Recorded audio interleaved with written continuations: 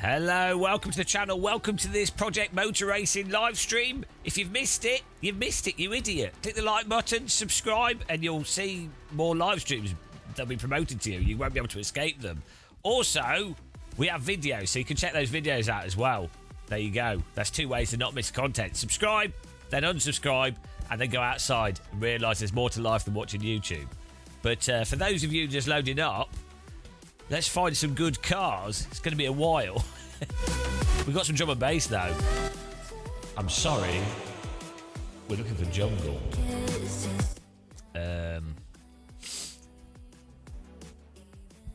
Hello, Alexandrietta. How you doing, guys? Hola. Hola. How's it going? Si. Por favor. Donde's Bibliotech. Hello, guys. Right, we're doing some more testing here. We're gonna find the best force feedback we can find. Strike Fight Pilot. Hello.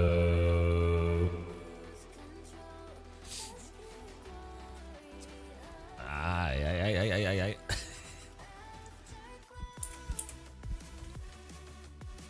Hello, Igor32. How's it going, man?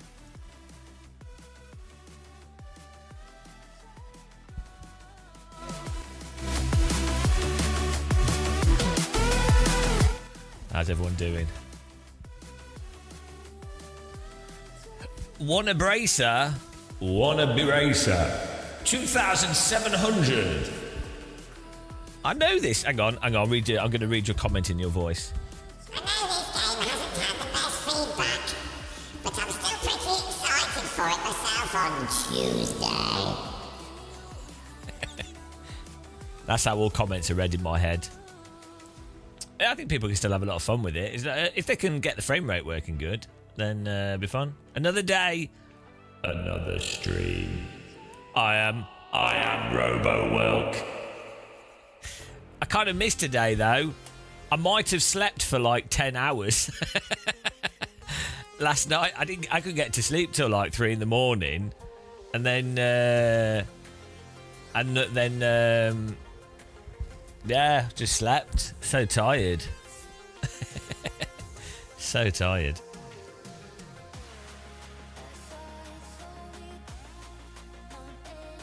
Another 10-hour stream. No.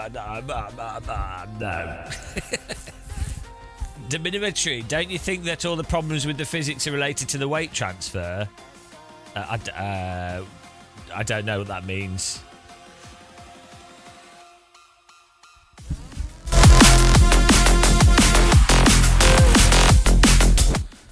I think that this should be the menu music for the game.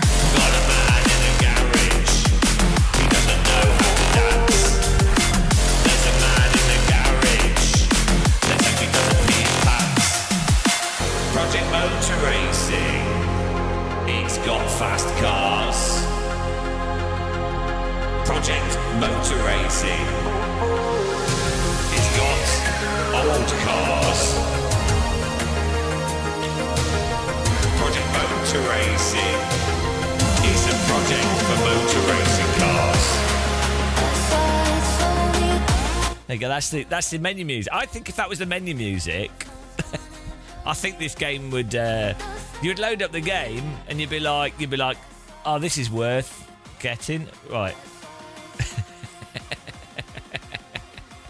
Oh dear. It's too right, this is by the way, kids, this is what happens if you don't go out enough.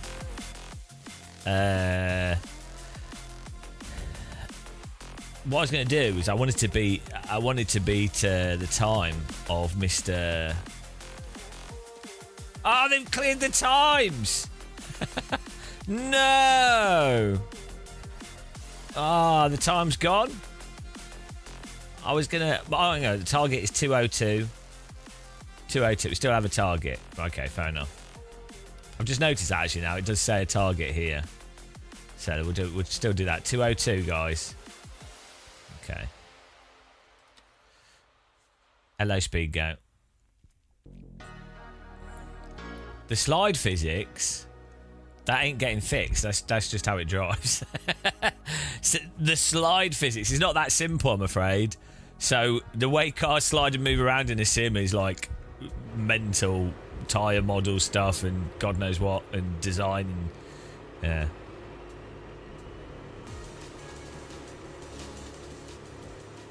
yeah. I'm not allowed to say if it's worth buying. Well, I guess I could. I just don't know. I don't know what's worth buying for you. For me, thanks for subscribing, John. For me, if the online jumping racing works nicely and the frame rate works good, then I would buy it 100%. That's just me though. Like, if you were looking for single player stuff, I don't know. If you're on PC, unless they fix the frame rate, then unless they're aware that there's an issue with frame performance. So if they fix that, then sure. But Skyworld. That's why it's so good.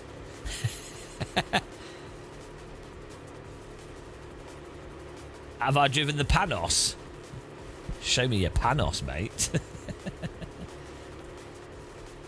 I don't think I have. Hang on, we're trying to get this dialed in. 2:02 we need. Clear of pit lane.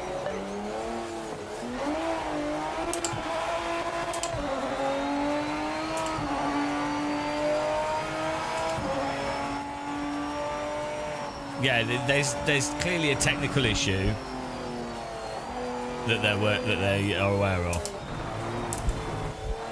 Oh dear, my wheels clicking.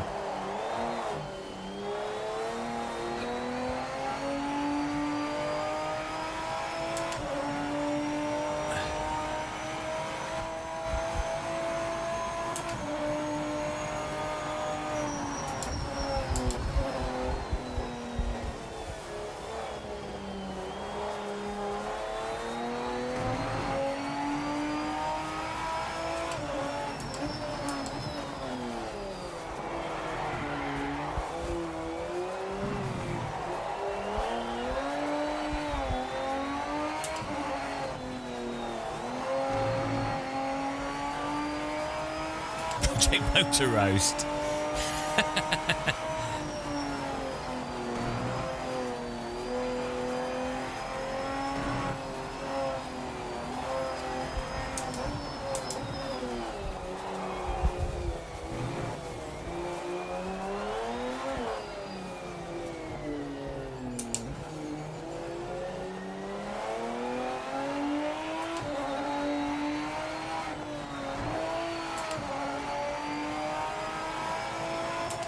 This car sounds pretty good. I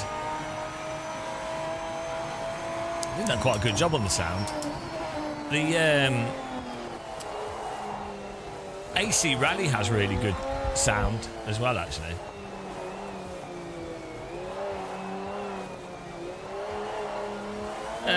Well, so the reality with games is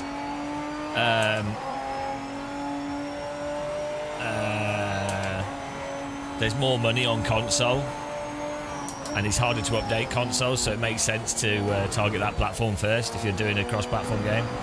It's slower to update console as well. So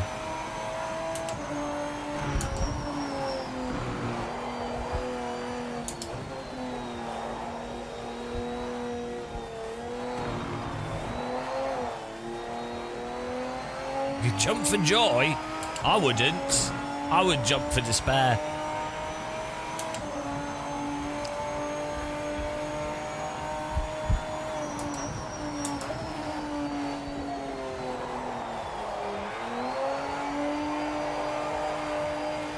Feels like the force feedback's clipping on this car, even though you can't see it. There's some like there's some like internal force feedback clipping. Should be able to get the settings good to fix that. I am running really fast steering, so. Quiet,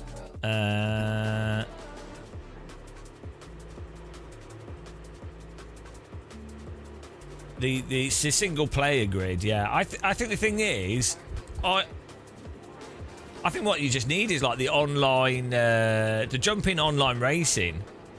I was thinking about it with this, right? I was thinking about this with like modern games in general. It would make much more sense.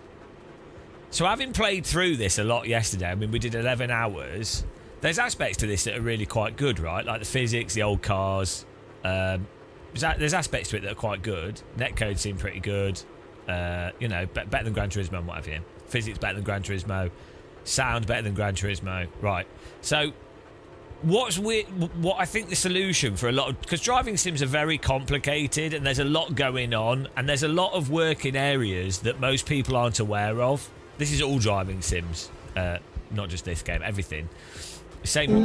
And so what I feel like, it doesn't make sense releasing driving simulators or simulators in the same way that you release a like Super Mario. Do you know what I mean? Like, it would make way more sense to release this type of game with like one car and one track and a bunch of hot lap challenges and multiplayer for that one track with that one car with a looping race.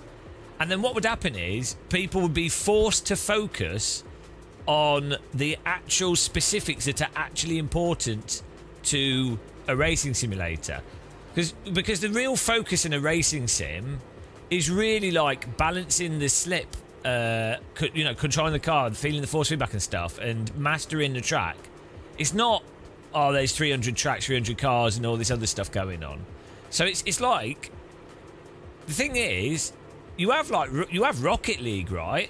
Which is literally, it's basically one car. They look different, but it's okay, there's technically 4 different cars, but essentially one car and one level, right? And that game, I've got like 1,000 hours. I love it, and lots of people have really enjoyed it, right? So that's what Rocket League is. And Rocket League is less complicated in many ways than a driving sim. Well, it is less complicated than a driving sim. So why it would make more sense for a driving sim to be sold more like Rocket League. Obviously, the problem is maybe that doesn't. There's different people buying different driving games. Or there's different types of people that buy a driving sim. There's some people that are like, oh, I kind of just want to drive different cars. Some people that want to complete a single player. You know, it's different. So it's trying to like appeal to all those people. But this is where I think like Dirt Rally really works. It's only got 2 stages, right? Which is really rubbish from a stage perspective, even for a rally game. But what it does is it means that you focus on the like cars that are there. And I've already spent like 30 hours playing Dirt Rally, and a lot of people are really enjoying it. It's just polished for what's there.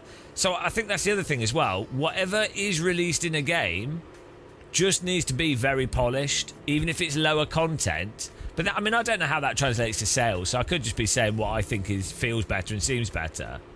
But yeah, so I feel like part of this is like communication and marketing, and it's kind of a bit confusing. But well, Rensport's kind of different though, because Rensport is presenting that it's a GT3 racing game. That might not be their direct marketing, but that's what people are expecting. Oh, I'm sorry, Mav. Just turn your head upside down.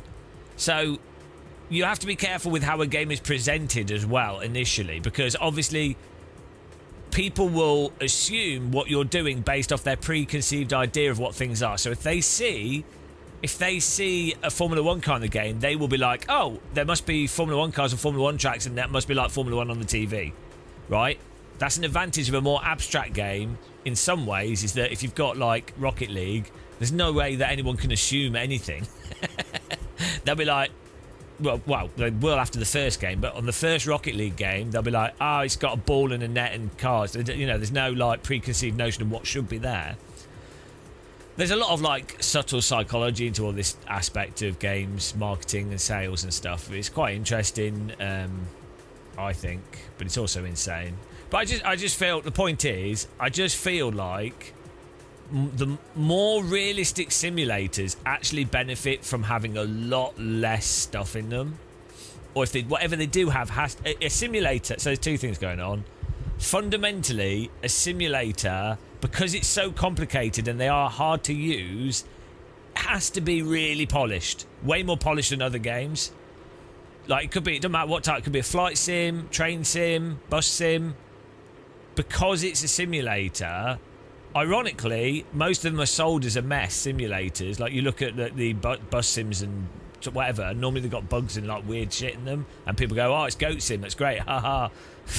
But like, ironically, if a simulator's trying not to be goat simulator, I think it has to be like ridiculously polished, because the game is being sold on the idea that it's like correct, and the moment you have a technical bug, the illusion or the magic trick of it being correct, I think, falls apart for even for like someone that doesn't know either way.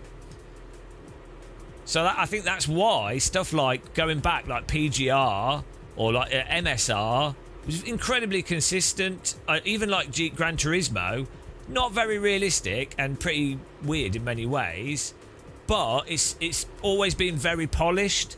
So the illusion or the credibility remains, even though it's really not that realistic, but it's polished. So people can be told, oh, you know, it's really realistic, and they'll be like, well, there's no reason to doubt that. So anyway, it's just a thought. Probably do a video on that, maybe not, who knows.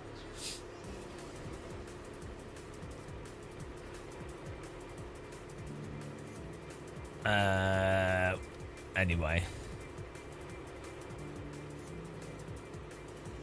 yeah, the old cars are just so much better for driving as well, and they're easier, or I wouldn't say easier, they're better to simulate.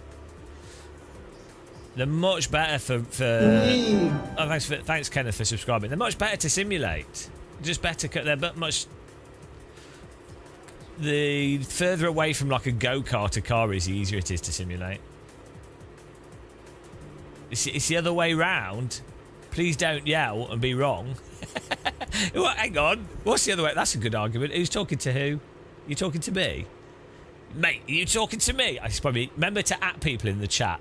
If you're not talking to me, at the person. I have to read all these messages.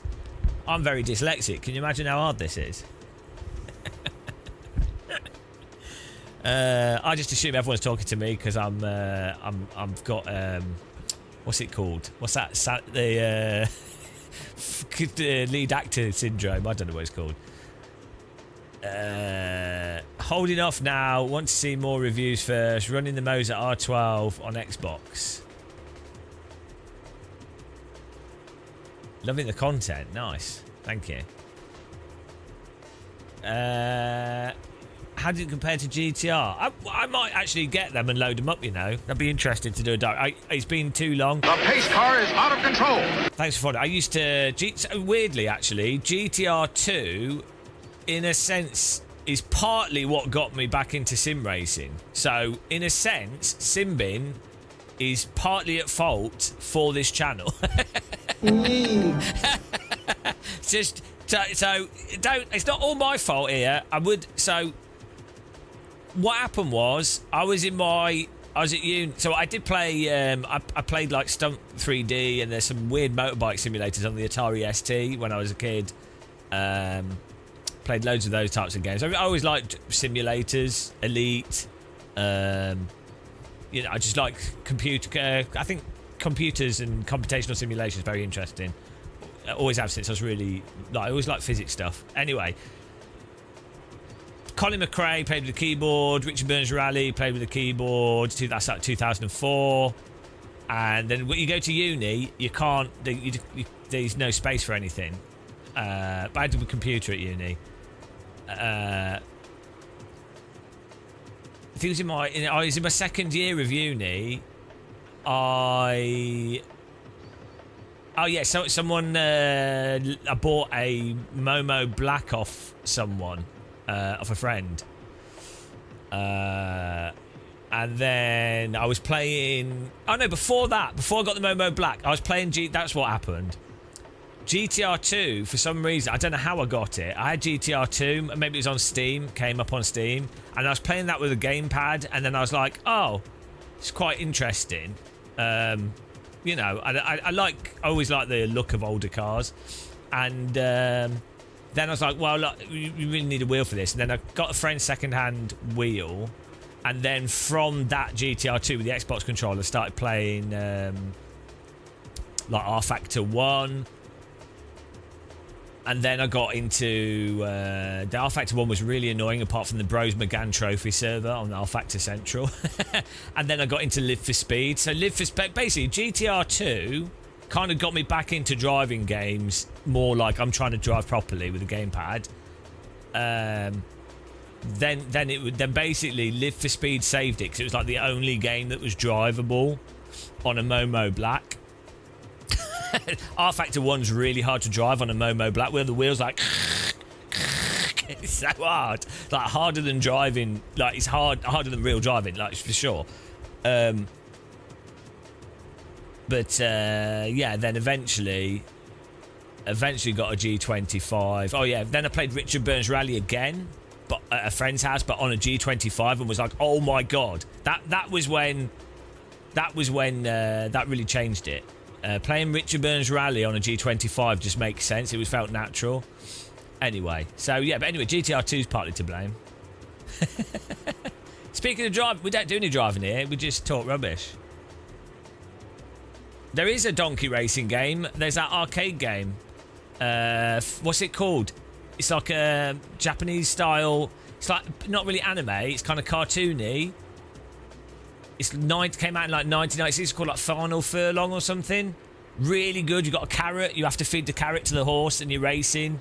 It's like a button masher game. Oh, it's proper good game. Really good design. I've forgotten his name. Someone in chat will know. It's kind of 2D, kind of side scroll, like thick, orthographic, but not. Bloody good game.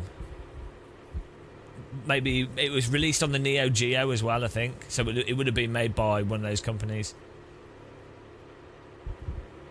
Will we drive? No, I like trolling people. we're taking it easy. You got a Final Furlong. There you go. Yeah, that's a really good game. We're doing some tweaking here.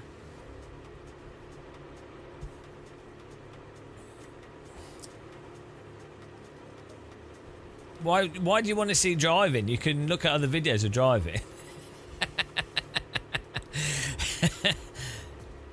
Ah, dear. I don't know. I wouldn't want to see any driving on a... You know, on a channel that does driving. I wouldn't want to watch driving. Do you know what I mean? I think driving's overrated.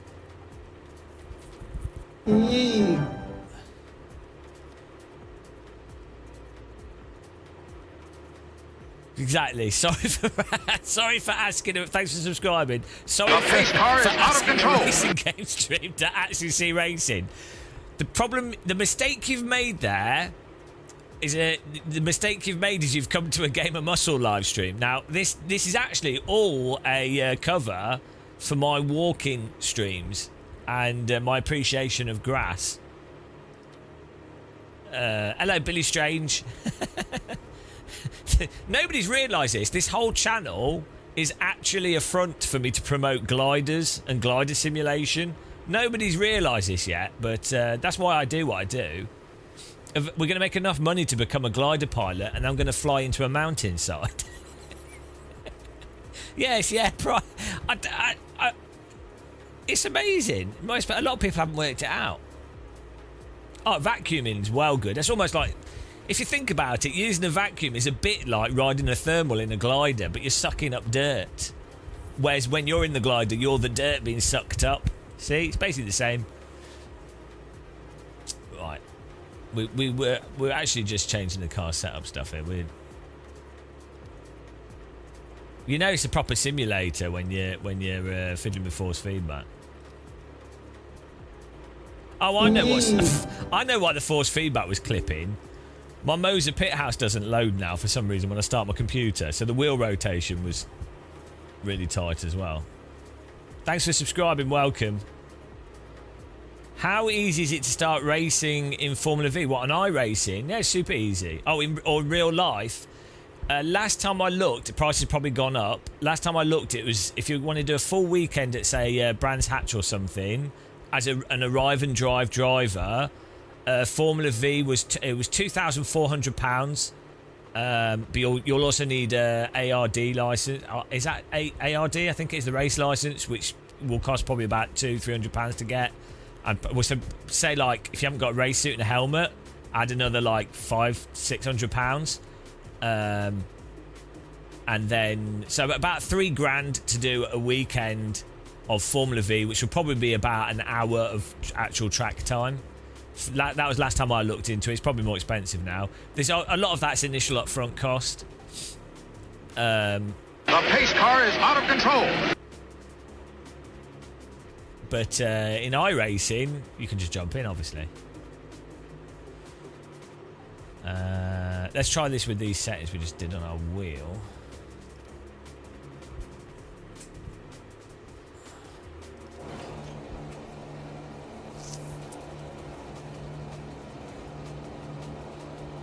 People will still call this a simcade. Right, so the whole simcade thing, right? The way it should work, Kato, I know, yeah, no, it was really nice of the guys at the marketing people wanted to put us in their video, which is nice of them. The simcade thing, basically, what you have to think of it more as is the developer. Is the developer trying to make a simulator, or are they trying to make an arcade game? Right, that's what matters. So you can have simulators that are more or less realistic, right? That doesn't make them simcade.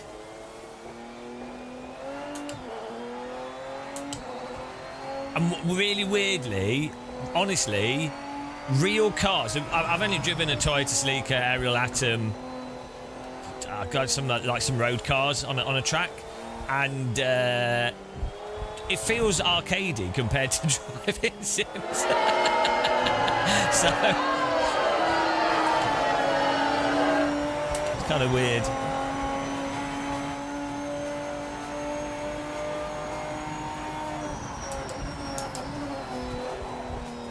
There you go, that's better. Our force feedback was clipping.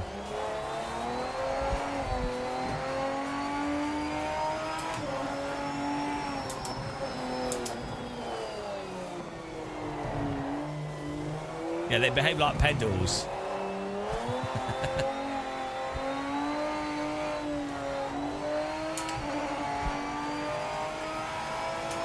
Sims are so real. I just think a lot of people that have never been in a real car on a track with slick tyres, they might not realise how similar in many ways they are, like how sort of immediate and predictable. Go-karting, I think, sort of conveys that a bit, but you know, I think a lot of people have this distorted view of real cars on a track. They're like, oh god, it must be like, I don't know what, it must be crazy. It's like, well, it's crazy how precise real drivers are in conditions that are very variable, or tyres and stuff that are variable. Like, you're talking them, they're real drivers are like fighting over taking a corner 1 centimetre better than the previous driver, right? Which at 150 miles an hour is very difficult to do. But if you're like 5 seconds off the pace and you know you're not absolutely on the tyre, a bloody baboon can basically do that if they know how to counter steer, right? so yeah, there's this, the people don't realise the difficulty of driving. It's like, the problem is, if I use skiing analogy, a lot of people haven't been skiing in the UK, so they don't get it. But like most people, given about 2 days of practice, can ski normally. Like they can ski, turn, stop, whatever, and go reasonably fast down the ski slope, right? Most people, a lot of people that aren't dumb can do that. Very few people could ski down a Olympic slalom slope and hit every single slalom and then be within like 10 seconds of whatever, you know, and then very few people would willingly go down a Super G track. But a lot of people can ski, right? How many threads does my PC have? I don't know. I haven't done any knitting. It's I don't know, whatever the X3D chip has, probably like 12.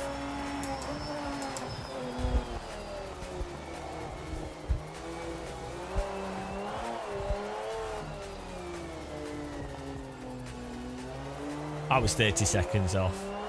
I was a week off.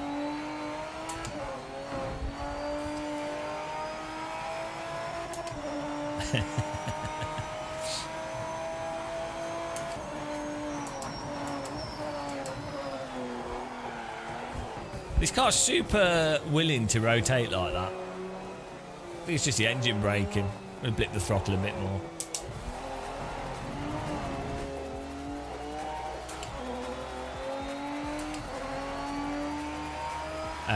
No, they've not. It's going to take them a while to roll out an update.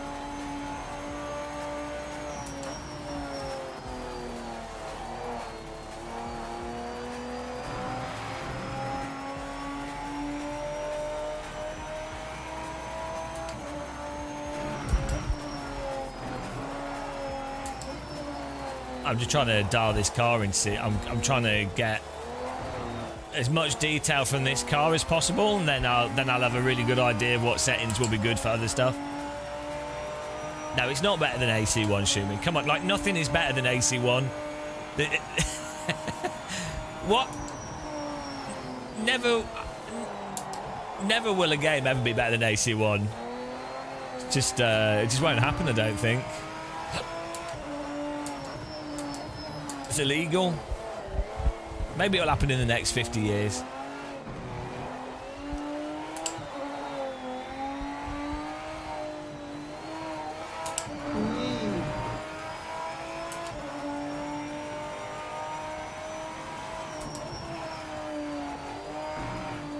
Thanks for subscribing, David. Welcome.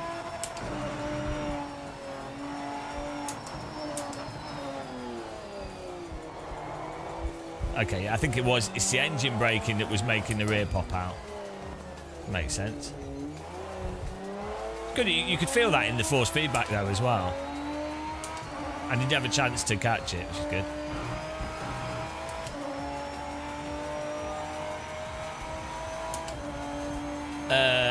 There's a mountain of individual tea bags stacked in the pit lane.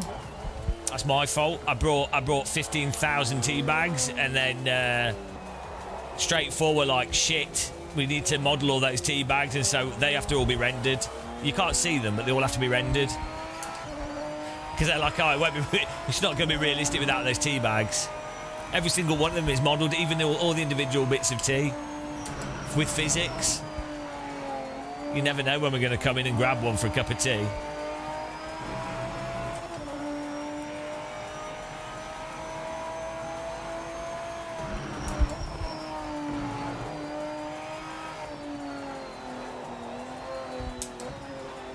I feel like it'll just take. I think it'll take like 6 months for this to be polished. In my mind, it'll be. I think on console it'll be good enough for a lot of people for doing like jumping online racing.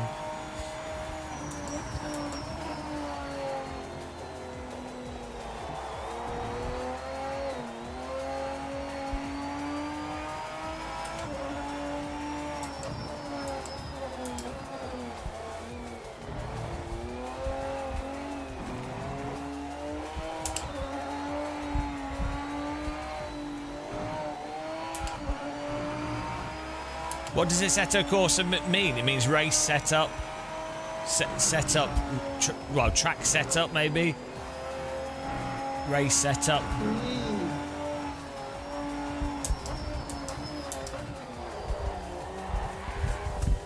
Which actually means calling the Assetto Corsa Rally doesn't really make much sense, does it? Thanks for subscribing. Welcome there. Sorry I missed your name. Who is it? Myfliner. Hello.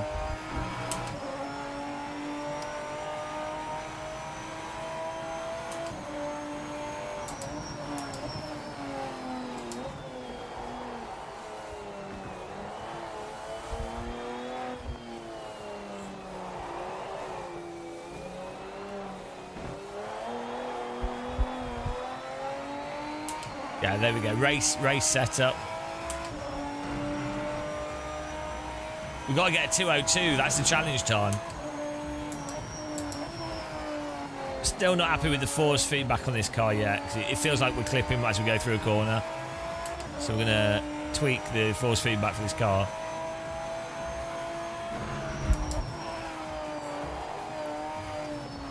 It does have, like, there's a load of depth to the physics in this, which is really nice. Like the way the tyres slip and don't slip, and it doesn't feel obnoxious like Automobilista 2, like Automobilista 2 does.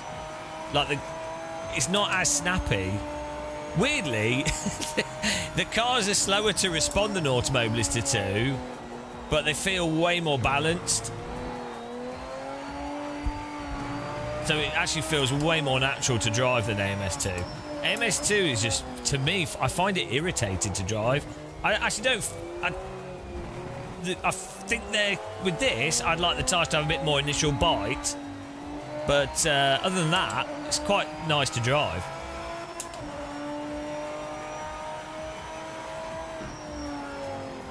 I don't find this annoying to drive. So I find a lot of iRacing I find annoying to drive. AMS2 I find annoying to drive. AC's amazing. AMS1's amazing. RBR's amazing. I don't know exactly what it is that I don't know what exactly it is that makes me go, right, that's annoying and that isn't. I think what I need is a balance between the steering wheel and the pedals, and then the physics can have lower or higher grip. It doesn't really matter. As long as the balance is there, that means you can use driving technique to actually deal with the car.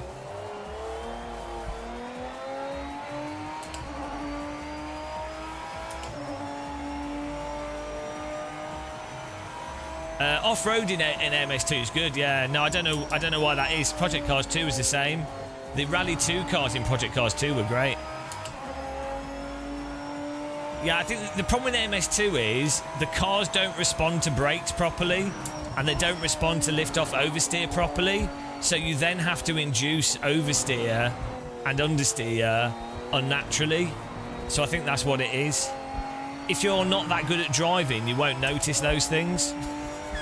So I think for people that don't realise that's the case, it doesn't bother them. So it's like with iRacing, if you think that you have to underdrive every corner, and that's how you drive, like you have to drive preemptively, it's not going to bother you. But if you know that tyres can actually be driven, underdriven and overdriven and balanced in between, iRacing will feel like you've got electrodes on you, because you're forced to drive it. So I think what it is, I don't like it when a sim forces you to drive in a single way. So I feel like this gives you a lot of freedom, which I think is quite enjoyable in purely the physics. It's the same with like AC1, AMS1, Richard Burns Rally. It's that freedom, I think. It's like it's a sim not trapping you. And that's what I think makes driving fun, is the freedom in how you can drive, right? It's not about just being fast. I think that's what it is. There you go, we worked out that. I worked it out, guys. I don't like driving video games or flying video games where you're forced to play the game in one way.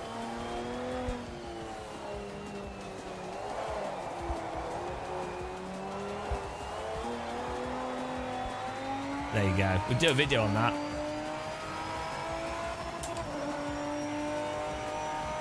Yeah, I need good frame rates as well. I think that's why the frame rate stuff in this game is a little bit annoying to me.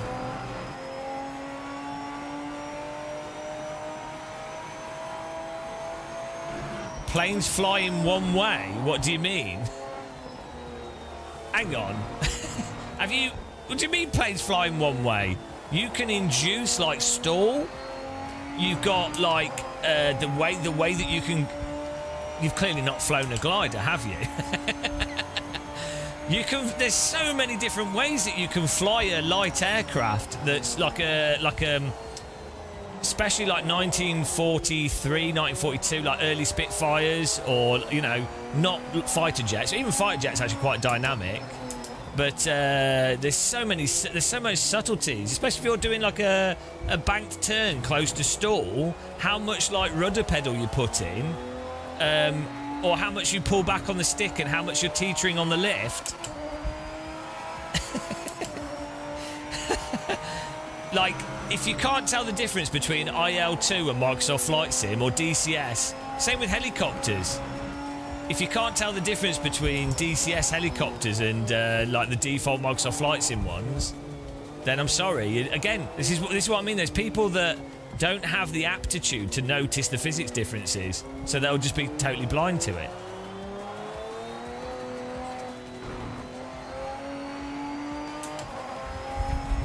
To be fair, Flight Sim 24 is actually pretty good. Plays Flight Sim 24 now and autumn. I've not just played Flight Sim 20. Hang on, right? This attack on what I'm saying. Actually disagree with what I'm saying. Don't just go, oh, guy's played this video game. Now he knows what he's talking. It's like, if you're right, mate. I'm sorry. Oh, not you. You've got to act people. I'm going to assume if someone's slagging someone off, I'll assume it's me because I'm always been slagged off. I am the champion of the ninjas. Igor 95. Inguru, thank you very much. Appreciate the sub. Welcome. No adverts for him.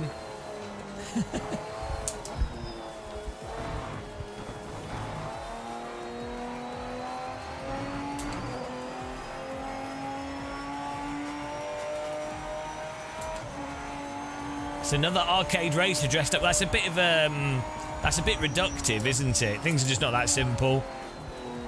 Right, what laptop? We're gonna aim for another. I'm gonna try and do a fast lap.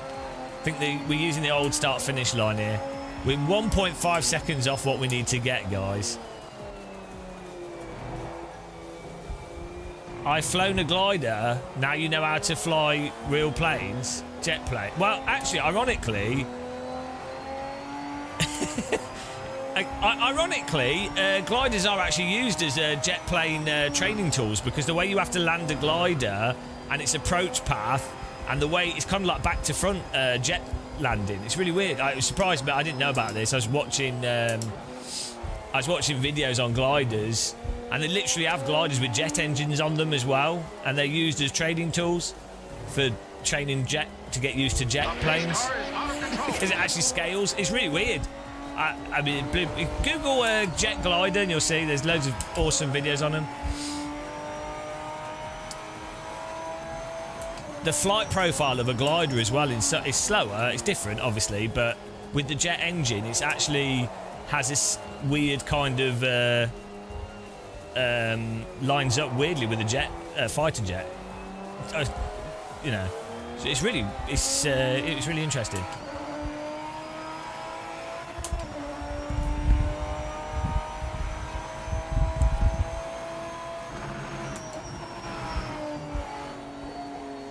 We're gonna try and beat our laptop. We're trying to do a fast lap. This is a Lister Storm. The pace car is out of control. I'm trying to. Maybe I need to put a message on the screen. What I'm doing is we're trying to do a fast lap in this car, and I'm tweaking this car to get the force feedback as good as I can on my wheel, and just the vehicle. And once I've got it with this vehicle as a benchmark, I will then be able to know, quite likely, what sort of stuff we can do with other vehicles. So, we're pretty familiar with stuff in general, but this is what I like to do with Sims, is just focus on one car for a while with a physics engine. Normally I do it with like a Formula car. But I quite enjoy how the old car's driving this, so...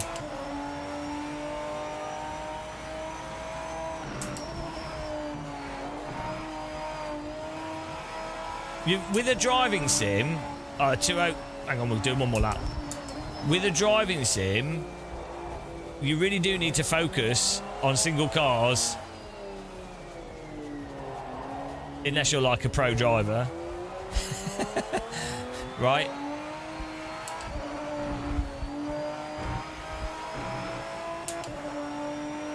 So this, I mean, I can tell from the behaviour of this that we need a more closed diff power.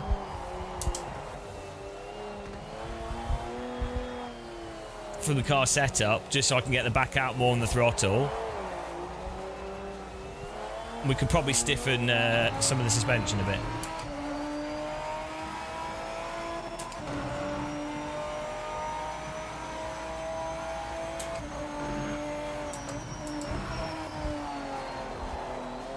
I don't think this car has any aero on it. If it did, we could do with a bit of front, bit more. We need more front bite.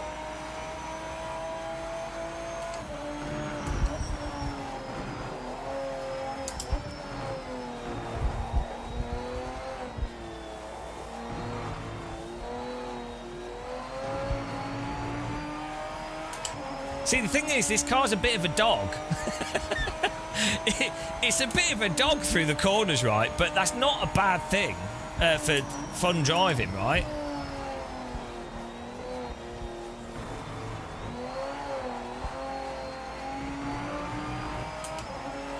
Like the front doesn't want to bite as much as I would like it to.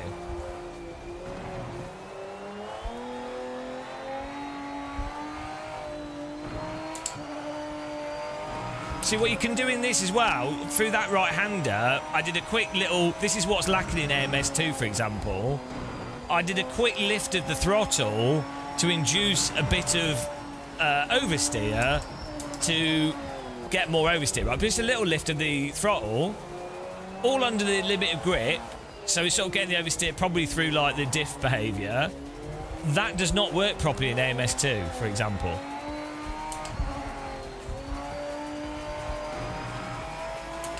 So I messed up the entry into the corner. I was not taking the corner perfectly, but I could go, oh look, I could go, I'm not going to get through the corner as well as I want to, so intentionally, I'm going to intentionally lift off the throttle aggressively to induce a bit of oversteer to then get the back of the car to come out. So it's like I'm making up for a mistake I made, but you need the physics to allow that.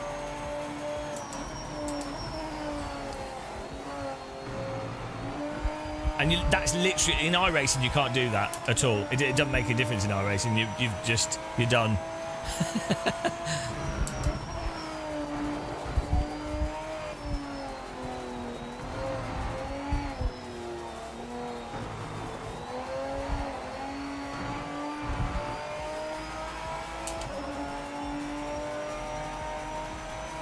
Well, in AMS2, you have to induce... AMS2... You intentionally overdrive into the corner like a tit, and then you welly the throttle, and then you wiggle the steering wheel like a tit. So AMS2, you're having to drive intentionally stupid to go fast. And then also, it's got that Project Cars 2 magic steering, where you turn the wheel and get on the throttle, and the car goes faster through the corner. So, which, if you can drive, it's just annoying. It's just not fun. It's too simple. iRacing, you have to have just broke in a straight line and trail brake and hold the wheel at a fixed angle. So, what am I doing? Force feedback still. So we seem to be getting some clipping, even at lower strength here. Like part of the force feedback's clipping. So we're going to try and fix that.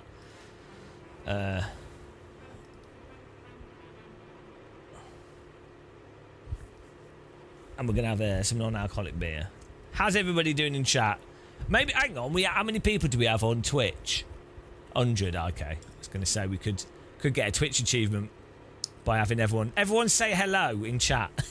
How many hellos can we get? Oh, no, wait, before you do. Type, let's see if we can count to 10. Everyone type like 1, 2, 3, 4, 5, 6, 7, 8, 9, 10. Look, you got to type one number. You're only allowed one number, though. I bet we can't even get to 2 before it's messed up.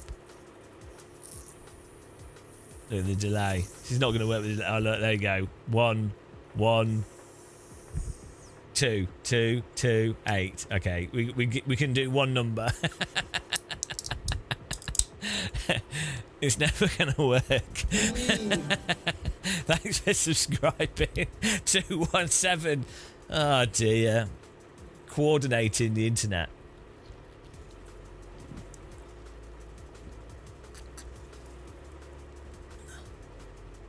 How am I finding the game?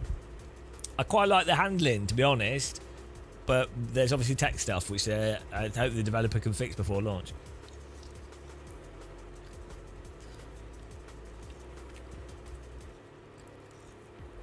Unsubscribe.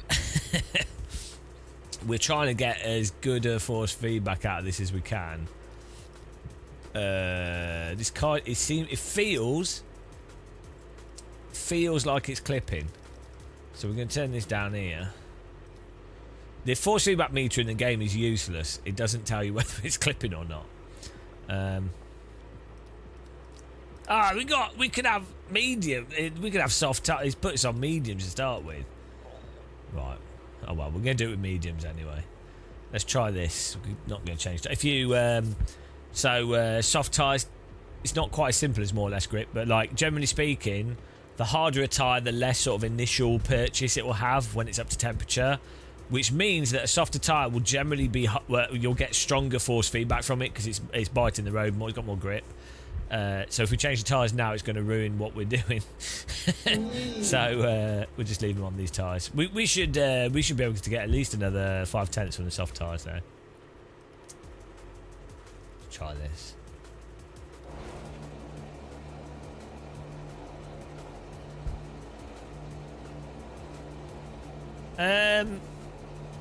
And the force feedback out of the box in this isn't the worst, to be honest. I think there's separate issues going on. So when it comes to force feedback, there's like 3 or 4 separate issues. There's one is that different wheelbases can sometimes not work with the game on console or on PC. That's a technical thing. Another one is that people have different settings on their wheelbases because they're idiots and they don't know how to set the wheelbases up. They might just not know. It's just fun calling people idiots because I'm not an idiot and everyone else is, obviously. And then another one is that people have different preferences for force feedback, which is fine. And then again, another one is that some people are actually completely stupid when it comes to force feedback, and their preferences are totally stupid. So there's a whole bunch of stuff that goes on with force feedback. So it's very, if you're reading online, you can't just read people's comments and go, oh yeah, they know what they're talking about. Because I can assure you, very few people, it's only me, I'm the only person that knows what they're talking about when it comes to force feedback. Just me, it's just me, guys. No, there's like probably 5% of people that understand force feedback in a sense of like what's realistic, what's unrealistic but useful, and what's a decent and what's the reality of force feedback with the different wheelbases.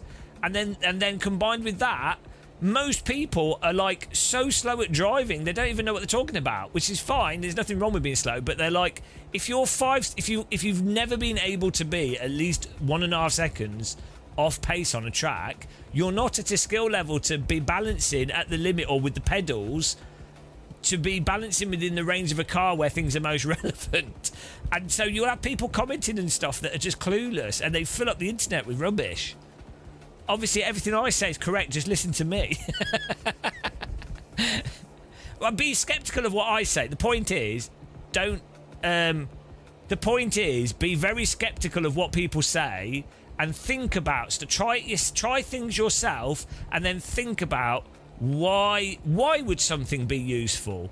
Why would it not be useful? How could it be good? Why could it be bad? So, as an example, why, like, damper on a wheel, why could it be good? Well, if a wheel's really joggling around, damper will help settle the wheel when the game's not giving it a force feedback signal, and it will make the wheel feel smoother when you turn it, right? So that could be good, right?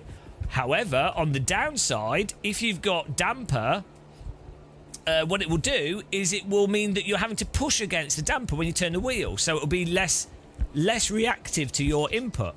If the damper is on the wheelbase, then that is completely independent to the simulator. 1, go. Hello, oh my. What size monitor TV would you suggest for a triple screen set up for the sweet spot Assetto? Assetto? Thank you very much. That's very generous. £10 is super generous. Really appreciate that. It's a lot of money. It's like my birthday. Thank you. Birthday card, £10. Woo! I wish everyone gave me £10 to ask questions. Really appreciate it.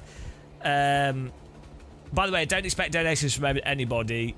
Don't donate unless you've got money to waste, to be clear. I really don't want people donating that don't have much money, so please don't. Sweet spot, size for monitors. So I've got 55-inch monitors. You can't really see them on my cameras at the moment. I would say 37-inch. For if you're doing triple screen, like 42 inch is probably getting a bit too big. If they're curved, it can help in some ways with larger screens because it doesn't really make any difference, but it can feel a bit better or seem a bit better. But also the thing with like a lot of ultra wides is they're very narrow, and a lot of people underestimate like how nice it is having a bit more height. They miss that out in VR as well. A lot of people fixate on width of field of view, which is important for speed and a whole bunch of stuff. But actually for immersion, not necessarily so much for driving games, obviously, but vertical field of view can actually be quite nice for like just feeling like you're there a bit more. And that does apply to monitors as well to some degree.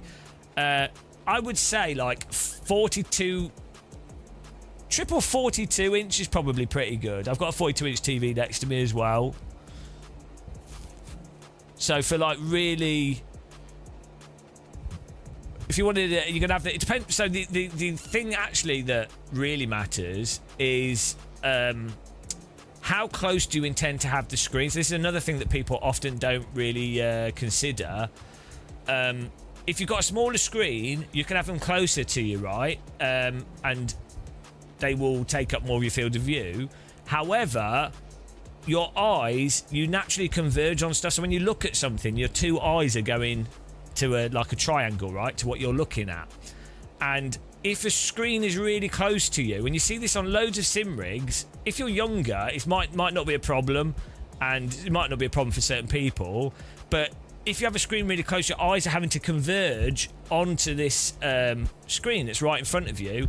And then not just with that convergence, you also have the your pupil has to focus, right, on that thing close to you. And so, again, this is just different people. Some people, that's fine, their eyes can focus really nicely on things close, but a lot of people can't. And the mismatch that happens with driving sims, if you're talking from like a professional simulator perspective, like Formula 1 simulator, GT, no, a top-end pro simulator, or flight sims as well. Slightly different with flight sims, but I won't go into that. But with the professional sims, you'll notice the screens are normally further away if they have a projector screen. And the point of that is that in a real car, you're normally looking 50 plus meters ahead of you. Like, so your eyes are actually converging on like the apex, or what you've already driven past, right? What you're going to drive to in the future, right? You should never be like looking right at the bonnet. So as a result of that, with professional simulators, they generally want the screens further away because it's more natural to what your eyes would be doing when you're driving a real car. So anyway, to answer your question, 42 inch I think is a good compromise size where you can have them at quite a comfortable distance for most people and be really good. Anything bigger, it starts getting really cumbersome. But it's really hard to say what is the absolute best size for triple screen. Like on a budget, you like three 37-inch monitors quite close is really quite good actually. So,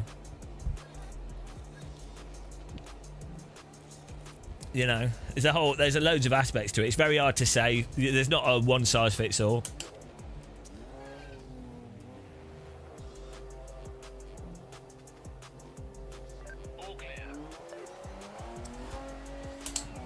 On the flight sim side, I highly recommend Google collimated screens and collimated lenses.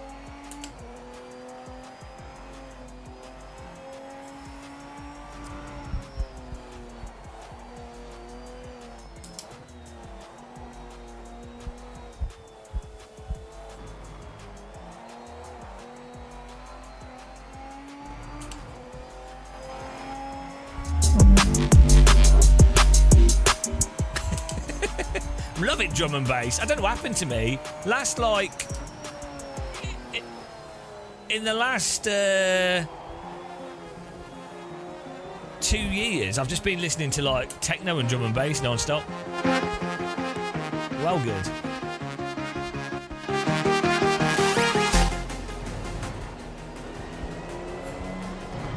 Yeah, 4. That's another problem. Yeah, three monitors that are running at. Oh, we need to turn the other force feedback up here. 3 monitors running at 2K is a lot easier to run than 3 monitors running at 4K. So that'll be, most people would much rather have 3 2K monitors running at 120 hertz than 3 4K monitors running at 60 hertz, right? 12K res, 3 times 4K is insane to render. So that's the other thing. There's a lot of really good gaming monitors that aren't a rip-off, that are 37-inch that do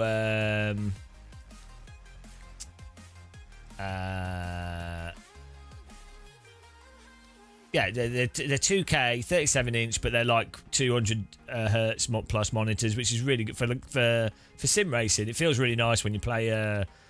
If the game can run at that frame rate, it does feel really nice when you're running a game at super high frame rates. How about 121 and 9 and 2? That can work, but what you then find is that different games, some games support different resolutions. Some games will require you to use separate software, and stuff like NVIDIA Triple View and other things can be a pain in the arse. So that's another aspect of triple screen, is that actually it can. This is why VR headsets or VR headsets and just a single ultra wide can be really nice. Is that you don't have all these setup issues, which can be quite a big problem. It handles better than AMS2. This drives better than AMS2.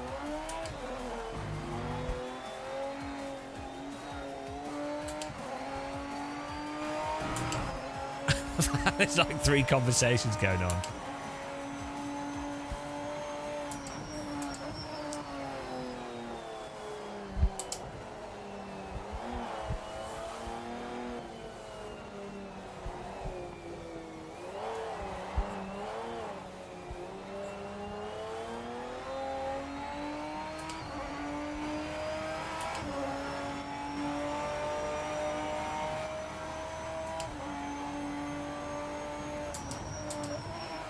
I mean, I just use a single 55-inch screen.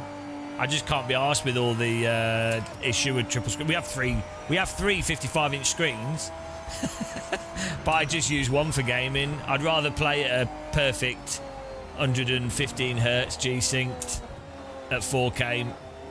You know, it's totally fine. Like if you do a lot of sim racing, you don't really, you know, you can push look left and look right. For some reason, the look left and look right gets stuck on this. I don't know why, but.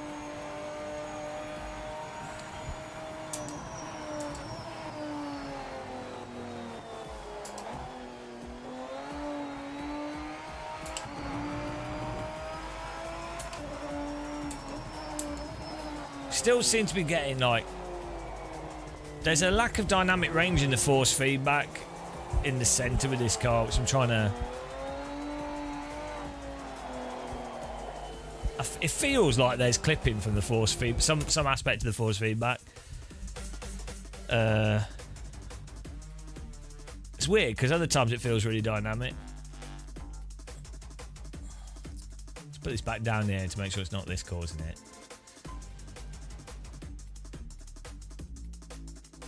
Try this, turn this down.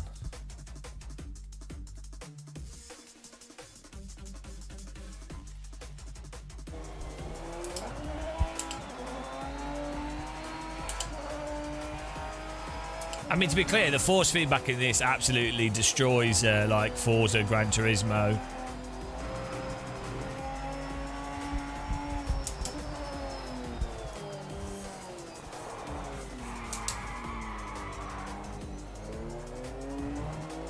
It's much better than LMU's force feedback. Oh, is it? Okay, so what does the force feedback headroom do then? I couldn't quite work it out.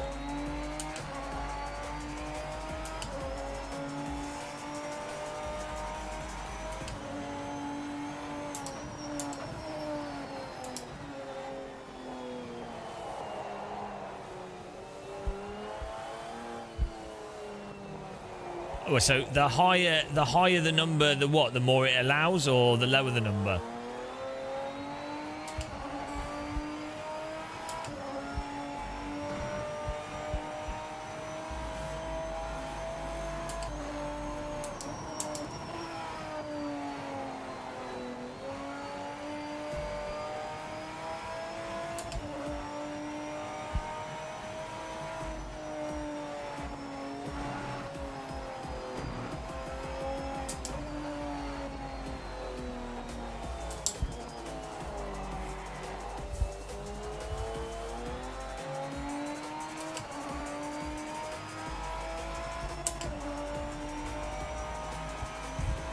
Grey rock.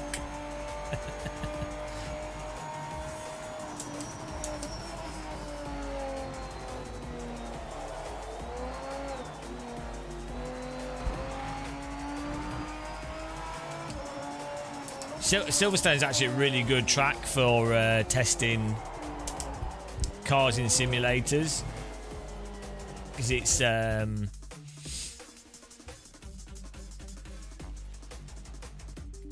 on, what's going on? Moser Pithouse is still crashing repeatedly. I know. I don't even know what's going on here. Moser did an update called Fix Crashing, which is what we're running.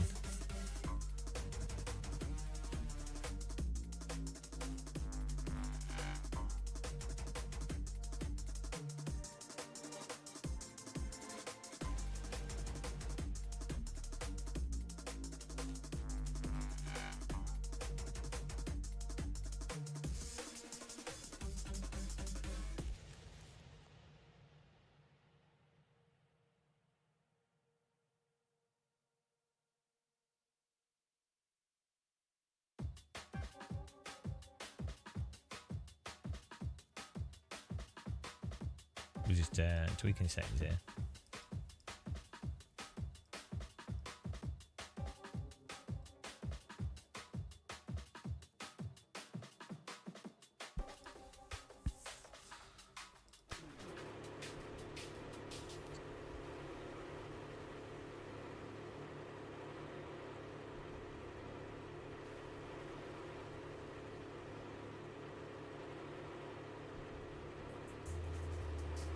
What does Ben Collins think about the launch? Ben Collins would just do consultancy based off what he, in terms of handling and stuff, based off his experience of driving. I'm sure he wants things to, if you work on any project, you want that project to go well, don't you?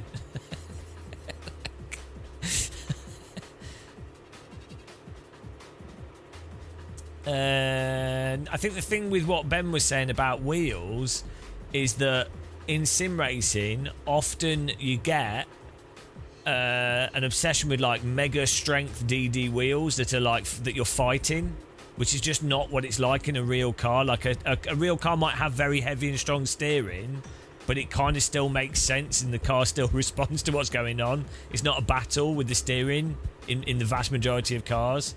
So I think his point with that was just that if you're a real driver, you don't want something from a simulator that gets in the way of your input and skills that you know work with a real car. So when a real driver uses a simulator and it has crazy motion or it has force feedback that the driver's having to then fight against or unnaturally work against, that is worse than low force feedback, because they'd rather just not have to fight against something that doesn't make any sense, right? Because it's against everything they learned. That's the point that they're getting to when real drivers talk about that.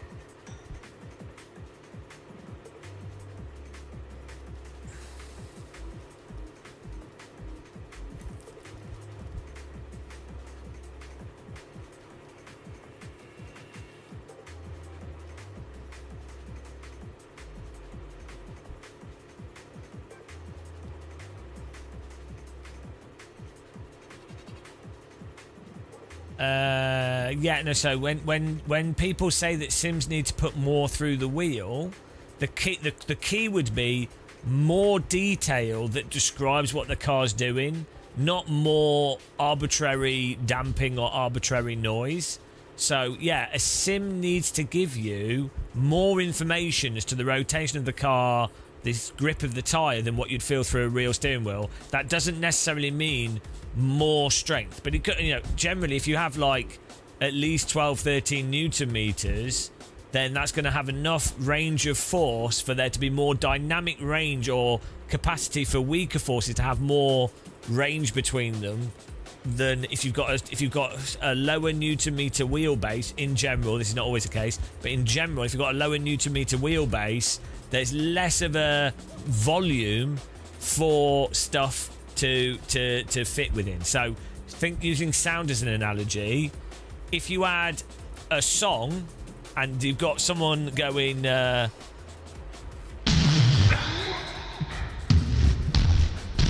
right, you could also have someone going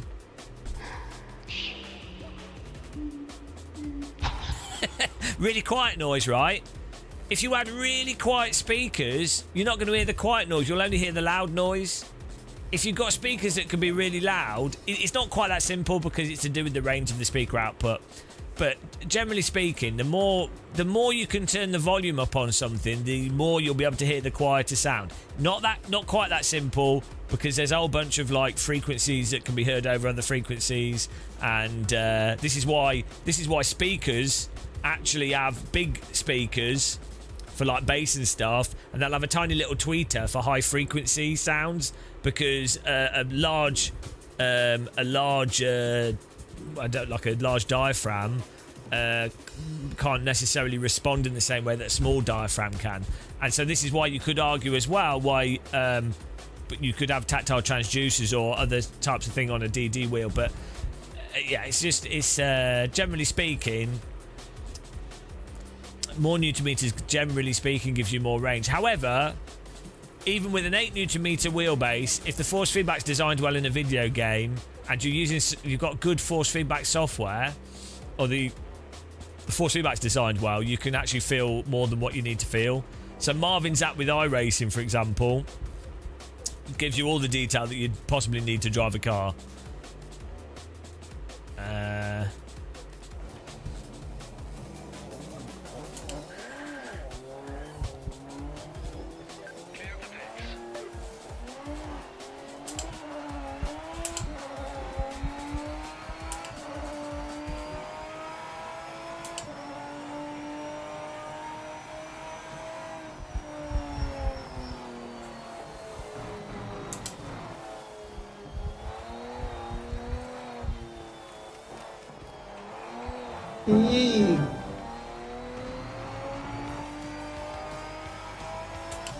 It seems to be like a dead zone in the centre of the steering of this car, but that could be like caster of the vehicle.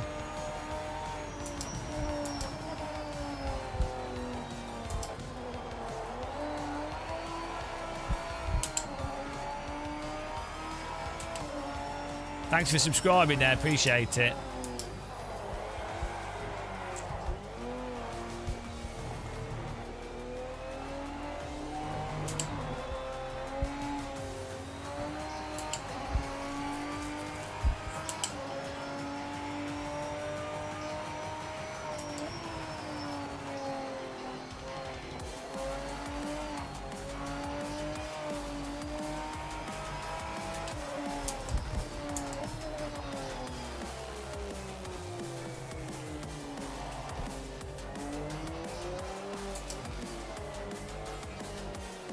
If you get a brand new sim but you'd rather talk about the force feedback, something's wrong with it. We just you can't focus on everything all the time. we're just dialing stuff in. You know, so I don't know. You might not notice this, right? But sadly, we're not extra dimensional time beings. And so what it means is, when you really want to try and understand something and really like get the most out of something, what it means is you have to focus on individual things for parts of time, right? To then and then you can do other stuff. You can't do everything at the same time. It'd be really nice if you could.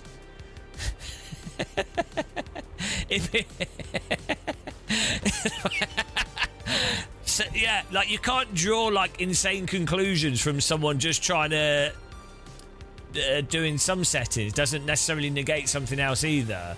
It's no, like there's a limited amount of time in which you can do stuff, and then as you do more stuff, you then get more of a picture of things. You can't immediately, you know. I don't know how. Like, some people are really struggling to build some like narrative they've got in their head and then conform reality to the narrative you've already decided on in your head. But I'm telling you, life is a lot easier if you don't come into something with a pre-conclusion narrative of what you want to believe. Just look at things and go, oh, that's interesting, or it's not interesting. And why is it interesting and not interesting?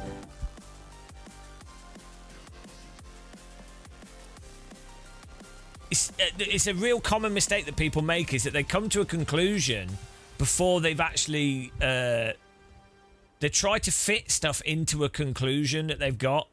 It's really a waste of time doing stuff like that. Like, it'll be really life will be very frustrating. We all do it. It's a human behavior because the brain is a predictive machine to try and stop you from accidentally hurting yourself and for you to get food and stuff.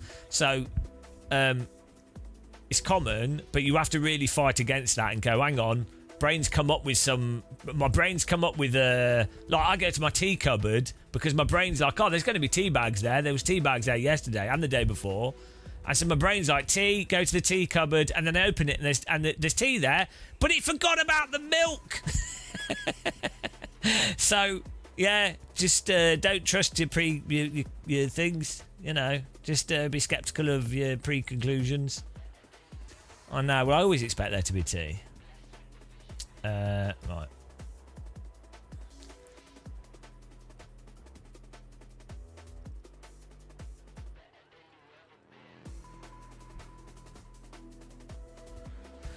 It's quite fun to drive, yeah. What I'm trying to do at the moment... thank you, Mark. What I'm trying to do at the moment is I'm trying to dial in the force feedback to get it as good as I can possibly get it on my equipment, just so I have a really good idea of exactly what all the settings will do for my equipment. So then when I drive other vehicles, I'll be like, all right, I know for sure if I change this setting, it's absolutely going to get this result, and that'll make it really quick for me to make other vehicles feel as nice as possible, basically. I'm really dyslexic, and for me to like understand things, I have to just keep trial and erroring stuff over and over again, and then magically my brain creates some kind of mapping that means I can just understand stuff without even having to think about it. But it's a very slow process. So enjoy, guys, enjoy.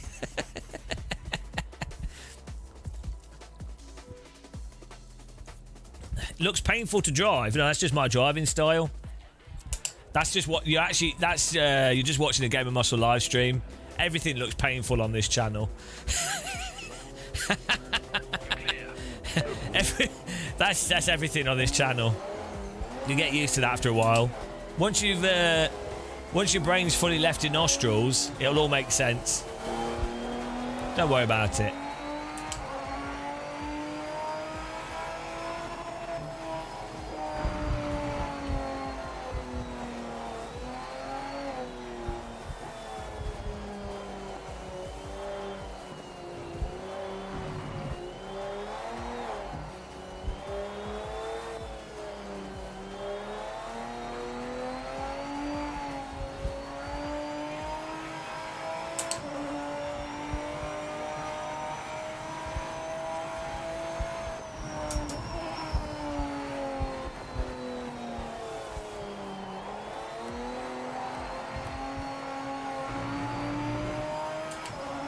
I think it does. I'm not really using it at the moment because I'm just messing around with stuff so much that.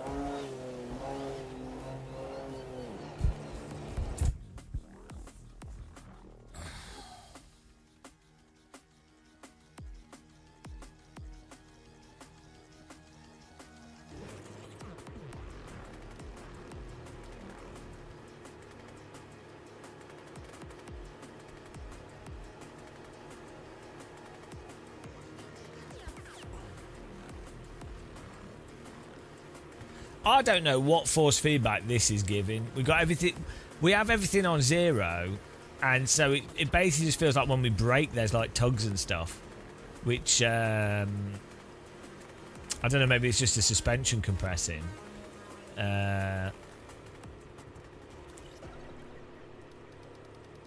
Super weird.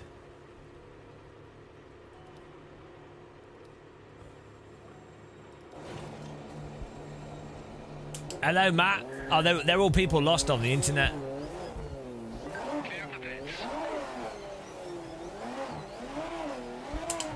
They're all just lost.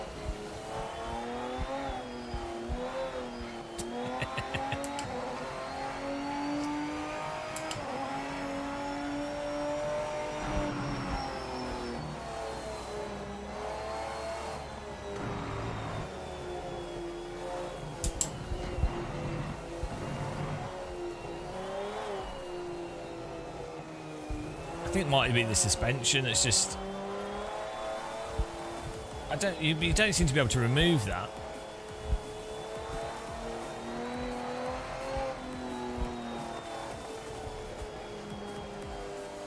I'll tell it.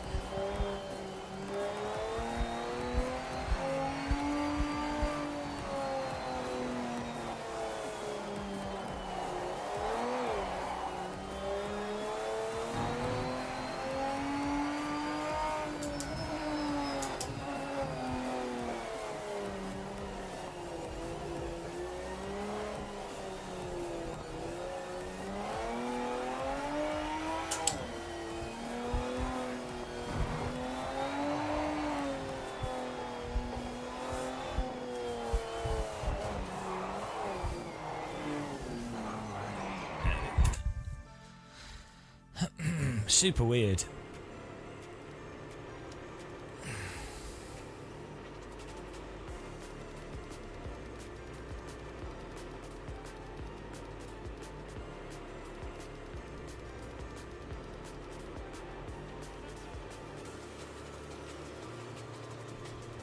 Hang on, how can friction go to minus?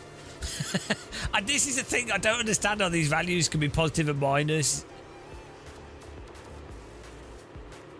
Every sim should just do what Marvin's force feedback app does. I think it's pretty much entirely steering rack. Very detailed steering rack.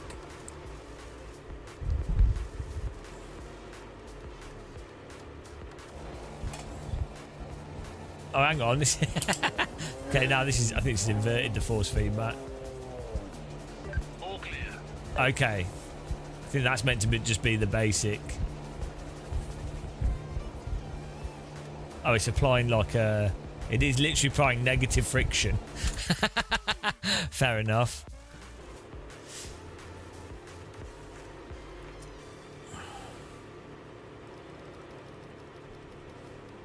Not sure why would you ever want that? Why would you ever want like yeah, it's just weird anyway.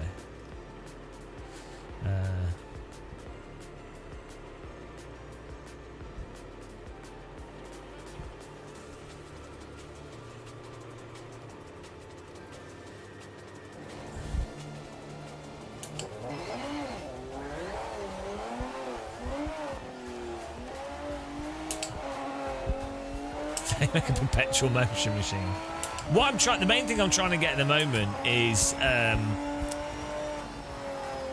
in this center part. Well, first of all, there's a dead zone in the center for the force feedback, which could be just the wheel geometry, like the wheel settling. But there's a lack of dynamic range for the initial slip of the tire. The initial feel of it. It just feels like mildly clipped force feedback. More sort of like, it feels a bit like how Gran Turismo's force feedback feels. Which is basically clipped. And a component of the force feedback feels like it's clipped. Which I'm trying to get rid of.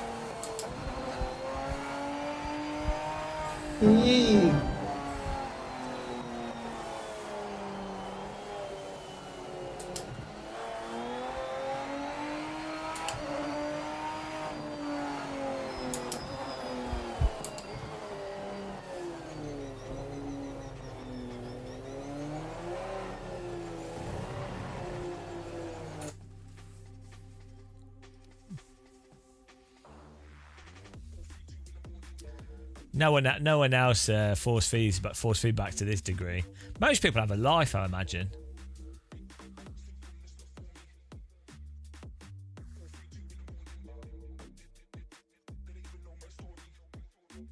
I'm not quite sure what the force feedback detail thing does.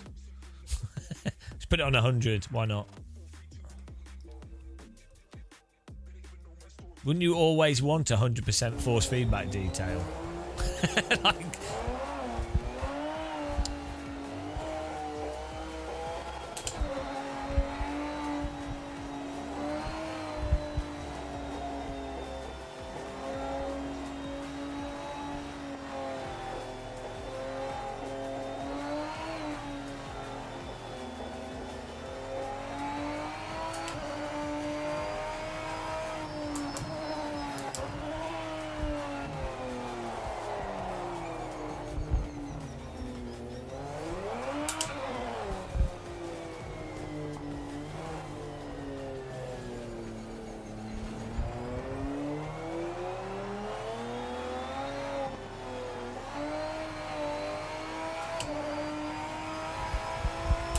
I wonder if this part of the dead zone in the centre is actually car setup. Like caster, or not? Is it caster? What's there's that toe? I always get toe and caster mixed up.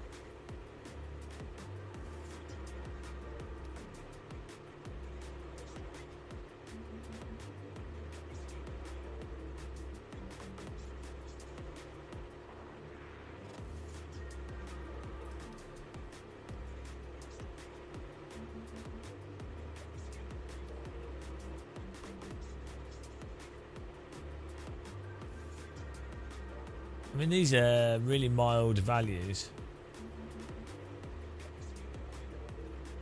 Like the front, it's toe in. I think is it's only mild for the front tyres, so it shouldn't really be doing much. I think that's literally the minimum.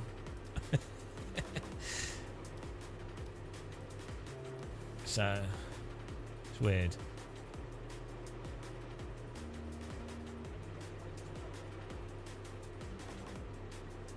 I know caster is 0.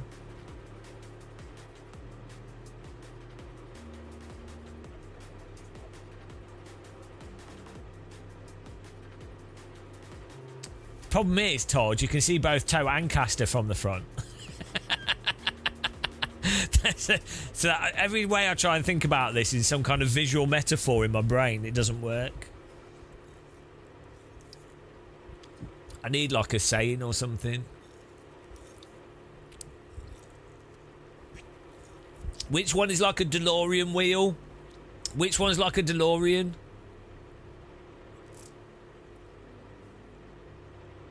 You know, like a DeLorean taking off. Which one is that?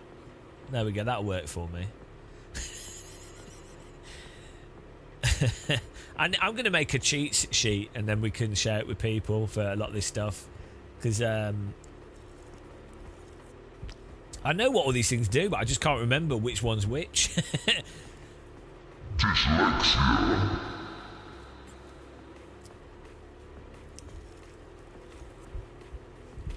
Right, let me...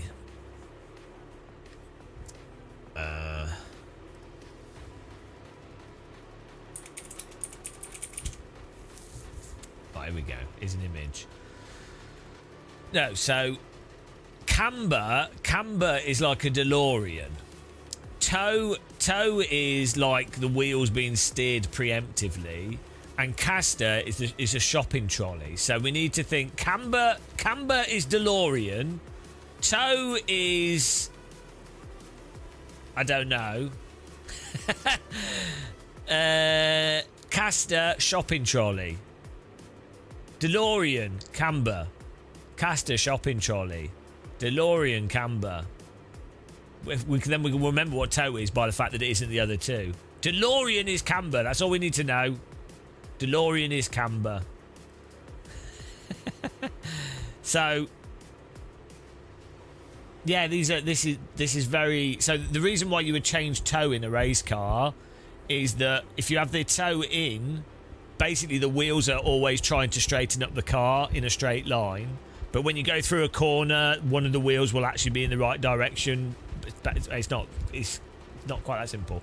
But there's multiple reasons. But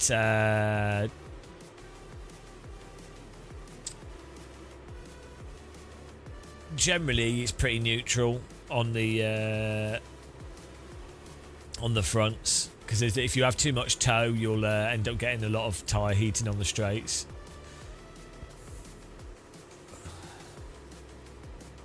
DeLorean is camber because when the DeLorean takes off, the wheels go like that. They go. That's camber. DeLorean. It makes sense in my head. Like, I can't help that I'm stupid. This is what I have to do with everything. It's mega camber. Do you get what I'm saying? It makes perfect sense. It makes perfect sense to understand camber. It does. Also, is it positive or negative on the DeLorean? Right. Anyway, so that's not. The caster is neutral, so that's not. So it isn't the wheel geometry causing this dead zone in the centre. Basic. That's the real thing. It's some like weird. Maybe turn this up and see what happens.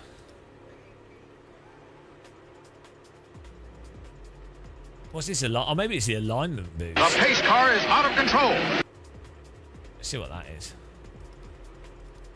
We just changed two things. There we go. Thanks for following. Exactly. You'll never forget it. Clear the pits.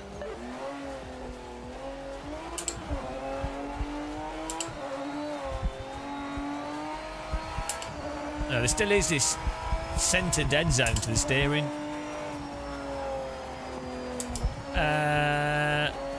It's very similar to AMS2 force feedback.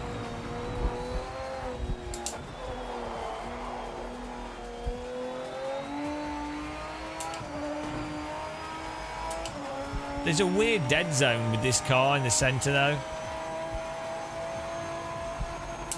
I feel like it might be just from the steering.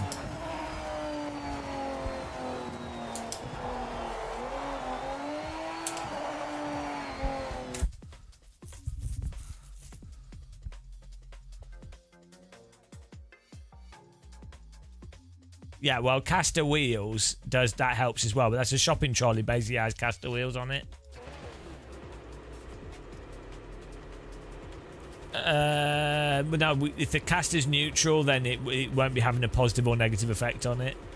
So you can end up, yeah, you can end up with a dead zone in the steering if you had like if the caster was in a certain direction, then it will tend to like really want to center it, but it doesn't seem to be doing that. So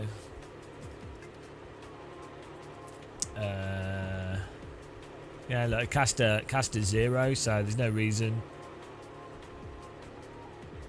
Interestingly, some vintage race cars, the caster would be back to front, or way more neutral than they would actually ideally want it, to make it so there's a way to make the steering lighter. I heard. That might not be true, but that was a story I heard, so I'm going to choose to believe it. Check for yourselves. Right, what's this load? But let's try this. Let's see what this does. Hang on, let's put this on negative actually first. Yeah, so normally a team would adjust other parts of the setup before doing like Caster's pretty it has a lot of effect.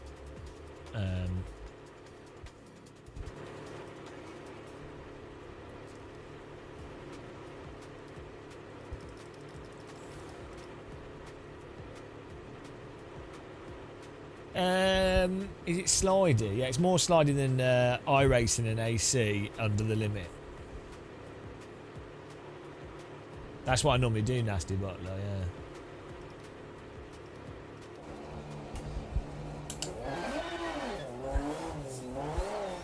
Clear of pit lane.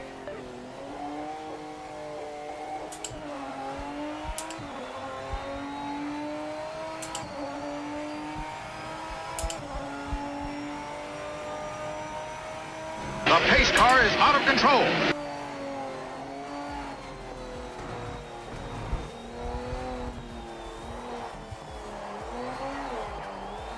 I don't know why there's like just really a lack of dynamic range from the front tyres on this car.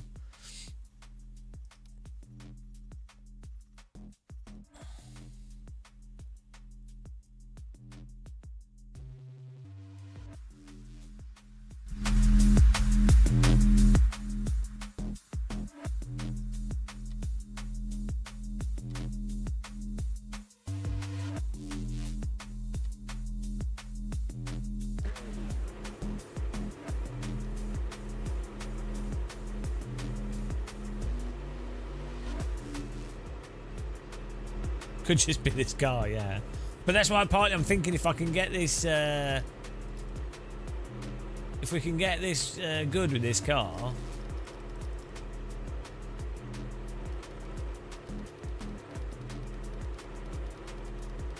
The pace car is out of control. Some of the other cars I'm totally fine with already, but. Clear of the pits.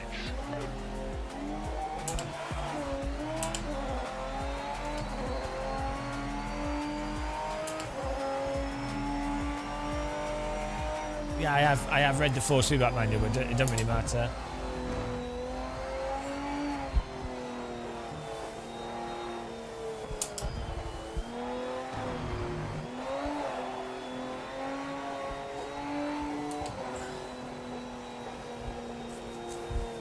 Yeah, but you have to consider if caster is set to 0, then that's not really what will be going on.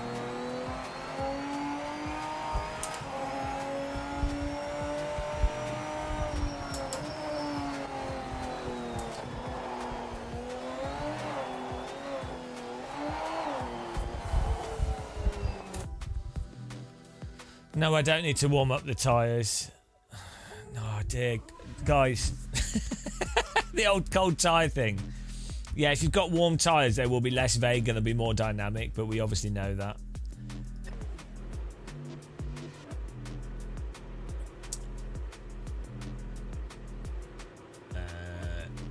Also, what you'll find is if you can feel force feedback dynamic range on a cold tyre, then it'll be even more pronounced on a warm tyre. So getting the force feedback to feel reasonably good for range on a cold tyre will generally mean it translates even better to the warm tyre. I don't know why it is that you get the same comment like a billion times. It's like you get these misconceptions just get repeated, like they're like misconception talking points that are really repeated at a very high frequency, and it's really weird.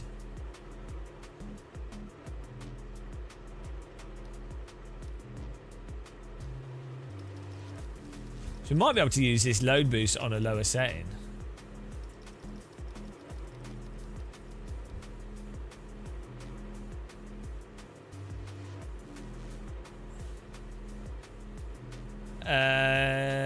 So yeah, well, so there's cars. So there's force feedback settings for the cars, and there's force feedback overall force feedback settings. So you do it like for most people they're probably fine. You don't need to use this load boost, just magnifies what's going on up here, so we don't need to use that.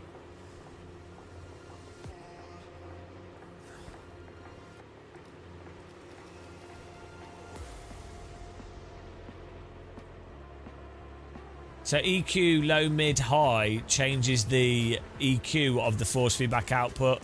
So high would be like more like vibrations, texture type force feedback. Mid is like curbing and bumps and what have you. And then low is like sustained loads.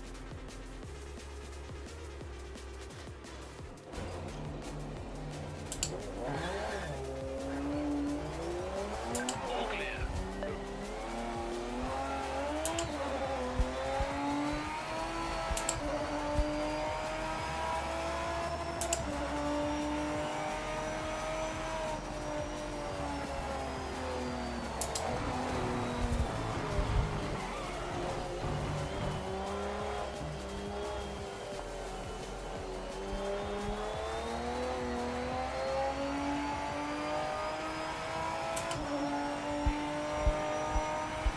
This car just, it has a dead zone in the centre for some reason. In the force feedback. Don't know why.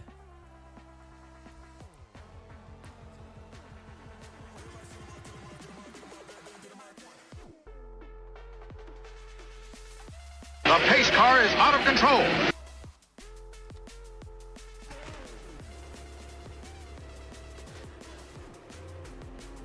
No, if you add damper, that just means you're going to be pushing against the damper, and yeah, you won't feel the dead zone, but you'll feel the damper, so you're just masking the issue. It's a common misconception with damper as well.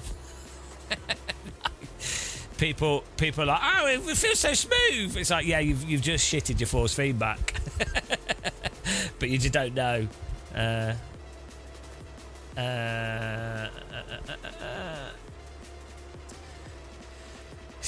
So basically, yeah, I don't know if there's a way to get more dynamic range out of that initial grip with this car for whatever reason. It's like there's clipping at the point of where the for like the grip of the front tires basically.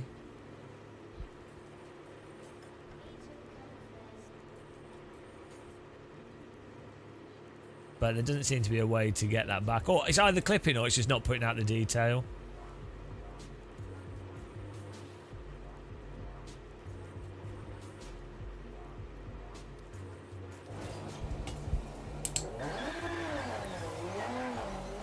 Clear of the pits.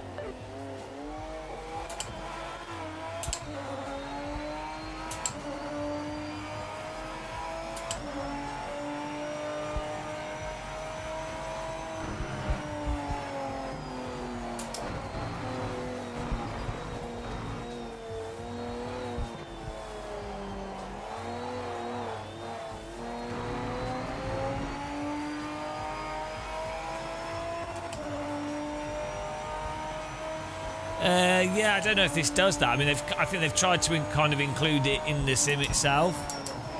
But even if you just technically set this to steering rack only forces, it's still not actually. I mean, a lot of the force feedback in this game is generated from the steering rack, but it doesn't seem like you can.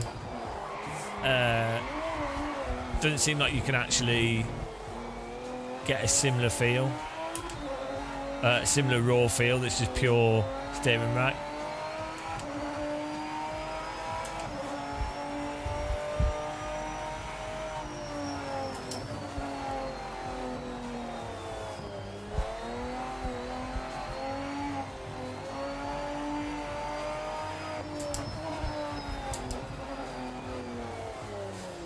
No, clipping is a thing. Oh my goodness. So clipping can occur with DD wheels. It might not be happening on the hardware side of the DD wheel, but it can happen on the software side of it. A good analogy of that is let's say you have a 64-bit recorder for recording audio. Technically, it's very unlikely to be able to clip that with a very loud or a very quiet noise, right? It's going to capture it. But if the signal is clipped, then it's not the wheel that's causing the clipping, it's the signal that's clipped. So it doesn't. Great. Your DD wheels, meaning your wheel's not causing clipping. but yeah, you can still have clipped force feedback on a DD wheel, but it's not the wheel causing it. Historically, it was the wheels that were normally the problem, because historically the wheels had very minimal dynamic range to them. That, you know, they had like 2 Newton meters, so a game would be able to cause that to clip very easily. But that's, yeah, so yes, but if you turn your speakers down, you then potentially can't hear the quietest part of the sound, and so that's why you turn the speakers up. So then you go, well, hang on, if you turn it up, it's causing clipping, then why not just turn it down? Well, you need to hear the quiet thing. So then what it's a case of is you choose which part of the signal you amplify or don't amplify, so that you don't cause clipping. But yeah.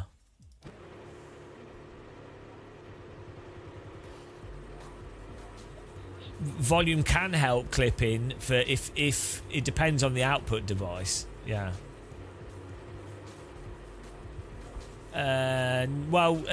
Most wheel manufacturers will do updates for rev lights and stuff, and a few of them already have, but that's a separate thing. They don't necessarily need to.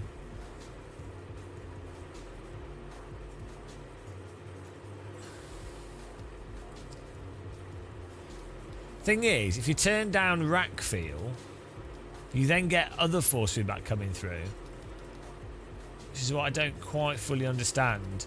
Like, it's like you can't fully isolate all aspects, like one aspect of the force feedback.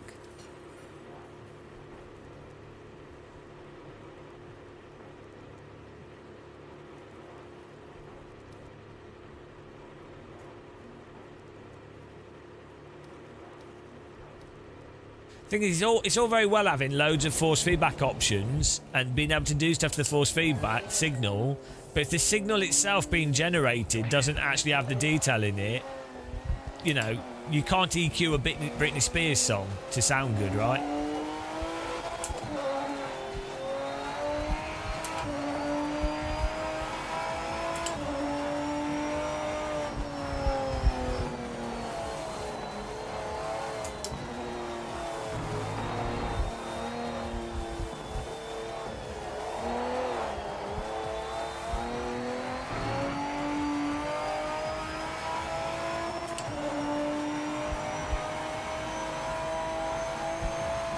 I think that's got rid of the dead zone.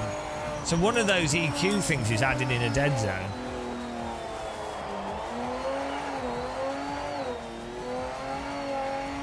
That's super weird.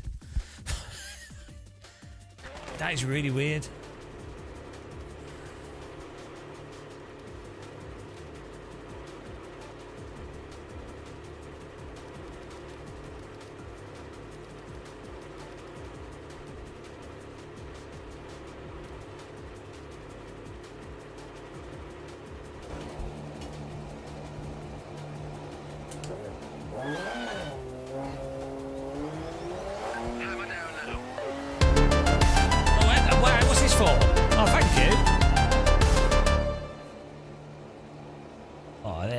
Have a cup of tea with a croissant. That'd be bloody good. Really appreciate donation. Guys, you don't need to donate. We've got like 300 viewers, 400 viewers, so we'll be getting good ad revenue from the stream. So really appreciate it, though. Yeah, thank you very much. I'd kill for croissant. The details to help with. What's the detail option? You on about in this setting? This one. I've tried this on 0 and tried it on full. Are you on about this force feedback detail? Is that what you're on about? Thank you very much, Amir. Okay.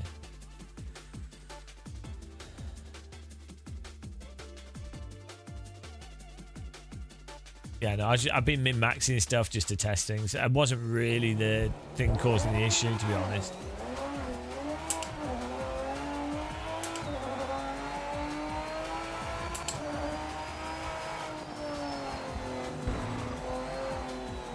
Yeah, so this mid-range is what's got a weird...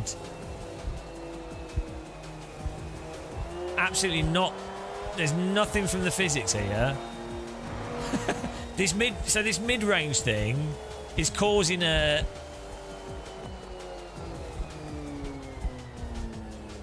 In the centre, like it's loose left and right, but then as the wheels are in the centre,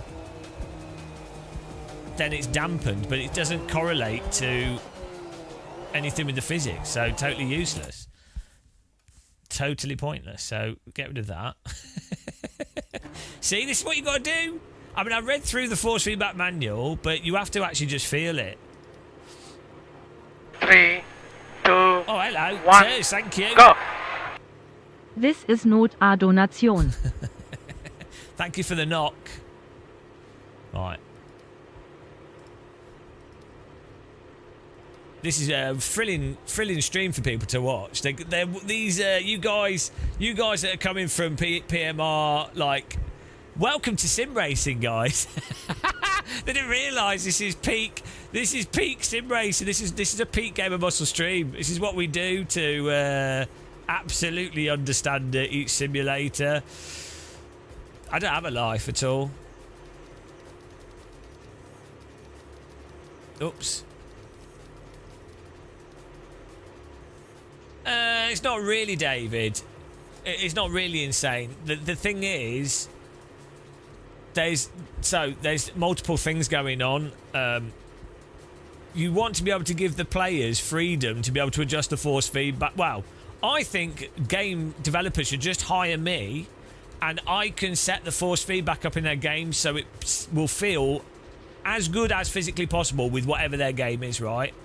And I would set it up for every single DD wheel on the market, and they could just pay me, and I'll do that for them. It will take like a week at least, and I'd rather microwave my head, but they could do that, and they could then be like, right, that's pretty good, and that'd be that you know, and I guarantee you, the vast majority of players will be like, oh wow, this feels amazing, like, but if they don't do that, the problem is it's not a defined thing, and it's abstract in the end. It's not literal. Like a simulator doesn't. It's not going to feel the same as a real car. If you made a simulator have force feedback that was actually literally the same real car's force feedback, it would drive terrible because you've not got a motion rig, and unfortunately, what you feel through your body is fundamental to driving a race car. So you don't even need. It's a shame you can't just get everybody in real life to drive a car that has good force feedback in its wheel, and then in real life, and then have them drive a car that has no force feedback, and then tell them, right, what were you using to drive the car? Can you understand why? Right? Because a lot of people just don't have any of these reference points. So I'm really lucky that even though I've only driven like 3 cars on a track and very slowly, I mean, they were sliding, it was locking up and stuff, but it was slow. I've been very lucky that the cars I've driven have had a range of very detailed force feedback to nothing, and then also having used lots of force feedback wheels and understanding the sort of abstraction of sims. But most people don't have that, do they? So, you know. Can you just do that without pay and give us... Well, that's what I'm doing. But to be fair, I'm being paid by channel members and we get ad revenue. So this is my contribution, is working this stuff out. I spend hours doing this, and then everyone on the internet tells me, oh, you don't know what you're talking about because you've never driven a Formula car, and they'll ignore it. but you know, we do have viewers that appreciate it, so it's not all a loss, but it's quite funny. You can't agree? No, so you've not disagreed with me. I do think the baseline in a video game should be really quite solid. Yeah, good job, mate. Good job. The problem is, often developers, what they consider the solid baseline is Bob in the department that's got enough time to do force feedback has quickly put stuff together on the wheel that they happen to have in the office in the time when those wheels were last updated. So it's not that Bob in the Bob in QA or Bob or whatever he does a force feedback is bad. It's that they're giving him an impossible job to do. And then also the thing is that that Bob probably has to do other stuff as well, and the game's being updated and changed, and that's going to break the settings all the time. So you know, so I'm not. You can't even blame Bob in the office that does the QA for the game controller stuff. It's just very complex. So anyway, ideally the developer gets it right, but the worst thing is when they do what Kunos have done occasionally, where Kunos goes, "We are right," with like ACC, they go, "We're right," and then you can't do anything. There's nothing you can do as an end user. So yeah, sure, that's nice and simple. It is what it is, and that means that it is what it is. Deal with it, and that's sort of like the Apple approach to stuff. But I do think it's better, even though it's confusing. And even though it will mean that a lot of people do stupid stuff, and even though it's not necessarily obvious, having the developer allow it to be open to the players, for the players to work it out, or at least tweak it to their liking if they've got time, I personally prefer that. But yeah, you can make valid arguments for either. Like, you can give someone a mouse with one button on it, like Apple does, or you can give them Linux Red Hat, right?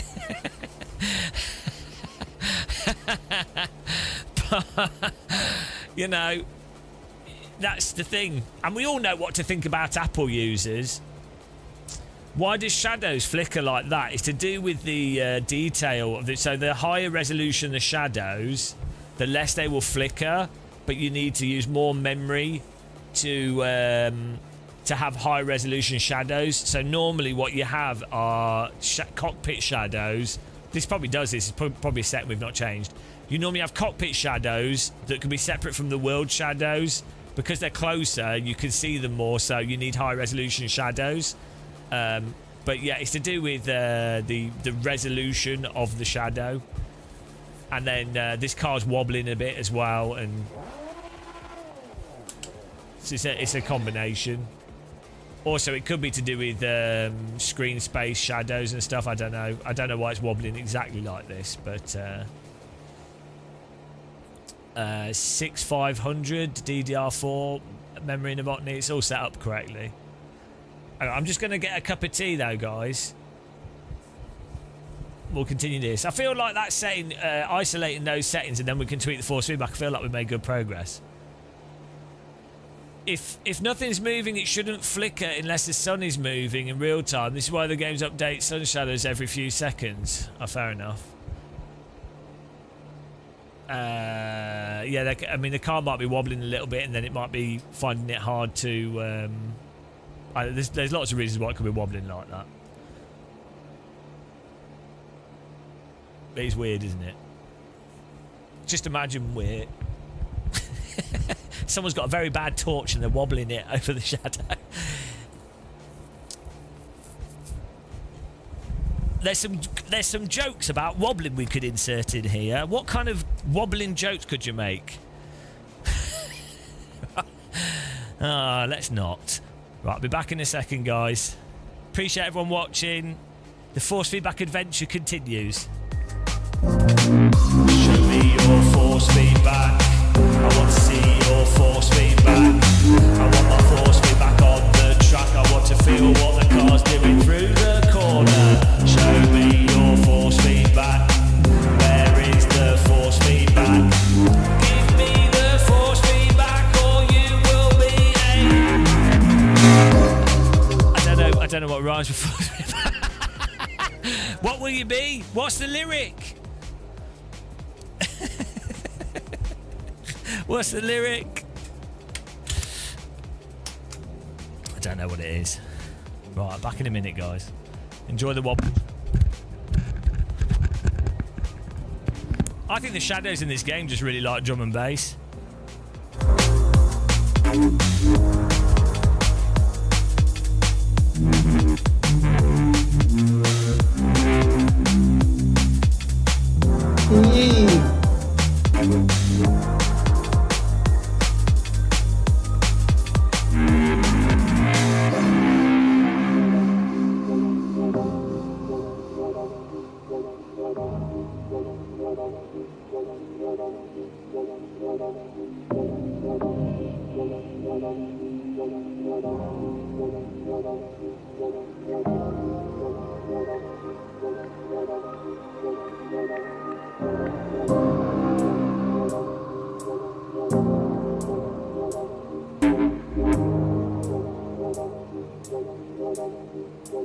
3, 2, 1, go!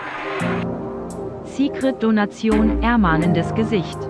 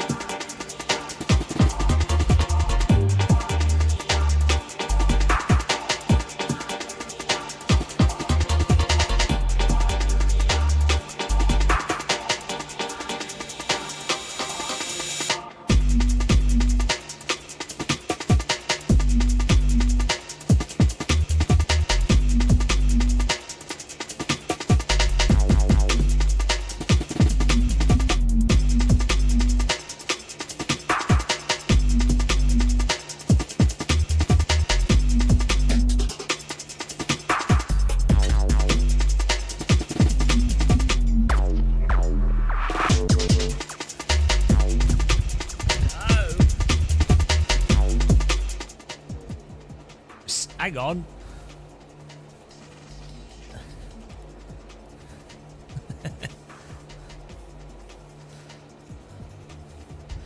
Oh, these trousers are too tight. can't move when I'm wearing thermal underwear as well. Oh.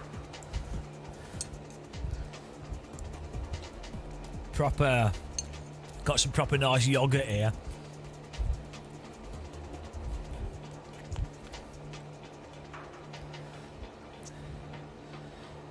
Motion's good fun, but turned down. We've got a video called Why Less Motion is Best Motion. He explains it in that.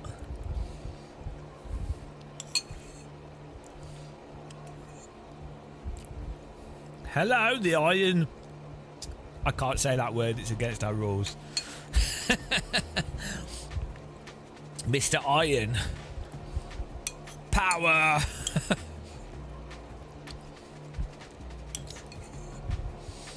Yogurt. Maybe we can. Maybe there's a setting for this shadow. Let's have a look here. We're gonna get this lap time as well. What about shadows on here? Textures on ultra. I mean, shadows on ultra. So really, you'd have thought that the.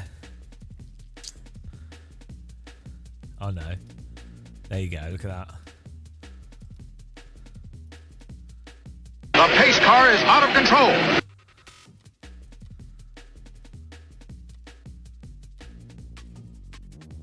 Still wobbling, but it's high resolution now. Wobbling less. I wonder if it's wobbling from the car engine wobbling. Can you move through the replays with a slider? I don't know. I've not tried yet. We'll have a look.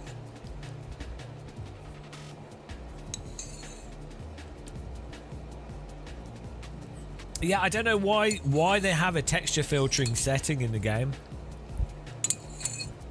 I can't think of any. I can't think of any graphics card since about 2008 that can't basically do 16x texture filtering for free.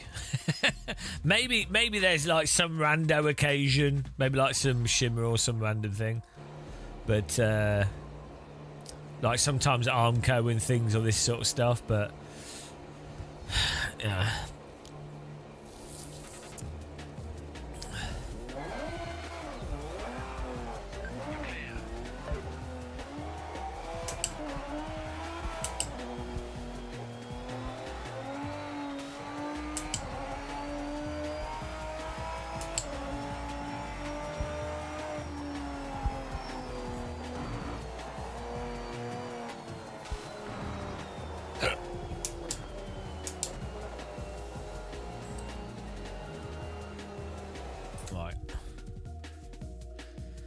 Well, there's nothing coming through that high frequency.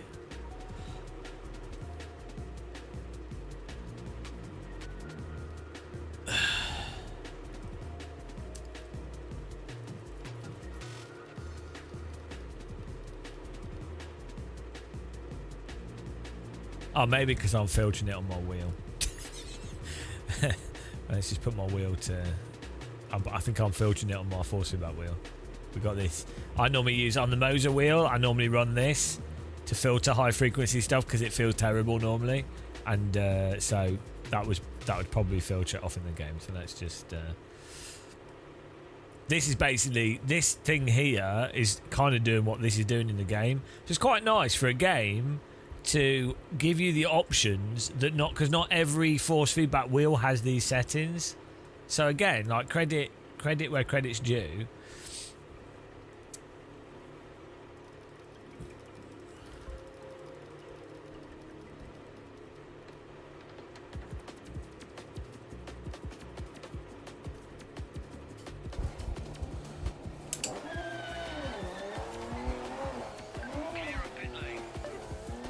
To be honest, it's not. There's other ways around that.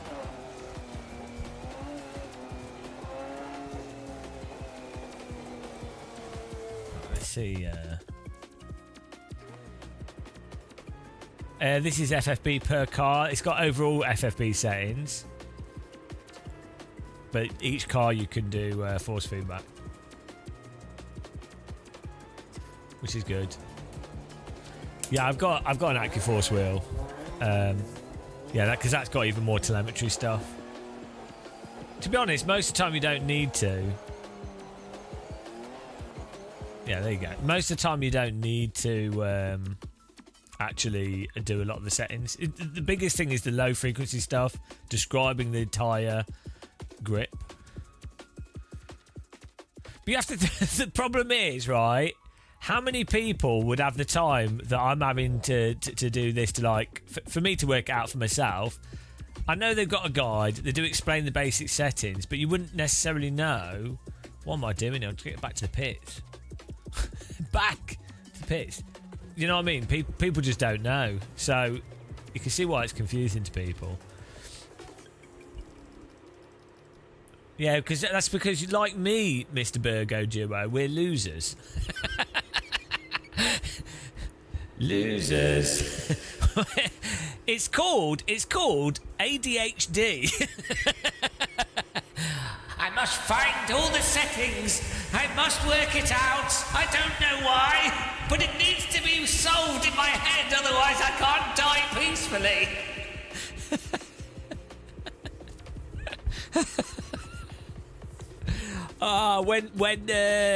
When bloody AC Rally came out, I spent 10 hours watching videos on rally car springs, rally car differentials, LSDs between rally cars and road cars.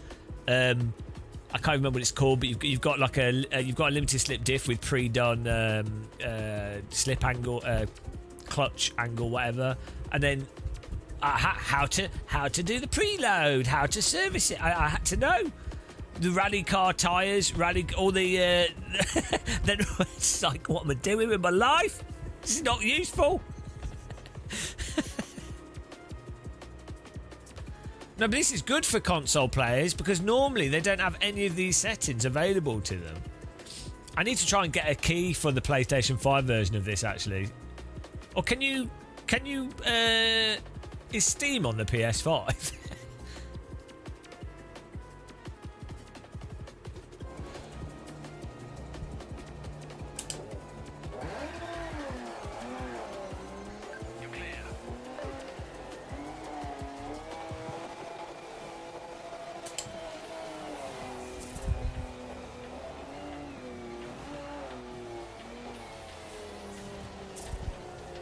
The walls are well aggressive. Walls ice cream. I probably could. I'd have to email them for a code. Just, my PlayStation's not even set up, so. I have got the force feedback guide, but the thing is, a force feedback guide will just tell you, oh, this is what this does, this is what that does. Great, but that's English language, right? It's not actually letting me feel exactly what's happening, and so it's just, and also you don't know how combinations of things will go together in different simulators. So you have to just do stuff yourself. Like I did read through it, obviously, and I don't understand what they're trying to do with it. but yeah, as I say, it's the actual reality in a game is. Like, it's great. Oh, that's what that's supposed to do. Okay.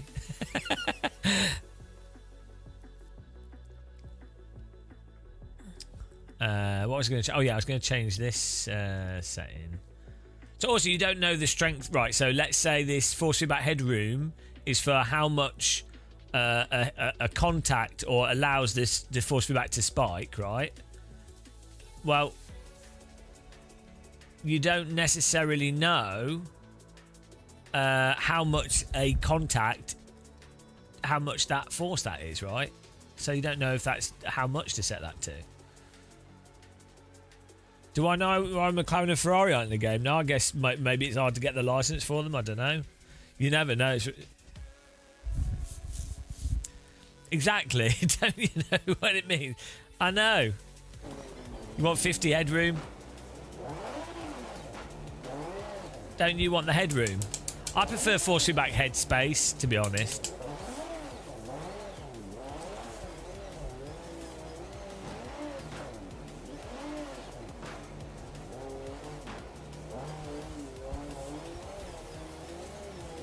Doesn't seem to be doing anything though.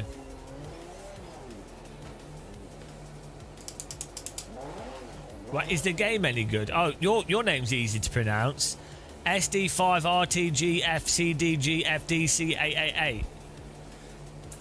Very common name, that. That's actually the most popular name for children in 2012. It's not. I don't think it's challenging to set up. Just depends what you're doing.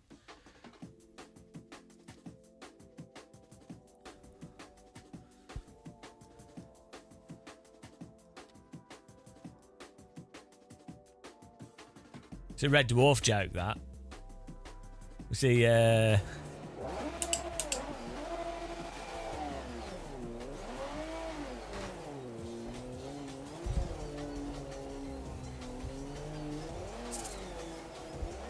okay, I mean, it does affect that, actually. I mean, with the 21 Newton meter wheelbase,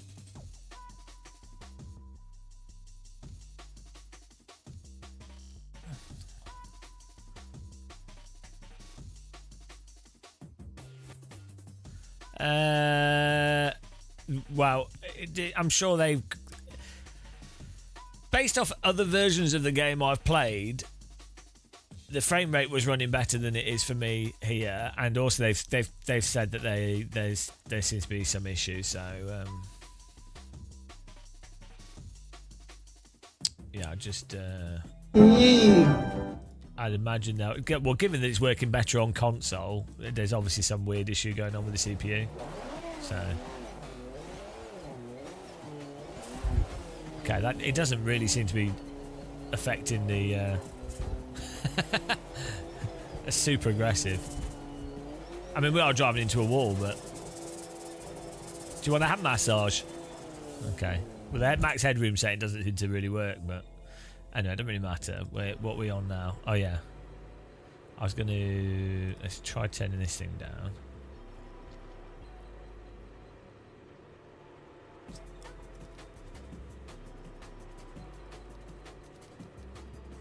Maybe this will actually affect that as well. This is the Mozart R21 Ultra.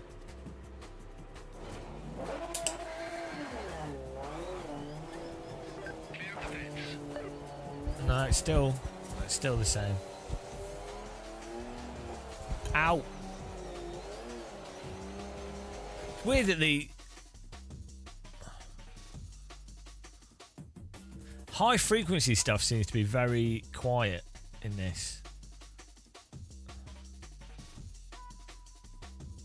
Maybe it's this, but the detail is supposed to be like more like the effect slider that was in the old Project Cars 2.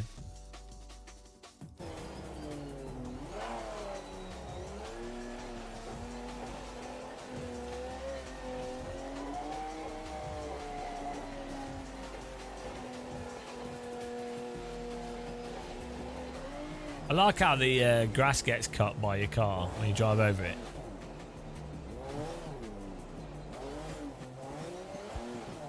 Look at that. We could do some lawn mowing in this.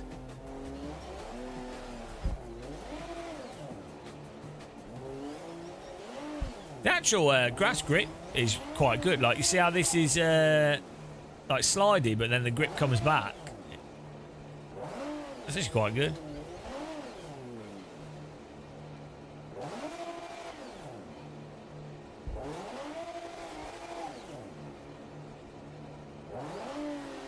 Like, I mean, slick tyres on grass is quite slidey in real life, but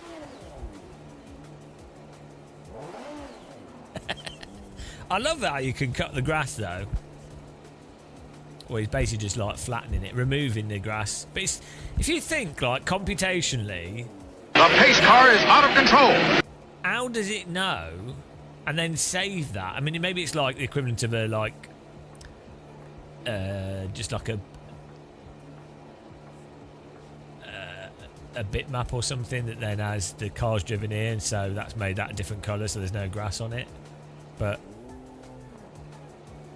I don't know. It seems quite high resolution, like it is exactly where the tyre was. I don't know. Grass to me is amazing in games. Right, just like the idea that there's grass as far as you can see, right?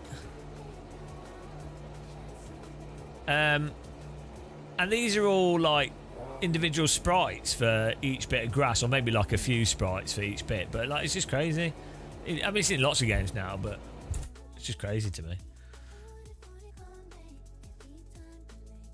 Yeah, I don't know. It's a farm sim engine. Yeah, it's the best part of the game. That's why it's running slow. Each bit of grass. Right, we're getting back to force feedback here. We haven't got all the time in the world. Right. So, for some reason, high frequency force feedback effects are really not coming through in this very well. It doesn't seem to matter what we do. This EQ mid has just is pointless. It adds like an irrelevant damper for when the tire's going left and right, which then makes it feel like the caster's wrong.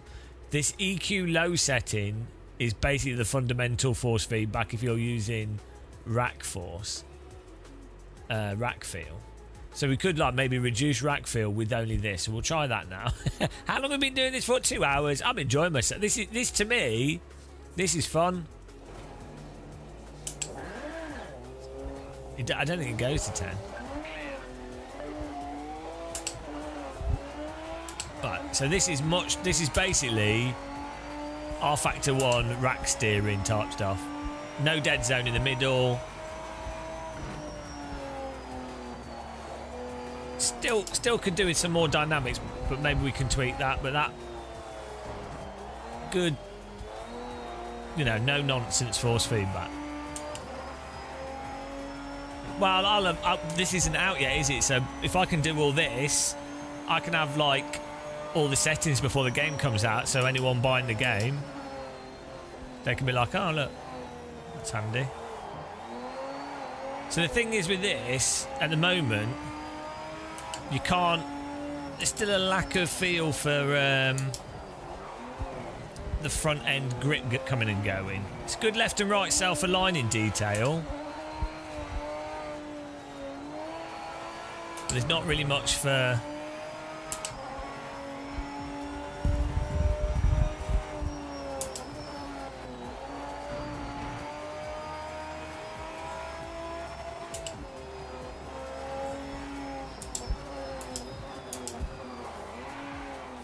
Yeah, so this is very good self-aligning force. What we now need is some information for the grip coming and going, so... what can we do for that?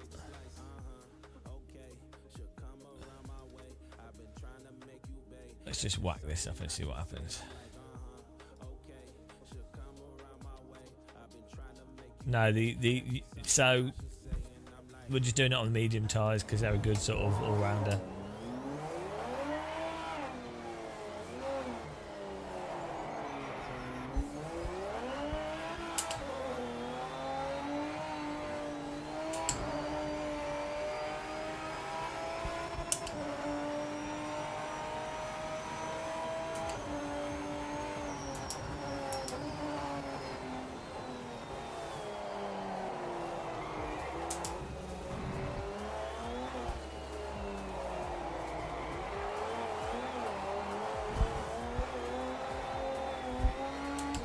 So much easier to be precise when you just have steering, like absolute raw steering rack.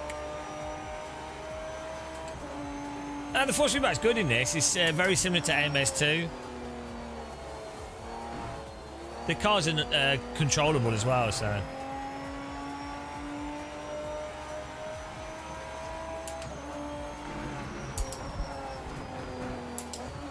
If you're running cold, yeah, I said it before, like a cold tyre will just have less grip, so if you can feel the force feedback with the cold tyre, you'll feel it even more when the tyre's warm.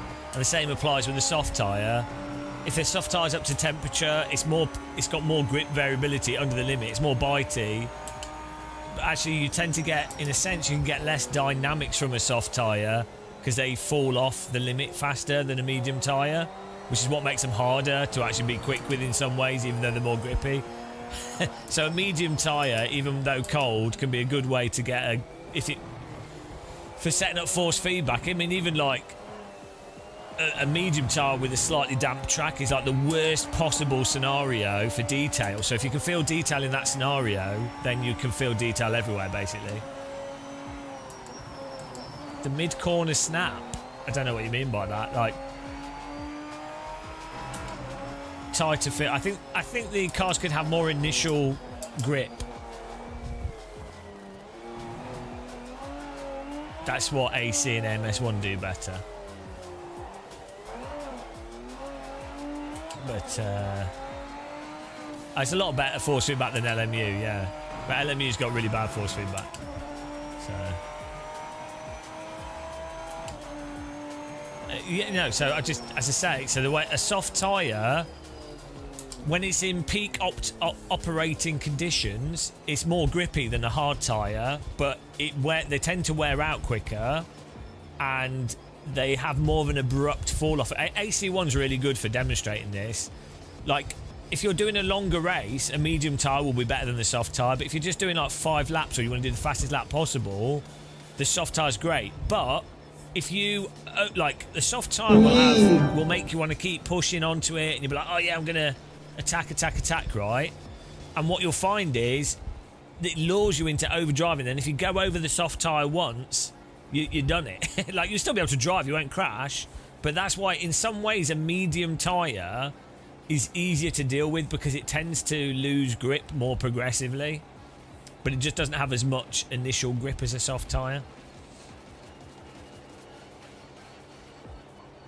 It's not really... I ignore everything I'm saying. I don't know what I'm talking about, so... I'm just... yeah. Right, what am I doing? So we still need to try and get some more dynamics from the...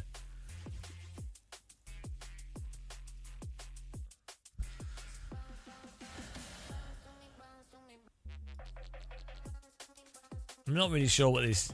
The force feedback detail thing just seems a bit weird, to be honest. Let's try it with these settings with a low force boost on.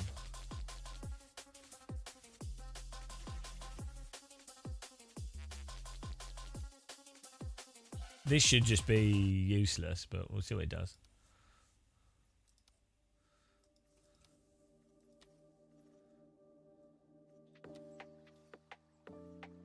No, we're not going to. We don't need to change any camber. The camber settings are fine on this car. Yeah, so the low force boost is just the same as turning the, rather than it being a linear force feedback signal, it's making it non-linear, which you don't want to do, because then you'll get oscillations, because you'll get force feedback overshoot at the initial part of the force feedback.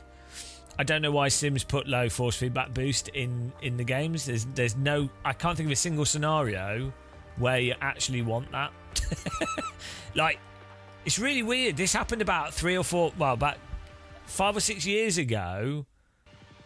There's this thing of like, oh, if you've got... It was because of the it was when the G25 came out. The G25 has a hardware force feedback dead zone, because it doesn't want the wheel to chatter against the gears, right? And so then people are like, oh, we put a low force feedback boost, because then that goes over that initial, gets rid of the dead zone in the center. But it doesn't even work, like, even when it's supposed to work. So, but then everyone's just decided to put it in the game, so it's been done since G25 came out, and it's not the solution. But because of this, like, it's just ended up in every game now, and it's actually a really bad setting. There really is no reason to ever use it.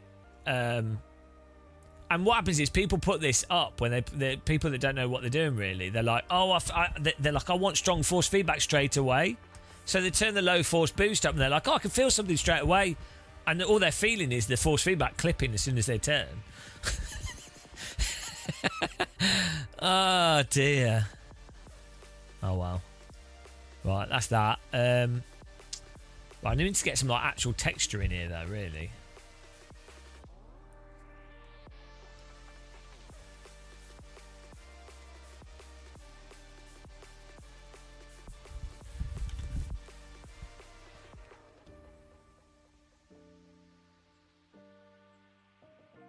Race Room now has the stupid stuck in the slide like ACC. Well, the GT. Oh, it's the Oh, how's it going, Lee? Or is that Brian or Lee? It's the engine braking setting, I think, in Race Room. You just need to change that, and that should fix it. The auto bin. It's always been in Race Room. It's if you turn the engine braking up or down, it stops it from happening. I think what it is that the engine braking then happens to end up lining up with the rear diff setting or some aspect of the diff, and then the car just gets stuck in a state and it doesn't want to come out of it. So yeah, I think engine braking is how you fix that. Either you add more or less. I can't remember, and I can't remember which way to do the slider. But the fact that we know, yeah, it's pretty funny, Shumi. Lee does real driving as well, obviously. So it's just like all the stuff that you have to learn from all these video games, going back to all the different physics engines. You probably didn't notice, Lee, because it's the they about 2 years ago I think they realised it was like engine braking stuff, and they made it so that the defaults don't do it. But then because it's got more popular now and they're revisiting other content for the multiplayer racing, I don't think they've set the defaults to avoid it. Oh.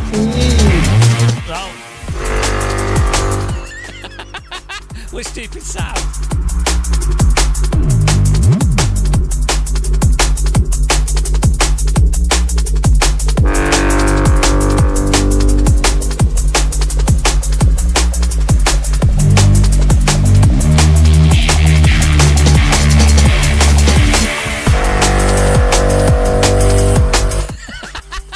I love drum and bass, it's so stupid.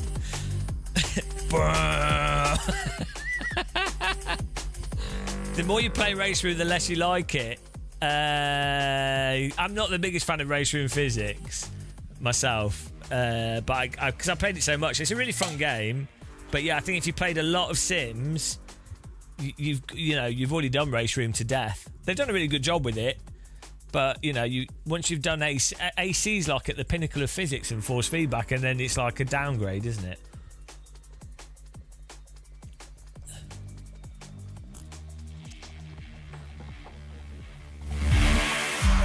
Oh no, there wasn't any more.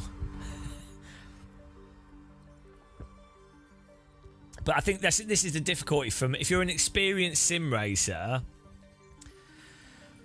There's a difference, isn't there? Like, how many people have 2,000-3,000 hours of sim racing or have done hundreds of hours of real driving, right? There's not many people at all. And so if you haven't done that, then it, like, Gran Turismo is probably bloody mind-blowing, right? Or any of these games. And then Race Room is a significant upgrade over Forza, even iRacing in many ways. Race Room is an upgrade over iRacing in many ways. So... But yeah, when you're enlightened, into the way of the Assetto Corsa, it's hard, isn't it?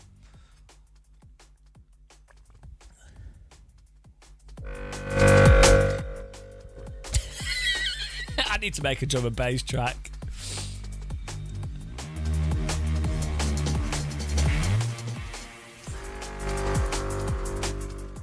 Oh yeah, the big thing with Race Room is it's just fun. Oh, that's what I thought with this though as well. A courier's life. Here he is. He's got a bicycle and he's delivering food. Man on a bicycle. He's as cool as an icicle. His name is a courier's life. He is a man. He's a courier. Thanks for the raid, man. Hope you're doing well. Guys, can we have a shout out for him? A courier's life's a legend. He does live streaming, live delivery live streaming on his bicycle in Hungary. He's solving hunger in Hungary, so nobody is hungry in Hungary anymore. They're not hungry, but they're Hungarian, and there's a hunger for Hungarians in Hungary. Right, I'm done with that. God, thank you very much for the raid. Really appreciate it. I hope you guys are all doing good. Sorry I don't speak Hungarian. I would try, but the internet would break. Yeah, deliver. Can we have a pizza, please? I want a pizza.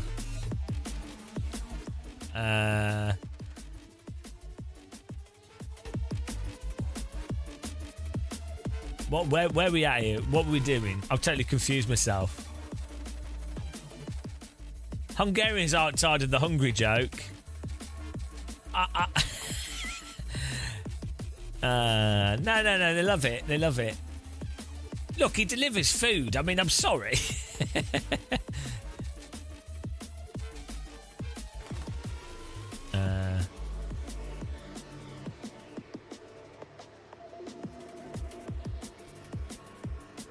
The pace car is out of control. Thanks for following. Welcome. We speak English, so it's fine. Yeah, welcome along, guys. Give us a follow if you haven't and you like sim racing. So what we're doing right now is an incredibly boring live stream where we are trying to sort of absolutely work out the force feedback in this game. So we can get really good force feedback settings with all the cars, and then when we fully understand the force feedback. And yeah, happy days, and then we'll be able to give out good force feedback settings for people that want them. So that's what's going on right here. It's a bit slow, but we're having a nice. We're just chatting, chilling out. What was the courier's life up to? Was he on his bike? The pace car is out of control.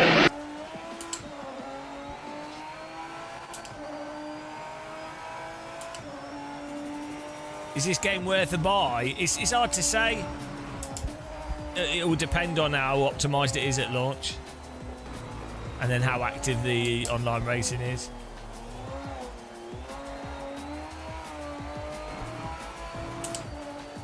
Why am I losing?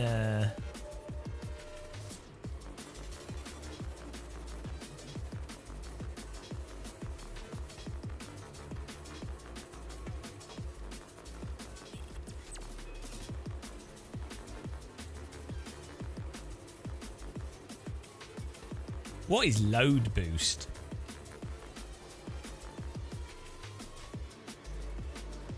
Hang on, let's try this with the curbs. Well, it seems to work all right for people on console, but at the moment on PC it's a bit dodge.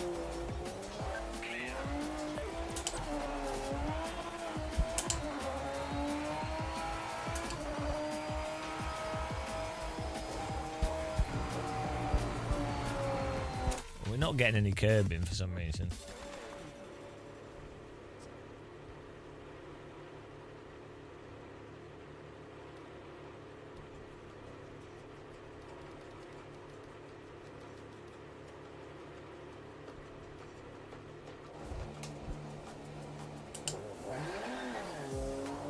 Well, we'll do a review video at some point.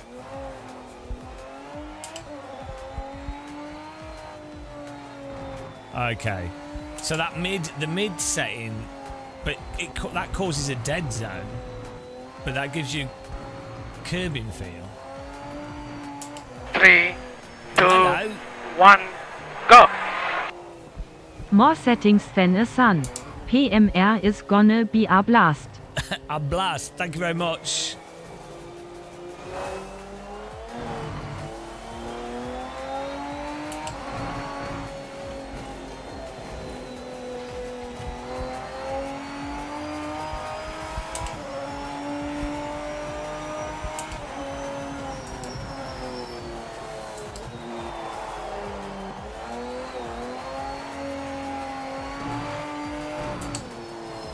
Yeah, I'm not quite sure why this rack setting. So the problem is,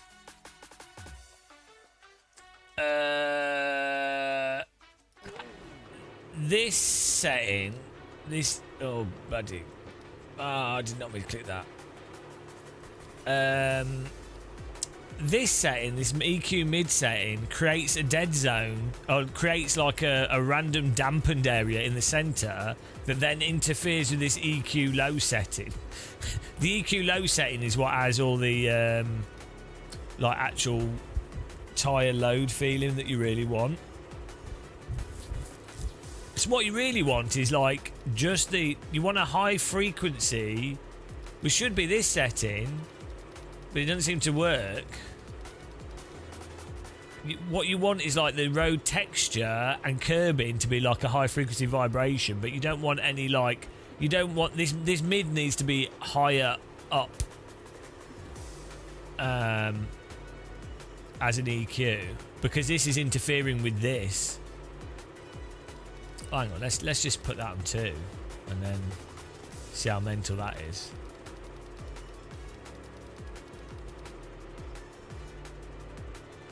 What is force feedback if not rack feel? Yeah, so some force feedback. So you can drive you can generate the force feedback purely off the steering rack, which is what steering rack force feedback is. That's how a lot of sims do force feedback, and it's just obviously the wheels applying force to the steering rack. But there's detail that you can't get from that for various reasons. So some force feedback you might add in from some aspects of the suspension that's separate to how the suspension affects steering rack. You might add in force feedback that's from like G loading, or you might have an artificial thing for car rotation that's separate to the rotational torque on the steering rack. So it depends on the wheel geometry and the type of car. Some cars, also if you've got power steering, if you were taking the force feedback from the after the power steering, some cars don't output much useful feel through the steering rack just because of the geometry in the vehicle. So you can often have a range of ways to generate force feedback in sims.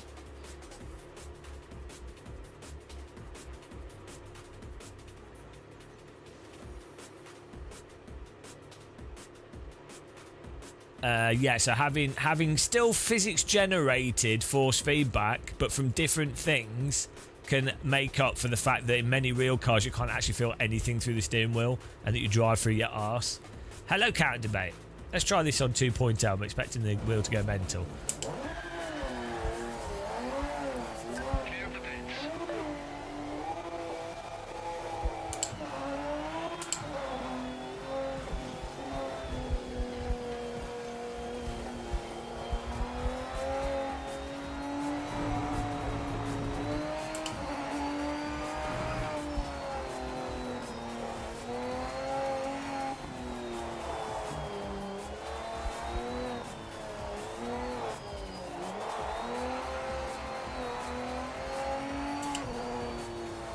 Okay, well.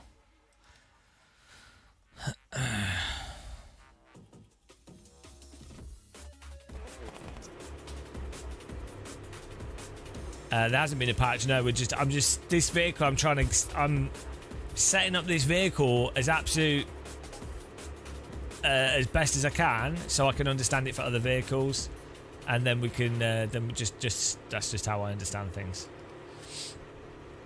So we're just trying loads of different force feedback stuff at the moment to really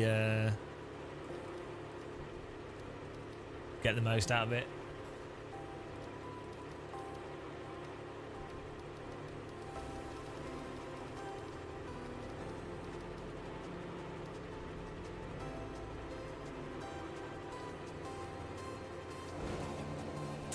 They've not rolled out a patch yet, so.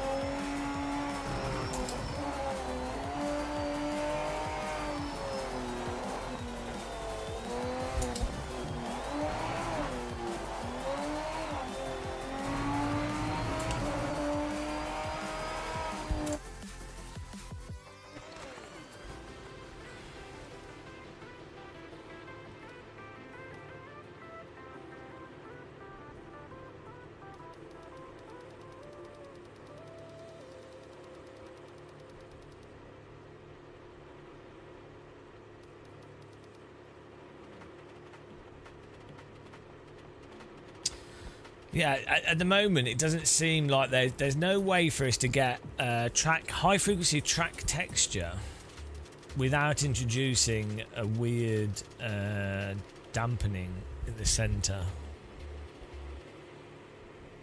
It would seem.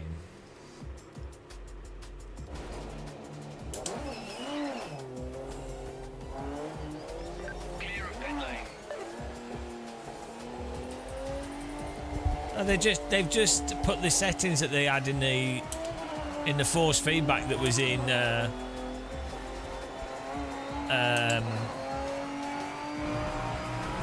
settings that were in the force feedback that were in the like other Madness games, but they just put it in the game so you can adjust it from the game.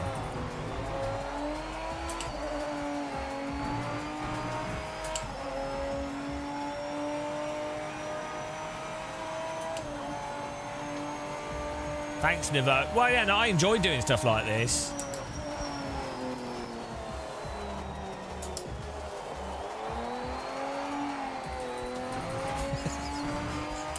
I find it quite relaxing. I mean, also, we have, like... I'm making money doing this. Shell. Exactly. Shell.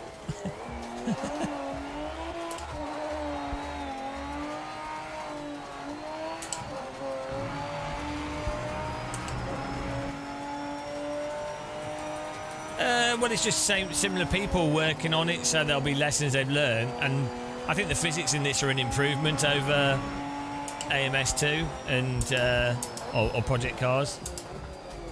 So that's just how games work. Like, people develop, they get better and better at doing physics and stuff.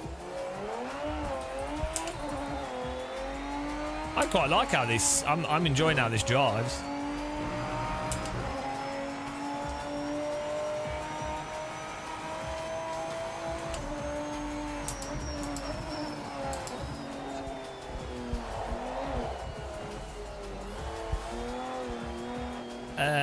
It'll probably have a limited slip on it, I'd imagine.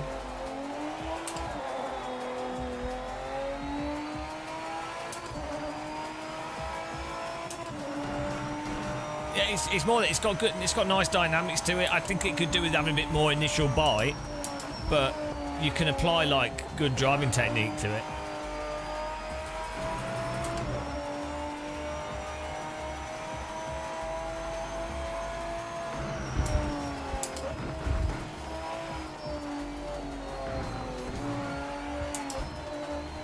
I think the suspension's really well done in this game. Well, we've not tweaked the default setup. It definitely lacks bite. But I'm currently focusing on force feedback. It's nice to drive though. It's similar to AMS2 but without the stupid stuff.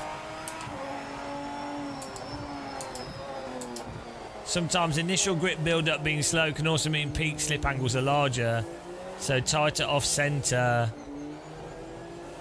could mean less sloppy at the limit. Hang on. Let me read that again.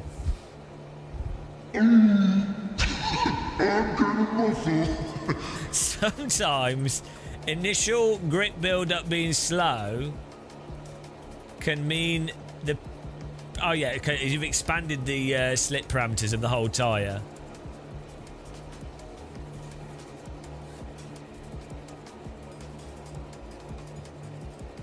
Do you mean more snap? Yeah, if it's tighter at the start, it'll be tighter on the limit. If they make it respond faster, it will have less. Yeah, exactly. Yeah. Well, that's what you see. I don't. Why is it? Why does that? Why can't they isolate that behaviour? Because this is with all physics engines. Even if you're dicking around with Unreal 5 engine physics and stuff, doesn't matter what systems you use. Even if you're making a shitty physics engine yourself in Flash, if you have it fast and more snappy, you then it's all. Is it just because the math compresses?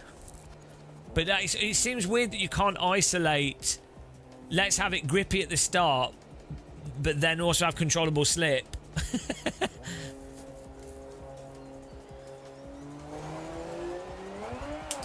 It's weird that And because this is something I've thought about before, it's like, why this is a dumb idea, but given that this seems to be a problem in every simulator to some degree, and you can't just like manufacture a slip curve, or maybe you can, why not have 2 tyre models running at the same time, and you, as smoothly as possible, at the limit, transition to a separate tyre model, effectively.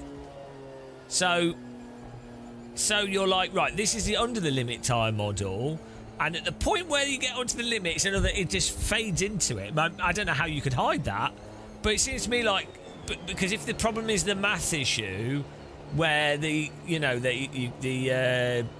need more and more resolution for the faster transient behaviour, but you don't want that resolution all the time. That's my... Because the other thing that you can do is you can increase the physics refresh rate to expand the amount of what is it, like floating point or whatever, the amount of numbers in between, increasing the resolution. But then that causes performance issues and a whole bunch of other stuff, and maybe doesn't even fix it anyway. So I don't know.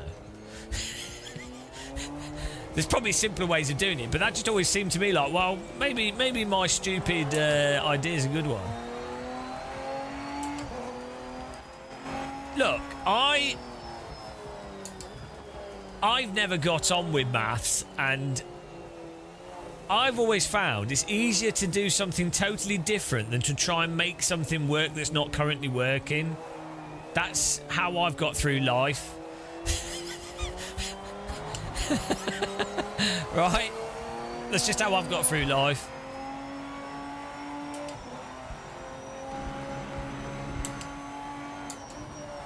I don't struggle with the concepts of maths. I struggle with keeping numbers in my head.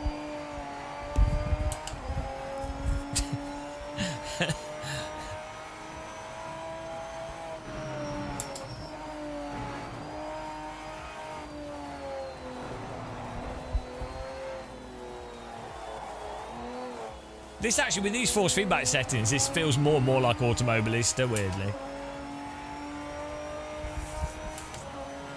It doesn't require this amount of tinkering. That's another, like, assumption. Like you need to... We get lots of comments like this. Just because I'm fiddling around with stuff doesn't mean that everybody needs to do that, and just because something's open in a simulator doesn't mean everyone has to do that. Like, just because in Counter-Strike you can play it like a pro doesn't mean you have to. You can play it at different levels and get into it at different levels. So, and it's not a de facto good or bad thing. It could be good that it's complicated, or or it could be bad that it's open. Like, I would argue it's nice that a developer allows people, like, because this is the console version of the game, has the same options.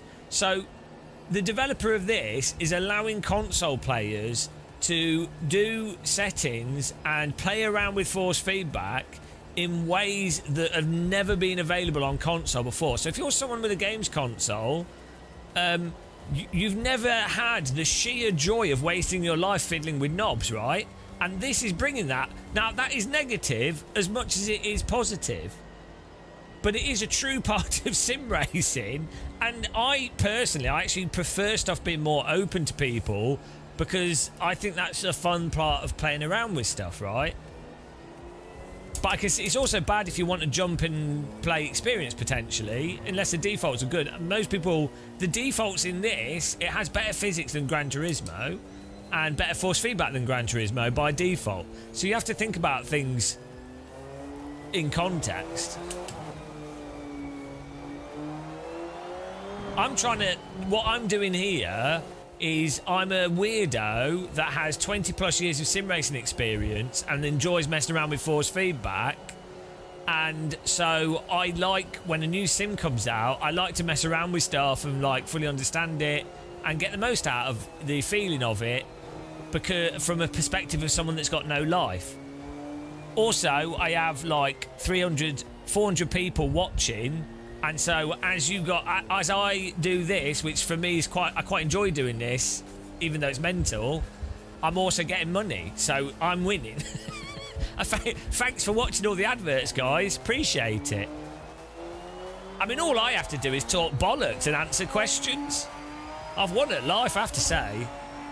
We're not. I'm complaining about random call sign.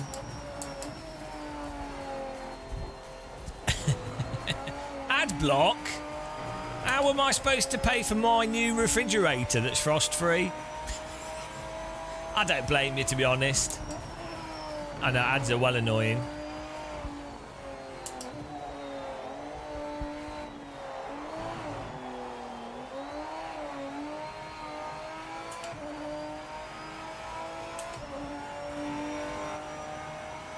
Paid for twiddling knobs.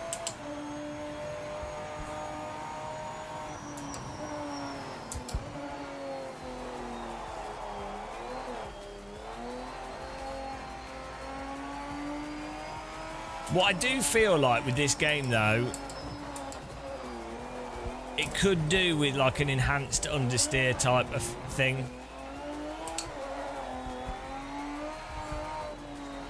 I've learned how to drive with no understeer feel from playing iRacing.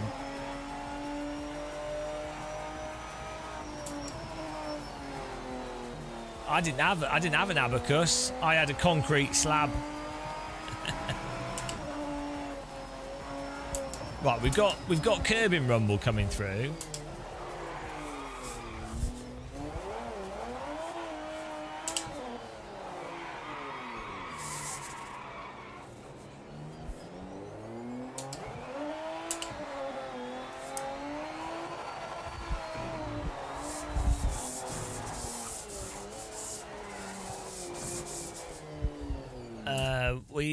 What I could do is it's a high.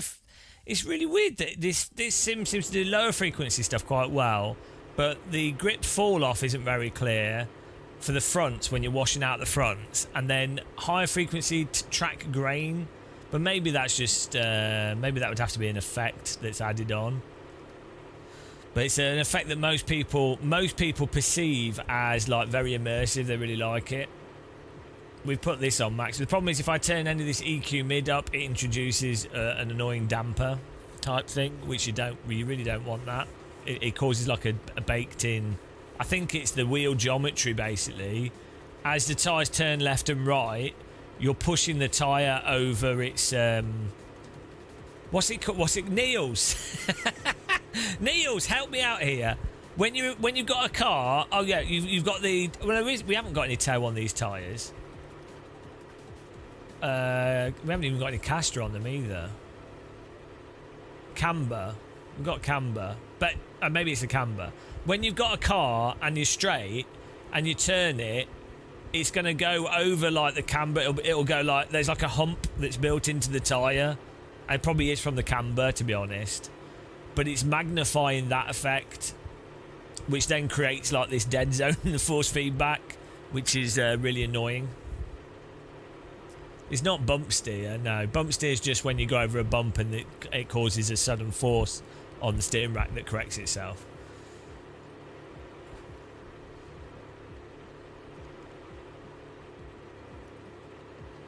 The problem is as well, that camber effect is also just weird. It seems to... Right, the way... It's maybe not weird. The way it just ends up affecting the force feedback. But that's what I... Yeah. Anyway, that for whatever reason that it is, there seems to be part of the force feedback that with this car, maybe not with all the cars, which means that if we use this mid force, it introduces it and it doesn't feel that nice. And also, we're not really getting the high frequency stuff that people would like anyway. My wheel at the moment is all set to neutral, so you could probably affect some of this with your wheelbase. I'm just trying to do this with absolute, like our wheelbase is on absolutely all filters off and everything. So this is all through the game. So zero caster seems odd. Not necessarily. It depends on the car.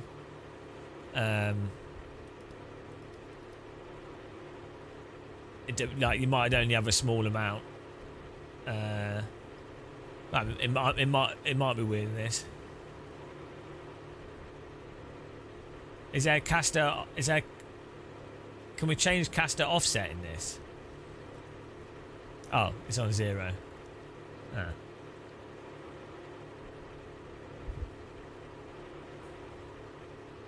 Nice racing with Kira. Oh, that was really funny. Yeah, I enjoyed that.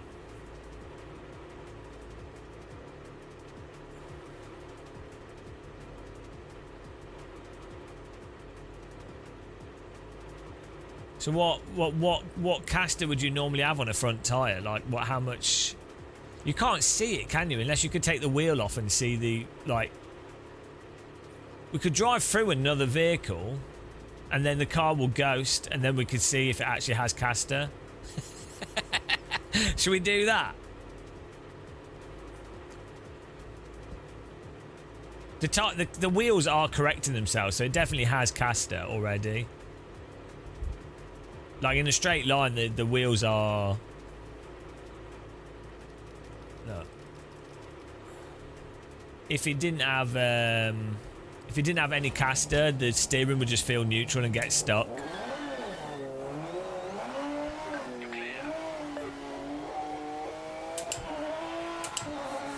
Like even this is driving. That still has caster even with that value at negative. I mean, yeah, there's still caster there. If you have positive caster, you lose self-aligning. So, well, maybe not always, but in sims that I've messed around with. Oh, can you? Fair enough. I'm just going by R Factor 2 because that's the only sim I've set the caster to.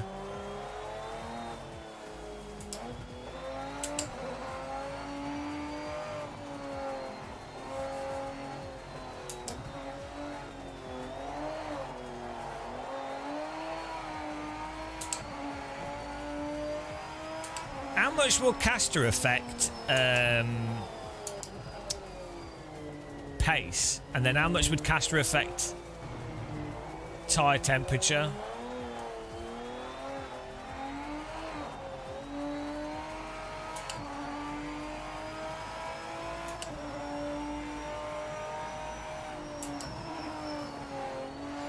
So the only reason I know anything about caster, which is probably wrong, is back when R Factor 2 came out, it had like an F3 car, and there were real drivers or real teams discussing why they set the caster up how they did.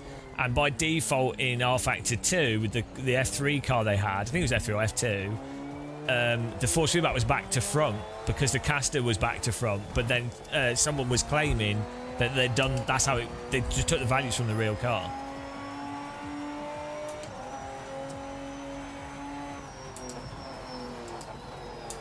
Increases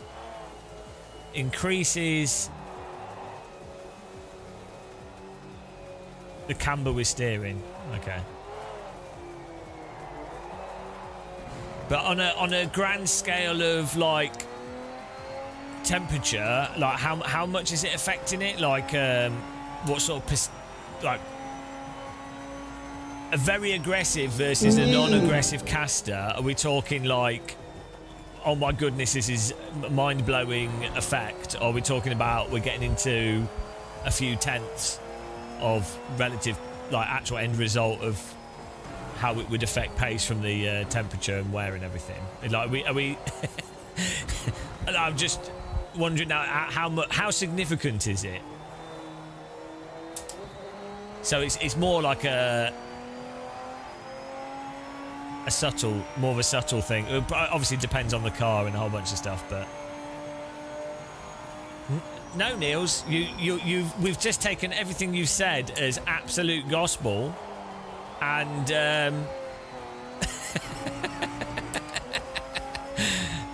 we're holding you to it, and that's it. No, all your credibility depends on the truth of what you've said. I think you should be held to the same standards that idiot YouTubers are, and more importantly, I think I should I should straw man what you said to try and make my own argument. Also, Neil, did you see the really funny comment on my video about AC Rally force feedback? Where the guy was like, hang on, I saved it. This is so good. The comment was, this is so good. I wanted to send you this. Here we go. Right. Man, I finally start to understand why some other sim racing channels are making fun of this guy. This is to me, by the way. Maybe get some technical knowledge first before making comments about things like force feedback. Maybe have a talk with someone like Niels Housingveld. You are just giving people a reason to clown on you. If that's the type of interaction you want, because every interaction is good interaction, then it's all good. This is nothing against you personal, my man. By the way, you report on things certainly isn't the best. Have a great day.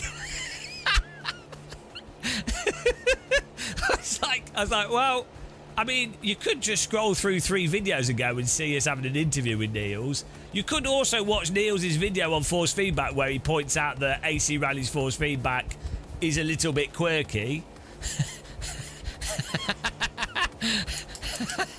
Oh, I've been disqualified for minimum pace. I need that on a t-shirt. Minimum pace. Disqualified. Disqualified for minimum pace. That should be a shirt. Lee, you run 8 degrees, but that's on road car. That's on your Toyota Sleeker. Okay. Is this the pedals guy? Yeah, he really likes bicycles. Niels, yeah. He's well known in the bicycle industry. Actually, if you weren't selling your pedals, maybe you could actually go to bike pedals. I don't think we have had a performance patch. We're just messing around with force feedback at the moment and dialing things in.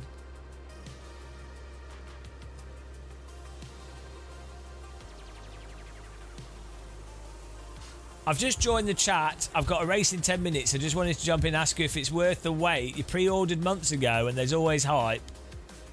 Is what worth the wait? I mean, I can't tell you what to buy and what to spend your money on.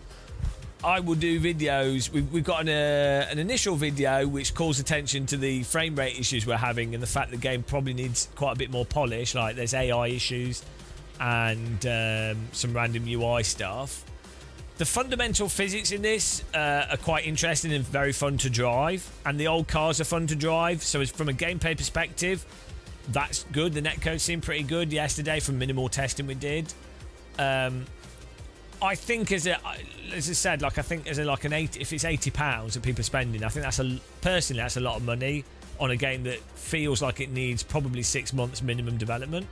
But I could see a lot of people could still get a lot of fun from it, and so to me it seems like the crux of the game will come down to if the like their online multiplayer system, if that works out the box nicely, if they fix the frame rate issue, then it'll be fundamentally an enjoyable game and probably could be worth it for a lot of people. So, you know, it's we'll do once I've gone through all settings and everything, we'll do an actual full review video before the launch.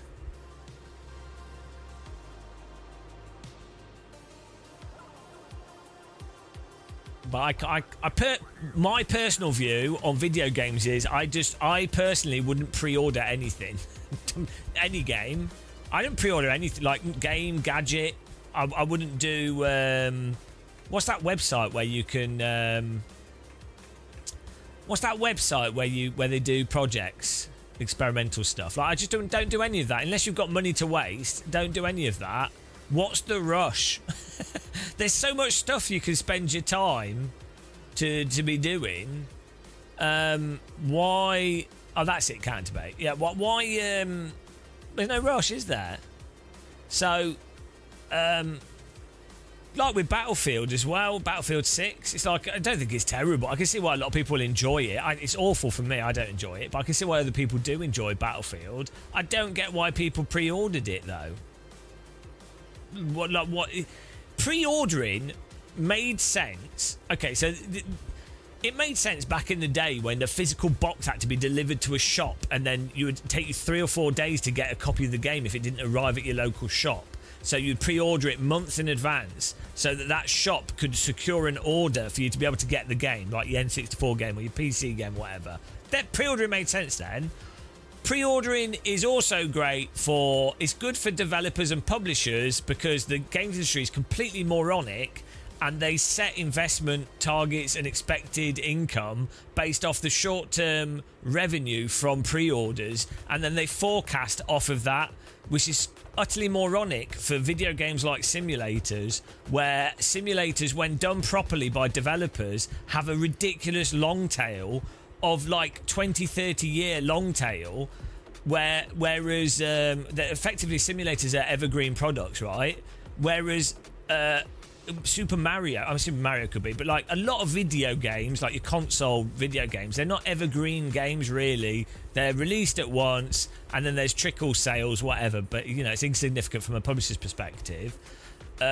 But a racing simulator can actually go in a gradual upwards trajectory because they're so deep, and the people buying a simulator aren't gamers. It's not raw novelty. It's like the simulation user base is increasing. They'll keep coming back to the same game, which is why people are still playing Richard Burns Rally or AC1 is like, you know. So pre-ordering for the traditional games industry publishing, where they're like, oh, we've got X number of pre-orders, well that means we can now put this amount of money into future funding, and based off the contract we did, we can do this and this and this. So it's good for that from the business perspective, but then that can be good for the player because it means more development's done.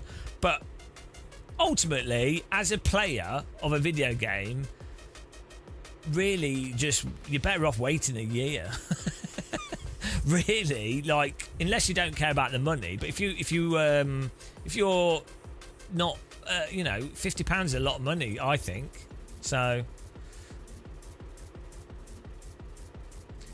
gamer muscle. The force feedback EQ might just be an input versus output curve. Yeah, it is literally that. Well, no, actually. You know, it doesn't seem to work like that. So you would think so. Maybe it does work like that, but the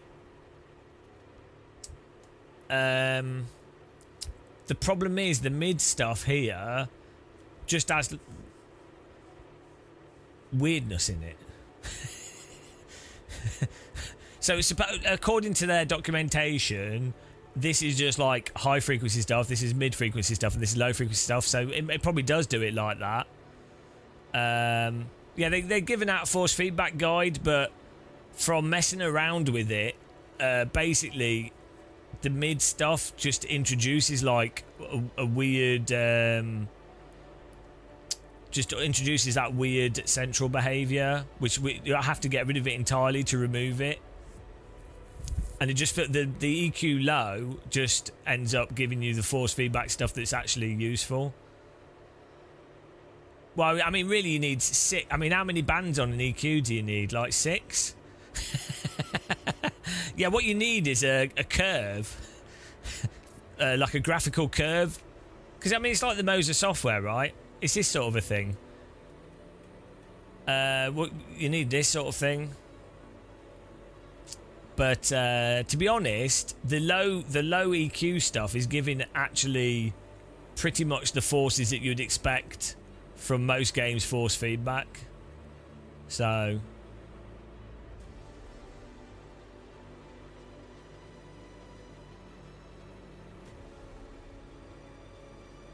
Jet Red, well, what it is that SMS, like Slightly Mad Studios, had the same sort of force feedback options in Project Cars 1 and 2. You used to have to edit it through a text file. But what they've done is they've tried to put it in the game, so which is great because it means console players can adjust the settings if they want to. Which is seems very similar to that. What was I doing? I've forgotten what I was doing now. Oh yeah, the caster thing. What I do think it could do with though is, for whatever reason, when you get front slip, you can't really feel the grip decreasing that much, which is a similar. Race Room has a similar problem in that it might be that you don't actually lose that much feeling in the steering rack from grip decreasing. So it might actually be that you need, you can kind of feel it a little bit on a high-end ED wheel, but it might be that for lower-end wheels, you actually need like AC1's enhanced understeer effect, but toned down a lot.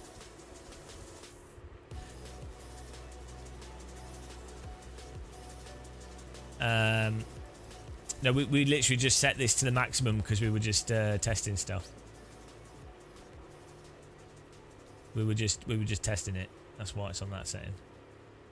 But yeah, you can change caster to increase or decrease the amount of self-align, the sort of nature of the tires to self-align, but it doesn't necessarily mean that you're going to get more dynamics from the force feedback. I mean, it can do, but normally you don't want to be changing the car setup purely for force feedback. Although, ironically, in a real car, sometimes they do, but...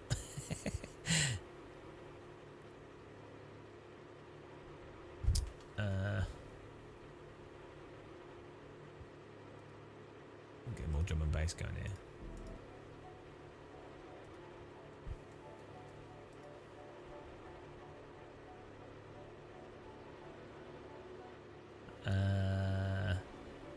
What else was I doing? We've got that set up. Oh yeah, I was going to try this on this other setting.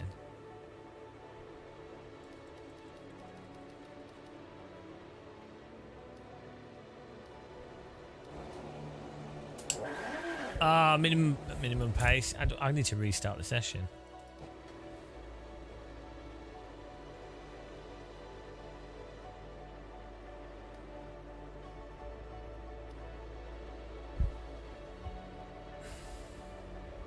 Let's make sure it's not changed any settings.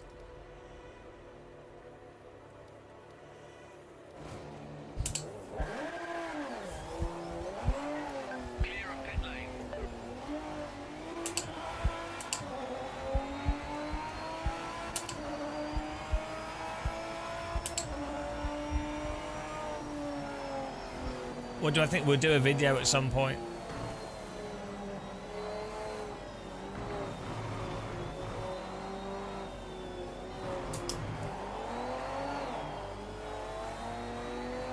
I'm not quite sure how the non-rack feel works in this though. That's what's weird. Like, it just seems very random. The other forces outside of whatever is generated from the rack feel. Like, it seems very arbitrary.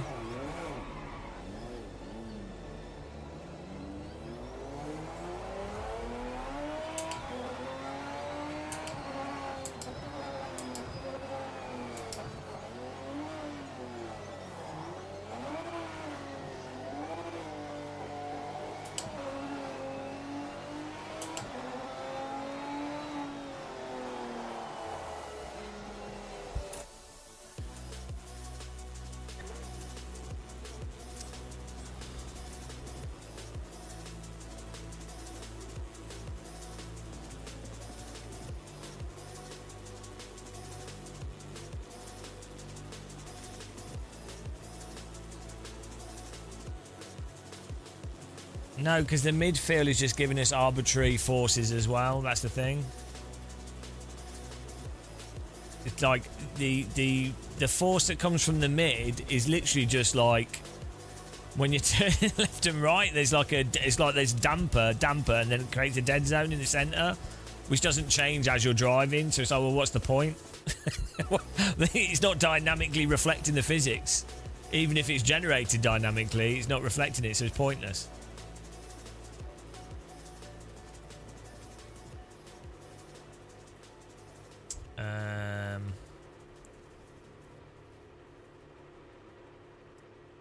I mean, I think we might have got to near the maximum of what's possible to get out of it, and then it's just a case of tweaking the global settings.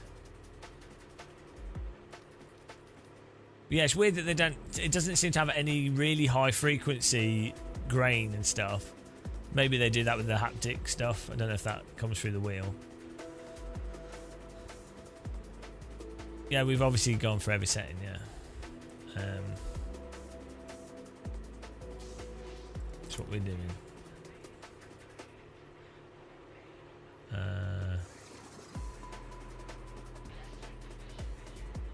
We're just trying loads of going through different settings and seeing how they feel. That's what we do.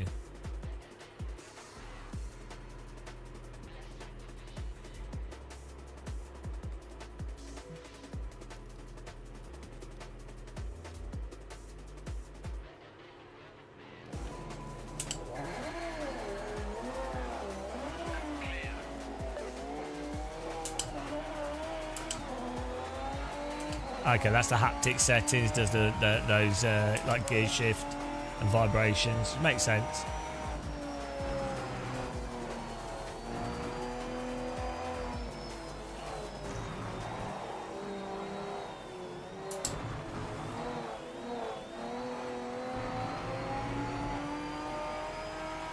Hello, Paul. Guys, check out Smileable on Twitch. Paul Smith. He's in a train. Check him out, guys.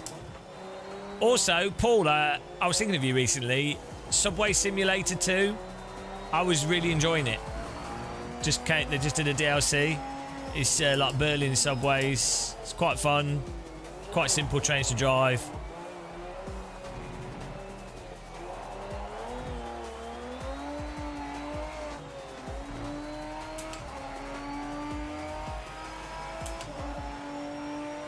Trucking.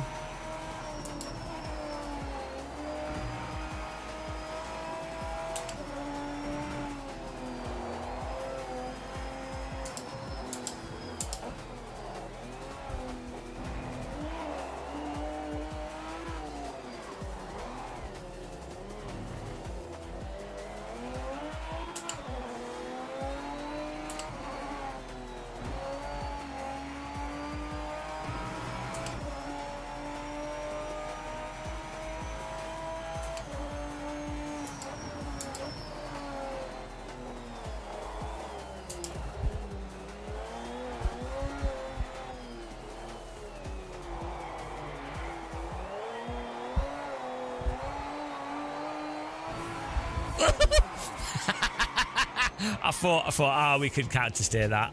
Could not counter steer that. I mean, I think it feels pretty good, to be honest. Let's mess around with these haptic settings.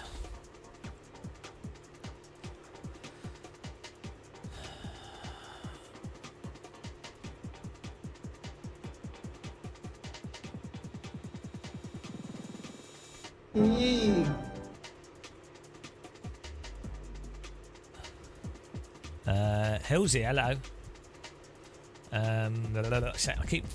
There's something with the menus in it. The flow of the menus in this, for some reason, is not natural to me. I keep going, where are we going? Where are we going?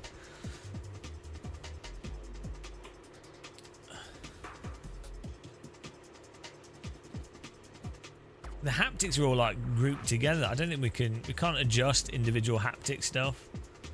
It's just like stuck is one thing, I guess.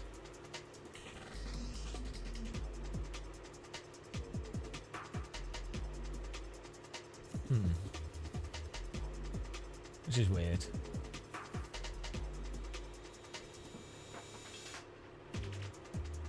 As a sim driver and a driver IRL, I agree with Ben Collins that driving real cars is much easier. It's not. It's Trev. It's not that sim. So this is a common misconception as well. Like, I'm not saying you're making this misconception. It's not necessary. So sim racers think that harder equals more realistic. That's true, 100%. The reason why that occurs is a result normally of, if you're making a physics simulator and if you want the cars to be snappy and responsive, the more snappy and responsive and agile they are, they tend to also be less controllable, which is why if you look at a lot of arcade games or even just general video games with cars, rather than making them snappy, they make them really sloppy and slow to respond, or generally understeery and stuff, because it requires you to be on top of the physics, and also it makes physics issues very obvious. So you'll notice, like, driving on the dirt in AC Rally, right? The dirt is a lot better than the tarmac. The dirt hides the physics, or whatever physics issues or aspects of the physics. Vintage cars compared to like a Formula 1 car or like a 2000 Formula car or a go-kart, the dirt hides the because it's all happening slower, right? So there's a whole bunch of stuff going on. But yeah, you're totally right. There's a weird, because sim racers have only really played sims and most of them haven't ever driven a real car, they falsely think that real cars are as unhinged as sim cars. Weirdly, Max Verstappen's cars probably are as unhinged as sim cars. And this is one of my theories, right? Why I think sim racers would be better than many real world drivers that never really did sim racing. If you take some of the esports drivers, especially going back even R Factor 1, iRacing, whatever, the setups that are competitive are sometimes so ridiculously unhinged compared to any real world setup, but they've managed to internalize the physics and learn how to drive them. Though that type of skill set it's not required to that degree in real life, right? So this is why I think some sim racers basically have actually honed sensitivity, preemptive driving to a degree that you just don't see from many real world drivers. Which is why I think when you've got someone like Max Verstappen, who clearly can drive sims as well as he can drive real cars, that's why he can run these like unhinged real world setups, which I would imagine are probably still easier to drive than some sim setups, right? Maybe they're not. I mean, the problem is in real life you have to add in the variability, the temperature, the G-forces, especially in cars faster than like an F3 or even like an F4 car starts getting quite physical for a lot of people, but especially like F3, F2, it really is very physical. So, yeah, we should interview Max Verstappen and talk to him about this stuff. I'm sure he'd be up for the conversation. I have zero interest in Formula 1 stuff. I don't care about that. Let's just talk about car physics and simulators. Everyone would be like, "Oh, you're talking to Max Verstappen? What about the Formula 1? I don't care about Formula 1. Who gives a shit? I can't do Formula 1. Let's talk about sims, car setup, physics."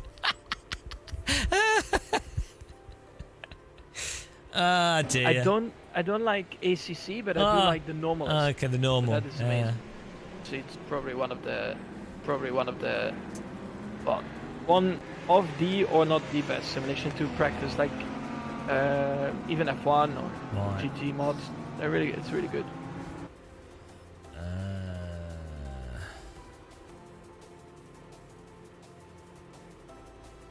Why am I doing that? Well, I mean, it's just Formula 1, isn't it? Paul Bright, yeah, no, 505 asked us if they wanted to use the video, which is cool. I've not seen the video, but it's nice of them to do that with the YouTubers, so I appreciate it.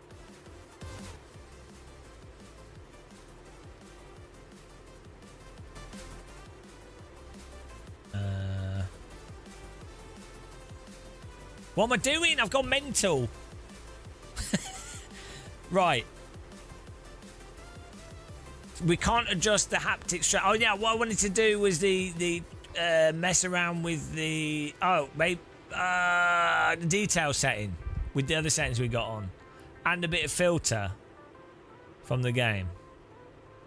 So let's try that. It's poor brain. Too much going on. I can only think of one thing at a time. Oh, USB cables again. We're going to get this 202 as well.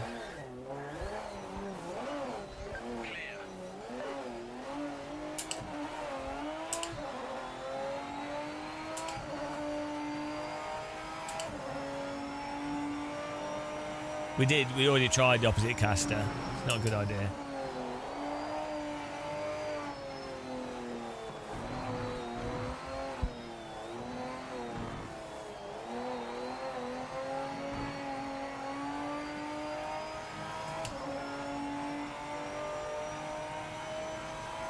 Oh yeah, the other thing with that mid-force feedback setting, it seemed to introduce a feeling of clipping when there was no clipping, which is weird.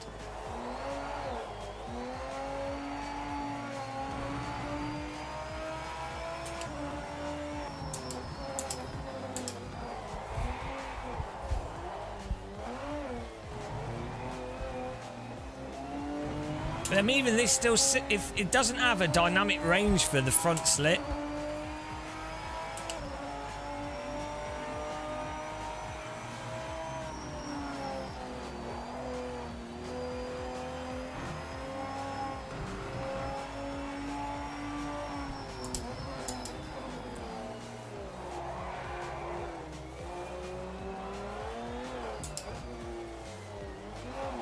Like the rear stuff's really good. Like as the rear comes out. Oh, I'm gonna murder the next person that says cold tyres.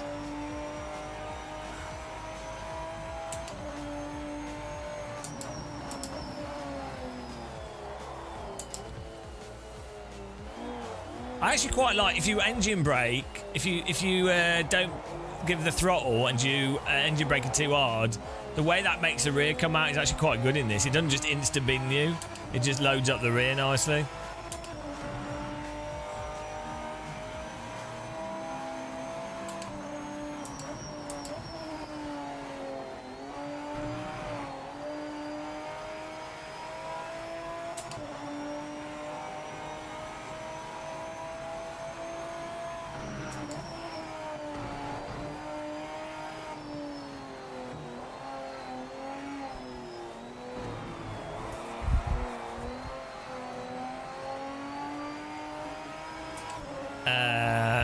That's just so, yeah, so you can isolate the inside outside of the tyre.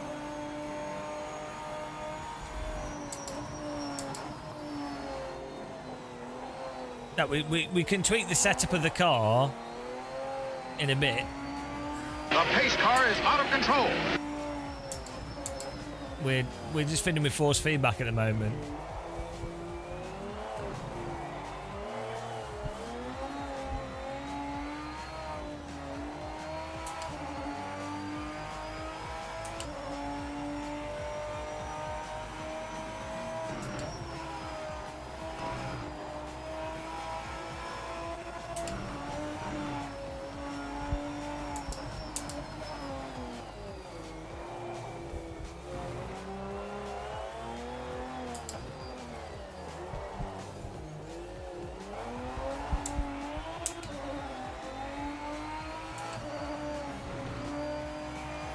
No, there's nothing I can do my end. The developer knows there's an issue and they're fixing it on it's a technical thing.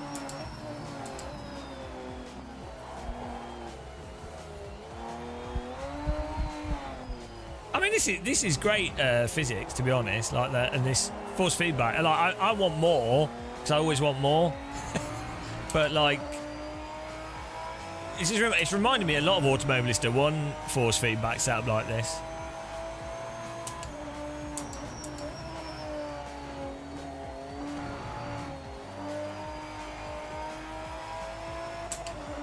The Lister Storm. I'm dialing this vehicle in because it's just on this track and there's a hot lap challenge, and then it's also a bit of a dog of a vehicle in some ways, so it's quite interesting.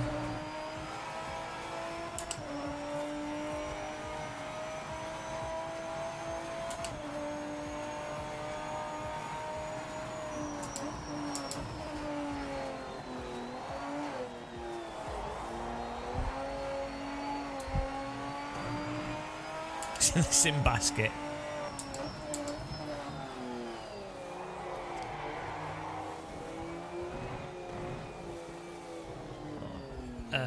What am I doing? Oh yeah, still fiddling with the global force feedback settings at the moment.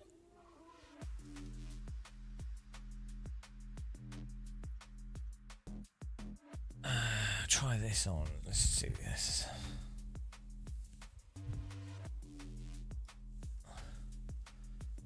How's the combined slip? The cars seem to kind of want to come out of a drift, but that's not necessarily wrong. I don't know. It seems all right. Yeah. No, I like that. I think the handling. I keep saying this. I don't repeat. We can do it in a video. I'll get mental repeating myself. I think the physics in this are not annoying like AMS2.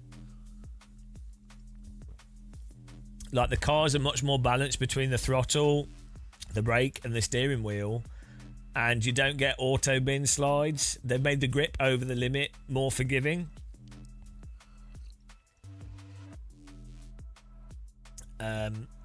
It's still a bit vague under the limit.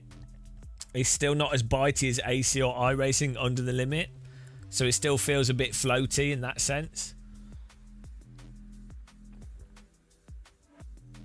Enthused media. Well, so aspects of that, some part of that could be that you're over driving, and that might heat up the tyres too much unproductively, or it could also have too much controllable slip, or it's too vague. But you know,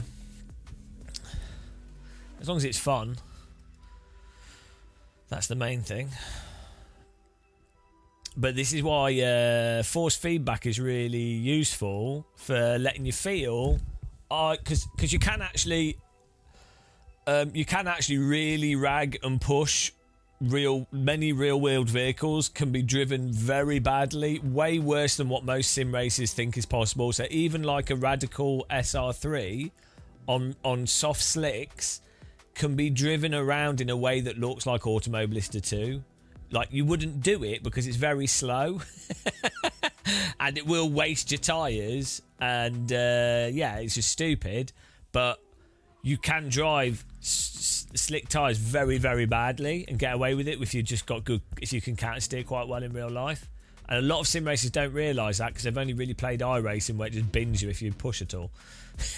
So the thing would be, okay, right, you can do that, but why would you ever? But then also, what about the envelope behaviour under the limit and then onto the limit rather than just over the limit? So there's a whole mixture of stuff.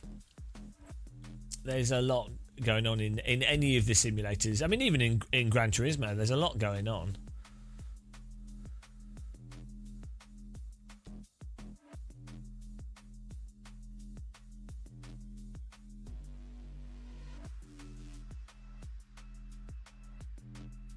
It auto saves it, Filatori. This is the thing. It says don't. If you say don't save, when you press escape, out of control. it actually does. It actually does save it. Okay. If you press escape, you have to press escape and then enter to save it. But if you do it on here, you then have to. You just have to click that. So if you click exit without saving, it doesn't. Yeah, it's a bit weird, this, isn't it? Anyway, let's just put that on 100 and try this again. Space being saved is like, it should just automatically save unless it's a critical thing.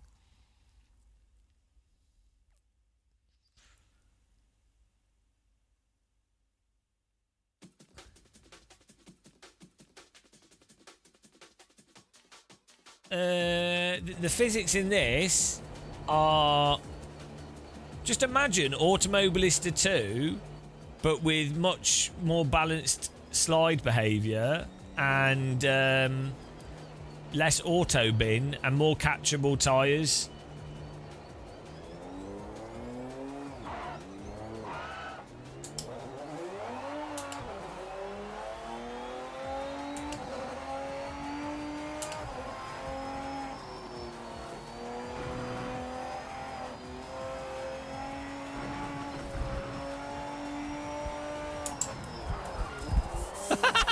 Okay. Don't want that detail setting on 100. Oh, that's pretty funny.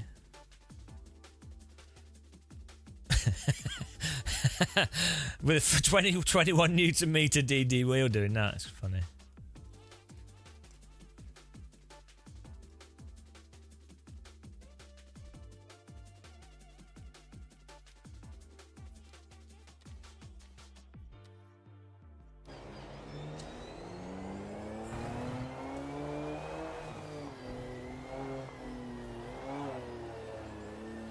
You like it?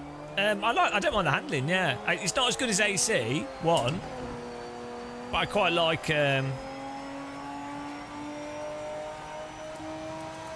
chase car. Why are the buttons really delayed? That's weird.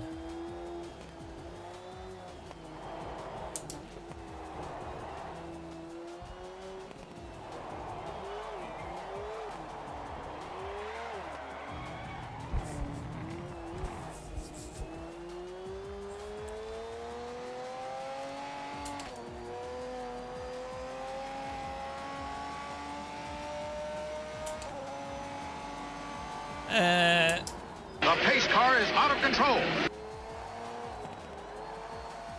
Not a bad chase cam, actually.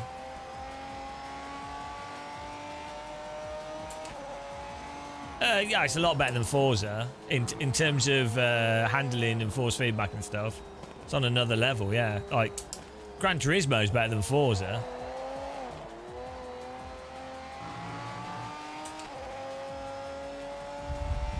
Yeah, I'm not sure why it has a good sense of speed. Like, the road texture is not bad.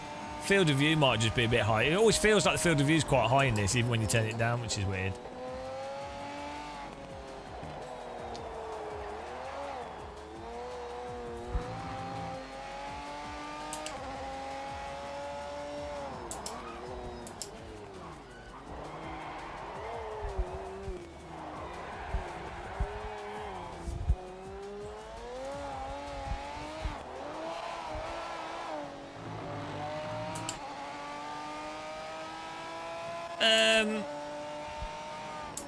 I think I prefer the handling of this to Race Room. It's sort of just below AC1.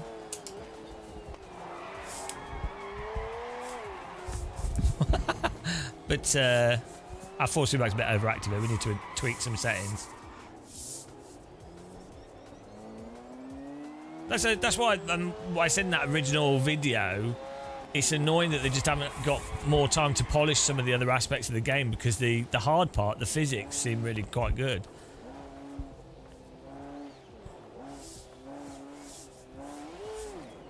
The audio is nice as well. Car models are nice.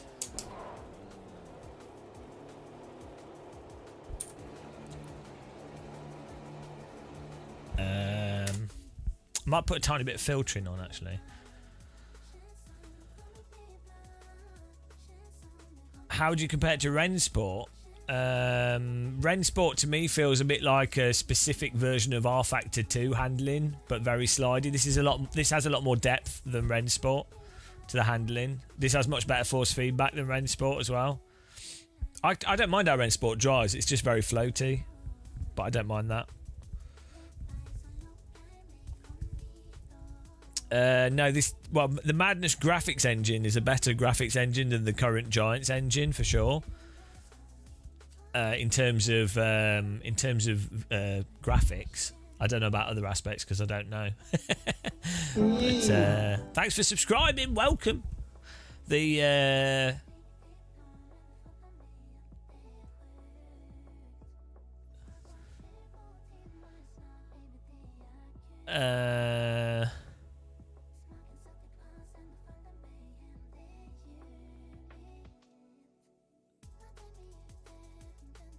What's number 2? Well, you can't just distill. Are you just talking about force feedback and handling? AC1 could not perfect. Like, it could be. You could know it. AC1's the best, but it could definitely be better. I actually quite like. Unless I was going mental at Sim Racing Expo, AC Evo 0.4 felt really good. I could have just been like still drunk from the night before, or very tired, or just like, I don't know, but that felt pretty good at the time. I was on an amazing motion rig as well though, so you know, I don't know, maybe I've just been bamboozled. Like, I really didn't like AC Rally at Sim Racing Expo, particularly. Like, I couldn't get a feel for it. Like, it was like, oh, this is interesting. I like the game idea. I like the content and stuff, but I couldn't get a feel for it on any of the equipment. And I still think it's a bit weird with their force feedback. But I like AC Rally, don't get me wrong. I enjoy it as a game, but it didn't feel right. They're comparing and ranking. I am going to compare and rank everything. Simfellow, I rank your comment a 6 out of 10 of complaining about comparing and ranking. And I would like to compare it to Counter Debate's previous comment. And I would say, in comparison to his comment, yours featured more negativity and could have been more positive. Though your comment implied that people should be more positive, which I disagree with. Everyone should be sad. Everything will be compared.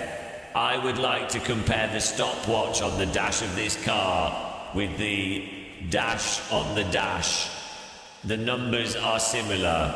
There are 2s, but there are no 7s on the cockpit dash.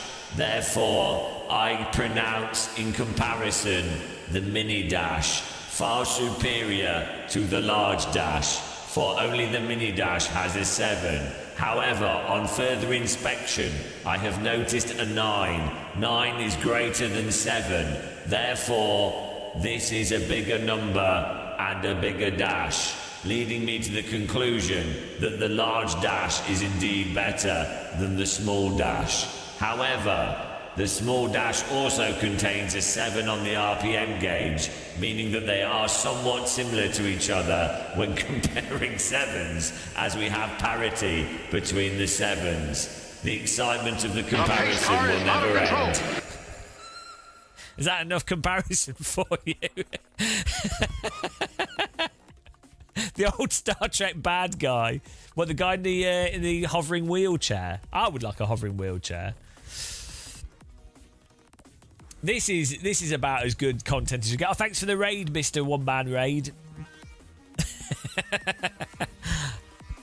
I am comparison man number 4. I compare this bridge to all bridges in the United Kingdom.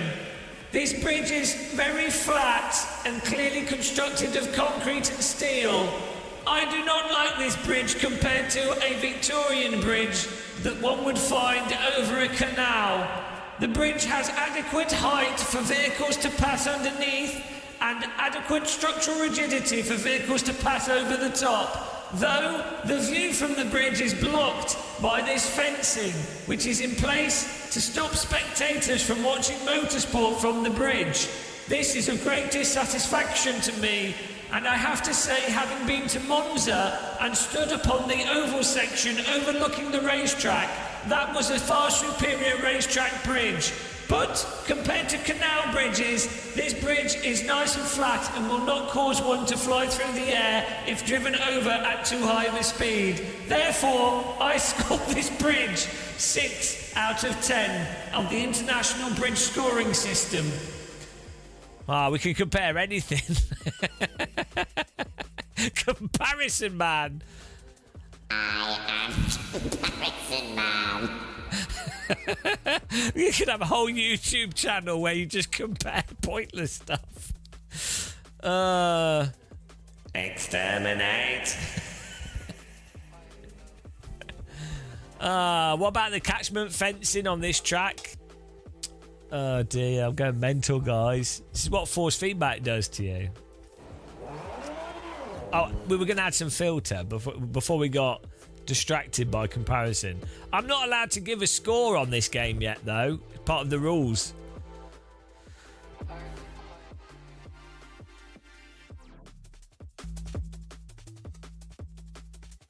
I know I actually slept all right last night. This is from too much sleep.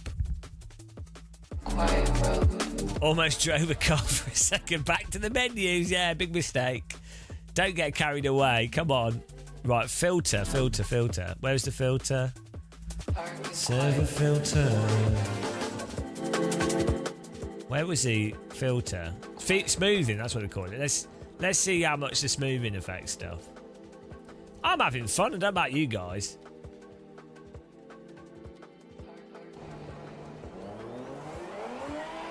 Okay, that is a lot of filter. Although, it's not bad.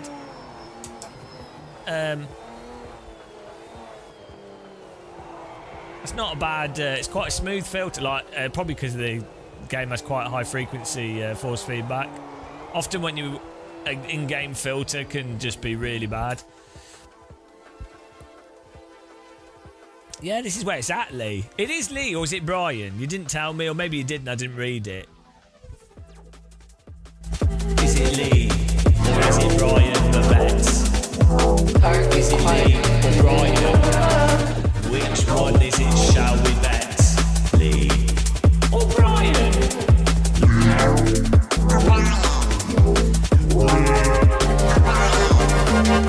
Which one of the Babettes is it in the chat today? What is he doing with his life, spending time on the chat today? It is Lee, L to the E to the mega mega E, dropping E's in the club tonight. It's Lee the E Babette.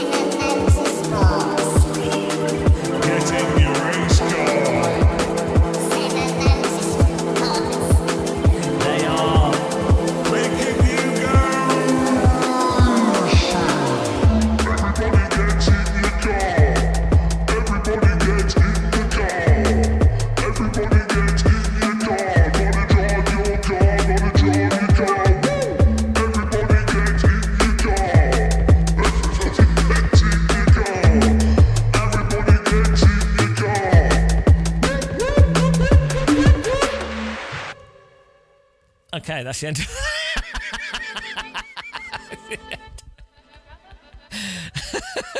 Back to Foster's, please. Was it Lee or Brian? I can't remember. That's their theme tune. Right, we're filtering, filter. Smoothing, there we go. Mic drop, there we go. He didn't even tell us who it was. He said it was Lee, right? Amazing content. That's not what most people would say. Asylum or mental asylum audition tape completed.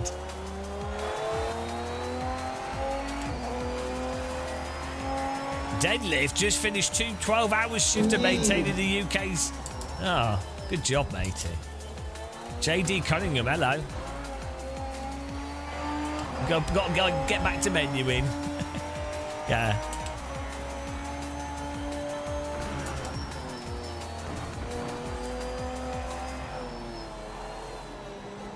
Yeah, I don't think we actually. I think.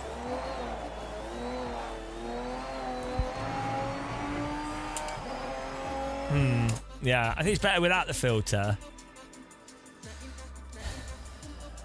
Oh, that's smooth. Well, let's put it on a. We don't really need it, to be honest.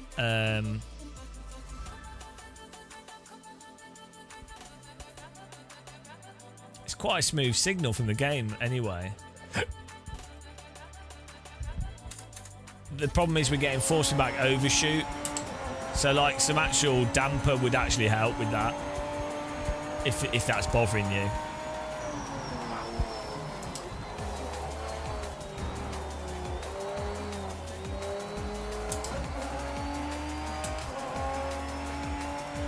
Oh yeah, we tune stuff to the max, we do.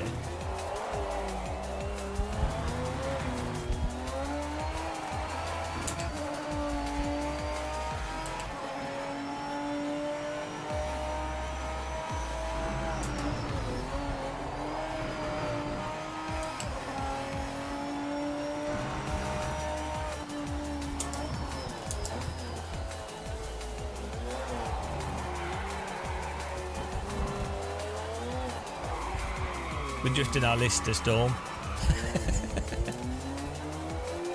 Yeah, the force feedback's a bit overactive, so the problem is I don't really like using damper to address that. But we could do, just for the sake of other people would want to know.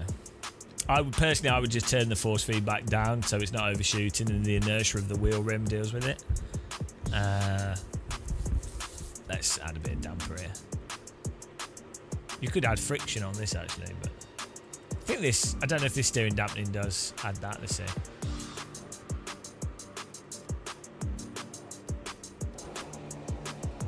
The pace car is out of control. My wheels are 21 Newton meter. It's the Moser Ultra.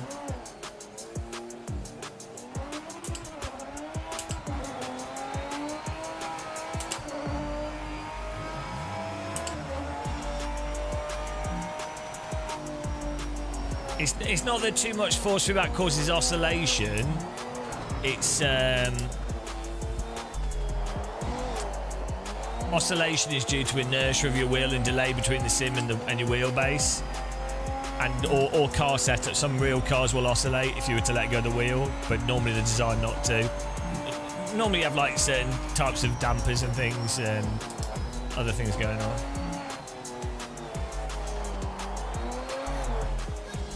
So that just ends up muting because there's not.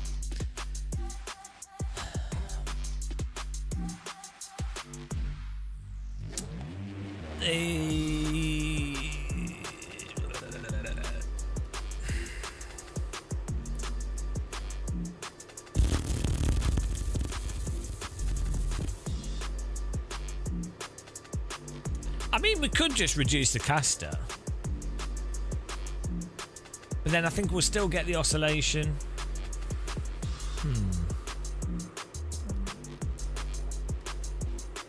Could add friction here instead of this damping. Let's try that. But then that's just going to be a uniform friction, which you're then going to have to push against, which would be annoying. I mean, some people don't mind that. I find it annoying. Okay, that's terrible. Yeah, that just feels awful. We're probably better off doing that's kind of thing better done on a wheelbase. So maybe get the best setting out the game.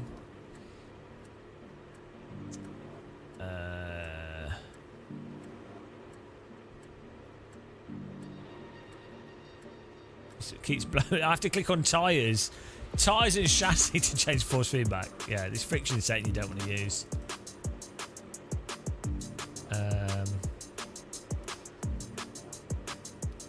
Let's do it on my wheelbase.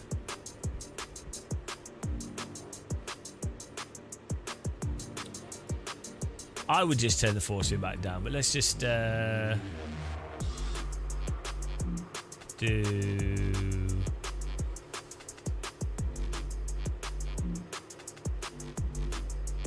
Normally, you just add a bit of. You could add damper to it.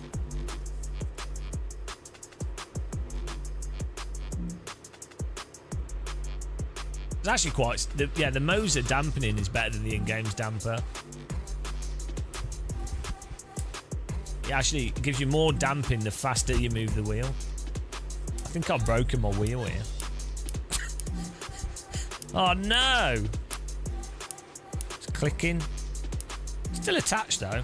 Oh well. It's damaged our wheel. Too much force feedback.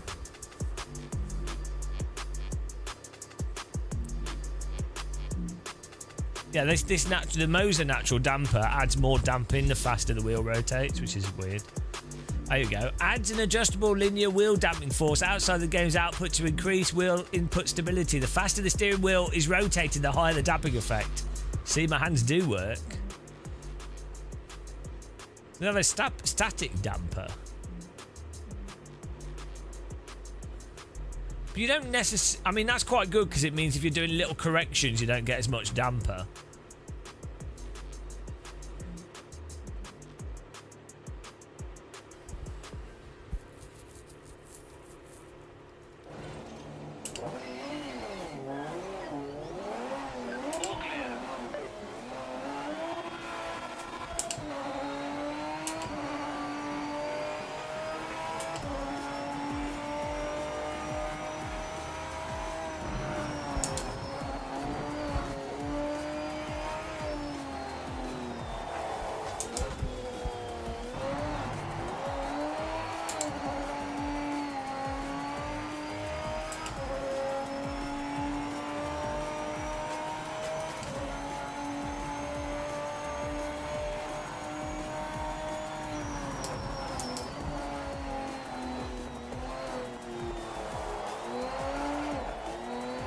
Yeah, I mean, there really is a lack of feel for the fronts in this. There's no way that I can tell to get that.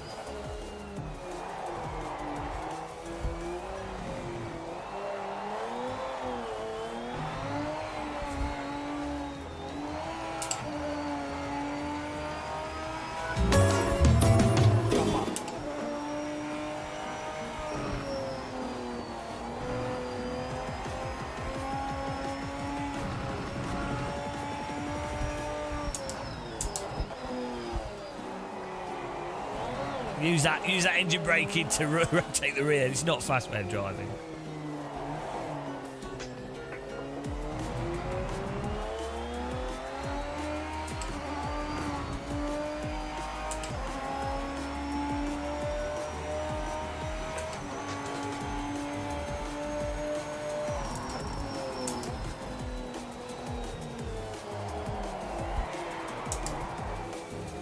You can feel on braking, you can feel how much you can brake before the back comes out. It's like the force feedback is good for the rear, telling you the rear coming out, but not for the fronts understeering.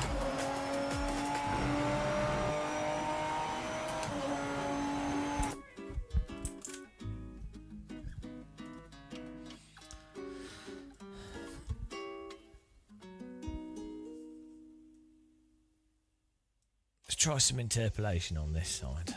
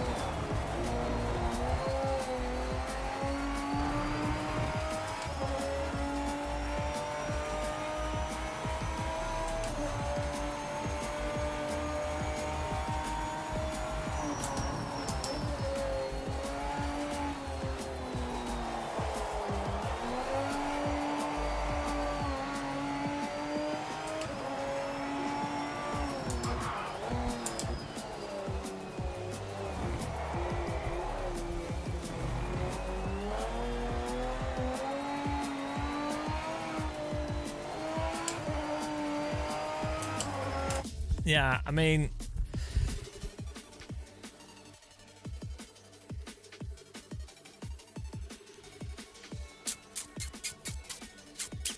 basically, maybe I should put this on 100 and then turn the in-car thing down. See if that causes clipping at all. Your average person... The pace car is out of control. ...would probably want more damping. I don't like that.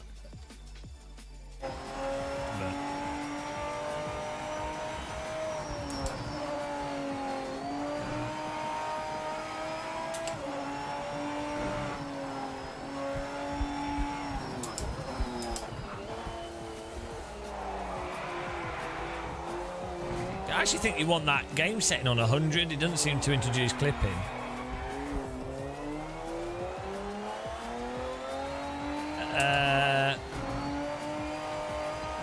Yeah, that's weird. That's different to most games. Like, you actually just want that on 100 because it's not causing clipping, and you actually get more dynamics from that. That's super weird. Most video games, if you run the force feedback on the game on 100, you lose. You get clipping. It should go past 100, shouldn't it?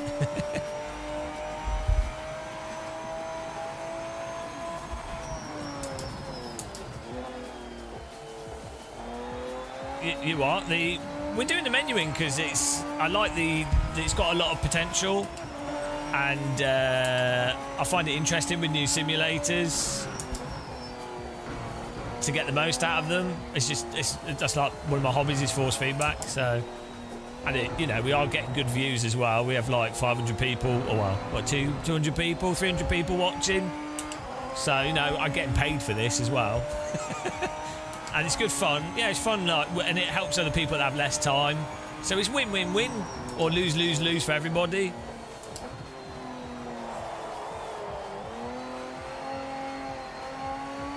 we do this with everything. Like if you've been a viewer of the channel, you'll know what we're like.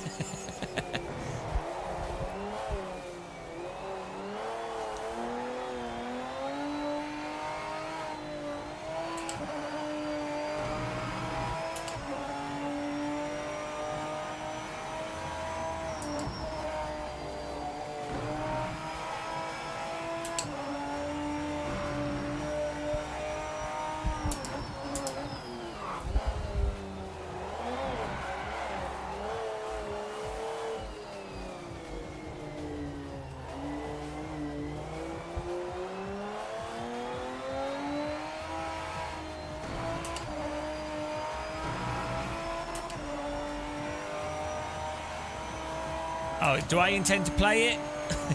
No, I will do. If the racing's fun, I'll play it. And hopefully they can do a better lock to horizon setting, because tracks like the Nordschleife at the moment and some curbing situations make me motion sick.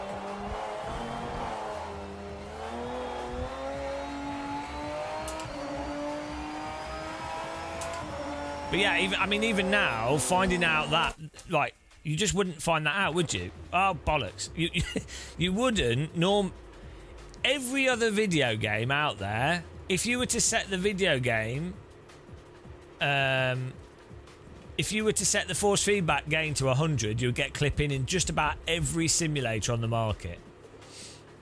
But you don't in this. In fact, it seems like there's even more headroom for the gain to be higher from the game.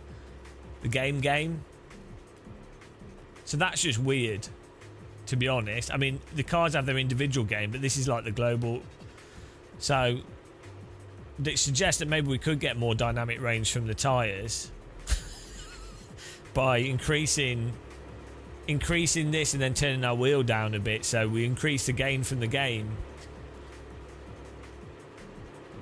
The force feedback headroom setting, I've been told, is basically just so if you get like knocked by something, it doesn't go crazy, but it doesn't seem to work properly. But I think that's supposedly that's the idea of it.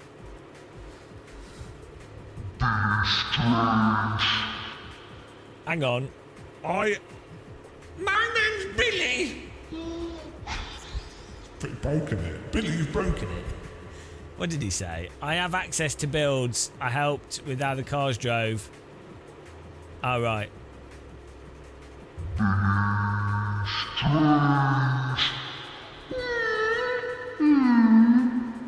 Ah, you've missed a whale, guys. We've not had a whale for a while.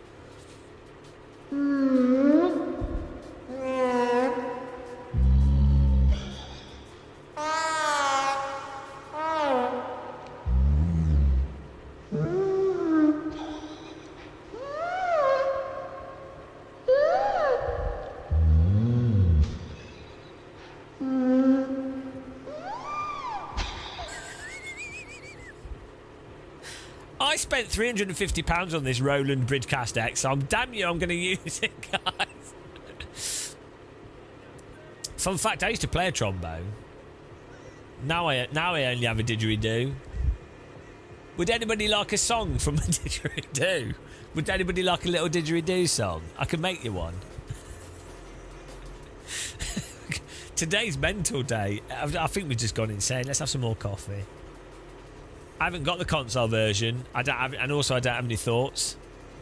I am incapable of feelings and thoughts, for I am AI number 5.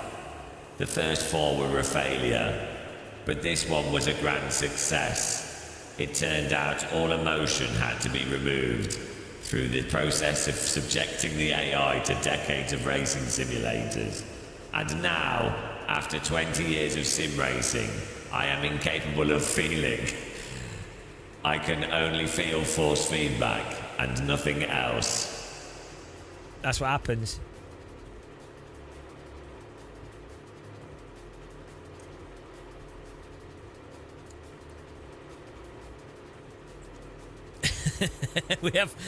I have no emotion, so I can now compare everything.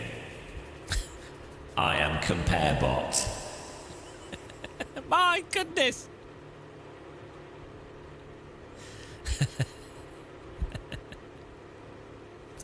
What am I doing? What did I do? Where were we? Oh, force feedback strength in the car. Guys, stop distracting me. We're going to go for this lap time sim. We're almost there. We've almost got the steering feeling good.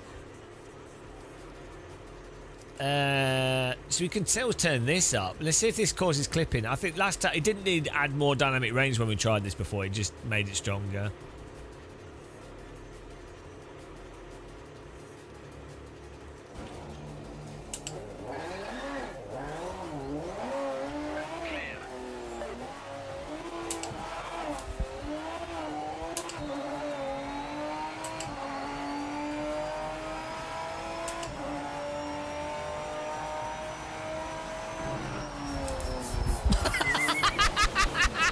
Okay.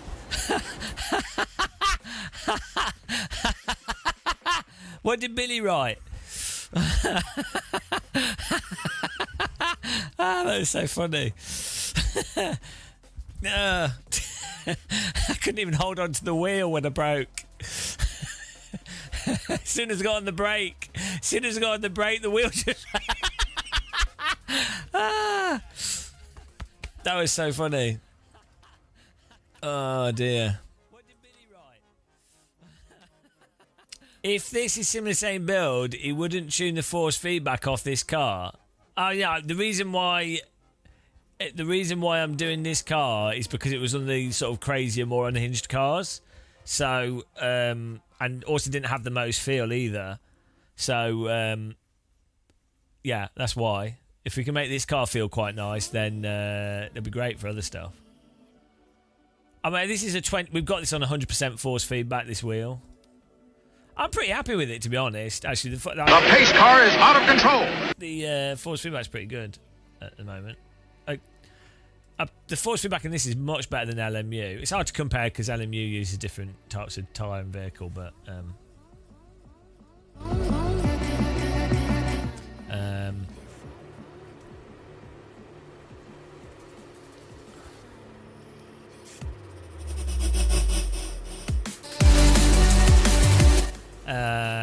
let's put this back to 1. That was too much.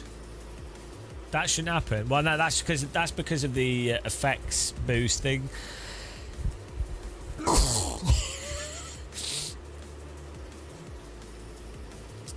Which we got on really high because we were testing something else. I'm pretty happy with it, to be honest.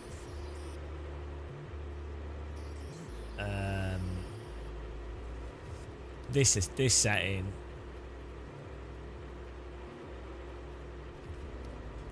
I mean, actually, we only have it on 20, but it magnified everything. When you turn up that rack force, it magnifies all these as well. Why did you delete it, Billy? God, you're so like you do what like other people I know do, where they have to take action on things rather than just leaving it. Just leave it. I'll be honest, I've sometimes felt about deleting this channel, but that's because I'm a bit unhinged. Sometimes I'm just like, oh, do you know what? It'd be really funny to just delete it all, even though it's my income. Why not? Could do something else. I think it's a philosophically Buddhist thing of like always being prepared to be like not be attached to something is really good. So you can be held hostage to things that you get attached to, or you can become a dependent on something. I mean, I am financially dependent on this YouTube channel. So, you know, you do need to make money and stuff. But, like, I guess if this all disappeared, I could do something else. So I'd make the most of it. But, like, being comfortable... because the thing is, it's like even with, like, death and stuff and things you really care about, you can become emotionally dependent on like say you love someone. If they die, you still need to be able to deal with that. This is a bit deep. We've gone from force feedback to death. The transition wasn't the smoothest of transitions, and this is not the most likely of place to go from force feedback menu settings to the philosophy of death. But it's all interconnected, guys. It's all like interrelated. we went from the surface of the ocean there to the bottom of the Marianas Trench. that was like the sinking of the Titanic. That was like from being buoyant and happy eating a nice 5 Michelin star meal on the Titanic to being in the bottom of the ocean as a frozen corpse instantly. That's amazing. Right.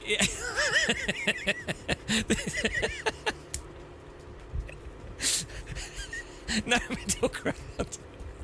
Yeah. No, the point is, out of control. the point is, philosophically, you get attached to stuff, right? And this is a really Buddhist thing, is that you do want to be like able to process stuff. So it's a hard balance, because if you love someone, something or whatever, you really care about them, and so obviously it does really affect you when you lose that. But it's good to have the mind space. Well, this is the whole point of like having conversations with people that you care about and building understanding and not being so emotionally attached to something that you can't deal with it going. And also, so this is where I think the being very aware that everything is temporary, right, is really good.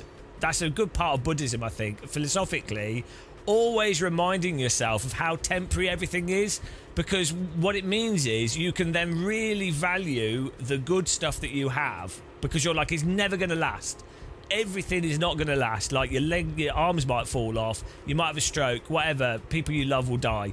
You constantly remind yourself of those things, and what it means is, A, you end up appreciating bog standard stuff, but B, it means when you do inevitably lose certain stuff, because it's inevitable, it's just how reality operates, at least you've already thought about stuff, so you're able to process it better. So I think it's a much healthier mindset. Whereas anytime if you've ever had like a serious injury or something, often it's not even the injury that's that bad, it's the fact that you can't process it, so you go into shock, right?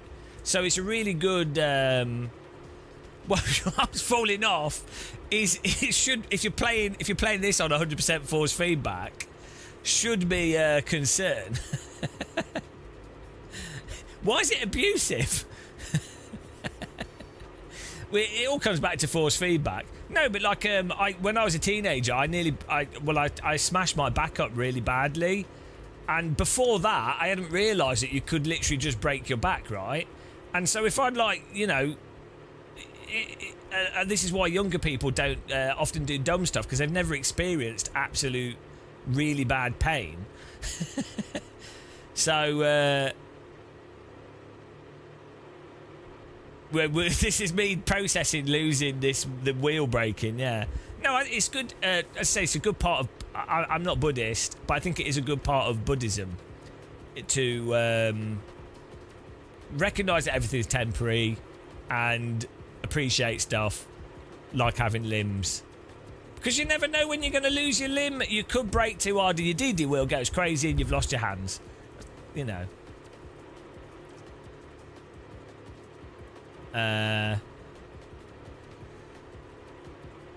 The Samaritans is good. Yeah, there you go. And yeah, and if anybody's like depressed or something as well, or struggling, definitely phone up those support lines. What do you mean you're describing a psychopath? What are you on about? No, I'm describing like very like it's a mixture of Buddhism and Stoicist philosophy that I think is very good philosophy. It's describing a psychopath. That's just it's very basic philosophy. Hello, Necrodogs. Hello, guys. Welcome everyone that's joined us. We're just setting stuff up here.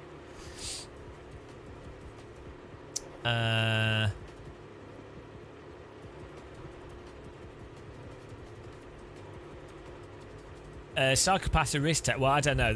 It's not that. It wouldn't be that simple. I don't know. That's why slew rate is valued in direct drive wheels. It can be deterministic of your DD's ability to respond to ever-changing conditions of your sim. Yeah, the slew rate thing is also a lot of marketing stuff around it, because any wheel that can rotate at like 200 RPM generally has a slew rate that's more than enough to give very good detail for driving sim. So, but yeah, like slew rate, for those that don't know, is generally just the speed at which something, the electronics can be changed from one state to the other, in a sense. But yeah, even DD wheels from like decades ago have a perfectly good enough slew rate.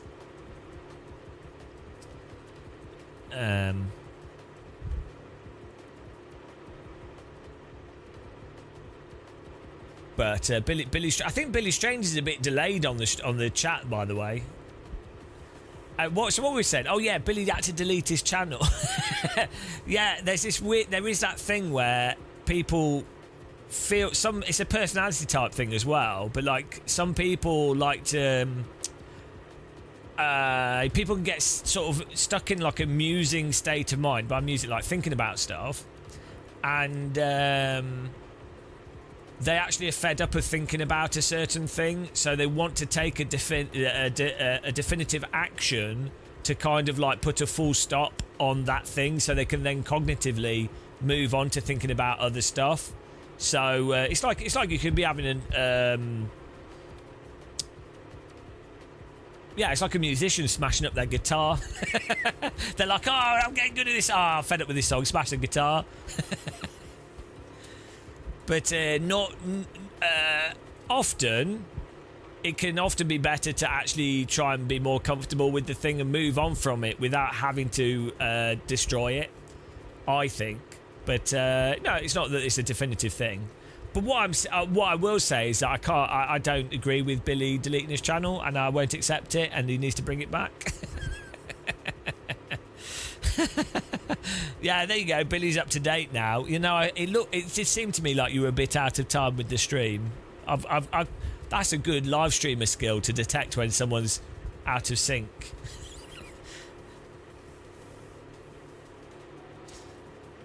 But bring it back.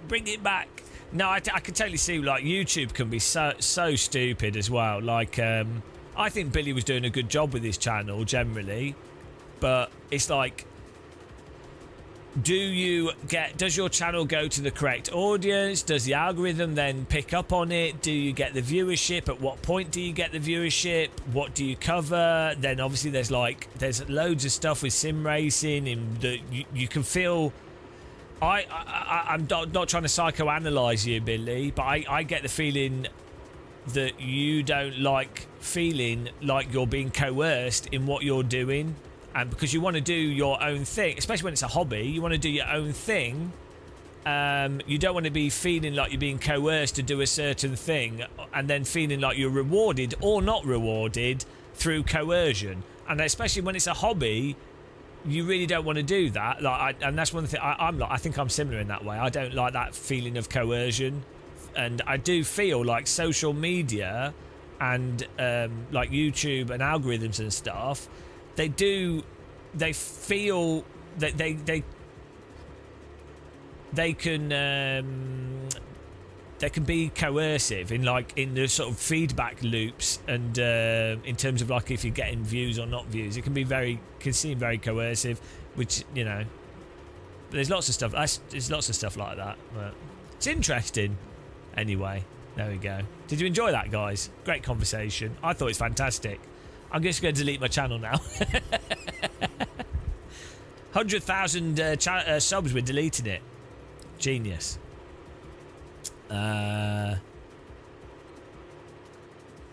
What was I doing with the car before we got distracted? Oh dear. I think I was just going to turn down the force feedback a bit. Billy's like a legend. He's been around sim racing for decades.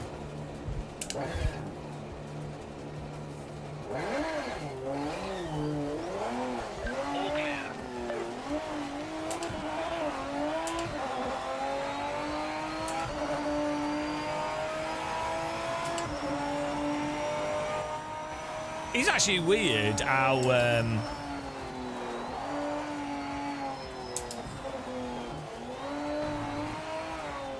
in sim racing do have quite a lot of people that have been around a long time. Like Empty Box is doing videos again. Random Call Sign's been around a long time. Myself, Jimmy's been around a long time. Old.com.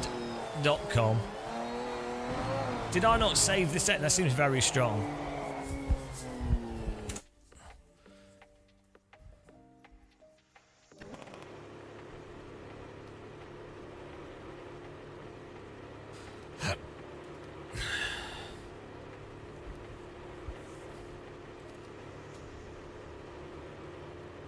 Oh no, I was going to turn this down now. That's what I was going to do.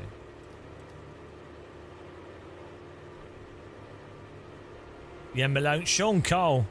A Butter Revolution!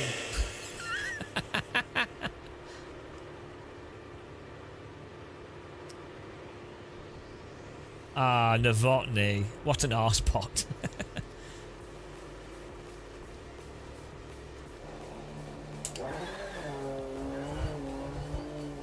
On this episode of The Sim Pit, I'm going to be building a Butter Revolution from Home Depot.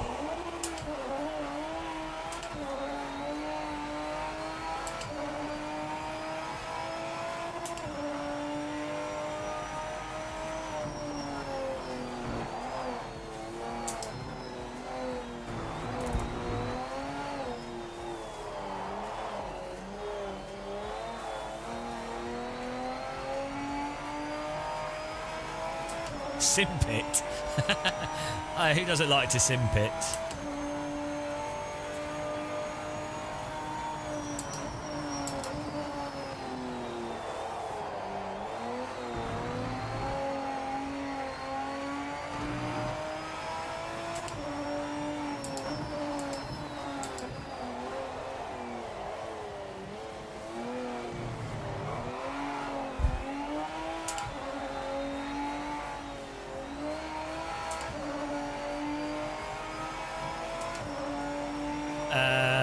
Just turn all the filters off with your R12.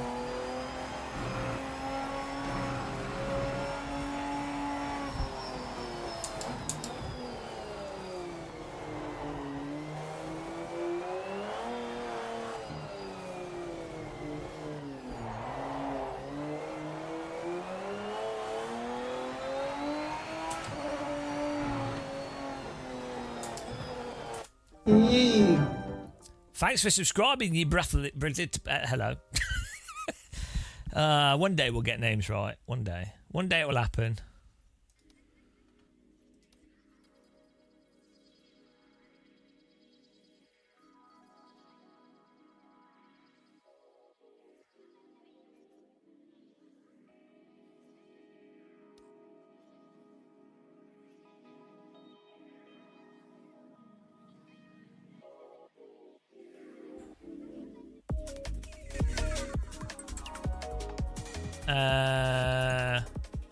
We might do an FFB guide. I'll just go through all the settings and explain how they seem to affect things and what I'm aware of. We need to try other cars now, actually. But we need to get this lap time. I do feel like we need a tiny bit of filter, but I don't want to.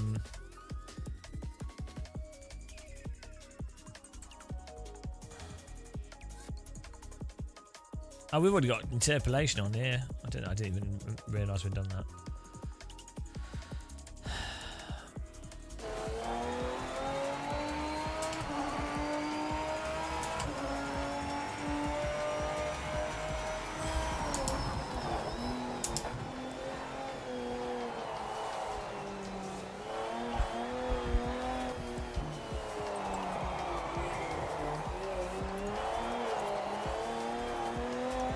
I like really raw force feedback. No, it's not a complicated setup.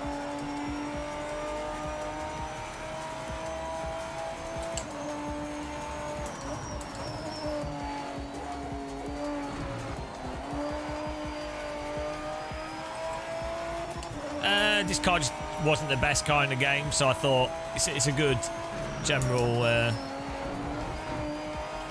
start point. We can get this car feeling all right then.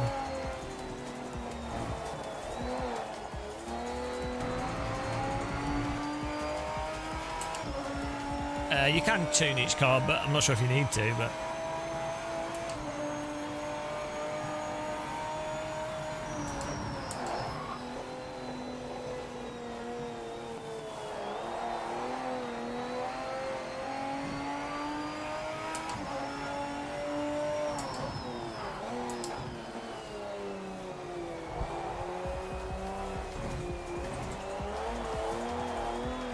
Thing is, for me personally, I like very direct force feedback, which I know a lot of people don't. So I'm often quite reluctant to share my force feedback settings because I know I'll get a hell of a lot of people going, not realistic. And I'll be like, yeah, well, I knew you were going to say that. My preference for force feedback in Sims is basically what gives the most detail to drive from, and even it's not even about strength. Like, I prefer as much detail as possible on as low a strength as possible.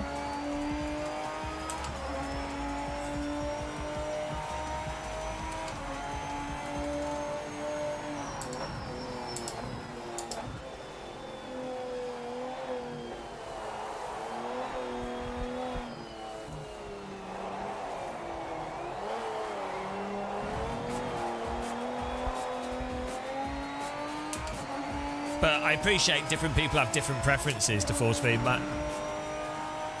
I did read Billy's comment about there's a multitude of reasons. I just decided to keep it to myself. I don't have to read every comment. I'm keeping that comment in my fridge for later. In a week's time, I'm going to take that comment out and it'll still be fresh, and I'll be able to use it. I'm going to tell you how I'm going to use it now.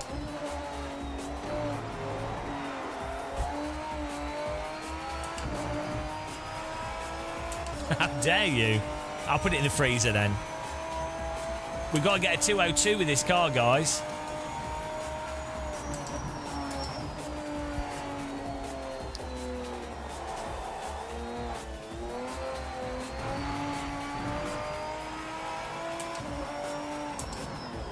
Ah! I don't blip the throttle enough and I change gear too early.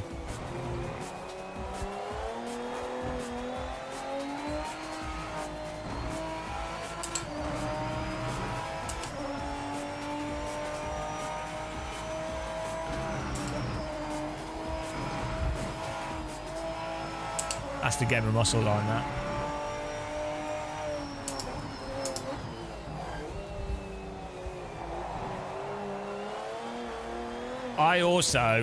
I drive from force feedback, so for me it's very important for feeling where the grip is.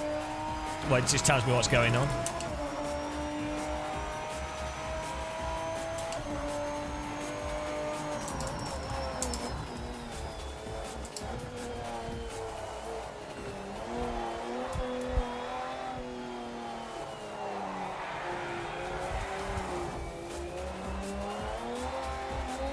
Oh, we screwed up that. No, what I need to do is turn it down and make the steering faster. For me.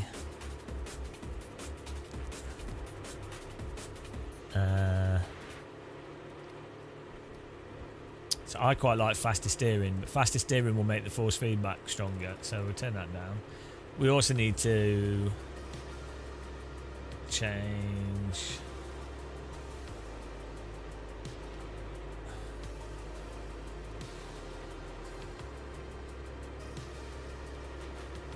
I'm pretty comfortable I know what settings do, you know, where the limits of this are.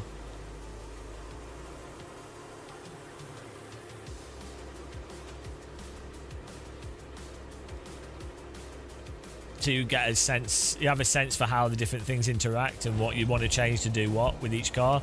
So basically, if a car feels a certain way now, we'll know what to adjust. Oh, I prefer how this drives to ACC. Yeah, easy. I really don't like ACC.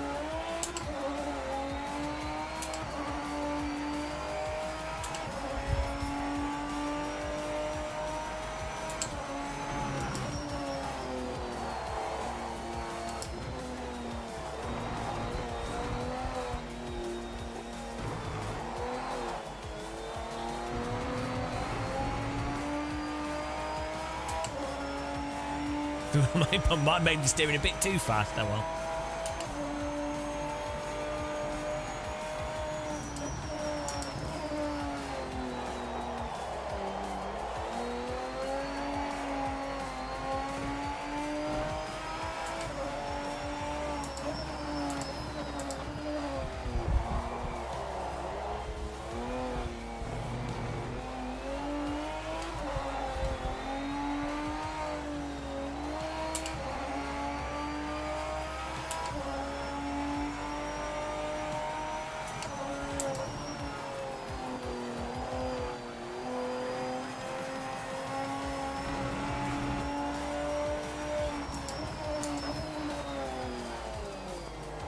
Totally missed the brake zone there.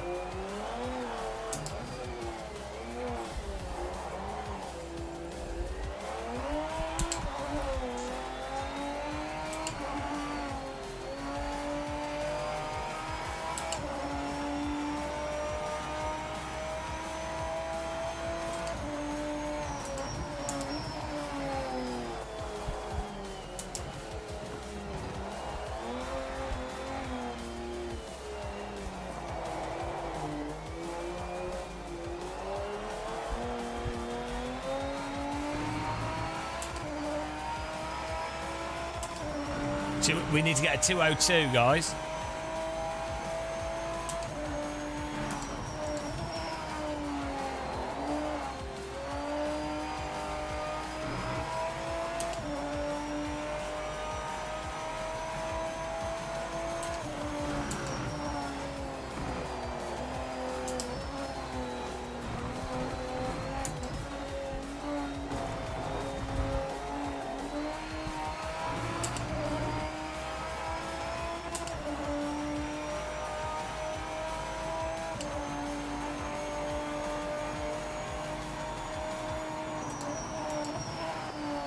I think they're scan. They're pretty detailed tracks.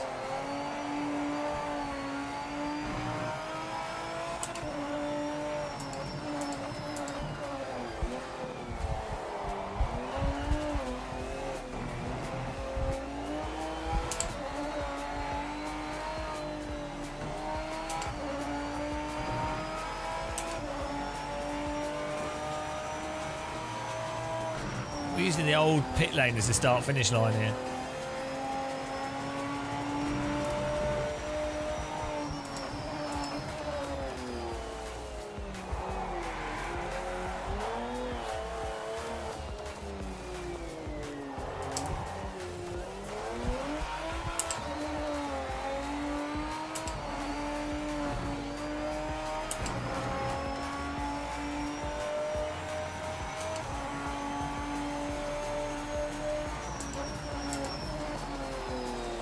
Well, laser scan means the artists have a better reference, so it often means the track's better, but yeah, as always, nothing is as clear cut as people might think it is.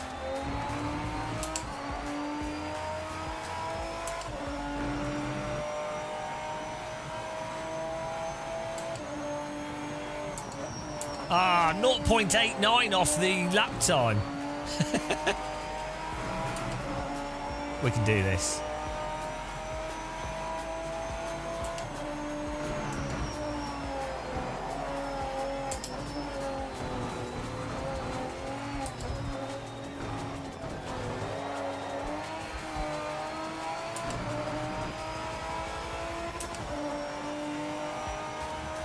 With soft tyres, you'll be able to do a 2-minute flat.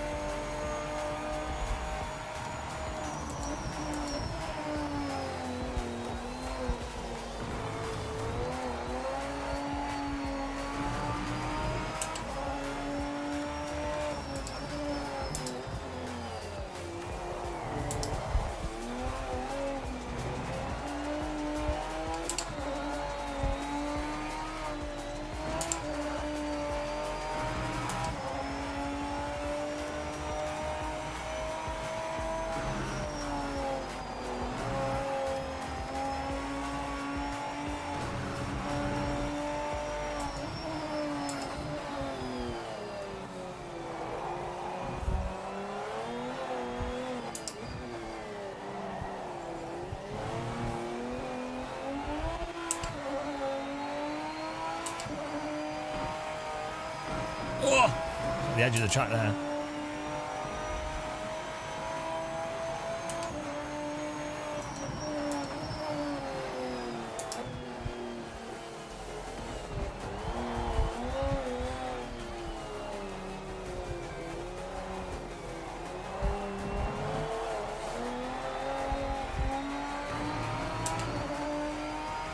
Yeah, that's good. Like, I'm doing productive inputs. Oh, there we go. 2. We're getting there. That was a 2.9. We can do a 2 flat with mediums.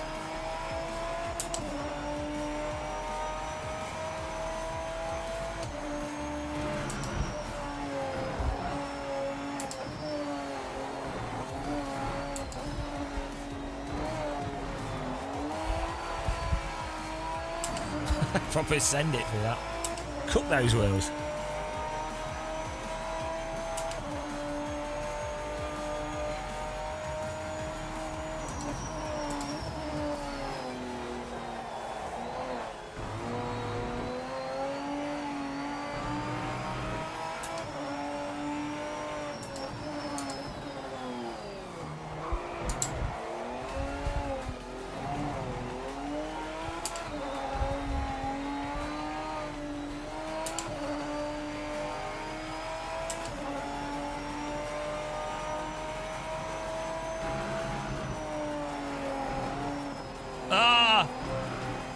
Okay, we got away with that. Not quite. Oh, no.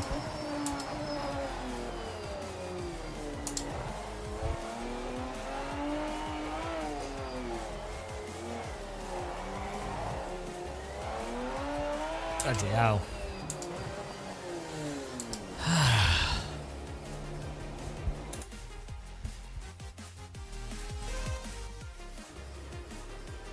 Thing is, so what I need to try here is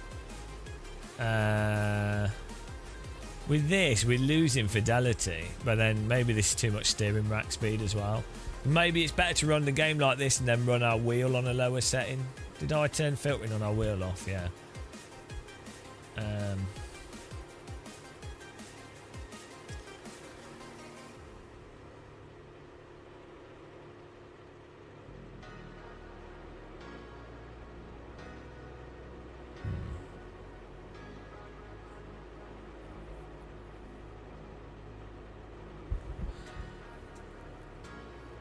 Do you realise how much smoothing you need to do on a point cloud road surface to make it anywhere near usable? Yeah, you know, like, I think a lot of people know this, but the thing is, people conflate different things. So when someone asks, "Is the track laser scanned?" chances are they're probably someone. The pace car is out of someone control. that doesn't know that much about games development in the first place. So, because really the question they should be asking is the track accurate? Right? Don't really matter what the technology's used. So if someone says, is the track laser scanned? What they really mean is, are the tracks probably using good reference data and modelled close to that reference data in a way that's good for a video game? So, that, yeah. No, I'm just saying in general, that's, so... someone can then be a pedant and then go into going, oh well, no, this is the actual resolution. The track is broken down into like one, maybe like every meter there's a quad or whatever, and maybe different simulators, you know, and then there's all this other stuff, and then maybe there's like a noise added to the mesh, whatever. But ultimately, you know, most people are basically just asking, are the tracks close-ish to real tracks to a degree that you'd expect from a laser scan? So that's, you know, I mean, just the aspect of like if you're driving, so it's the thing with like physics update rates in simulators. If you're driving at 100 miles an hour, if the track bumps could be like a meter apart, but the physics update rate is 60 hertz, it's gonna miss the detail. But I mean, it might or might not matter depending on how fast you're driving.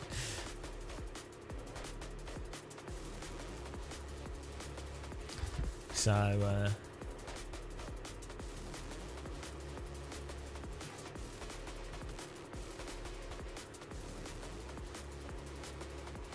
yeah, well, I mean, also...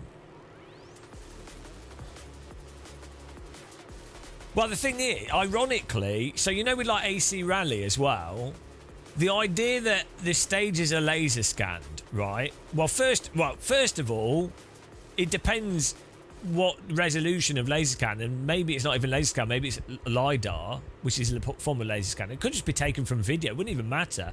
The video capturing techniques now are so good, and the video processing, that you can, just from a one-dimensional moving video through an environment, you can get higher resolution scan data and texture data and elevation data than you could get in the 90s with a stationary laser scan device. So it's really funny, but the what I was going to say is with AC Rally, like, let's say they've got really good laser scanning and it's traditional laser scanning, whatever, that could be worse for a rally game if a developer goes, well, we're only going to include stages that are laser scanned, and it means that they have to get the video reference or the laser reference and then put them in the game to go, it's all laser scanned. I'm hot, and you're not. That could be worse, because you might not need The pace car is that for out a of really control. good rally game. It might be better to just allow artists to produce convincingly good quality tracks. So, yeah. I have actually been scanned, I think it was either in the Millennium Dome or halfway up the Eiffel Tower. Before the year 2000, I was scanned into a computer as a three-dimensional model of myself. It wouldn't have been that high resolution, because it would have been in like 1996 or something. Maybe even like 95, but it was very futuristic because I was being digitized. And I think it might have been halfway up the Eiffel Tower they did this. They don't do that anymore, it's too busy. It wasn't as busy back then. I mean, it was busy, but it wasn't as busy as it is now. But it might have been in the Millennium Dome when they did that whole Millennium Dome thing, which was quite good, actually. Everyone slagged that off, but it was actually quite fun as a thing to go to. But, yeah, I've already been digitised, so I'm safe. That'll be backed up on the cloud. It's not being deleted, obviously. Profile avatar number 7. Face 6. No, I'm face number 7. I'm Caucasian, white, average male. Or ambiguous, because I do look kind of a bit Turkish, kind of a bit European, also British. I'm like basically me, kind of Caucasian-ish, Mediterranean-ish, European-ish male, number 7. Bold. And then you can put hair on me because I'm already bald. Exactly, real sim pilot. No, the model would have been like 100 polygons because it had to run in real time as well on like a Pentium 3. Turkish Giga Chad. Giga Chad, Chad. Emil Berstoff's the real Giga Chad. He's like slender, race driver, F3 world champion. I need to get some food quickly before we continue this. I'm having a well good time, guys. Appreciate everyone watching. I love going through menus like this. And we're getting faster lap times, and I'm really excited to try these settings on other cars. I'm the main character. I'm the main character syndrome.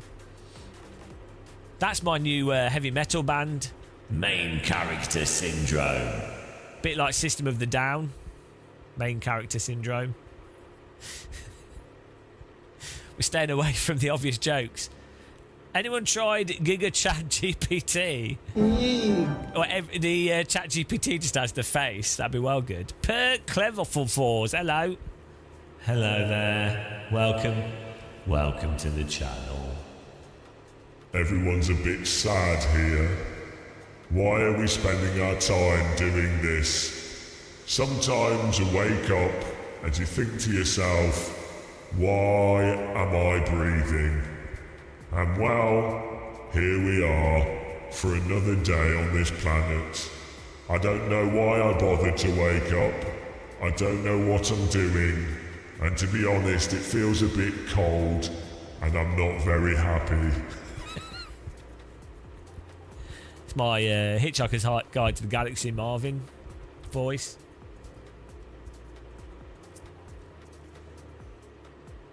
Imposter syndrome versus main character syndrome.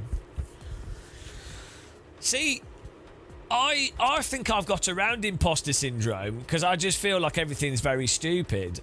So, and I've got around main character syndrome because I feel like everybody's a main character. The pace car is out of control. I see everything like every human is equally valid in their own ridiculous way. So I try, you don't want to hierarchize people. So I think that's how you get around that. And then, the imposter syndrome thing, I think you'll be like, well, I've never felt competent at anything. So then I don't think that's imposter syndrome. Because it's not a negative. I think it's a good thing to like, I get severe anxiety if it's something serious. Like when I have to look after children, it stresses me the hell out. Like I really don't. I love like children, and it is fun, looking after them. But like it's just, when you're responsible for children, it's a nightmare because it's just like too stressful. I think if you have your own children and you get used to it, it's probably not as bad. But it's like. Looking after children is like a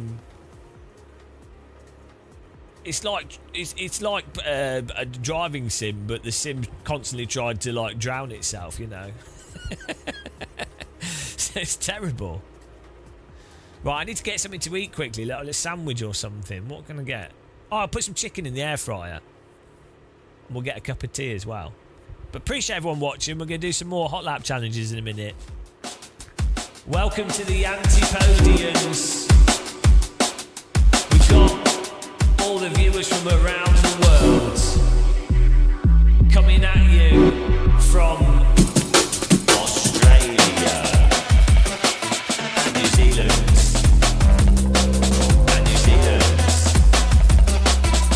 Land of sheep, land of sheep. They've got fluffy sheep on their hills. Australia, welcome in. Watch out for the kangaroo. It's bouncing for me and it's bouncing for you. They've got marsupials. Marsupials are out of control. They've got kangaroos zooming and bouncing on their tails on the news. Welcome Australia. Box jelly in your face. Welcome to Australia. Put your sun cream on. Australia! Go swim in the sea. Australia! There's a shark in your bathtub. Australia! There's a box jelly in your shoe. Australia! Which is better, Australia or New Zealand? Both countries are seemingly close but actually quite far apart. But from the perspective of the United Kingdom, they're quite close. Australia. Put a box jelly in your shoe. Australia. Don't need more sheep, it's true. Right, I'm getting some food now. That's my... For some reason, every time we start making songs, people leave. I don't know why. Absolutely anything but playing the game. Despeto. We've been playing the force feedback menu for the last 5 hours. This is peak game of muscle. This is what we bring. We bring what people want to see. This is sim racing. Look at all the numbers on the screen.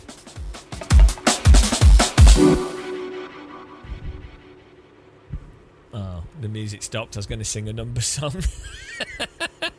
Okay, getting a cup of tea here. Slop content. Back in a minute, guys. Enjoy the slop. Menu slop. Slop. We'll get some chicken. You feel sorry for the media guys at PMR?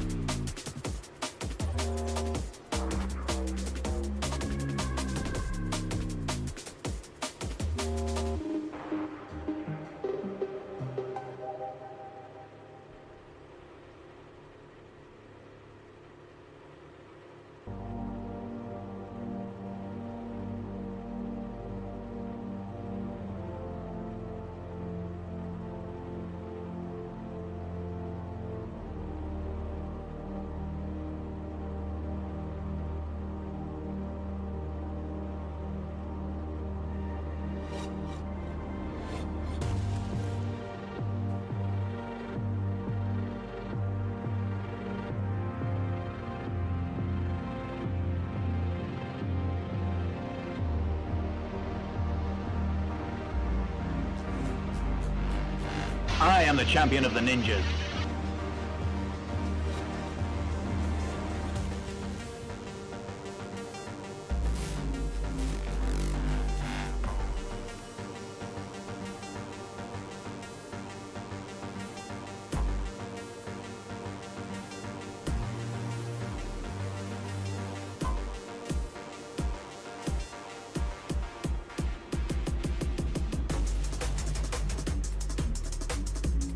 The pace car is out of control.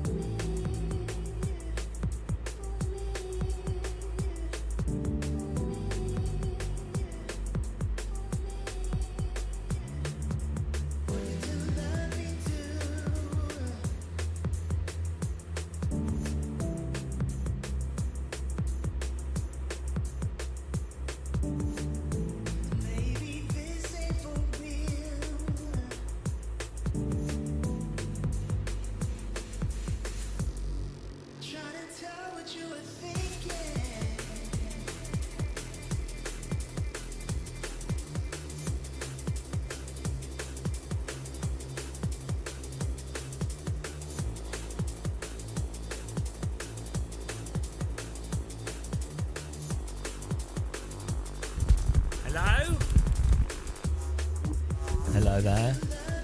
Put some stuff in the air fryer.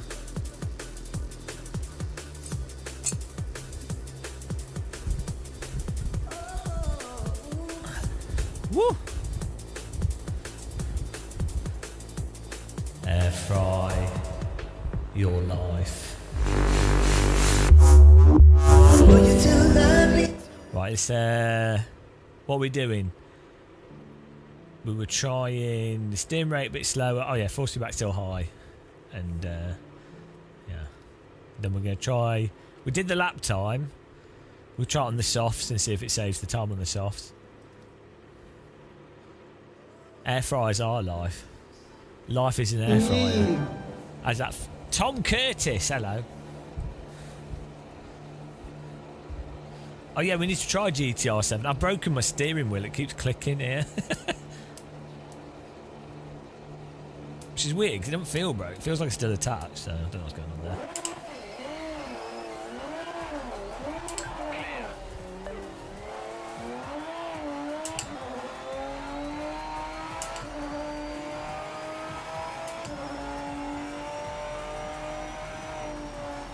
Oh. Let's get an Ninja air fryer.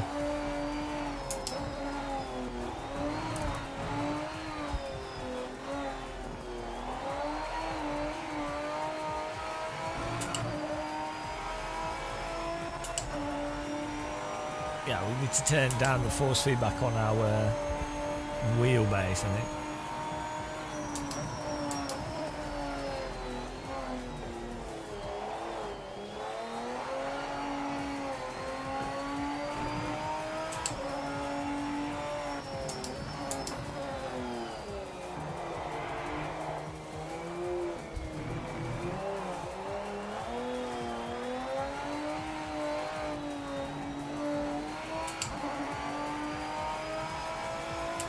The pre-configured options don't really make sense on air fryers. You sort of learn, you have to learn it yourself. What the good options are.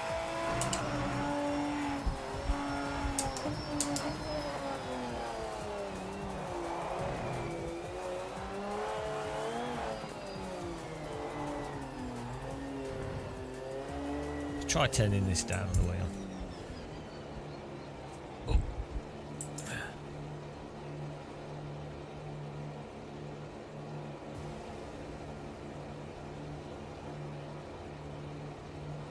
I don't know why there's two separate sliders in this software. It's so stupid. It's like companies have conspired to make force feedback as confusing as possible.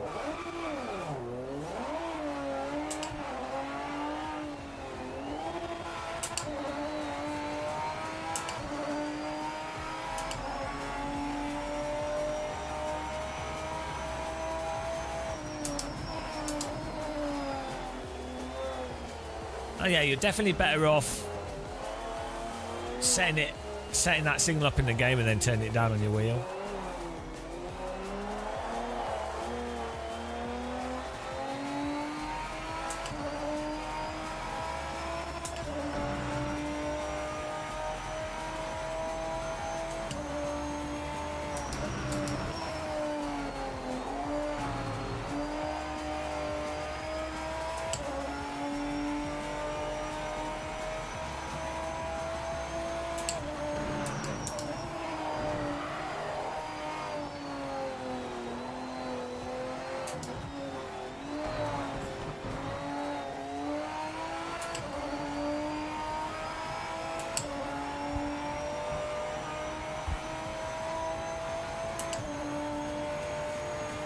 Why they chose the Farm Sim engine? Probably because Giants are the publisher, so it's probably like a technological partnership. So it can be good for, like, I don't know, you don't know what the business arrangements are, but you know, the developments that go into this can then be applied to other stuff in the future. So you get a lot of complexity in the games in terms of business deals and stuff. And then it's a cross-platform game engine as well, so there's loads of reasons why you use.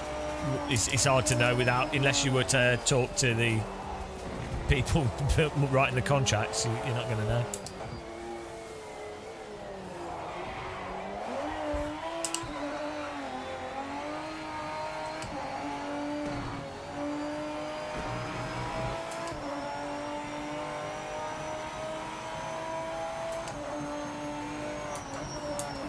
Unreal Engine is not that expensive, actually. Like, I mean, it's a fee after you've based on sales.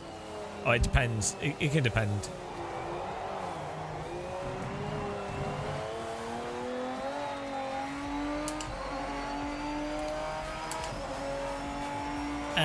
No, EA, it's very hard to...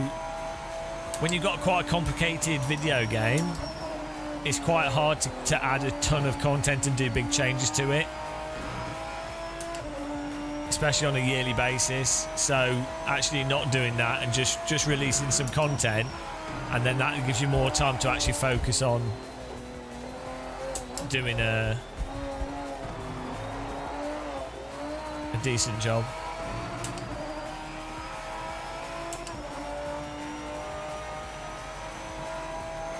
The lag is just there's just probably a technical issue with how it's handling the CPU. It's not really lag. They'll probably work out a solution to it. You have to consider with a PC game, there's lots of different CPUs on the market, and so it's a lot harder to isolate specific stuff.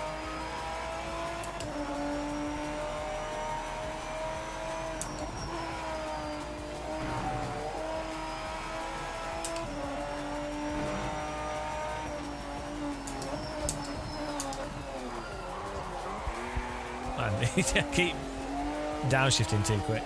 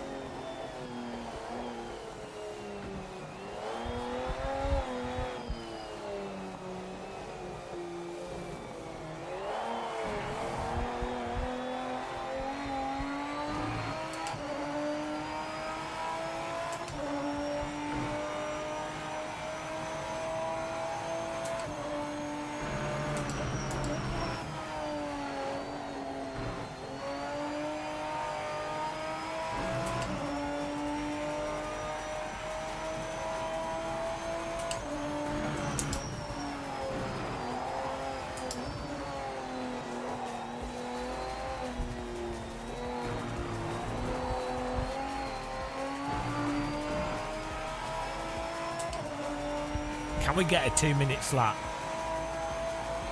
Let's see.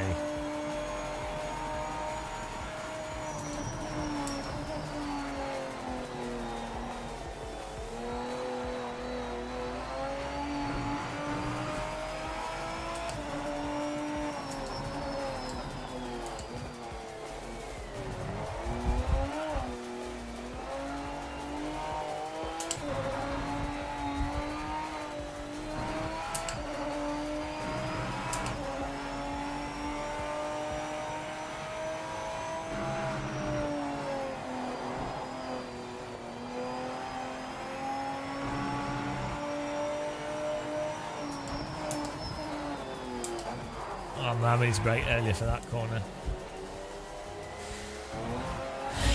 Okay. We are medium tyres. Probably could do it on the softs. Could we tweak the setup a bit as well, actually? Probably help.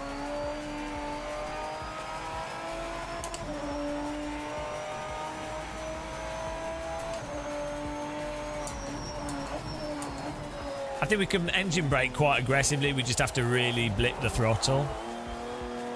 Engine braking is really powerful in Sims because you don't really have to worry about braking the car. in real cars, people are a lot more cautious with engine braking.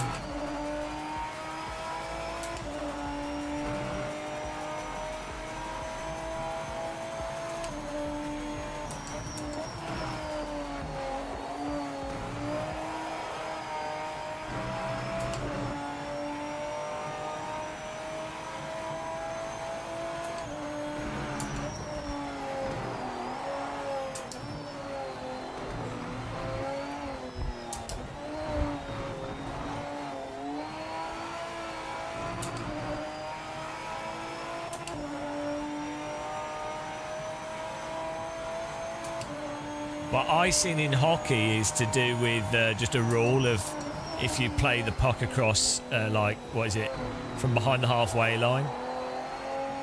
It's to stop people camping behind the goal net and then doing a long pass. That's a rule. Whereas marbles are physical bits of rubber off the racing line.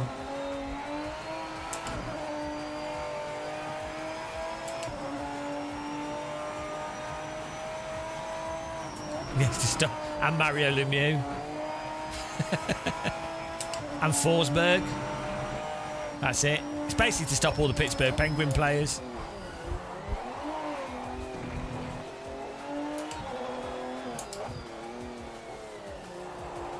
From the 90s and 2000s.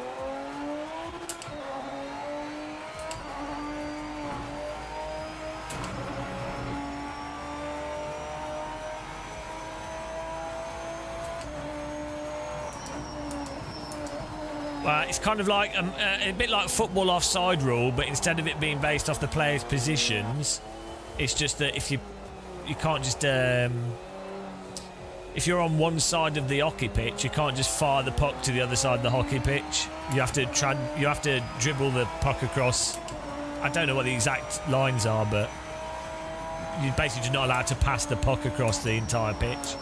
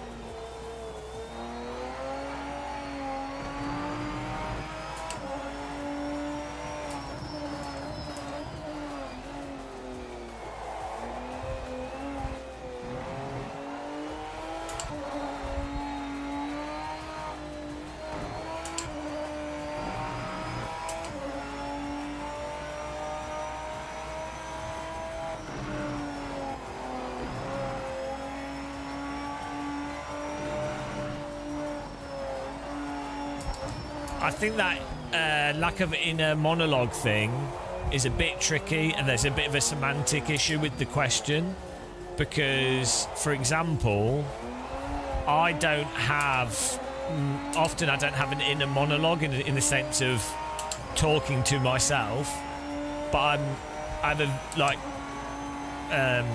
thinking about stuff like visually. So you might not have words.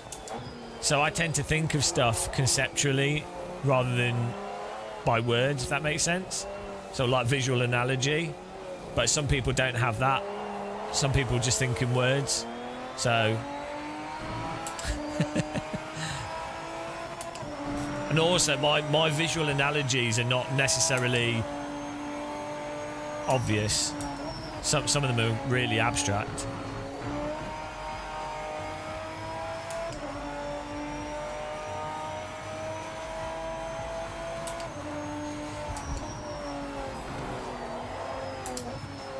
And then also, like, I sort of think of stuff in terms of how it sort of moves around as well. Or sounds.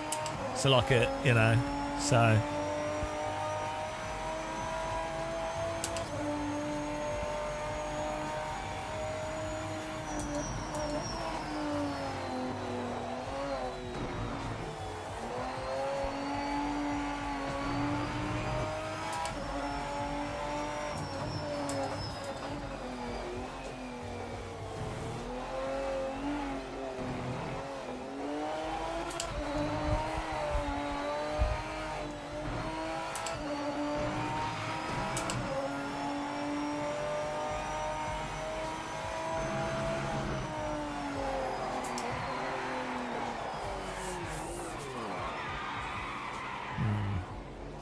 It's quite hard to feel the exact limit in this. This is the one thing where AC, that sort of tightness and response at the limit is what AC does really well.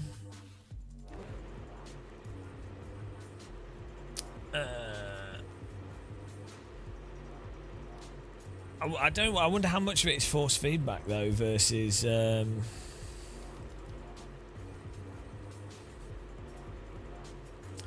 Versus the actual physics. Because force feedback can really give you a sense of the connection to the road surface.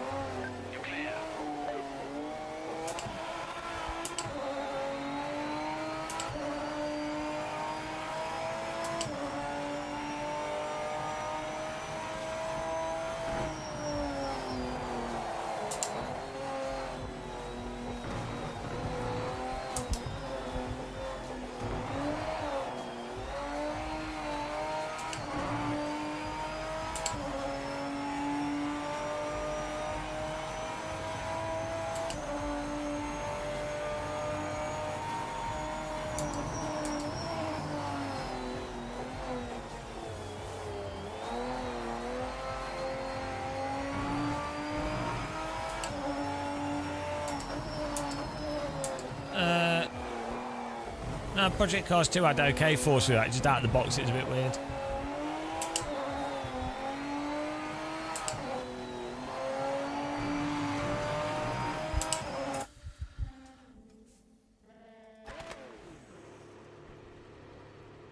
I'm starving, guys. My food's cooking. I'm like, I need to eat something really soon. I'm not going to pass out here.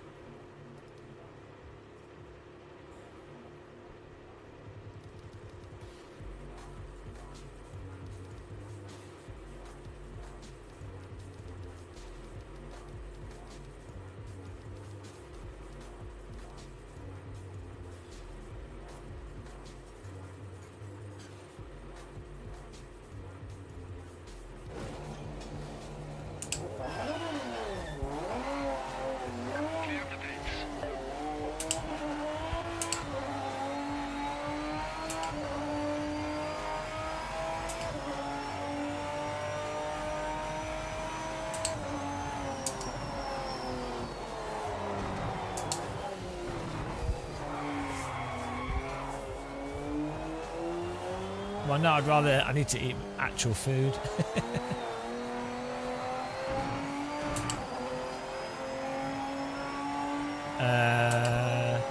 No, you could do that, but I just turn all filters off on my wheel because you don't need any of them.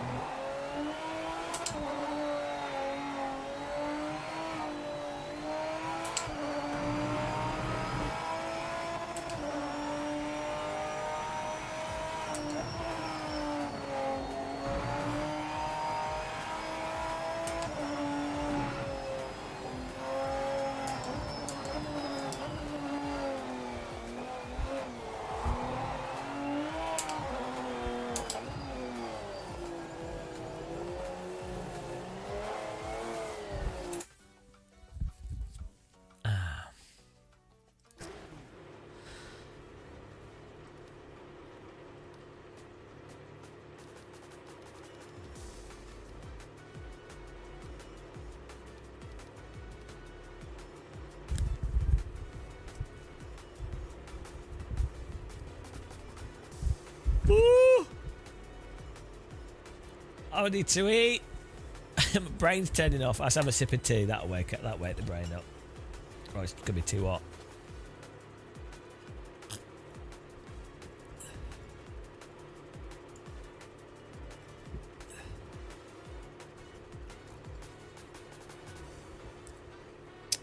Some chicken and some chips. Probably should have some vegetables, but I haven't cooked any.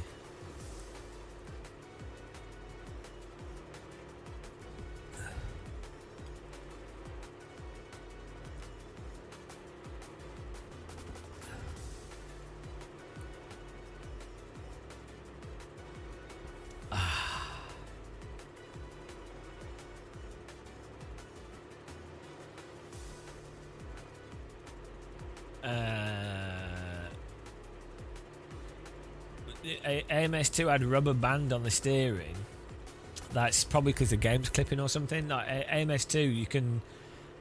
Well, to be honest, the default plus force feedback in AMS2 is not too bad.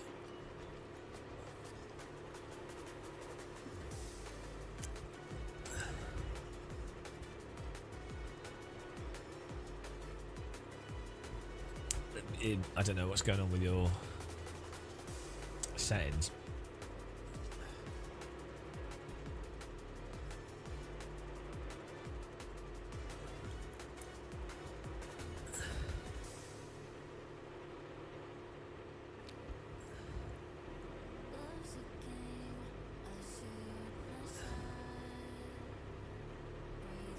Incoming.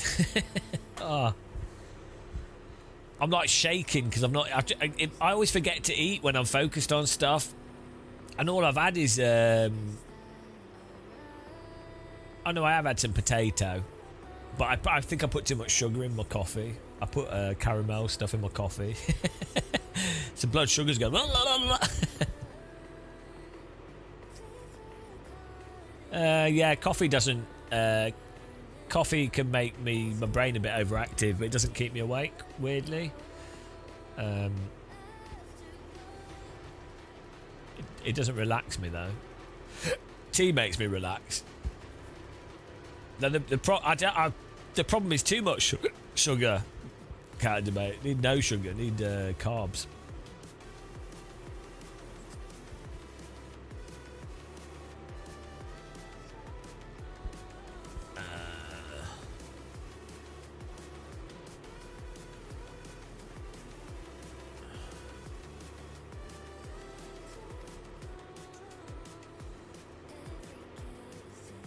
Hang on, Camber was DeLorean, wasn't it?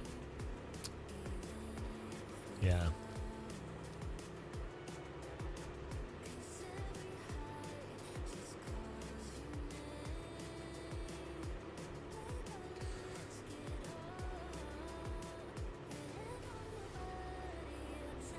You should try going off sugar and tea and coffee. I don't normally put sugar in tea and coffee. Sometimes I put a bit of in coffee. I sometimes put a bit of caramel, tiny bit of caramel flavour.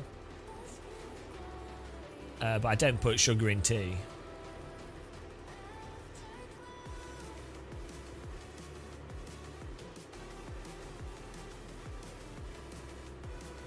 Yeah, I can not drink coffee. It's I have to drink tea. Like I just it's just relaxing. I just like it as well. Well, I think we ate something like 5.5 hours. That was it. I had a jacket potato with some cheese 5.5 hours ago, and then we've just been driving around in circles and live streaming. So yeah, 5.5 hours without eating something.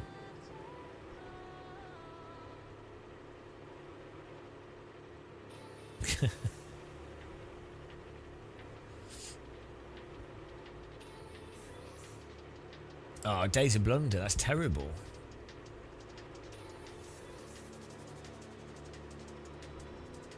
Well, that's the problem with the sugar thing in drinks is they just add loads of sugar, but they also make the drink more bitter, so you can't taste the sugar. So it ends up not tasting as sweet as it actually is, which is a really big problem.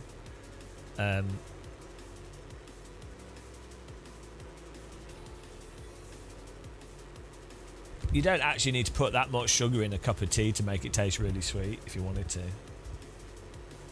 Exactly, sim racing's well hard. Now, we're back in a second. I'm just going to grab my food out of the air fryer. It should be done in a second.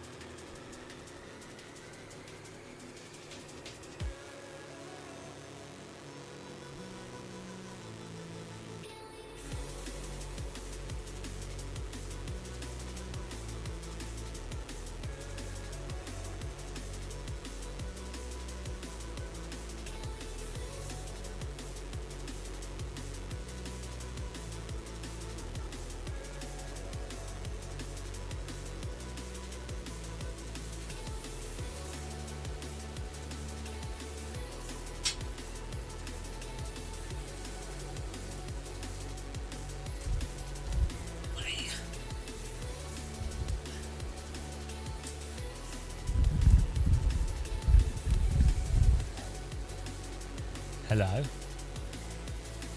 Well, from my understanding, the problem with aspartame is not that it's inherently toxic or bad. It's just that your body thinks you're eating sugar, and also it does. Apparently, it kills stomach bacteria. So the problem is it tastes very sweet. This is the same with any sweetener, really. It tastes sweet, and your body has a response based off things tasting sweet, and then it does a response, but it wasn't needed. So. Yeah. But it doesn't really matter what it's from.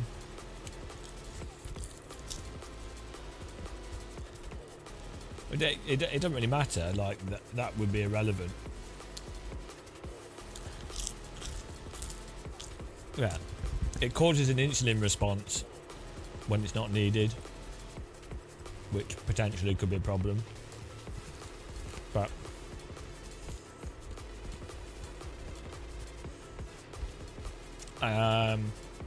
no, I set up the pedal a bit weird.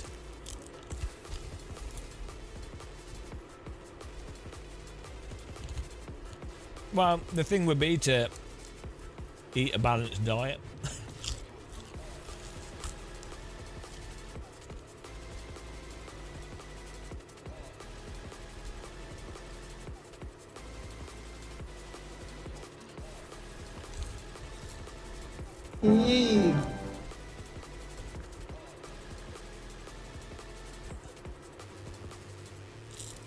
Jacob, hello.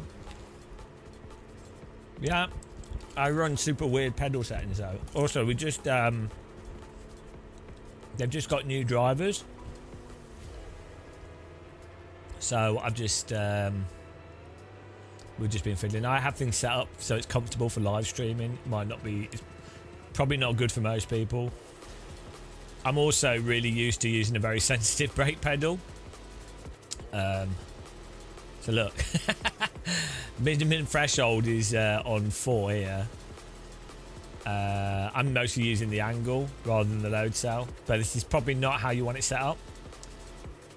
Like I have it set up super sensitive, but for me it's a low resistance. It's less wear on my knee and stuff.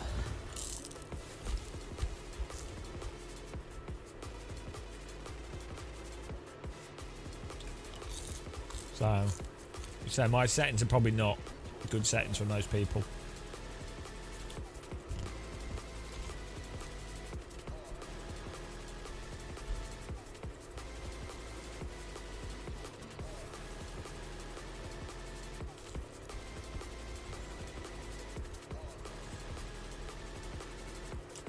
It doesn't really matter. It doesn't matter. Like at the end, if you have a pedal that moves, it's only going to move by you putting a certain amount of weight on it, right? So it doesn't matter if you're measuring the movement or you're measuring the load cell. Ultimately, you're still measuring the weight in both scenarios. So you could, for example, you could have any pedal could have a potentiometer instead of a load cell, and it would still be measuring weight effectively. The player wouldn't know any different. Right, if something can only physically move if you put 10 kilograms on it, so it can only move from 1 to 10 with 1 to 10 kilograms, well, you're gonna you know, if it's at this position, it's going to be 1, 2, 3, 4, 5, 6, 7, 8, 9, 10, right? So the thing is, it could be that elastonomers change the resistance over time, or you might want the pedal to not move as much, but you want the same amount of weight. So a load cell is really good for like adjusting settings and having it feel consistent, not be affected by spring back and stuff. There's lots of reasons, but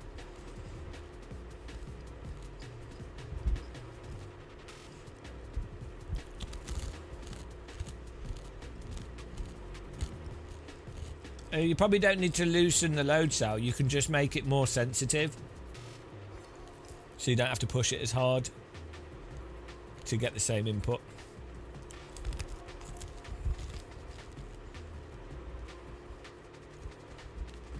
I wouldn't say it's bad. I summarised stuff in our video we did. There's some technical issues that are getting in the way of the game.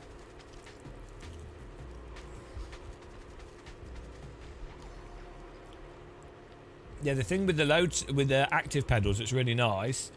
So you see how, like, I can adjust this from here. I can be like, I have it set up quite squishy, and I can be like, so this feels like really squishy elastonomers, right? And then what we also have is an effect. So when we get to 64, the pedal's vibrating automatically.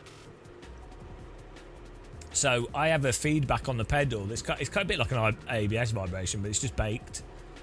So when it gets to 65%, my pedal's starting to vibrate, and I can choose how, like, but that means that, like, in a game where you're really likely to lock up, you can have a vibration, but you can also have like a wheel lockup vibration as well. So when it's actually locking up, you can feel it vibrate. Yeah, and that's just nice. But then also just being able to go, right, I want the pedal to be more squishy, so I can just turn that down, and then it's just a super squishy pedal, or I can make it a super firm pedal, or whatever in between. And then you could make this curve, so it's like, rather than it just getting linear stiffer, it could be like loose and then get stiff at that point. So it makes it a lot easier to brake at the exact amount, especially if you use lower settings.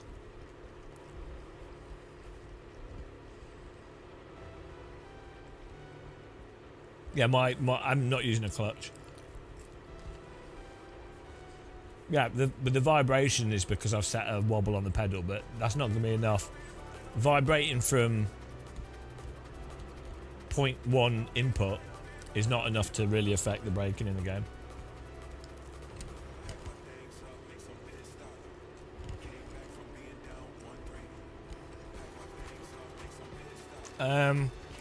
It's hard to say. I don't know how active Rennsport is at the moment on console.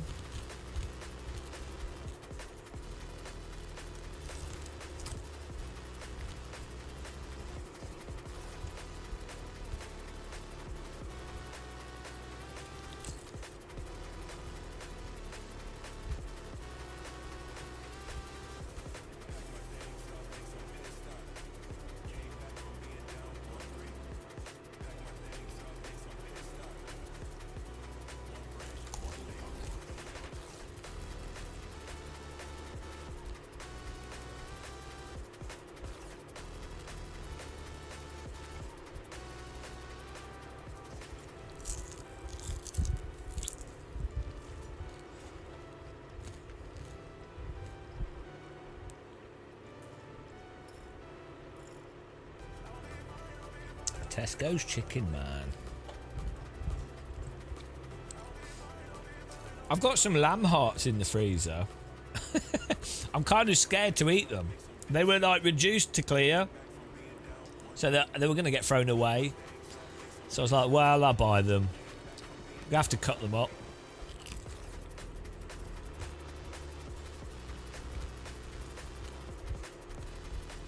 Bapamui. Yeah, there's this weird thing where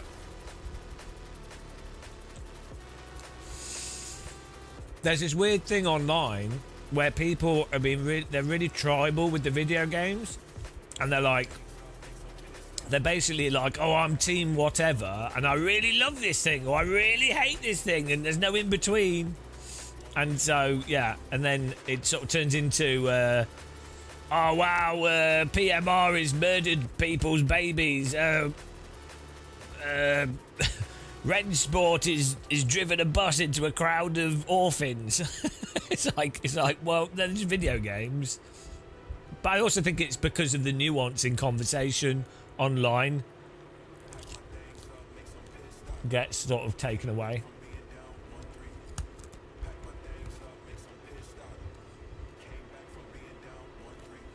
So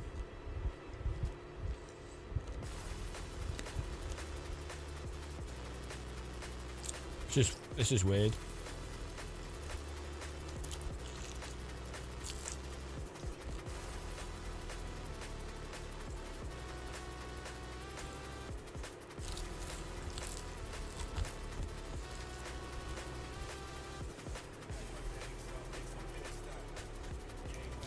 Wow, that's it.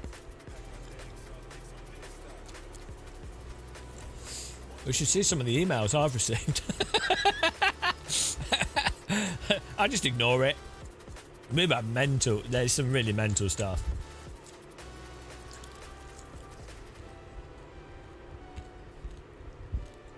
Oh yeah, no, for sure.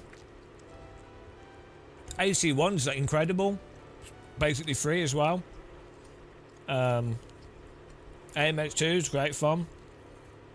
NMU is good for online racing. There's loads of aspects. It's good to talk about the different aspects and what's good and bad. And it's totally reasonable to be like, Rent Sport should have more content, or should run better, or PMR should run better, or should have better AI, or for the price it should be better. That's fine. That's perfectly valid.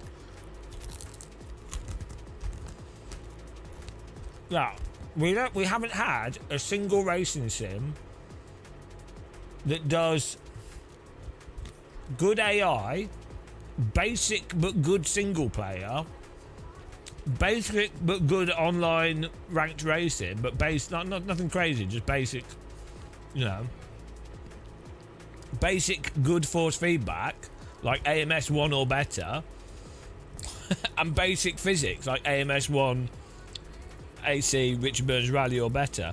We haven't got a sim that's done all the basics. I think AI is just very hard. It's a very hard thing to get right.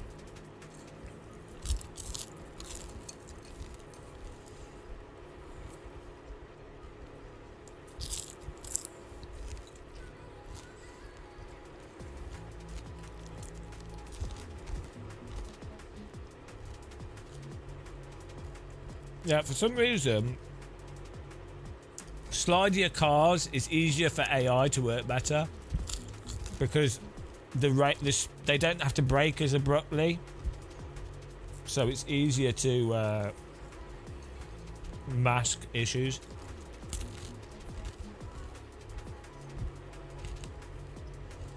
How do I feel about people coming around and realising I was correct all the time? I don't care.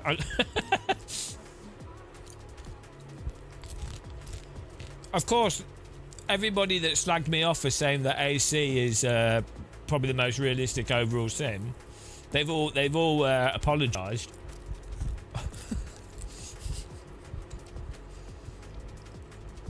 No, I don't mind. I don't really care. I just want people to have fun.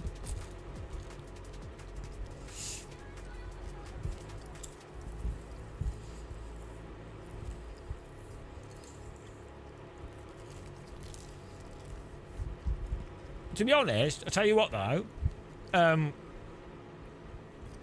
back in like 2012, I used to have like really long arguments with someone on the R-Factor 2 forums. No, it wasn't like angry. We just argue about physics for like constantly. And they emailed us a while back and they were like, "Oh, you were right." They watched the channel. It was awesome. But it was fun. They weren't really arguments. They're just interesting conversations about aspects of physics and stuff. I'm always right, though, obviously, you know. But, you know, there was no, like, hard feeling. You know, there's no, like... I enjoy, like, the physics stuff. Like, there'll be loads of stuff I'm wrong about. It's just, like, I enjoy, like, just thinking about it.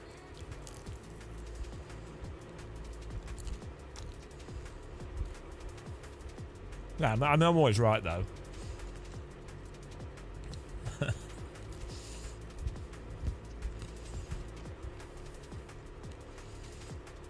Counter debate is always wrong. Counter debate thinks a dune isn't a hill. He thinks we're living in a simulator.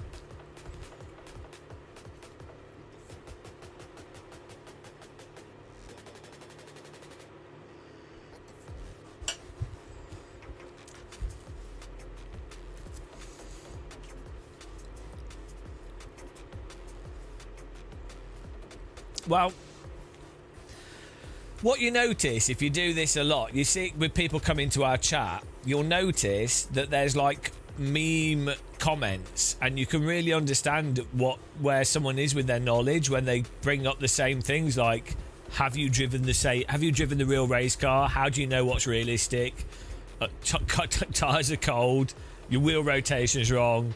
You know. Oh, you're not an esports pro. And you're just like, well, you're obviously that person's not being inquisitive. Yeah, you're. It's not that they're right or wrong. This is with all same with like religious conversations. You can be having you can have a conversation with someone, and they'll just throw out a logical fallacy like, oh, how do you explain trees? And it's like, well, it's not really about them being right or wrong. It's just that you can tell that they themselves are not actually really thinking about stuff. So they just throw out something they've heard. They're parroting an argument they've heard rather than an argument that they've made. Sometimes people come up with an argument that's fallacious, but that's actually quite interesting. Like that's what you want, is like, you know, you've thought about something. This is a good conversation. When you're having a good conversation with someone, is that you're both talking about something, you're trying to work something out, and you're like, oh, I think that might be this fallacy, I think that might be wrong, but maybe it's part of fallacy but not really, you know. And then that's how you have an interesting conversation. You're like, oh, maybe this is wrong for XYZ reason, I don't know which one it is, or maybe this is where you need more data, or maybe it isn't a data thing, you know. That's how a good conversation goes. Boring conversations are literally people just throwing out, parroting talking points. The fallacy, yeah. So,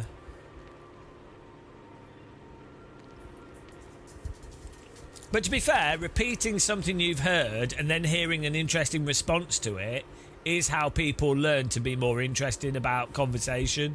So it all kind of, you know, it's just very time consuming, but, you know. Should we try the soft tyres here? We're going to pwn the laptop here. We're doing force feedback, but we're also doing this. Boogie biggie boogie. One problem arguers have is don't define terms. So people, oh yeah, no, that's a huge one. They were talking about different. Well, also it's a Gish Gallop, isn't it? It's some people like who's that Canadian guy? Jordan Peterson. There's Ben Shapiro does this as well. There's a whole bunch of people that do this. They Gish Gallop, they purposefully, they don't define what they're saying on purpose, so that when you go, I don't think what you said is correct for XYZ reason, they then go, oh no, that's not what I meant. And you're like, okay, that's fine, but explain what you mean. There's a really interesting example with Jordan Peterson, where there's a podcast with Sam Harris was trying to get Jordan Peterson to define like his stance on religion. It wasn't even an argument about what's does it exist, what's good or what's bad. That wasn't even the point. Sam Harris spent like an hour just trying to get Jordan Peterson to define what he actually meant. But yeah, like if people, the problem is if you're having a quick conversation in general, there's not enough time often to define stuff, and you don't necessarily have to for certain things, but it can be very hard to identify when something needs to be defined, and it can be quite hard for both people. Like, let's assume both people are not being disingenuous, they're trying to have a good conversation. It can actually be quite hard for the person making the argument and the person receiving the argument to realise if they're actually talking about the same thing or not. So even when people are really, you know, they're really trying to have a good conversation. You watched that video this morning.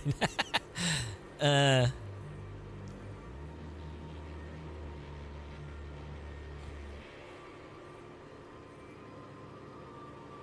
the Ben Shapiro thing where he assumed Andrew Neil was left wing.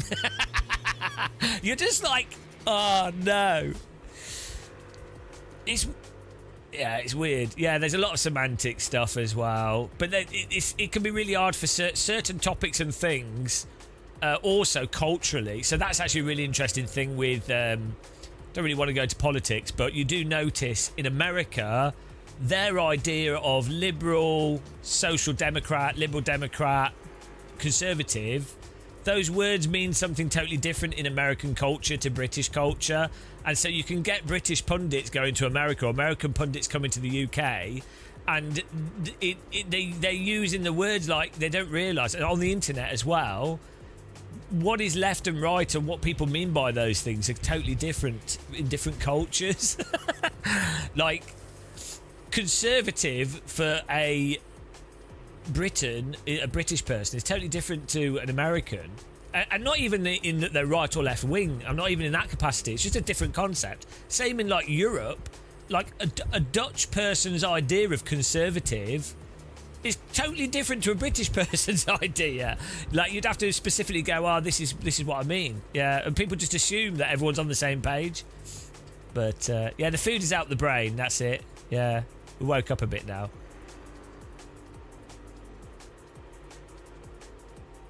I don't want to go too much into politics. Yeah, I'm not really talking about politics. We're just talking about language and conversation. That's what I'm saying. Yeah, well, that's it. In America, so although it's a weird mix though. That's the thing that's really interesting. So the Democrats in America, for the most part, is much further to the right of the even like conservatives in the UK, or even like Labour or Conservatives, right? Much further to the right, but not universally. So there's aspects of the Democratic Party in America that are actually not what we would describe as left wing, but more sort of like actual democratic in a sense. Like, it's just, you just can't compare like for like. For each issue, you have to break down each issue and go, right, what do you actually mean?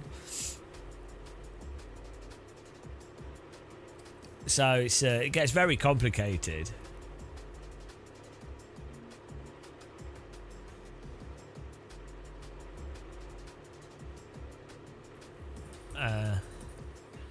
It's a shame it'd be really interesting to speak Japanese or Chinese, and then it'd be interesting to compare, because you really need to speak a language to really sort of understand some of the subtleties of things. It'd be really interesting to look at that perspective of like how they perceive with their politics, because Japan is generally very conservative, but again in a totally different way. I don't know how the average Japanese person perceives it, and without speaking the language, it's very hard to understand it. Yeah, normal conversation. It's an hour later. Yeah, Bad Bedrock Jones. This is the channel. We're just chilling out, man. It's funny seeing fanboys at PMR fighting desperately to try and justify everything, and not let. Yeah, well, you'll get this with all games, isn't it? You have the mega. It's just weird. Like, you have the mega haters and the mega lovers of the game, and then you've got people that just don't care in between, and it's just what happens. Oh no, Turge, a game doesn't even have to be out. What was surprising to me, do you know Assetto Corsa Rally? That had, in the course of like 1 day from the game coming out, it had hardcore mega Assetto Corsa Rally defenders. One day it took to have people 100% convinced that my criticism of the force feedback was completely wrong, and that it's the most realistic rally game ever made ever. Don't question it. You're just like, well, you could be right, but...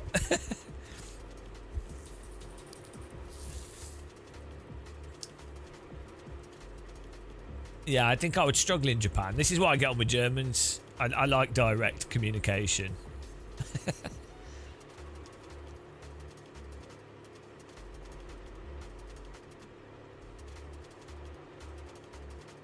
There's also a bit of good faith copium in there too. People want this to be good.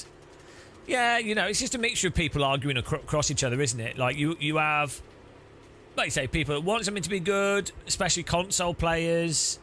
The thing is, a driving sim is a very complicated piece of software, and there are really good aspects to any driving game. doesn't really matter what it is. And PMR has really good aspects to it, right? And so if you're only thinking about those, it's great. But, you know, there's parts that are rubbish. And so somebody arguing, some people might only be considering there's certain things that are relevant to them and not to someone else. So then they'll be really passionately arguing for that component.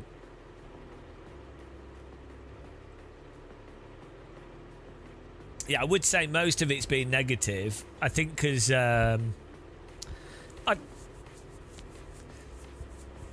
don't know.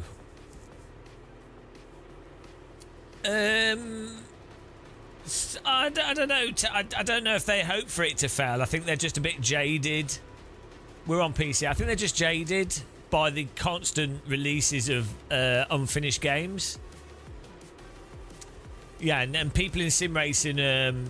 So the Ian Bell thing is that he does the Peter Molyneux thing of like hyping and promoting the game, which is his job. To which is what I always find funny. Right, there's some beef and stuff. Whatever. Like, I don't get involved in the like industry beef. I just don't care. I just try and stay away from it because it's not really to do with me. So putting that to one side, on the public side of stuff, it's like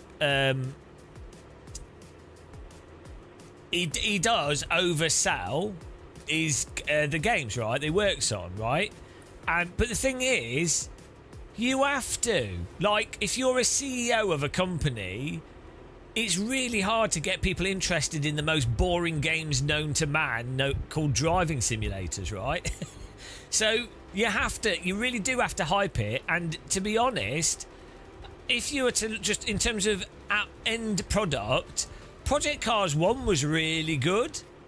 Project Cars 2 was really good. Did it do everything? No. Did it have bugs? Yes. Did they ever polish it? In some ways, no. In some ways, yes. But, you know, it was definitely had issues. Project Cars 3 was a disaster, but that's not really... I don't think that's Ian Bell's fault. I think that's EA Codemasters and just business shit, right? There's a lot of complexity to that. So, you know...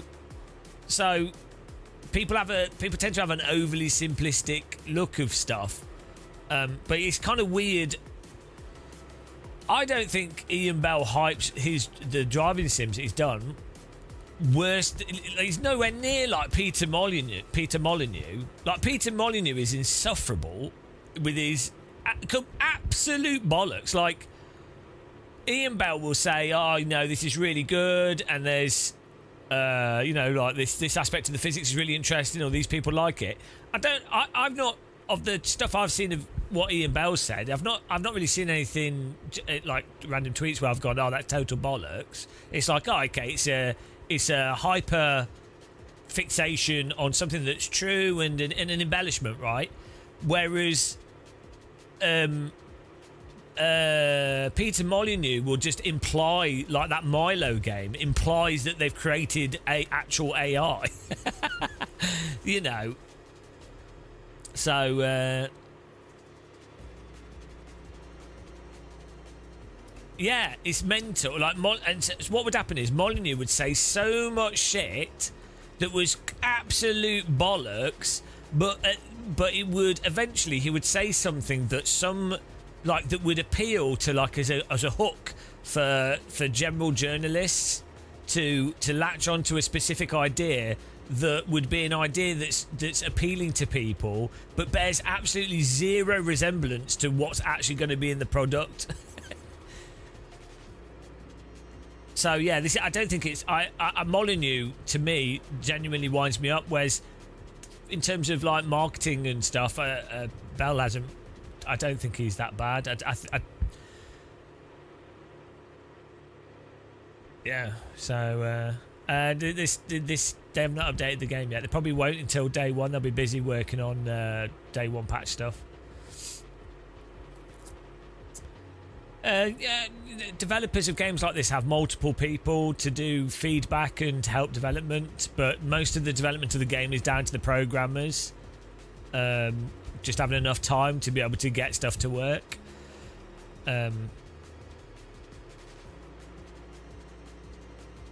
It's trapped in Connect. I mean, the whole Connect thing, Oh, they bollocks that up so much. Like, some of you might not remember the Kinect, but then the whole thing was to try and shoehorn the Kinect into the next Xbox, and it was the whole... Because they were just copying the Nintendo Wii. It didn't make any sense. And then they took the processor. The Kinect had a processor in it that made it really low latency, that made it actually work.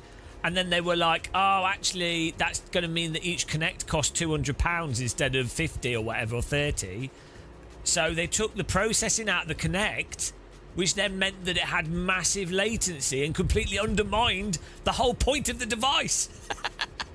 So dumb. And then they were trying to push the Kinect on everybody as if it was like the new way to use your thing when nobody asked for it, because the Wii sold well, by which point everyone's bored of motion controllers anyway. Oh my god. And what's the shame is the Kinect was actually quite an interesting device in many ways, but not a thing to sell your whole console around. Bloody hell, the whole Kinect thing was insane. 2012 that was, wasn't it? It was the Xbox One, wasn't it?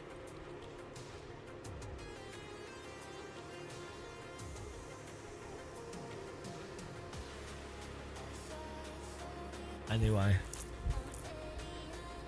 Oh yeah, nothing more. There's nothing more fun than playing a video game waving your hands around. And even with the Wii. Hello, Rain Dancer AU. Welcome along. Even with the Wii, it's quite limited, the games that work well. Like Wii Bowling's fantastic, and the Wii balancing board's fantastic, but you're still holding a controller.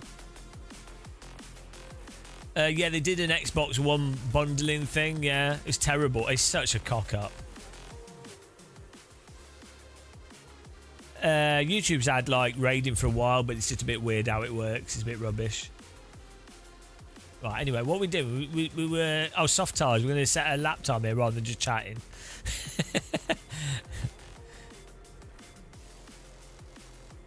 Oh, yeah, the whole game stuff is so dumb.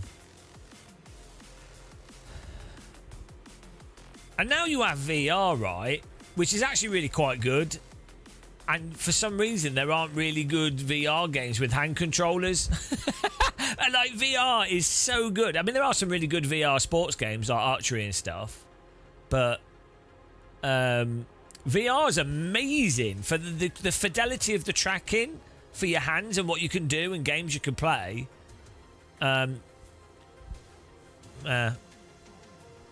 The problem with VR, the thing I find with VR that's an issue is it's too intense. It's too much. It's more intense than playing driving sims with a force feedback wheel. I like just sitting down and having superhuman, like using a mouse to aim and shoot. I don't always want so for me, if I feel like doing an activity, I do rock climbing in real life, so I'll go and do that, or I'd go walking, or ride a mountain bike, or I've got 2 kayaks, I go kayaking. if I want to do something intense, I'll go and do the real thing.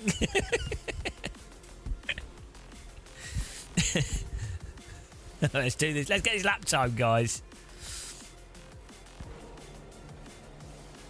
Damon Schultz, hello. Damien Schultz, how's it going, man? Pavlov's well good fun though. There was Compound is really good.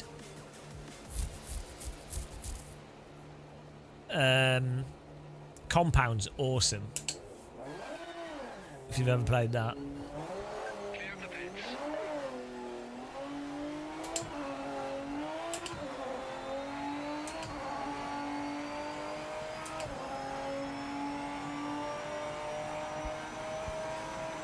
There's another game coming out that's like Compound, actually.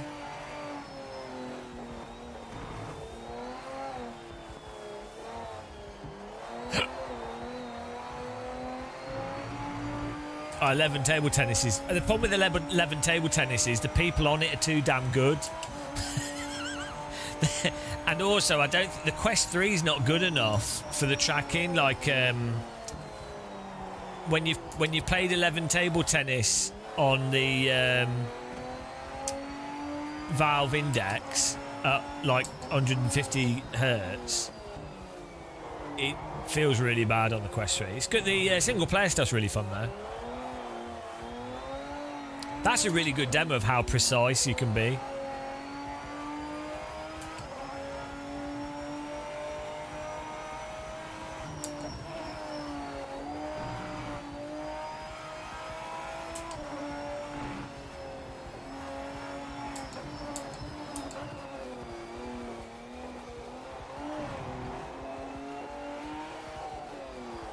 Oh, tripping over the car here.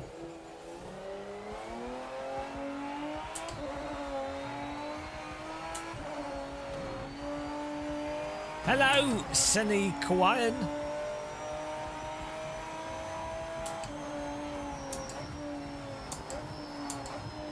Why is the getting like worse frame rate with the? Why are the marbles all over the track as well? Hang on, let's restart this session. We'll put the softs back on. I think the track's like progressively rubbering in even more whilst we've been chatting. Just save this.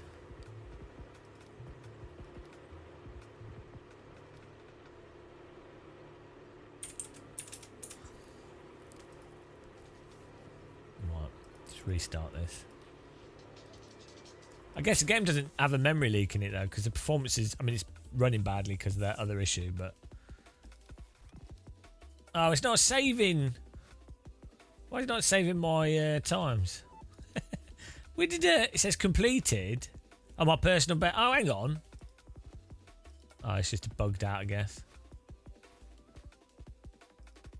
We did a 2:01. Anyway, we'll try. Let's go back in there. We're going to do it in bad time. The netcode is all right in this, I think.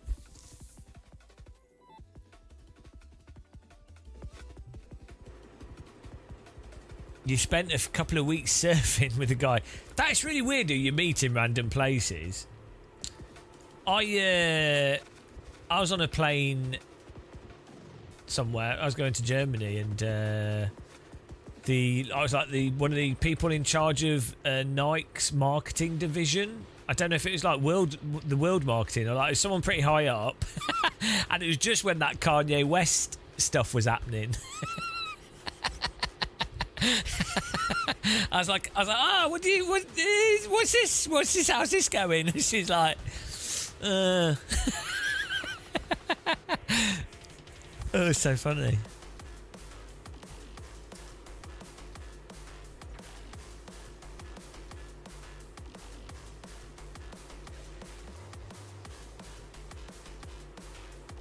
Hang on, where's my setup? If I click load setup.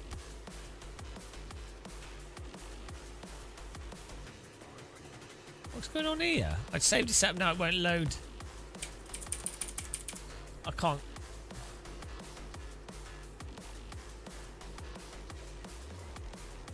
It didn't even. Okay, this is what's weird with this. Why can I not load my setup? Where did it save the setup?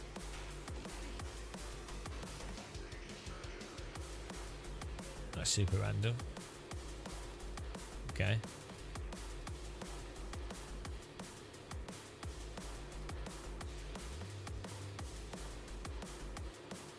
Any reason for doing this? Because we've been tweaking the car's force feedback.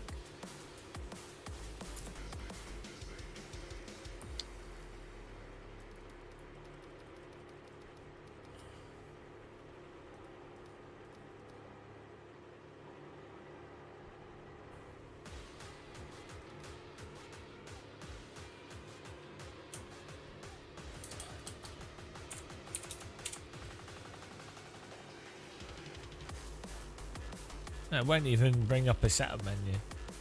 Oh well. Yeah, we were just fiddling around with settings. It's only been 6 hours. That's no time at all. We've basically just been learning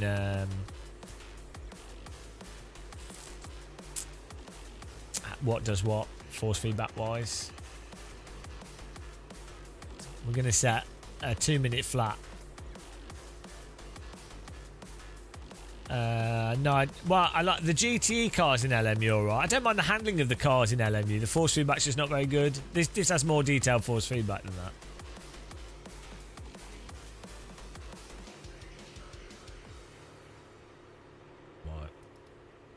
Soft tyres.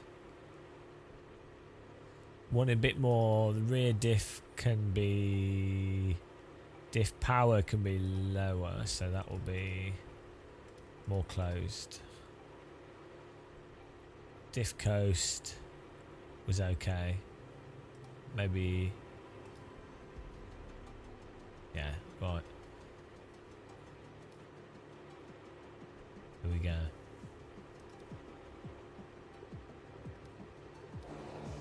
Let's do it, guys.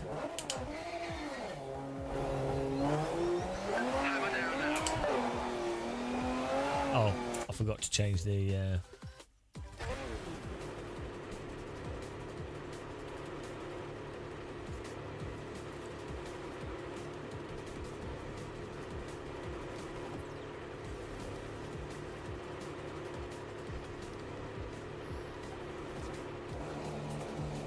This is the list of storms with a hot lap thing. We're going to get a 2-minute flat. Here we go.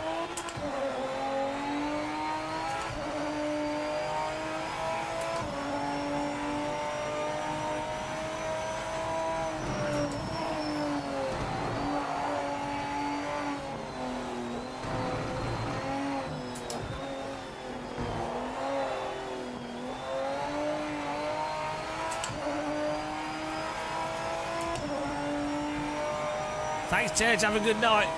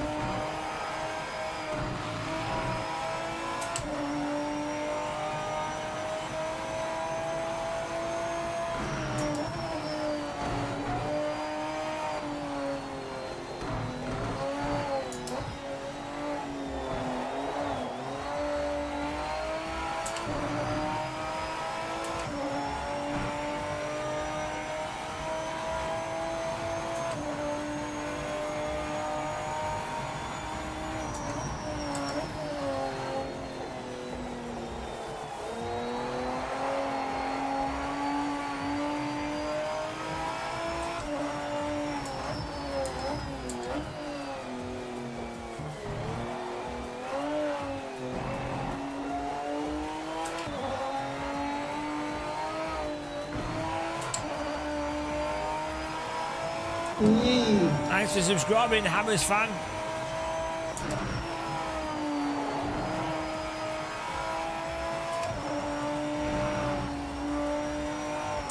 The pace car is out of control.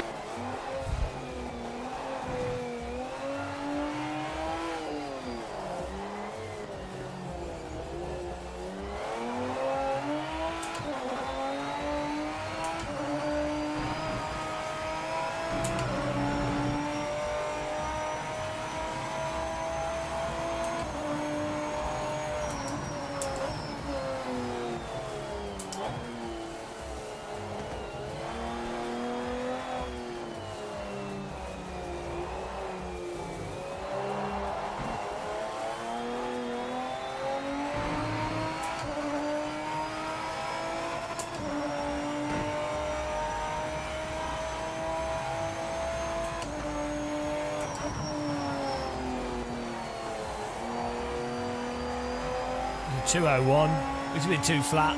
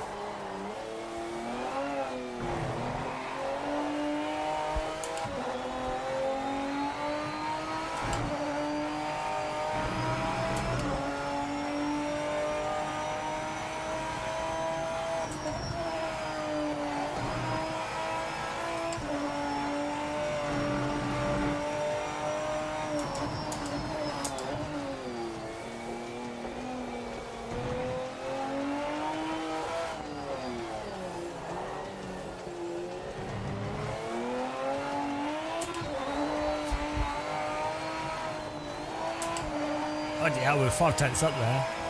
My force feedback's too high. I'll turn it down a bit.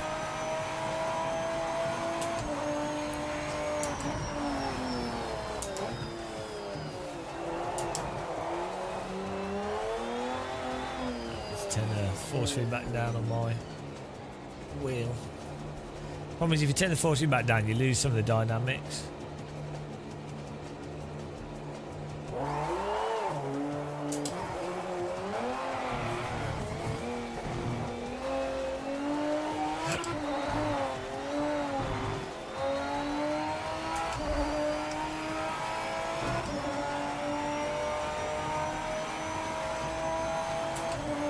Now we've got to get it too flat.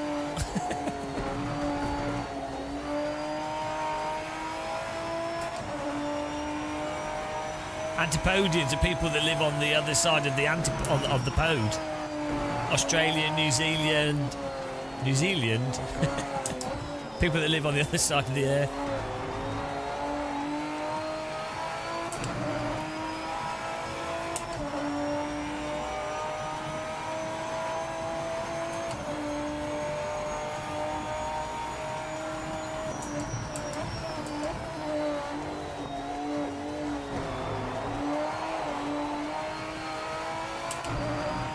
Well, we'll do a different car. We're trying to get this lap time. This is sim racing. You have to become master. You guys that haven't seen nothing. We've been stuck 10 hours on a car in AC before.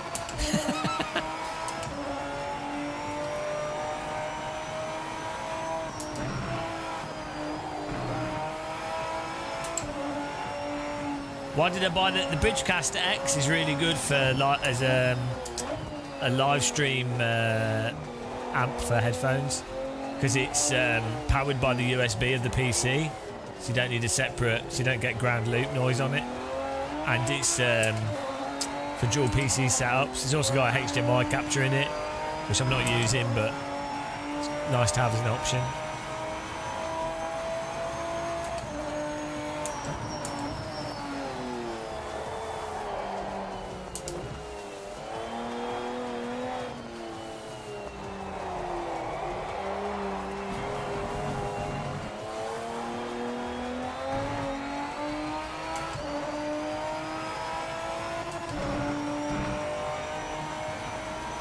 Try and get his lap time here.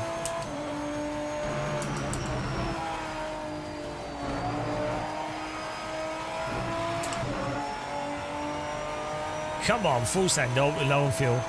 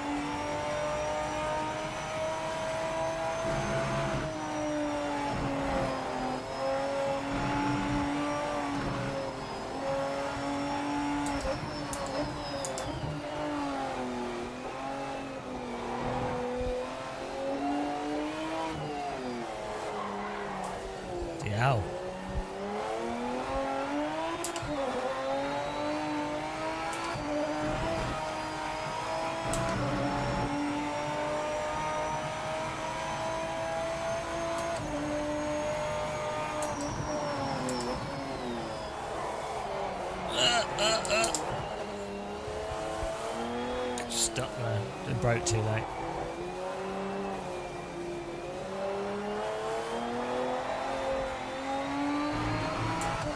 Oh well, we're still faster.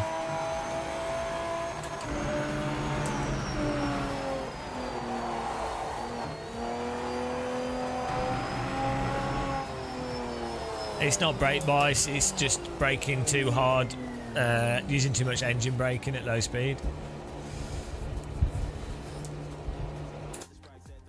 Brake bias is actually really far forwards in this car at the moment. We should probably try this with a different wheel rim.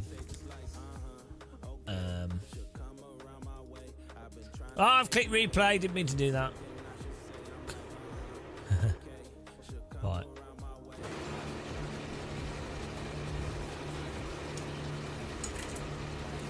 This wheel rim's quite heavy, so it has quite a bit of inertia. So if we try this, the wrist snapper.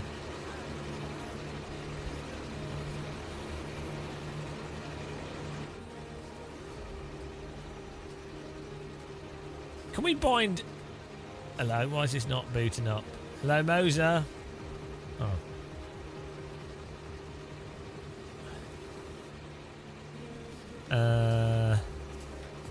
Wonder if we can change force feedback strength of the binding.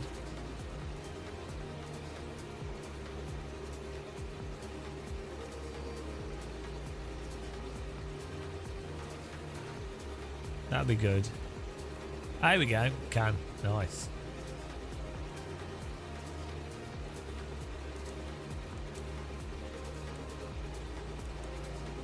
Why is that flashing red? What does that mean?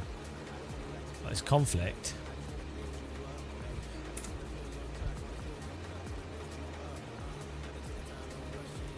No conflict.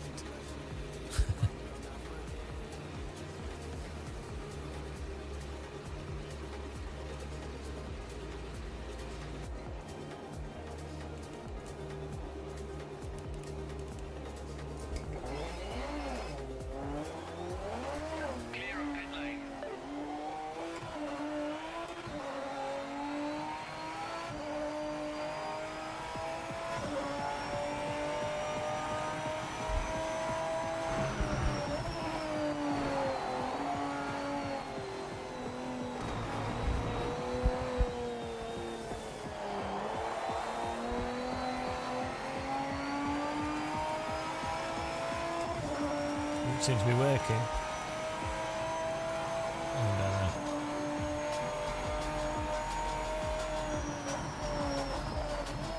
Lighter wheel rims are always better.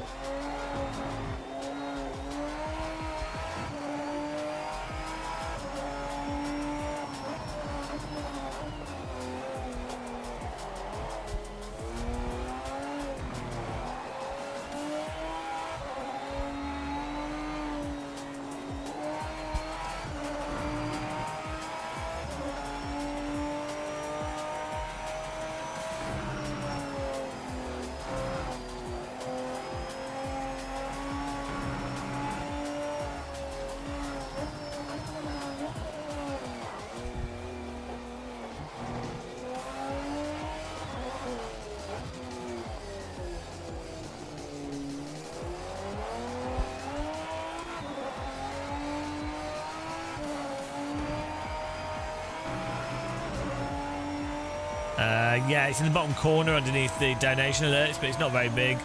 It's not that useful either.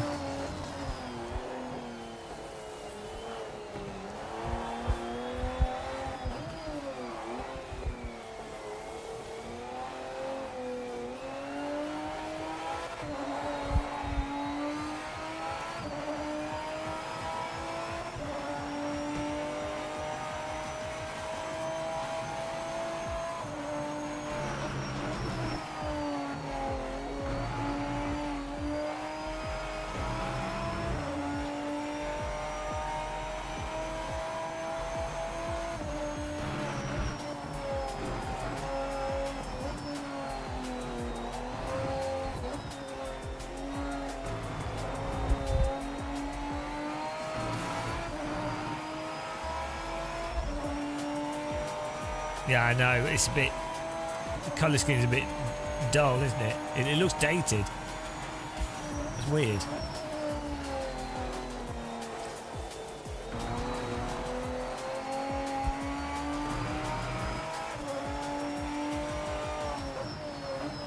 The pace car is out of control.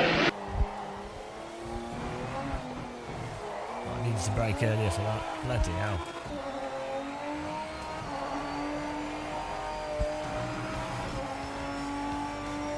Thanks for following. Welcome. We're trying to get a 2-minute flat with this car.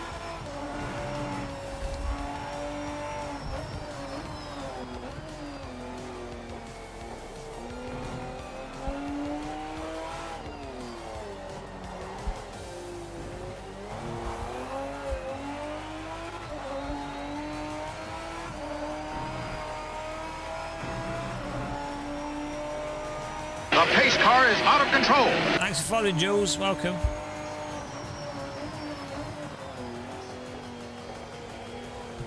Do you know what? I could probably turn the engine braking down, and we wouldn't need to blip as hard to stop the rear coming out. The pace car is out of control. Thanks for following, Gamace. Welcome along.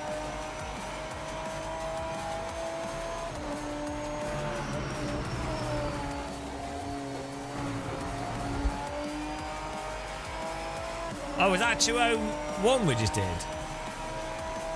2012.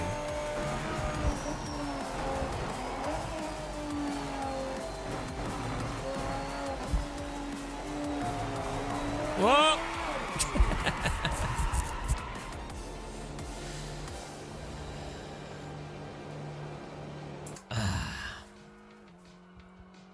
Oh, thought that was my car. Should get this music.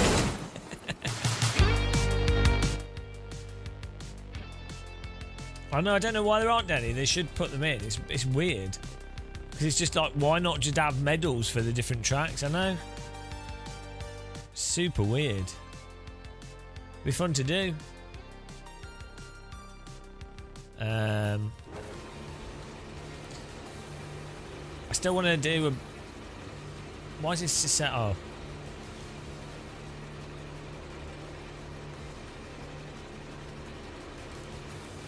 This force feedback strength button doesn't seem to work for some reason.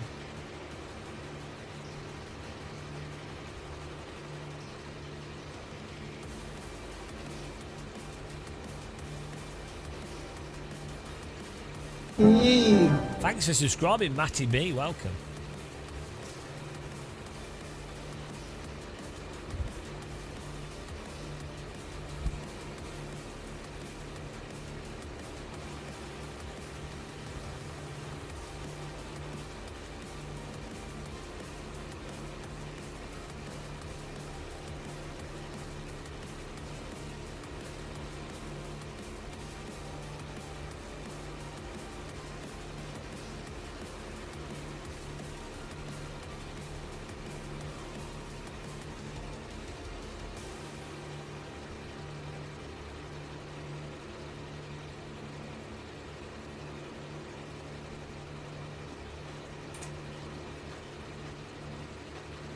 This load setup button doesn't work.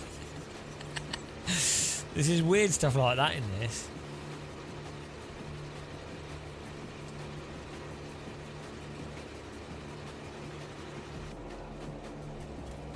Oh, here we go. 2 flat, guys. Come on. Okay, I'll be happy if we can do a 201 flat, and then we'll move on to another car, because we've been on this car for 6 hours. Does nobody else do this? Does nobody else spend 6 hours on one car? Fiddling with force feedback. Be interesting to try the other cars with these settings though. Am I the only one that does this?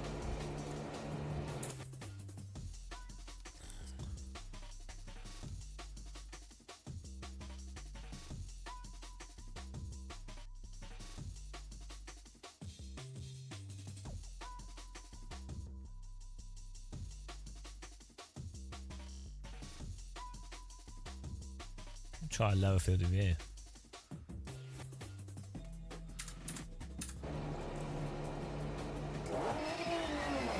Okay, that feels way too tilted down. Let's see.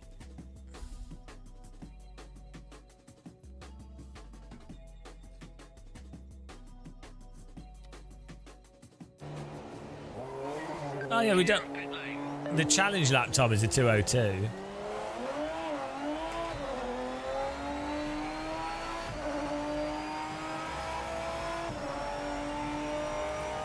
Ah, wrong buttons. Oh, that's nice. Headlights on.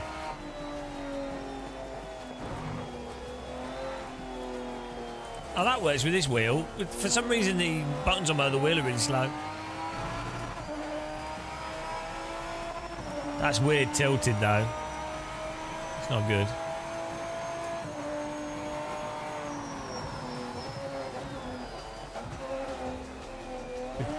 The car select screen. Oh, well, maybe from the in-car menu. Probably.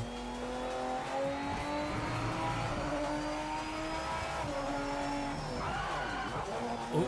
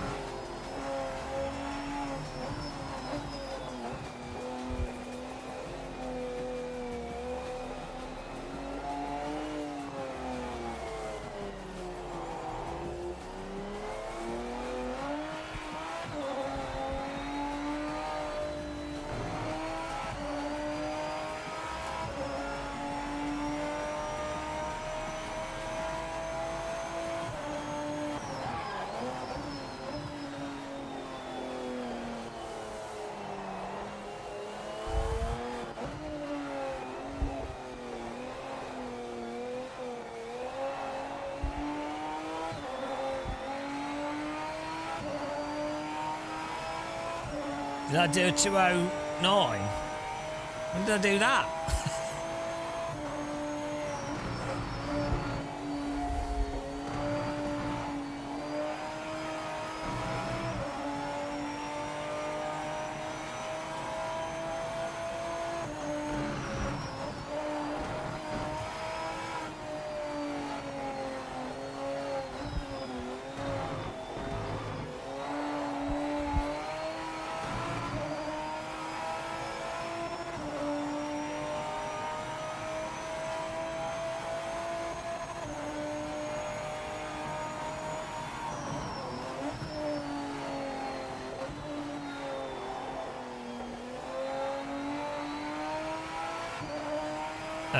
Car weight is down to how strong you set your force feedback.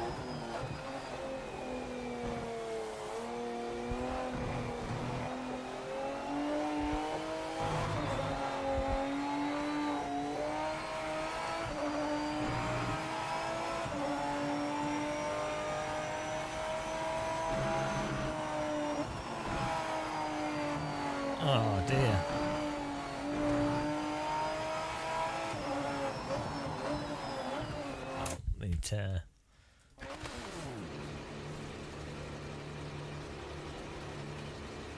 We need to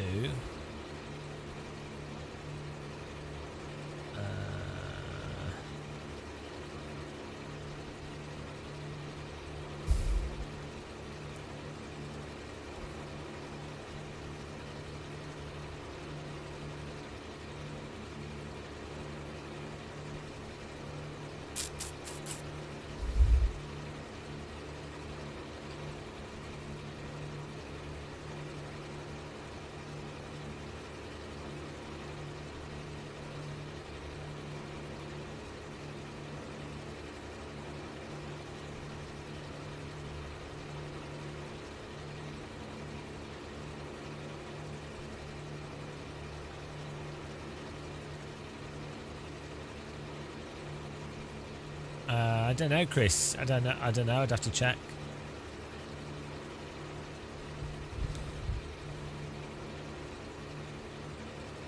Right, let's try this.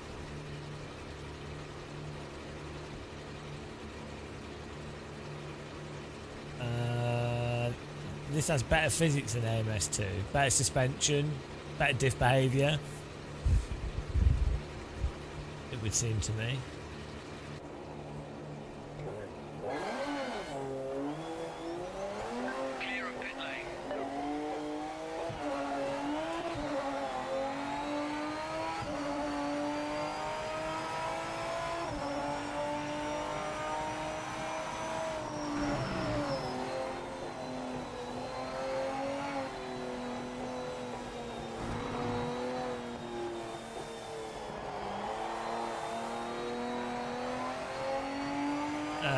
I think this has better physics than Rensport.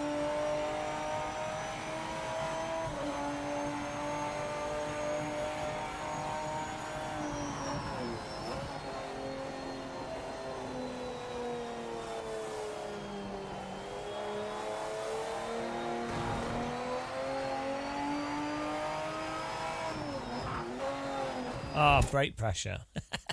That's what I forgot.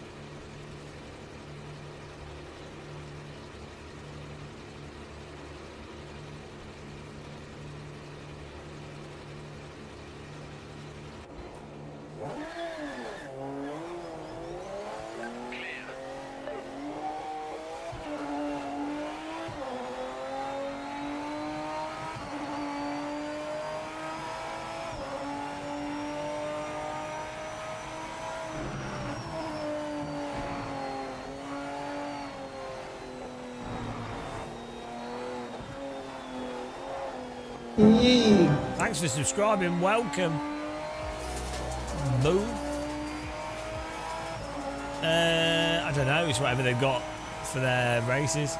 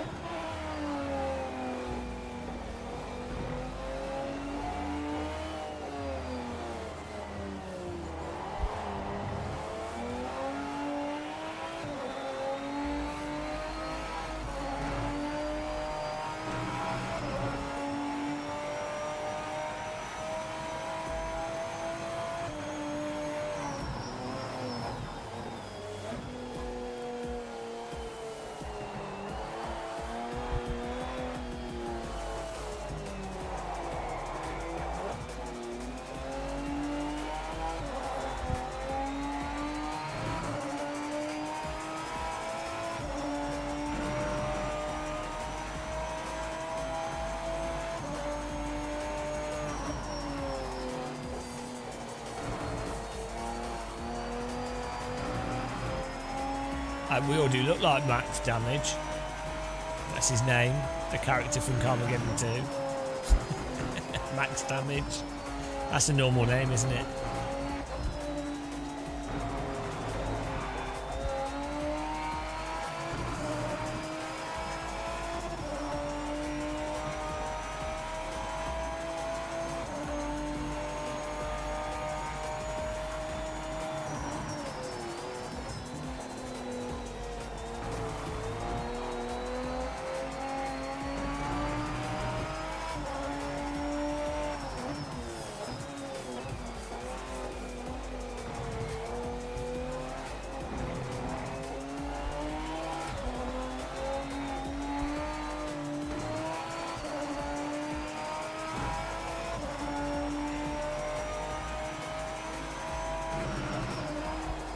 Bloody hell. The engine brake is well strong on this.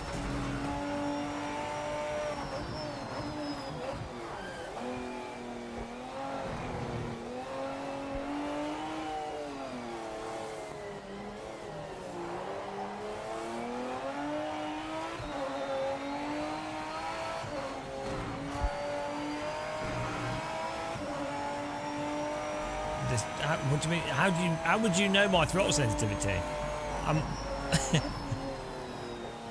I'm obviously just trying to drive at the limit.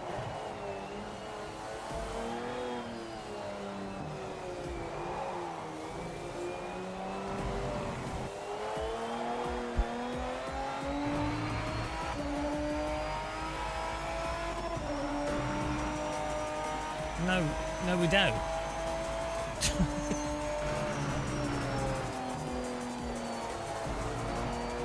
We're getting oversteer. It's on the braking from downshifting and the engine braking.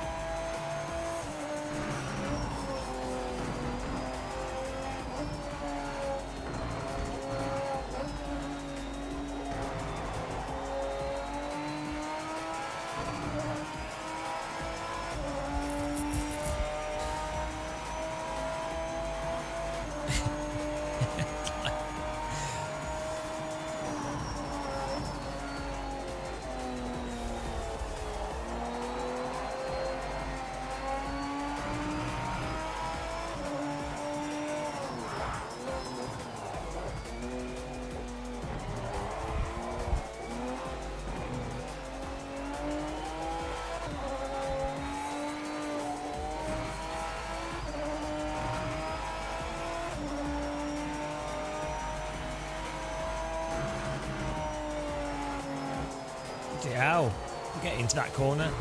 Maybe the softs are slower than the mediums. Oh well, we'll try a different car anyway.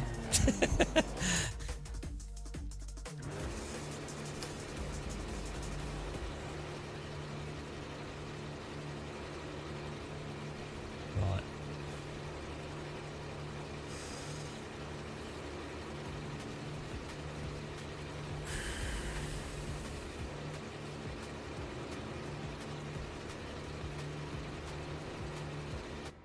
What else? What can we do? Action. I was focusing. We could do the challenge time though. We can try. What do we do?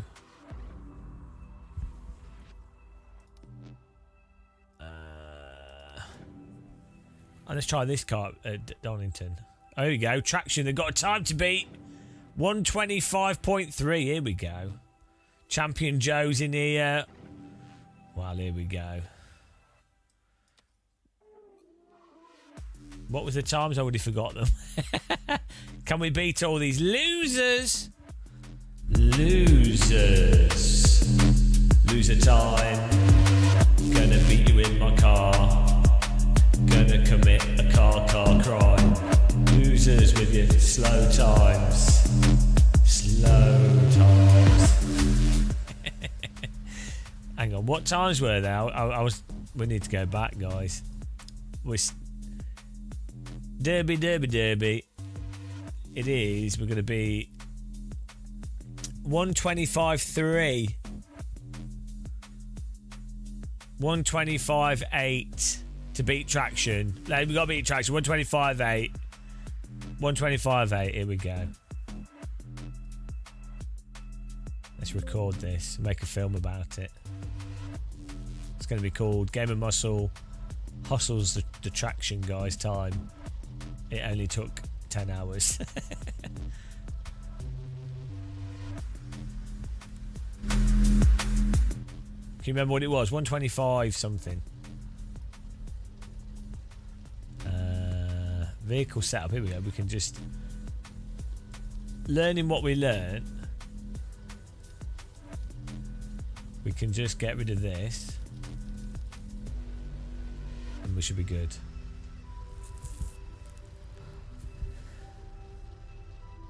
I'm ready.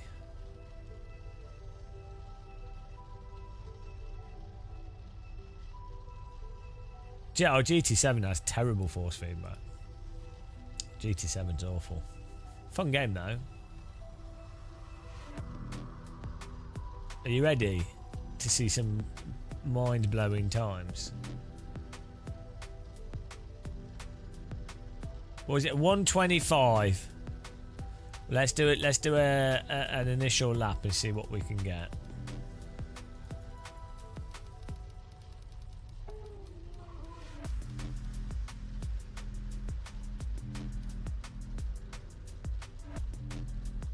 Okay, let's go.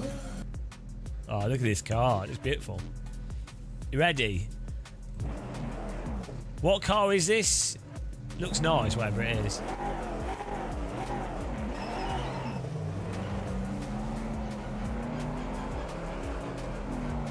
Hang on. Field of view seems very high.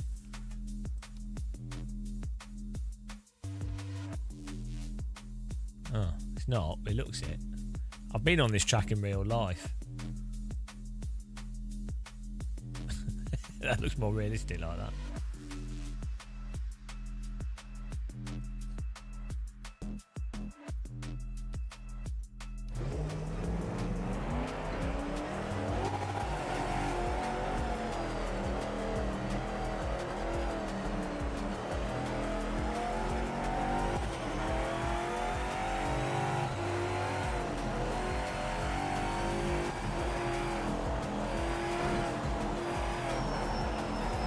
Why does the field of view seem so stretched? It's very weird.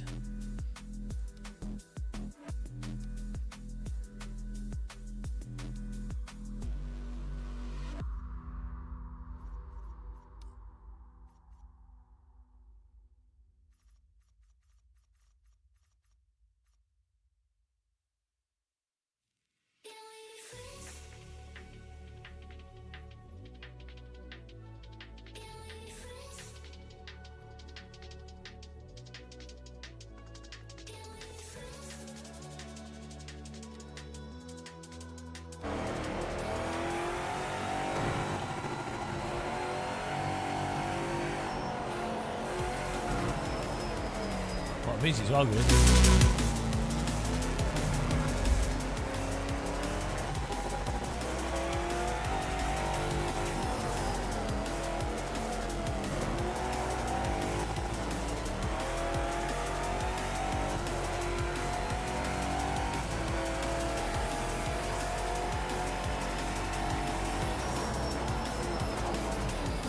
Oh, we're doing this layout. I was going to turn right then.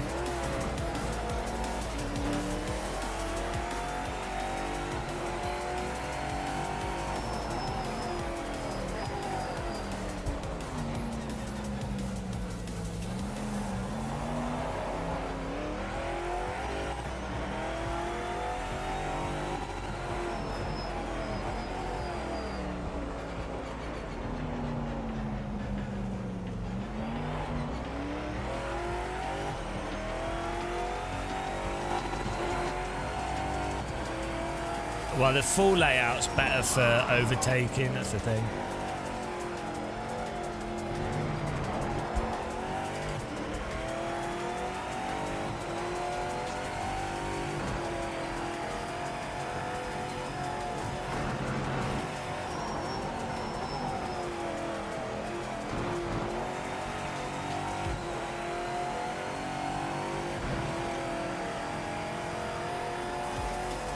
This car has way better force feedback than the Lister.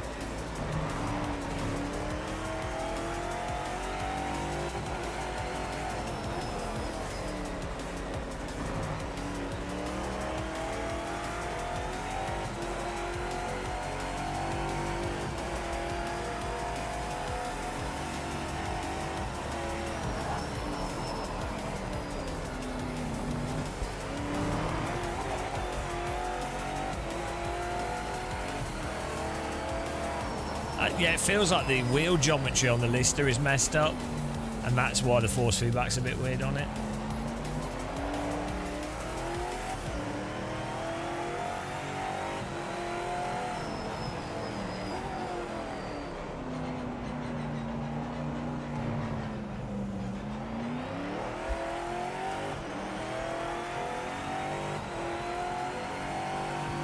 Hang on, how far off the pace are we? We're 5 seconds off.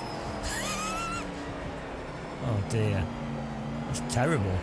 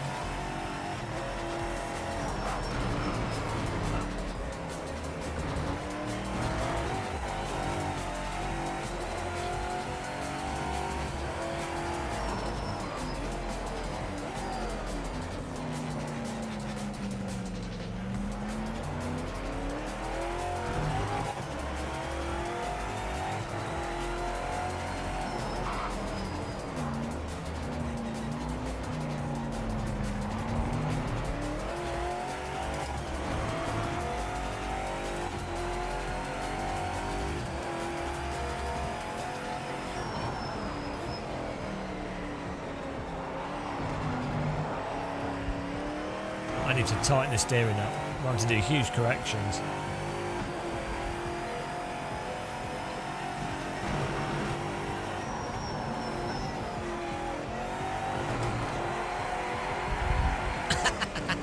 You can welly this quite aggressively, which is strange.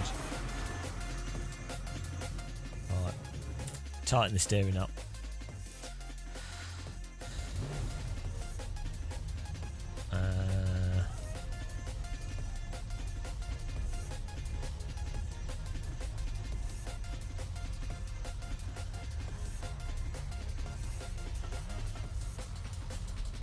Brands Hatch isn't in here, no.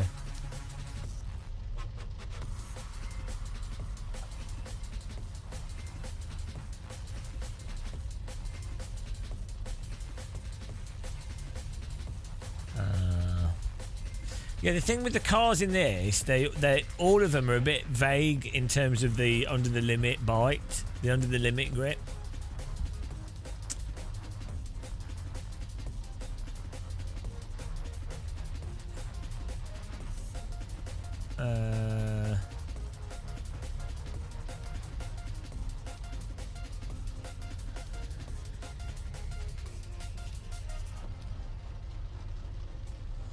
Try this, just faster steering.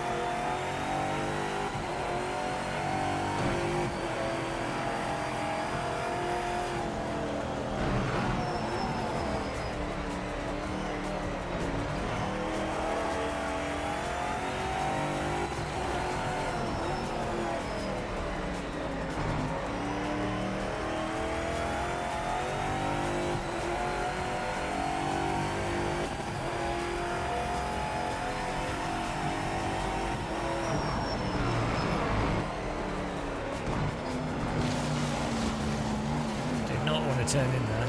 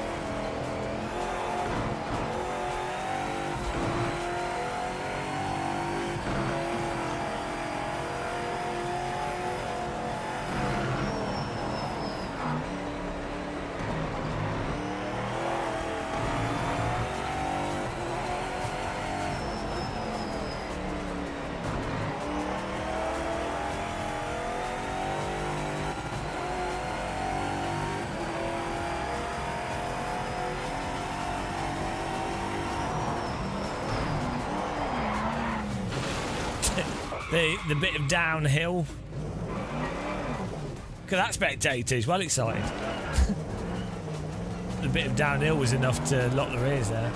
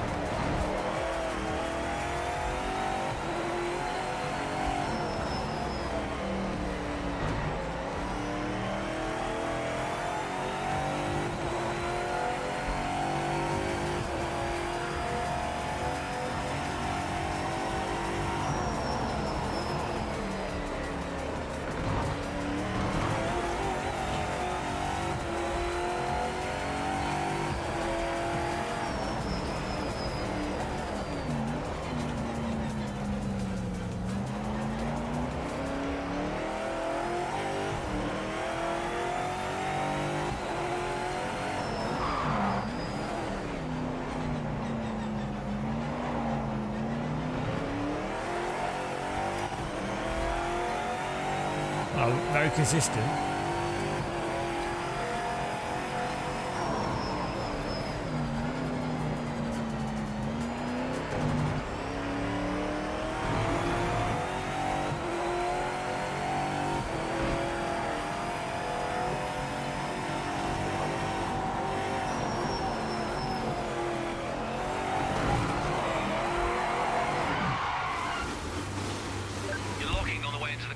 Trying to ease off on that brake pressure. Locking on the way into the corner. We just threw the car into that.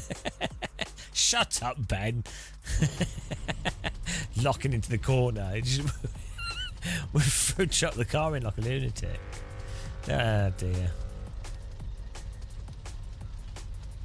Let's see if this causes the dead zone issue that the other did.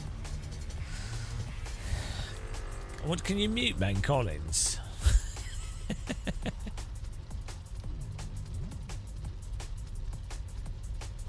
Just mute Ben Collins. Oh no! Oh, voice volume. I hope that's that.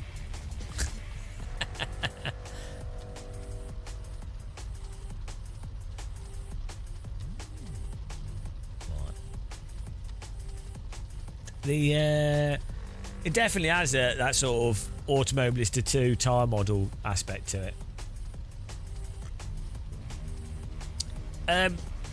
It's not constructive feedback. If you've lost a car from just cornering too tight and then the rear's gone over, that's not from you braking too hard. That's from you turning too hard and then the car bouncing over the curb. Nothing to do with braking at all.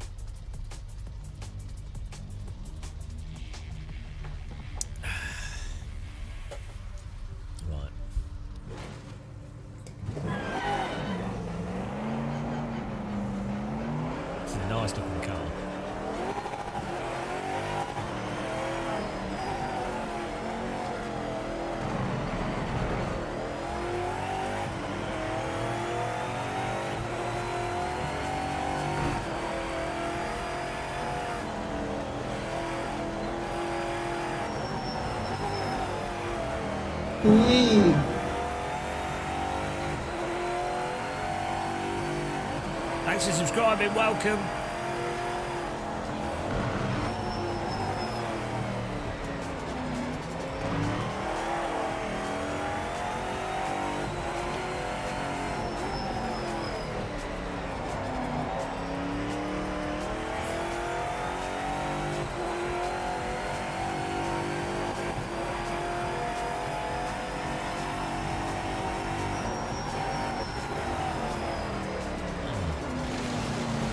Cold tyres. I reset the brake bars as well.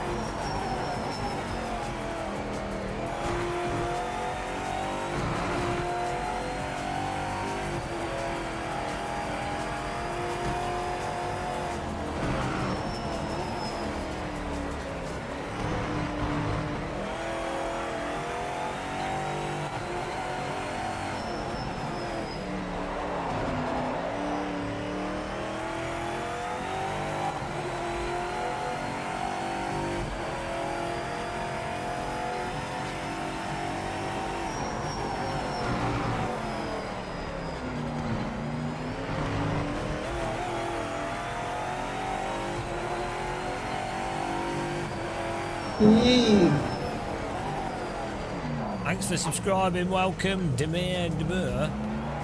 Welcome.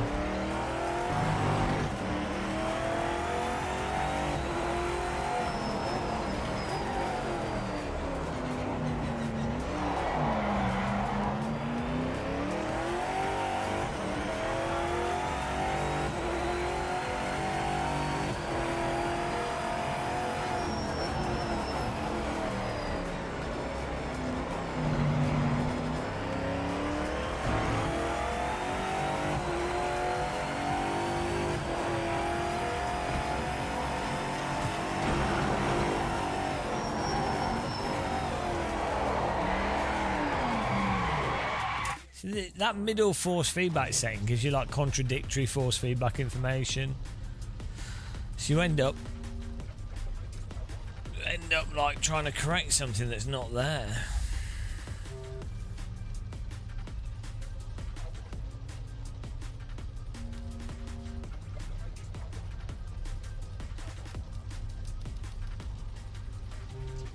Try this.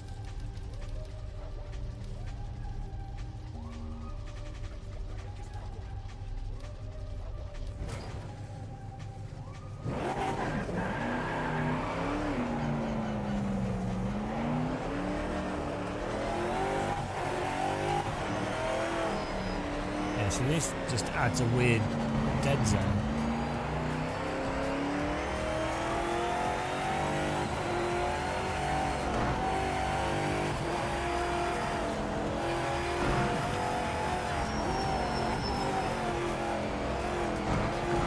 Does give you road texture though.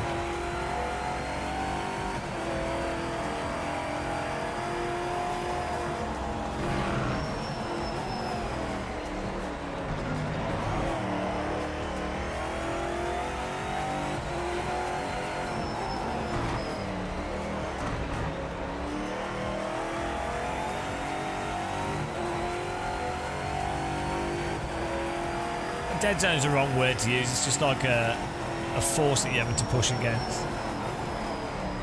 Oh, it's well, there goes the tyres. Oh! It's got dark in here for some reason. Could it be the tyres? That's pretty funny.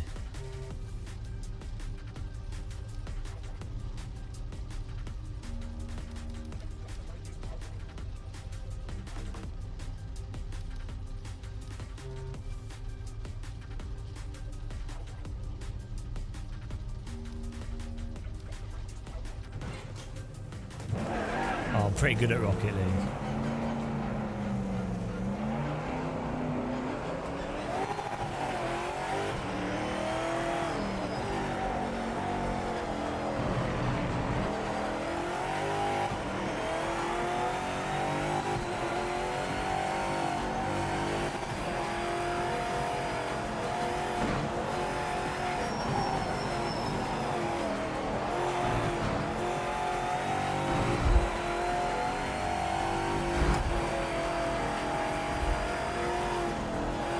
Right. Vanishing bollard. Oh, brake bias. Why is it reset it every time?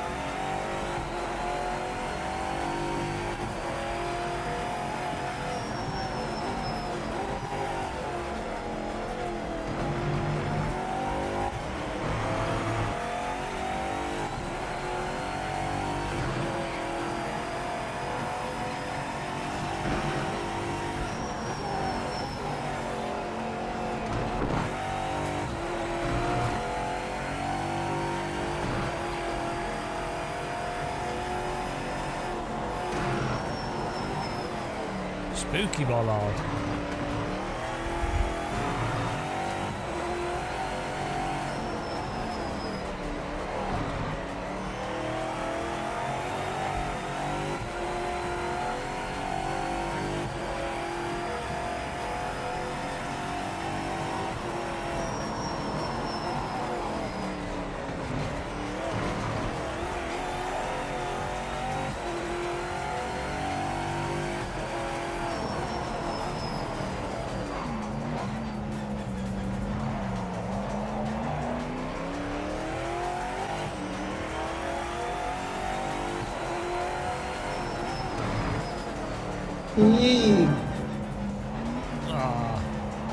Thanks for subscribing. Welcome.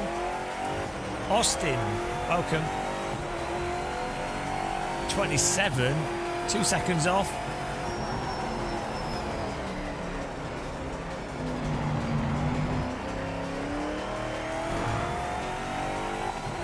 That's a long time on this track.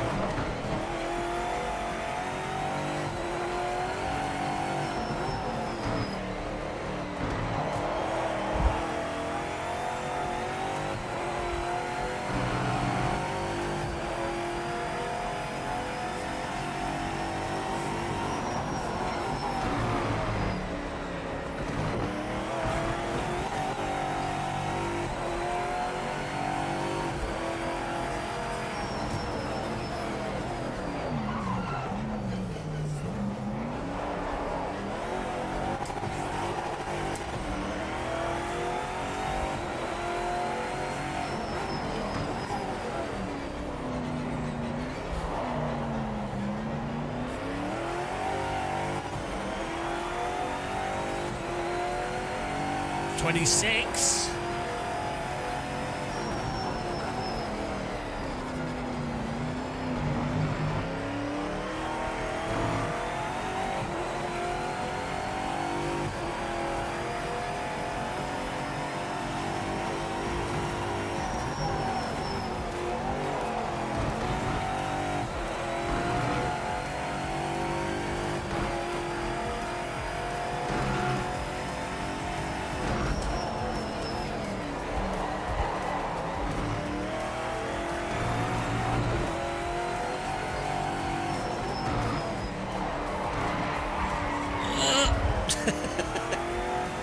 Okay.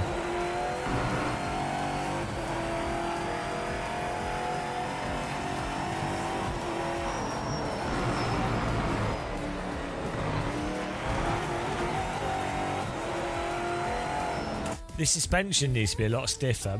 Maybe it seems like the suspension in this is better than AMS2 and Project Cars, but it definitely seems like slow to settle from bumps. For like, I mean, this is an older race car, but normally they're really quick to settle. And that I've been around Donington in real life as a passenger in a few cars, and none of them were bouncing over that chicane like that. But maybe that's just different cars. I don't know.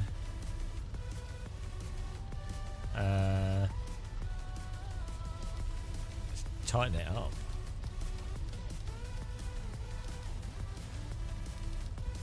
We can maybe reduce. Oh, we can't reduce. Oh, can we reduce the ride height even more? Surely that's illegal. Not legal.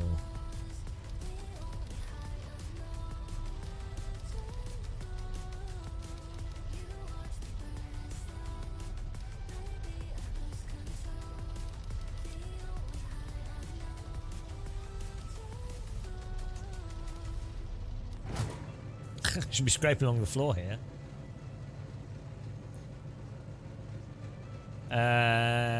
No, to be fair, this is probably the best handling game with AI, but the AI in this is a bit weird. LMU has okay AI. Are we scraping along the floor?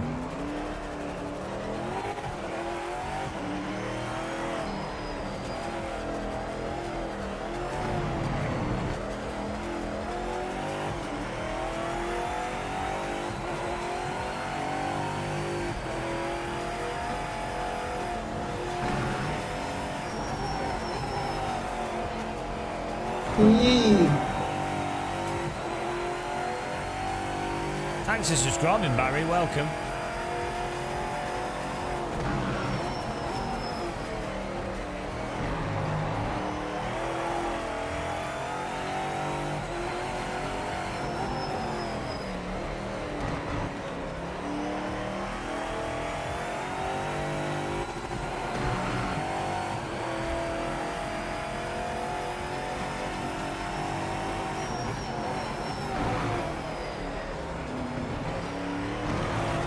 That's a lot tighter.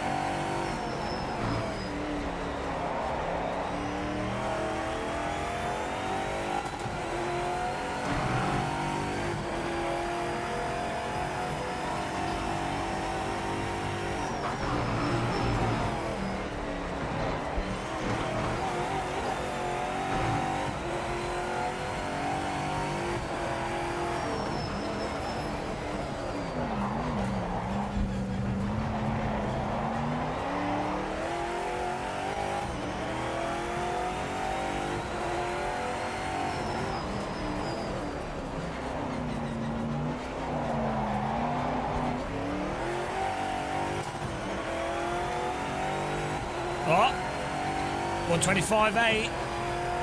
What time do we need to get?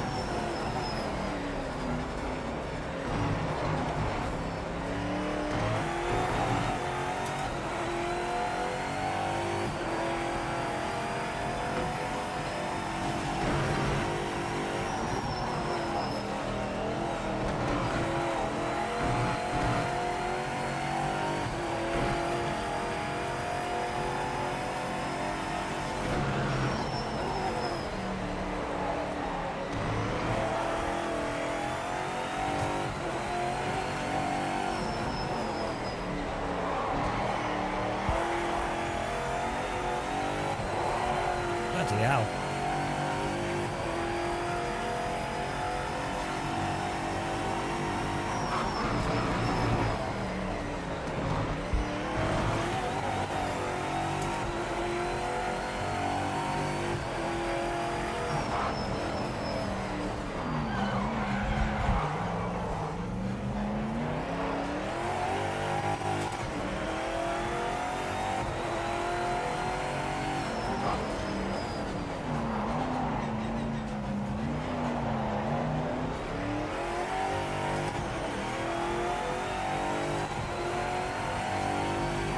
Oh, well, we're the best. It does seem a bit weird. The absolute limit seems a bit cushioned in this. Like it definitely wants you to. I don't like ACC, but really I do welly like the normal car. That's amazing. So it's probably one of the How do you? well, one of the or not the best simulation to practice, like even F1 or GT mods. It's really good. Has it saved it? What did we do? 120. We did a 125.3. Don't know if it's saving the times.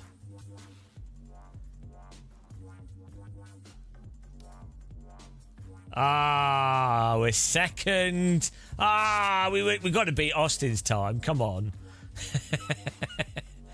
We're beating traction. We need to beat Austin's time. What was the goal? 28? Ah, it's terrible. 125.3. Well, we're going to have to do this.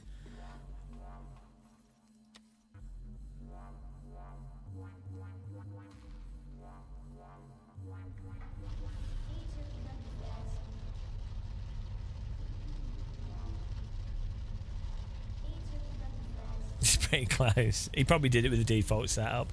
To be honest, yeah, it does seem like wellying the car at the limit. The cars are like... The tyres are very happy when you're actually... when they're squealing like a biatch. They seem very happy. Like, it's weird how you... But it's kind of like AMS2 in that way. It's kind of tricky, though, because you're not used to pushing that hard. I'm not.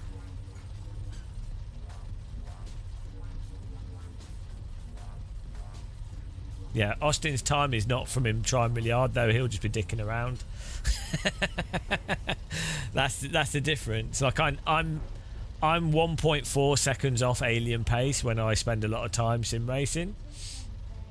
I've done so much. I just know that's where I am with my pace. It's just my skill. It's where I'm at.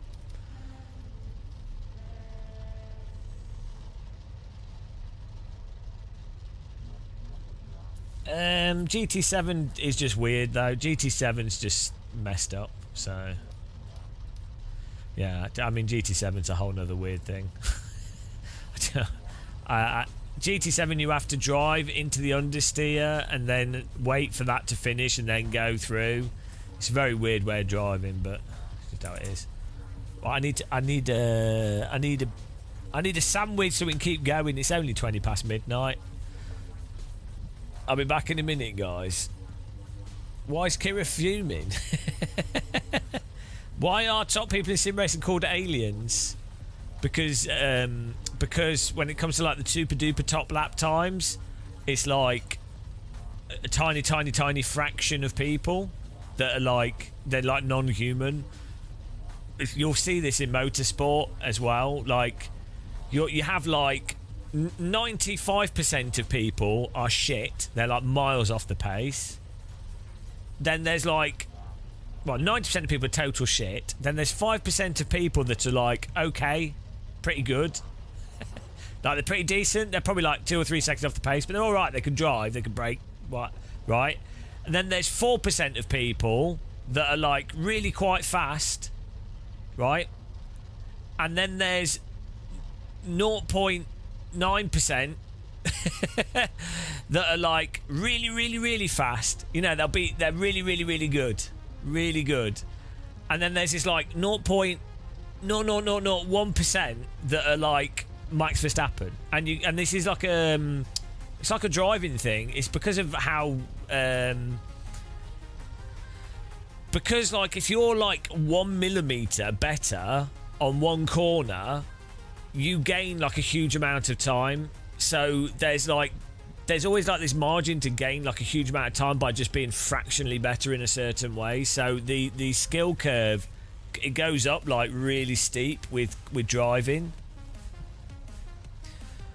And it's a combination of like absolute like raw braking precision, accelerator precision, steering precision, track precision. You know, there's like 4 or 5 different things, but all being done incredibly precisely, mega consistently, and it's just a very hard thing to do. And then also in real life, adapting to the current conditions is like another additional layer. Yeah, I mean, you can drive a tyre at the limit for the line that you're taking, and you can be at the limit, but you're taking the wrong line, or you're braking too late, you're braking too early. So, like, you can be at the limit of lateral grip or balancing the tyre in perfect grip, but then you're actually taking the wrong line. So you are driving the car at the limit, you're just not driving the racetrack. And also, there's like a phase of the car's actual limit with the tyre limit, and lining that up with the actual limit of the track, and so matching the actual car's limit with the track's limit. And then, obviously, as I say, the grip of at any point in time, the track grip levels are sort of subtly changing with weather conditions and surface wear and stuff. And then the car, at any point in time, it's like optimum is changing with tyre temperature, tyre wear, car issues, what have you. But then also the driver there's a dynamic aspect to it where if a driver pushes really hard in one corner, that will change the tyre a little bit for the next corner. So there's some like moving variables as well. So like a sim is pretty static, which makes it a lot easier to sort of understand. But when you add in those moving variables in real life, it's a whole nother layer. And I've not ever seen anyone really describe that like that. I don't drive. I don't know. I can't possibly know these things because I'm not a real driver. But that is how it works, guys. Yeah.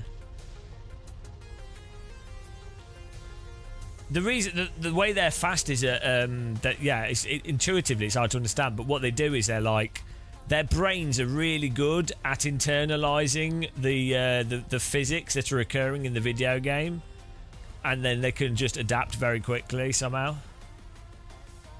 If I was on the spectrum where I put myself, I don't know. Well, I'm dyslexic. Like, I've been diagnosed by a psychiatrist.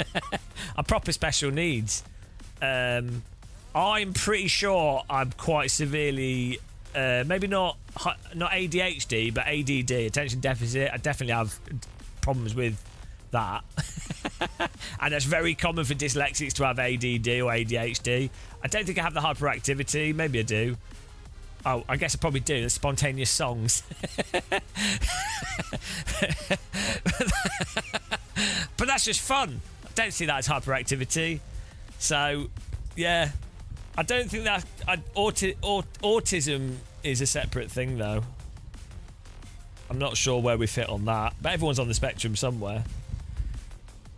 Oh, yeah. Like, I like doing stuff that I'm currently doing and continuing it. That's definitely... I've definitely got ADD at least. 100%. Like, no working memory. Don't like starting things but can't stop things to start. Hyperfixate on the most ridiculous of stuff like force feedback. But I've got used to it. I'm happy with it. I really like how I am. Yeah, bold type specs. Yeah, no, I like it. I think it's good. I like it's yeah, as long as you're not. The thing is, if you were like dyslexic, it's a problem if you don't know you're dyslexic and you're like, why on earth can I not spell anything? And then people might say, oh, you're an idiot, you're dumb or whatever. You might be slow. And you might not be slow. You might just be, not that it matters if you're slow. If you're slow, there's nothing you can do. It's fine. But like, the problem is if you're dyslexic, you might actually be quite good at something, but you don't do it because you think that you're not able to do it when actually you can do it. You just can't spell or something, right? So the point is to just go, oh, if you're dyslexic, then these things can help. Maybe listen to audiobooks, maybe work through things in a different way. But it's not bad. It's not really bad. It doesn't really matter. Same with like ADHD. It's not like it's not necessarily a negative. I mean, it would be a negative if you're forced to do stuff that you don't want to do, but some of the great, like, people that are amazing at sports or that have come up with inventions, or, you know, people that do weird stuff or like hyperfixate, they might push forwards things that otherwise wouldn't get done. So, you know, exactly, you're forced to master stuff, exactly, rather than just reading something and going, that's true. Exactly. Well, a lot of people learn something and they're really confident because they've technically learnt it, so they can regurgitate it and go, oh, this is why this is this. But they don't actually know. They've just memorised some facts. They don't, someone could go, oh, well, blue and orange mixed together make this colour because they read it. Or, I don't know what colours go together to make what. But, they might read that these colours do this, but what they don't know, they've never bothered actually getting oil paints or pastels or whatever and mixing those different things together to see the end actual result, to understand the actual interaction and why the colours together with those different materials on the different surfaces actually convey a certain thing, right? So they know that, what makes purple what makes purple, guys? Like blue? No. What primary colours make purple? Orange and red? Red's not a primary colour, is it? No, red, blue, green. I'm thinking of CYMK. What? See, I don't even know. But if I was there with a mixing palette, I'd just mix stuff together and eventually get the right result and I'd be like, that's what I want.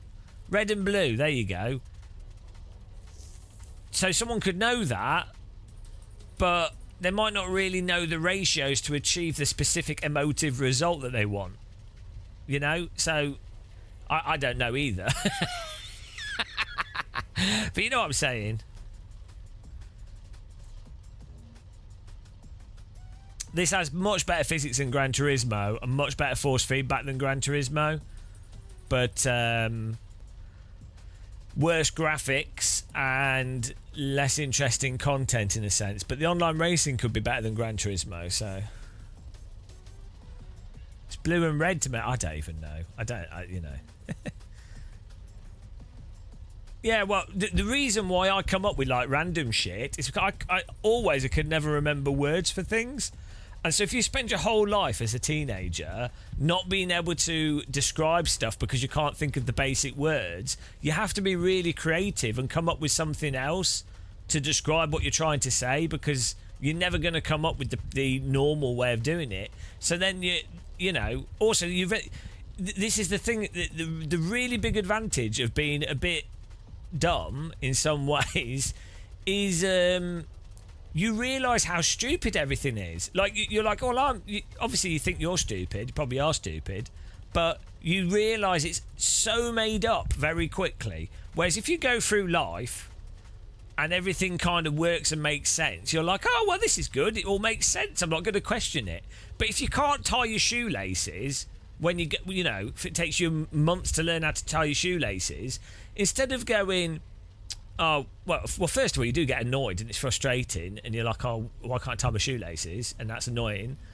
But eventually you might go, well, forget this shit. What is this shit? Why do I have to use shoelaces?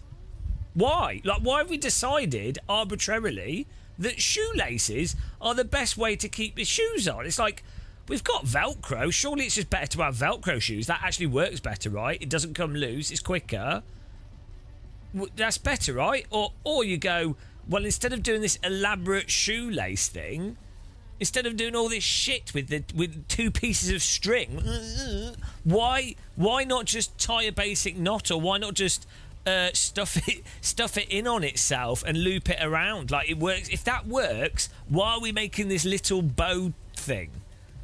Do you know what I mean? So that's what happens. Because you get frustrated with the stuff that other people just take for granted. They're like, oh, a little bow, whatever. Didn't think about it. You have to think about these small things so much that you're then like, right. So it forces you to be a bit more creative, I think. So that's the benefit of it. That's the benefit of suffering. You people that tie your laces, you shoelace, Also, we are actually taught wrong in the UK.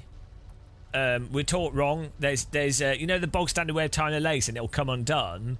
There's the other way round, which I've never bothered to learn, but the other way round of doing a shoelace and it actually stays tight, but you can still undo it.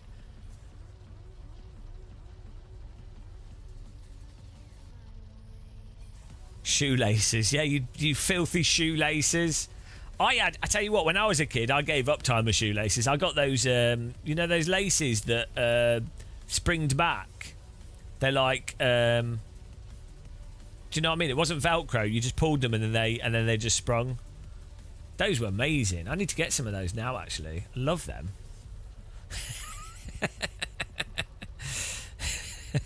They're well good. They're really fun to play with as well when you're like little and you're like boing boing. See, I'm like a cat with a laser pen. Oh dear. It's good. Clip-on ties. Shoelace savant syndrome. Yeah, the clip-on tie thing is weird as well. I did learn how to do it. I found a tie pretty easy actually. But you need a moderately quality tie so when you pull up the top bit. But then that whole thing with shirts is dumb. Like, you know, like dress shirts, and they basically should be so tight around your neck that they're really tight.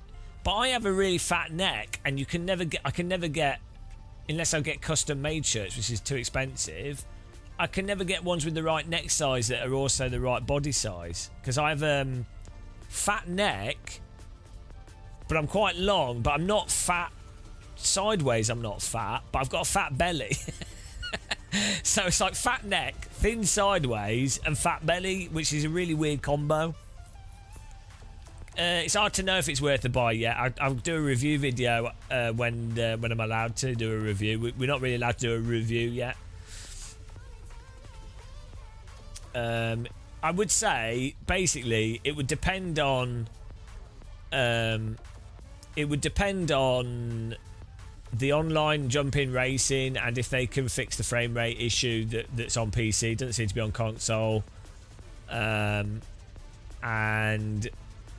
I think I get that. To me, it seems like this game needs 6 months of work on it to fix like a bunch of stuff.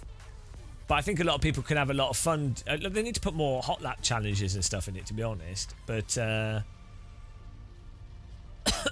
yeah. The driving's good. Like it's basically to me it's like AMS2, but they've fixed some of the annoying physics aspects of it. It's how the more I drive this, the more I kind of feel like AMS2 but not as overactive. I've not really driven the GT3 enough. We'll get around to that. At the moment we've just spent 5 hours today dicking around with force feedback, and then we're just doing hot laps because that's a good way to get a really good understanding of where the physics sort of exploits or where you have to drive is.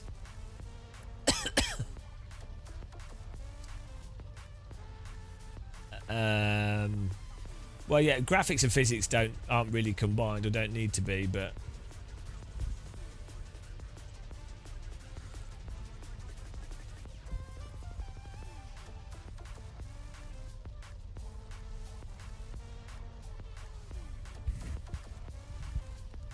this reminds me of when you spent 3 weeks obsessing testing Doom source ports. Oh, I do this with every new driving game. Like, AMS2 has a better graphics engine, yeah. But I would rather drive this over AMS2 myself. In many ways. I find AMS2 a bit of a chore.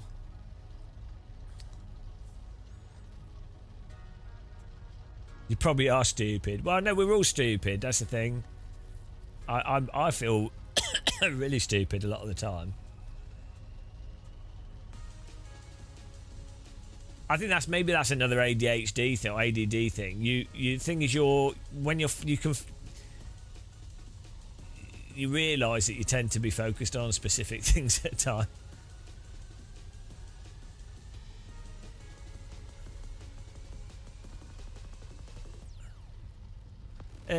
The time of day thing is with every game. If you run races at like morning and evening, like the golden hours. I don't like ACC, but then, I do like the normalist. But that is amazing. That is amazing. So it's probably one of the,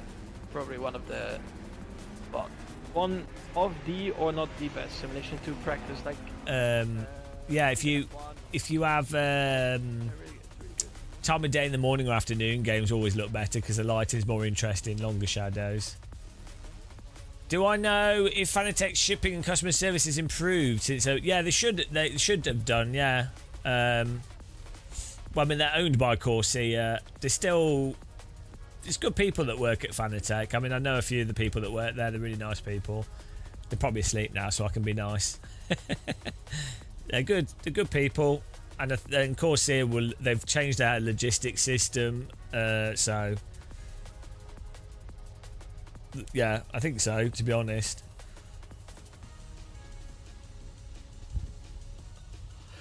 I used to like Doom 95, to be honest. I thought that was amazing. I don't know what GZ Doom is. Was that Glide or something? No, they're a lot better with the communication now, I think. Niels, what are you doing awake, you idiot? It's like 1:30 in the morning where you are. That's almost as bad as spending 8 hours doing hot lapping. What are you doing? Oh no! Imagine that. Oh no! Hang on. Like last video, you're like, I need to do some actual work. Proceeds to set up Rally in AMS1. Is this so you can Is this so you can do the force feedback with the Rally in AMS1 to see how much it lines up? This is the problem when you give people like this tools. They just start fiddling constantly and never actually release anything for anyone else, because all it is for is to serve your own like in your brain.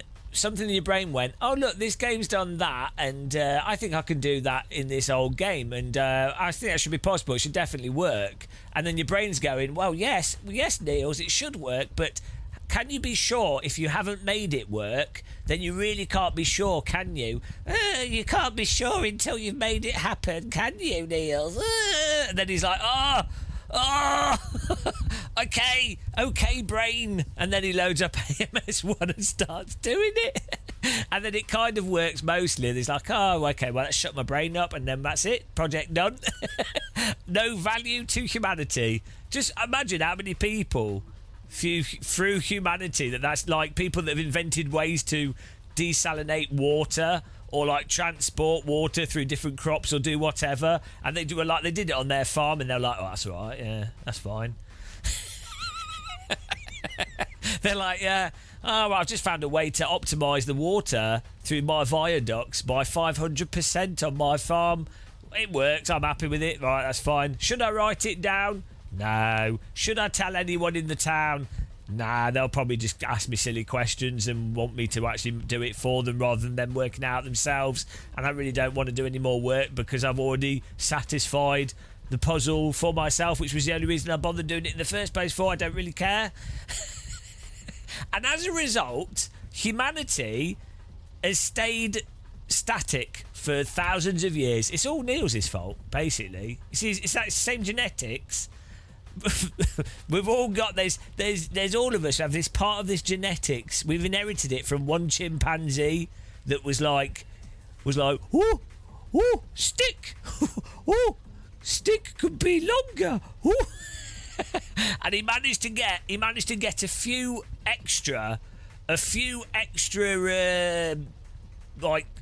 maggots from a tree, and it was successful enough that he did all right, and he got a mate. They did all right, but they didn't know why, and they didn't share it, and that's what happened. All because of this chimpanzee with a slightly longer stick. Oh dear. Well, it wouldn't have been a chimpanzee though, would it, actually? Because that's a different animal entirely. What do I think of the game so far, Shumi? Funny enough, what are you doing awake? It's 1 a.m. in the UK. My verdict so far, we're going to do a video on the physics, obviously. Basically, very similar to AMS2, but it's way more forgiving on tyre lockups and braking. Also, it's more balanced than AMS2 in terms of using the throttle and the steering, so you can't cheese the steering to the same degree. But it's also way more forgiving at the limit than AMS2 in terms of like braking and locking up. Like, the tyres don't turn off when you lock up, so you get that sort of bit of extra recovery, which probably means esport drivers will be able to cheese that. So there might be some weird driving with this, but for the vast majority of people, they wouldn't notice. It doesn't have the tightness or the response under the limit and getting up to the limit that you have in iRacing, AMS1, or the original Assetto Corsa, and the force feedback just below the limit just doesn't have the detail that you have in AC1. It's kind of a bit vague and spongy, and also the suspension and handling is a bit vague and spongy, a bit like Automobilista 2. I'd say it's more fun to drive than LMS and Race Room and R Factor 2, and the force feedback's slightly more detailed. So, I mean, it doesn't have the big problems that AMS2 has in its handling, where you like go mental, but you do have to be a bit overactive on the steering in this. So it's good. Like, it's a good. I would say it's a good. The handling is a nice type of handling.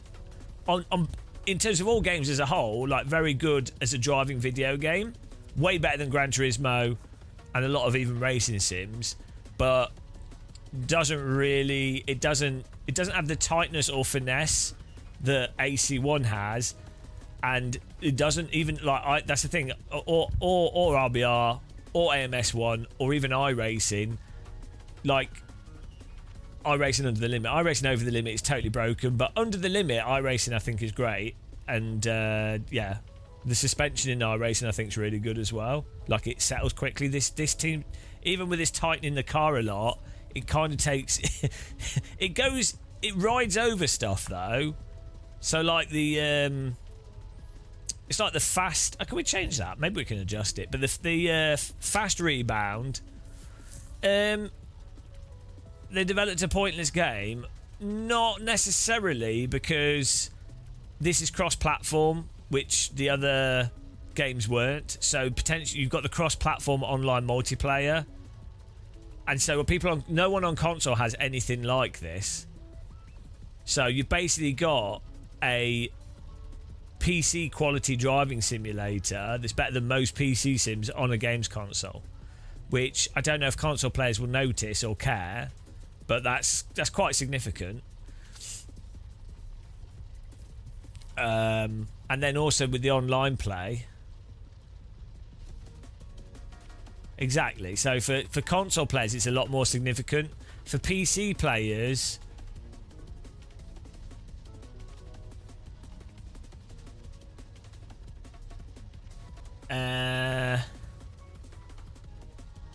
well, there's that guy that joins our servers in AC1 that beats everybody with a gamepad all the time. It's really funny. But yeah, maybe we can beat... Yeah, when this... on the 25th, when this comes out on console as well, we can... it should have a gamepad on the screen if people are playing with a gamepad, so you can mock them. It should say on the screen how much you've spent on your sim racing equipment. That's a well good idea. In the multiplayer, they know what wheel you're using. Like, it's a Mose R25 M booster. They don't know the rest of your sim rig, but they can tell the wheel and stuff. So they're like, it could put a price by your input device. That's well good.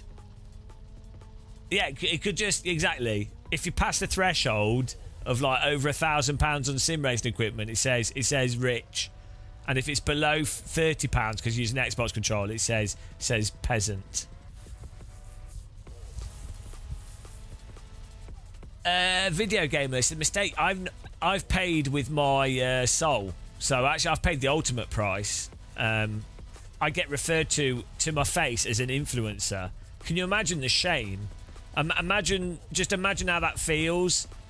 Like, I've literally been at I was with some people and we were going into a bar, and it was like a invite only thing, right? And the doorman was like, I'm sorry, need to check if you're on the list. And then the guy I was with was like, he's not on the list, but he's an influencer. and he is invited. And the doorman was like, okay. and I was like, I just felt sick. I was like, can you just call me an I'd rather not go in now. That's like calling me an estate agent or a solicitor. You know, I started vomiting everywhere.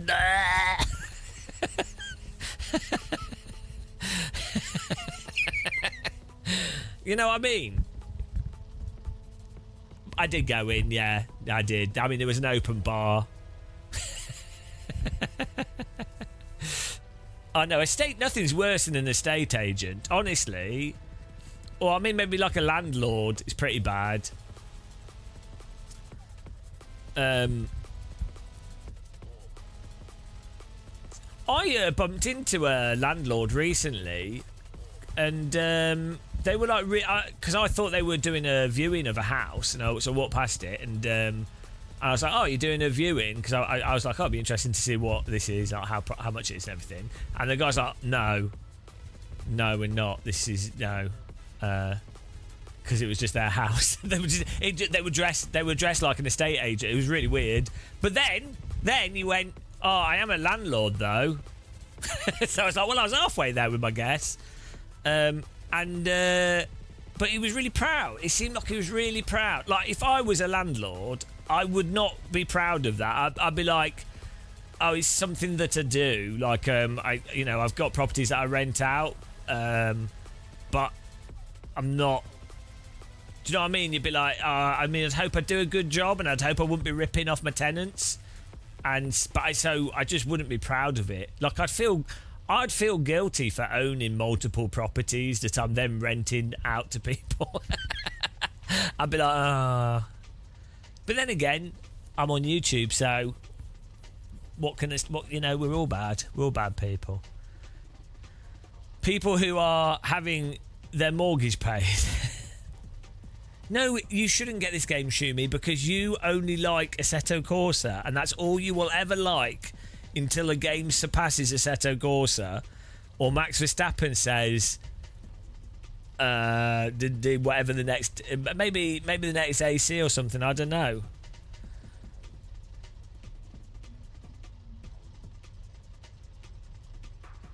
So. Right, I'm getting a cup of tea, guys. Then we're going to beat them when we're getting the top lap time on Derby racetrack. Derby. Hang on, East Midlands isn't in Derbyshire, is it? It's in. I know it is in Derbyshire, isn't it? So it's not in. No, it's in Leicestershire, isn't it? Is East Midlands racetrack in Derbyshire or Leicestershire?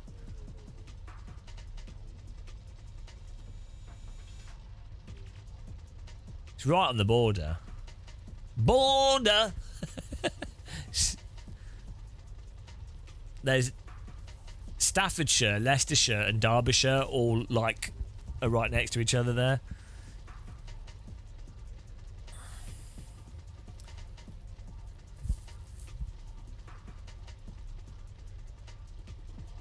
I'm gonna have to look. We'll have to look on that. I'll get my cup of tea, guys. I'll be back in a minute. Make a cup of tea, get a cup of tea, get a cup of tea. Look at me, get a cup of tea. Put my tea bag in my tea cup. Put my water onto my tea bag. Get my tea and drink it. It's a tea, mega tea time. Give it tea time. Make a tea time. I want a tea time. Everybody drinking tea time. Mega tea time. Drinking tea.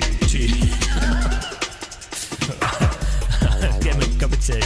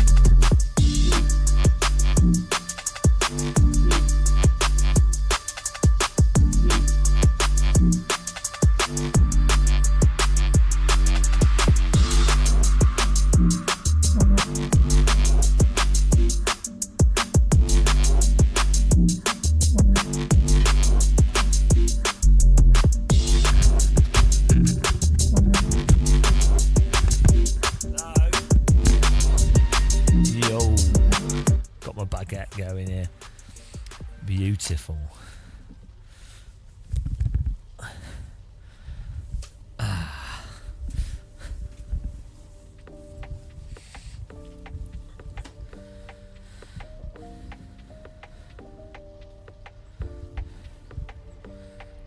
Ooh, got a big baguette.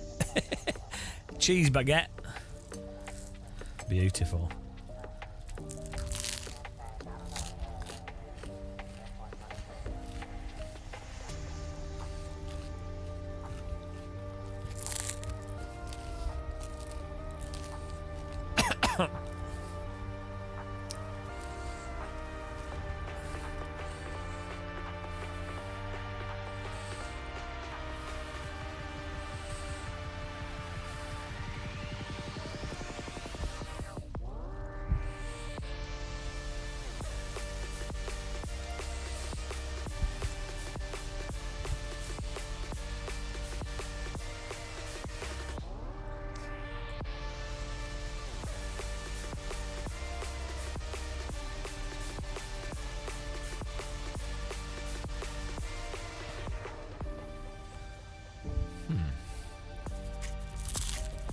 Just Epidemic Sound, drum and bass.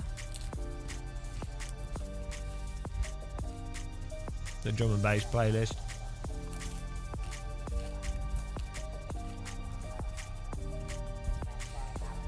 Oh, what time did we have to get?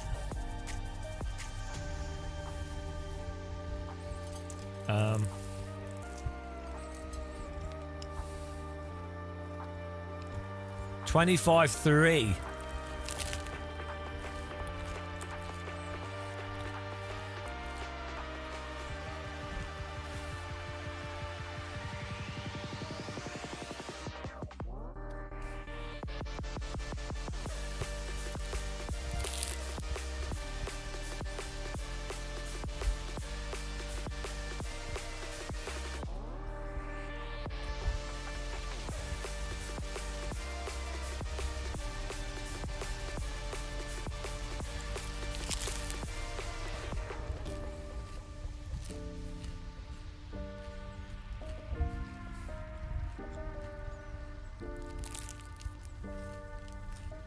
So, I have that problem with RBR as well. It's really weird.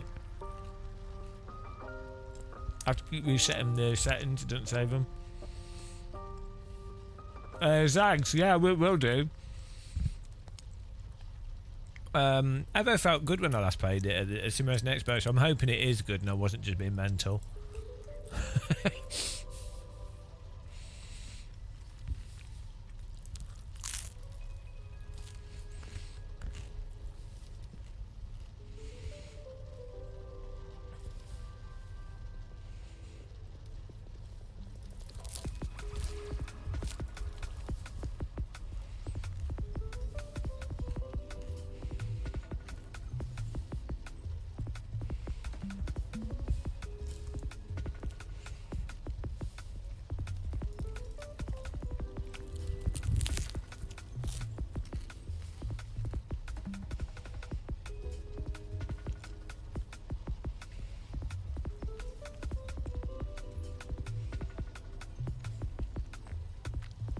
Did I increase the rear? Oh, I think I did.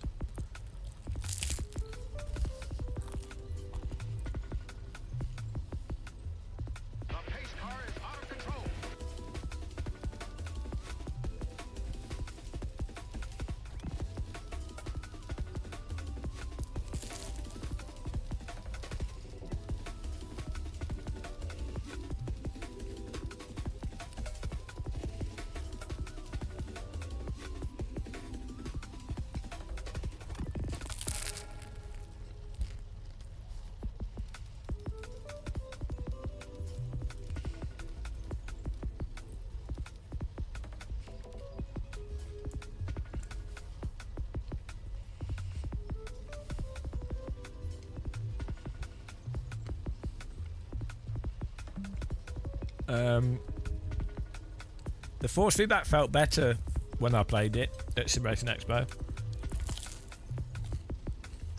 But I was on some random rig, so.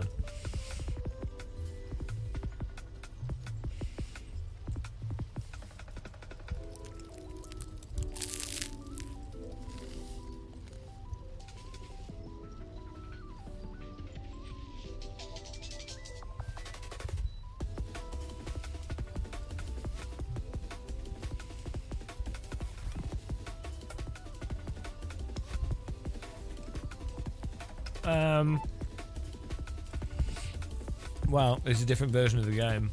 It just means I can't tell. I don't know how much of it's the rig versus the game versus whatever. My rig's set up pretty sharp. But that means it... If a rig's got like more damper on the wheel or other stuff, it will hide the actual reality of the simulator.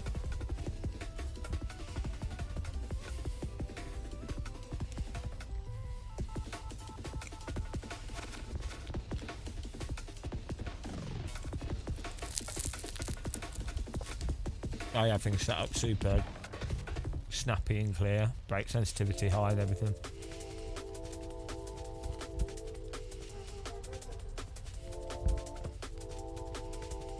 What do we have to get? A 155 flat? I think was the time.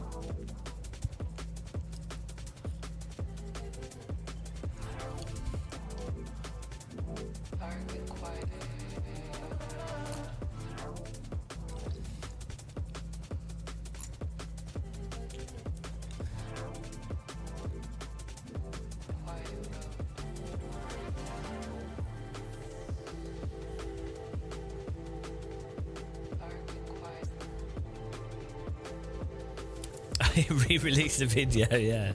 Should do. Right, here we go, guys. Yeah, a bit of Yorkshire tea. Jam and butter sandwich is well good with tea.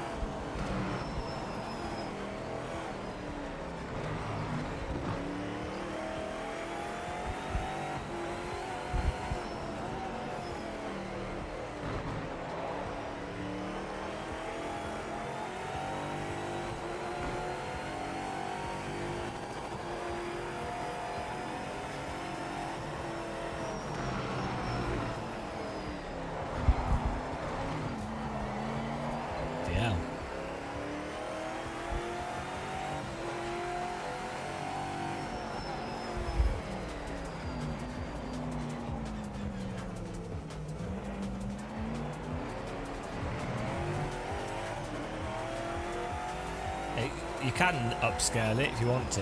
It has DLSS if you want to turn it on.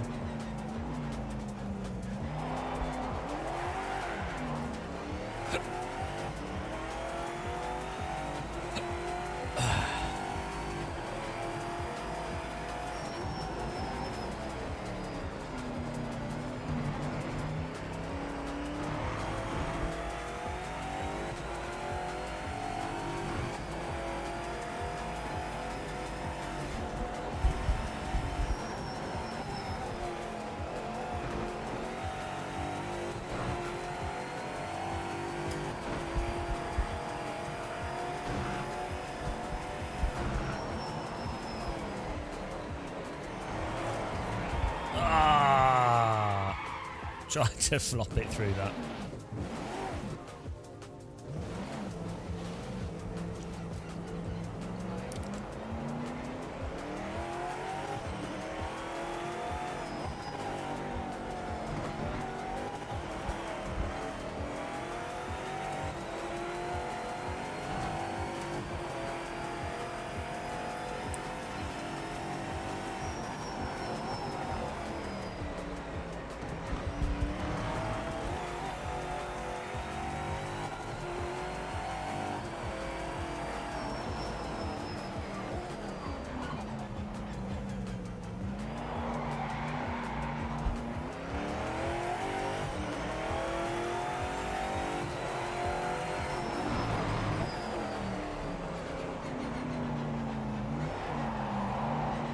Built? What's built?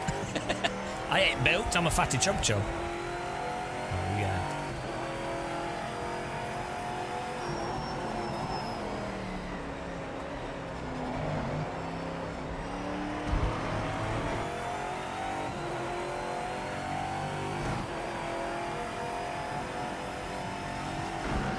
Built a van.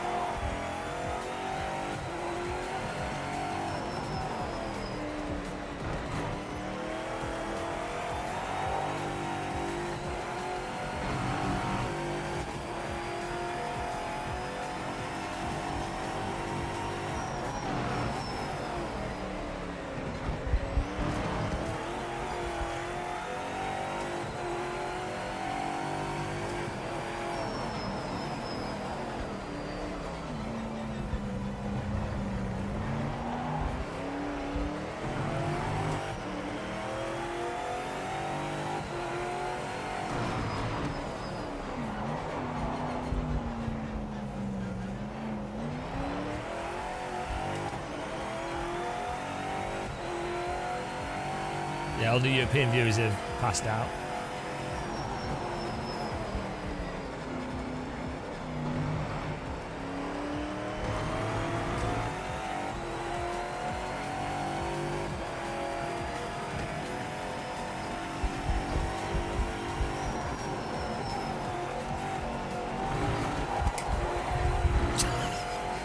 Bloody, you can send this like a lunatic.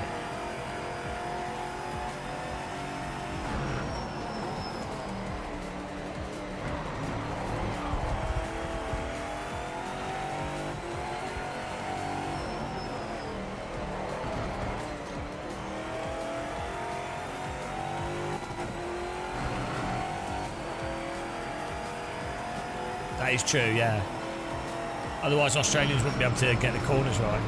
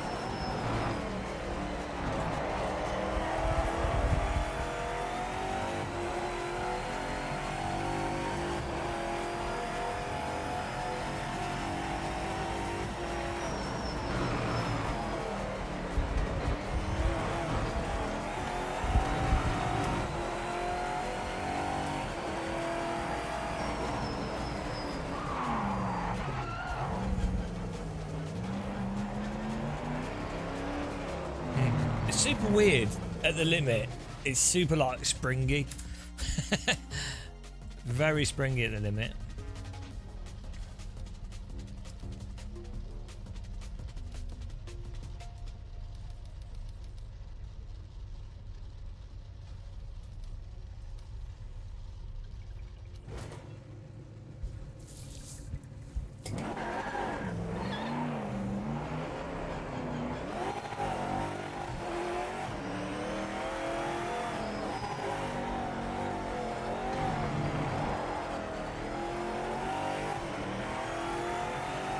It's at the moment there's just some issues at the moment with the physics and the CPU.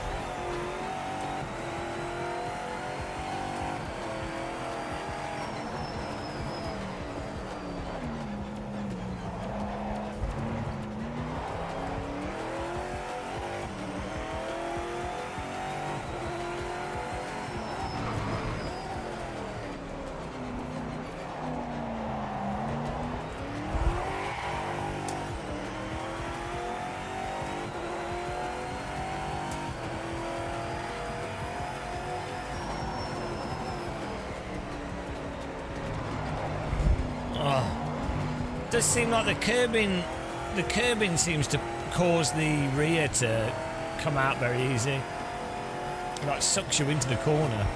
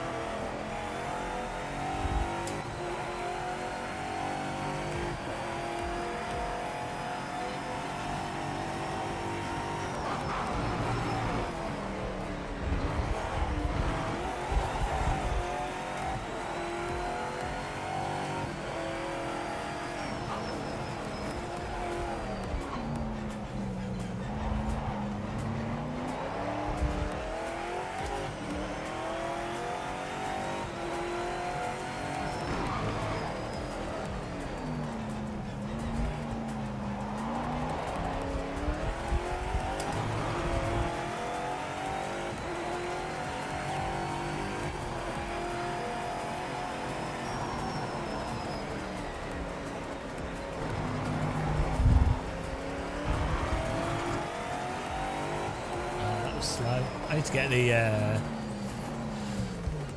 get better. 25.7. We're gonna get the fastest time. It's good fun. It's fun actually trying to get the fastest time. You do have to be like well quick on the steering, which isn't necessarily unrealistic. It's hard to find the limit, to hold the car at the limit. It really wants to go in and out of the limit. So normally in many sims you would just turn it into the limit. So in AC1 for example, it's quite easy to find the limit. But the limit, well, I'm not saying what's realistic or not, but the limit is very hard to like hold it in on the limit in this. It's not like a very obvious limit. It keeps wanting to go in and out of it.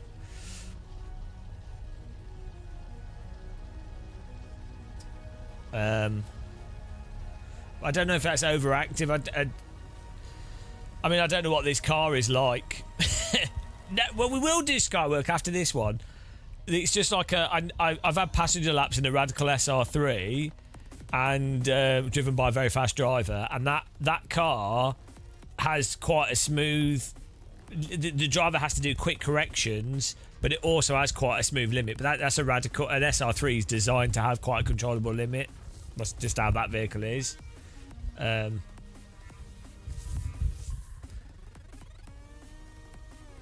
This is like really springy at the limit. But yeah, it's interesting. What you really need in this sim is like an F3 car or an F2 car and stuff, because then it's a lot easier to compare to modern, like modern slicks and stuff.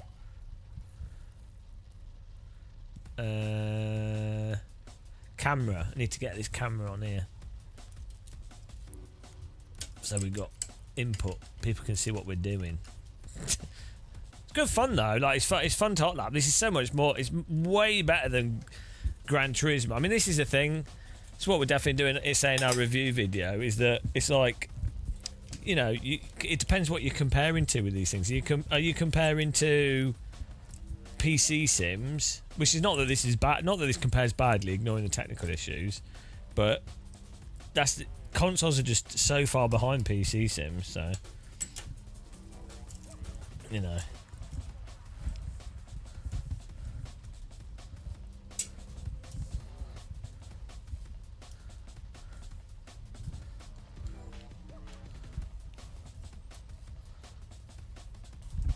gonna end up punching my camera. Put this over here. It is fun trying to go faster though. Like it's a little bit overactive, it feels, to go fast. Like you really have to be a bit mental. It doesn't seem like smooth is fast. A bit overactive seems to be faster, but it's not. I'm not finding it as annoying as AMS2. AMS2 is like weirdly floaty in how you have to drive it, not just like the tyres.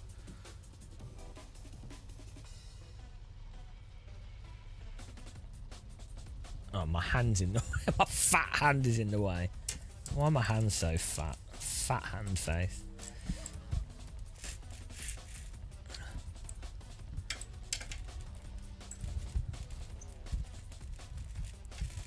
Oh, this is going to bounce up and down like mental. Oh well, it'll look like we're on a motion rig.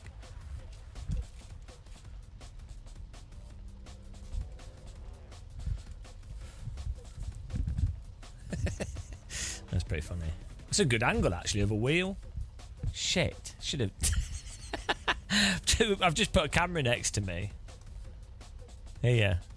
It's a really good angle for the steering wheel for filming. Oh, how did I never think of that? That's like the perfect angle for making review videos of a steering wheel. You can see like the motor and the wheel and the screen. 20 years of doing YouTube.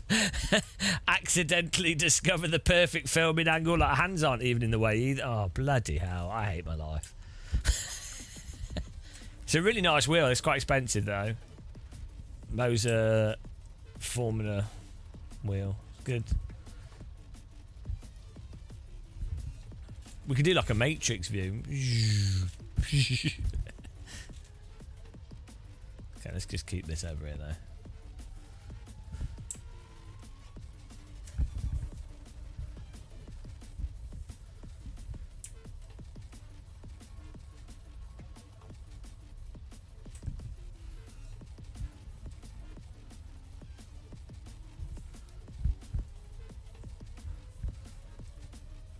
It's a bit. I mean, it is a. Whoa! That's not ideal.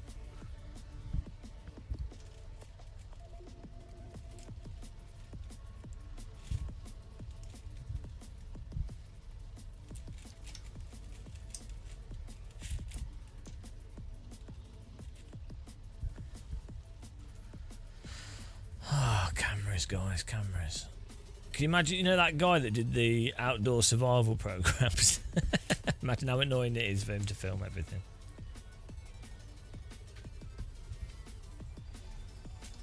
Whoops. Oh, great.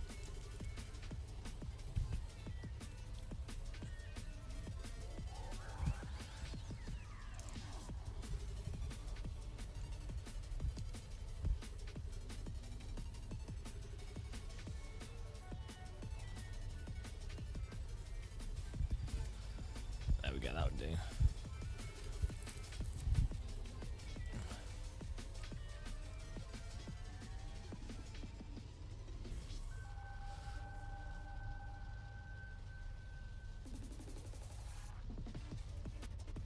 Okay.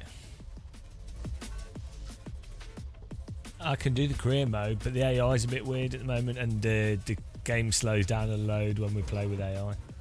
So, rather not. Right, 25. We need to get a 25, 5 or lower.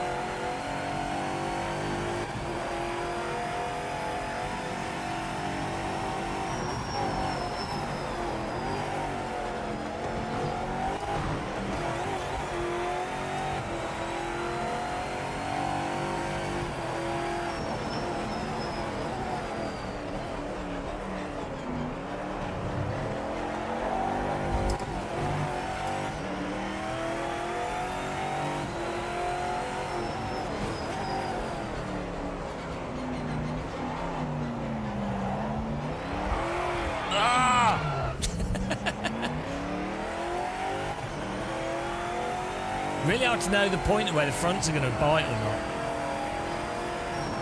When you try leaning on the front tyres, I think that's where the force feedback is lacking, is the front tyres. For grip of the fronts. Like, it's good for rotation.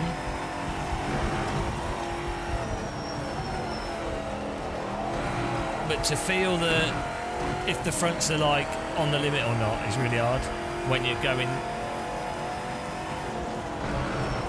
When you're already on the fronts.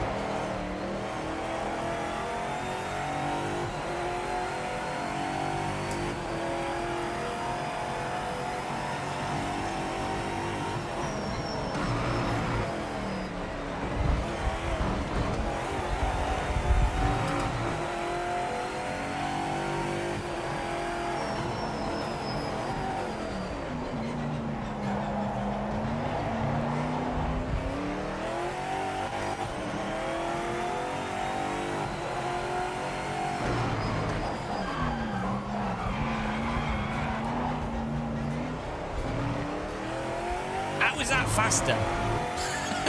Totally fudged that.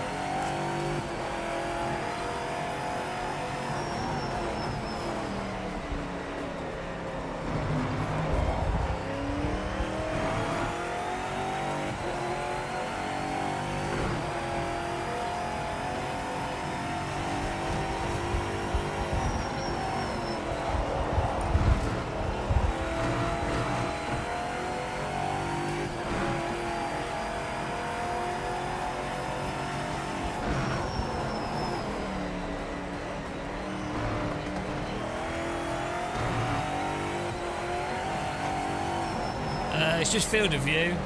Most of the sims have a good laser scan of this.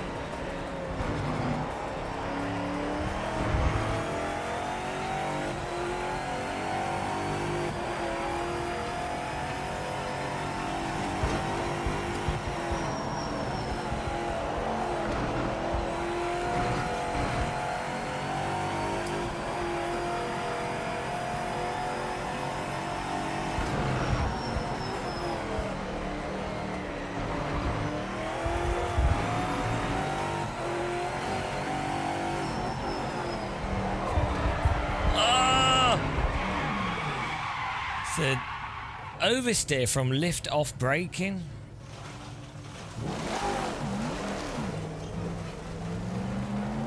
Yeah, it's like AMS2 but with better physics. Quite similar to AMS2.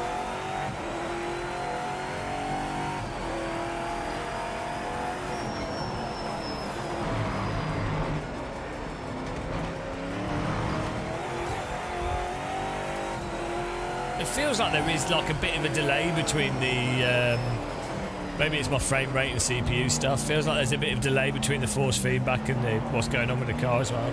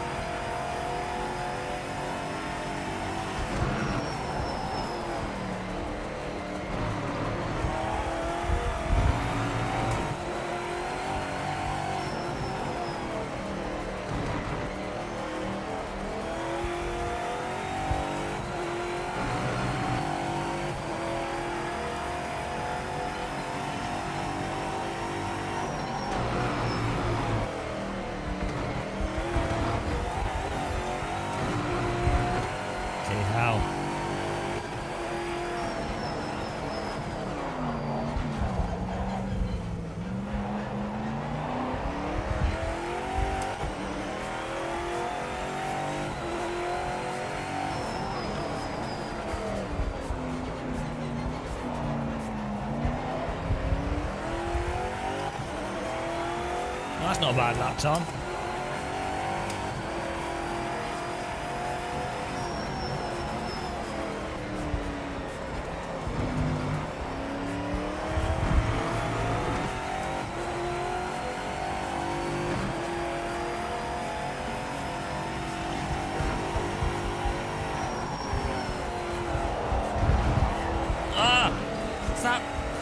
what it is it's the same brake behaviour as AMS2, but unlike AMS2, you can still bring it back. So, but if you're turning and you've got the brake thing that goes over it, but you can't feel that preemptively. So like the force feedback doesn't quite give you the detail to really ride on the limit like you can in AC1.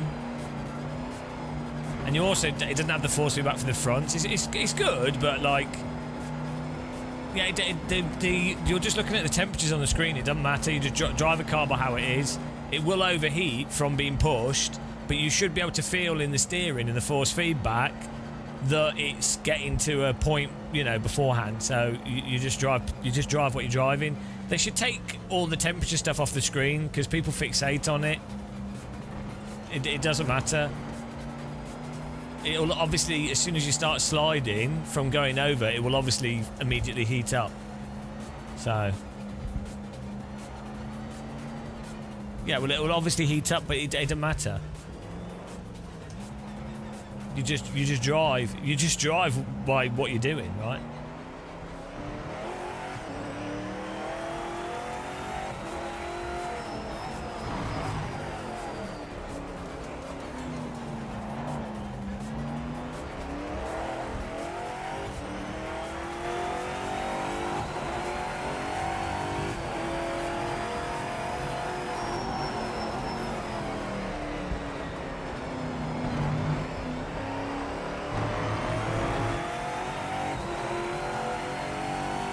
Push it in.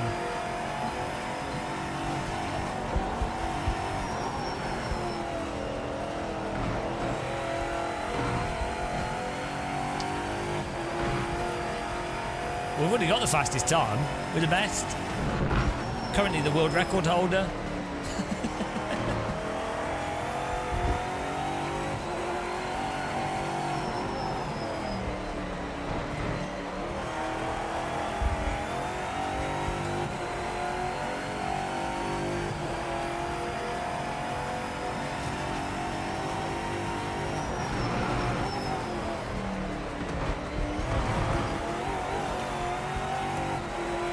I doubt it was even tried. He probably did it on the mediums as well.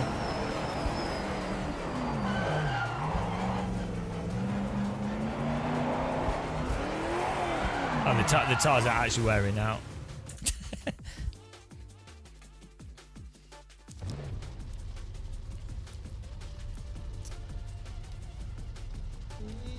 Oh, thanks for subscribing. Welcome, Rush.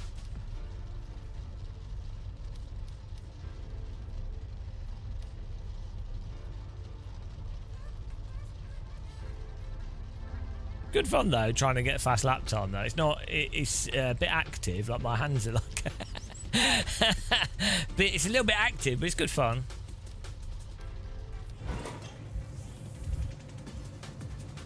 I don't like.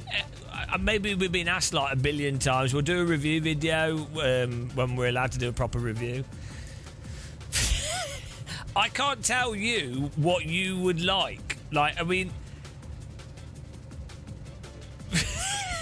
Like for me personally, no sim is better than AC or even close to it at this point in time in terms of raw force feedback and handling. There's aspects to this or AMS2 or other sims that are better than AC. There's specific tyre aspects that are better in other sims than AC.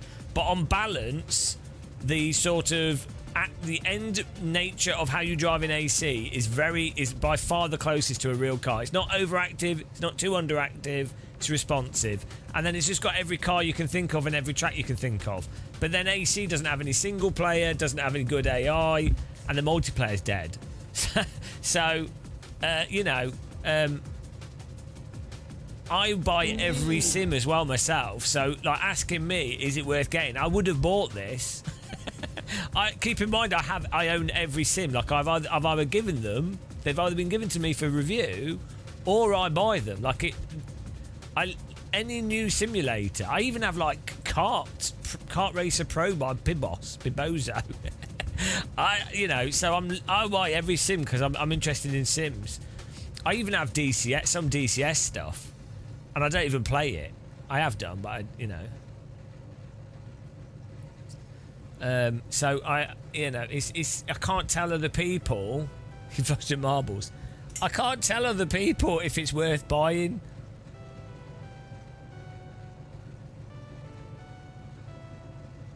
Well, we have like, I have like 15 terabit of data storage for video editing, and each PC I have like 3 or 4 terabits.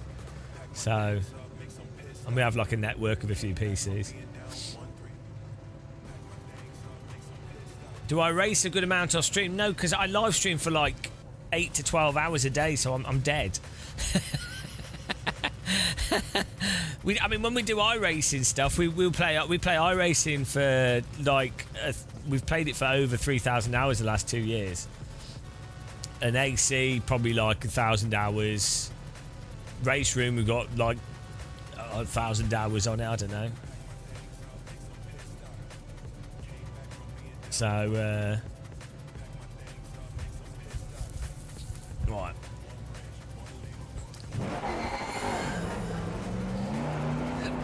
I think we could get a 25 flat.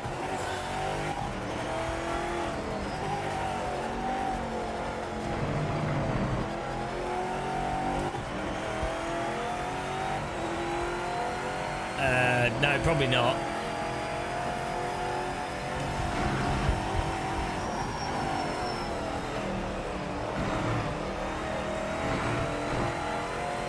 All right, Big Dave. Have a good one. Air 32, thanks for subscribing. Welcome.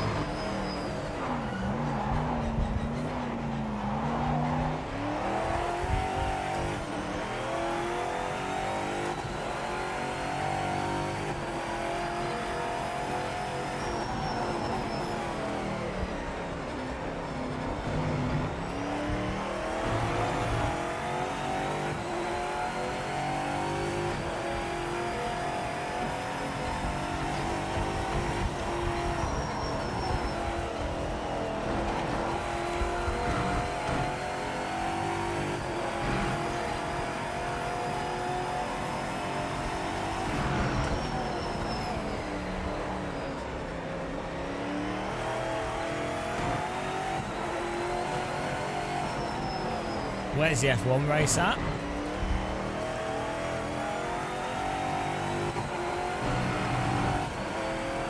Now we're in Antipodean time.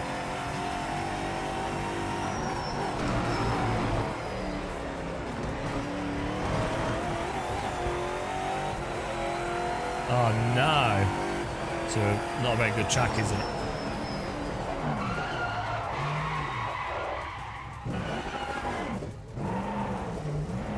First time on today. Watched a bunch yesterday. How are we feeling? We're doing all right. Yeah, we're trying to get the fastest lap times on here in the world. We already have actually, but I'm not done yet. We're just really trying to fully understand the physics of the game.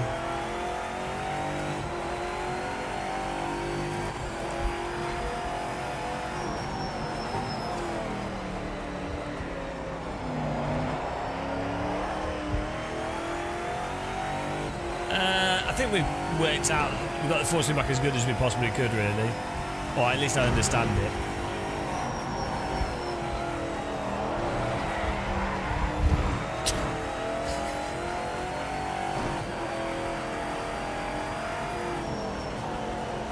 What is quite nice, and what you do notice, if you have a lockup or you overdrive the corner, then the tyres are flash heated, and so you have to be very careful on the next bit of corner or on the exit of the corner. But it's not ridiculously overdone. Like the tyres are still springy, but you have to be aware that you flash heated the tyre right with a bit of overdriving, and it comes back quite quickly. So that's quite nice. Like I've not noticed other simulators doing that effect as well. I don't think even R Factor 2 I don't think does that as like nicely.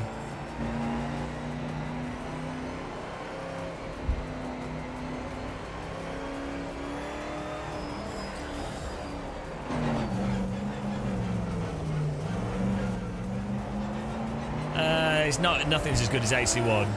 It's more like AMS2 but with better physics.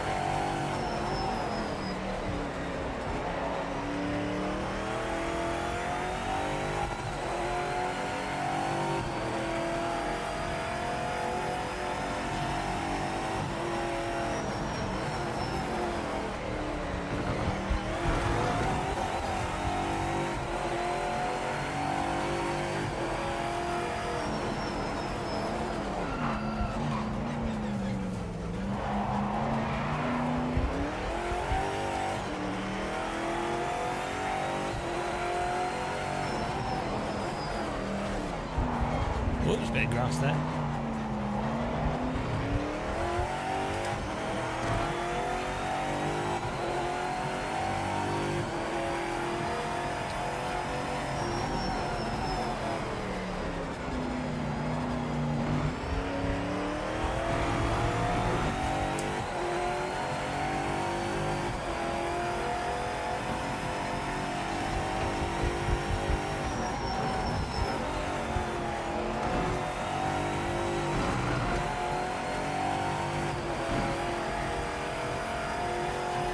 This is Derby Raceway. It's Donington. It's in the East Midlands. It's a really good track. Do a lot of famous for motorbike racing. And the Dunlop Bridge, which used to be here, but they got rid of it.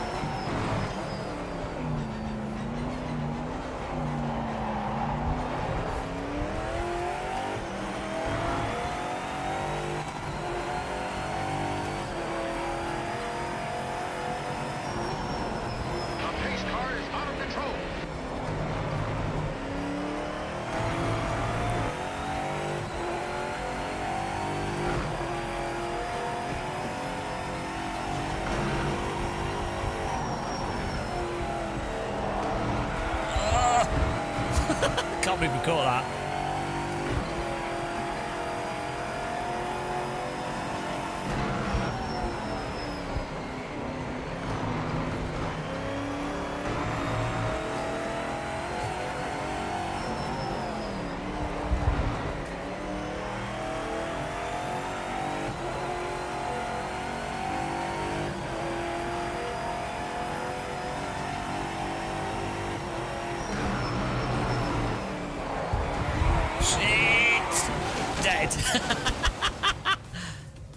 Oh no! How am I playing it already? I bribed some people at Straight 4 and Giants. I bribed them by saying by having a YouTube channel. I was like, oh, I've got a sim racing channel, guys. Woo! Do sim racing. I started this plan 20 years ago when I reviewed the Wheel Stand Pro. I was like, oh, whoa, and then. And then they're like, oh, well, we should probably give a key to this idiot, and it worked. 20-year plan worked. Pretty good planning. Right, right, that was in 3 days' time. Oh, where's my time?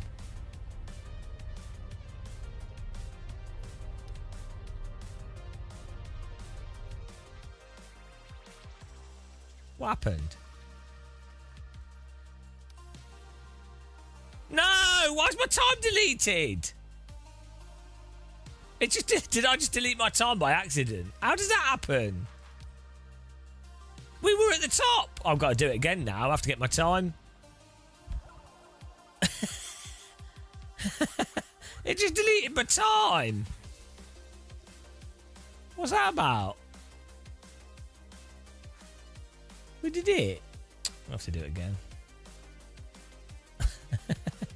I didn't delete my time. Why did I delete my time?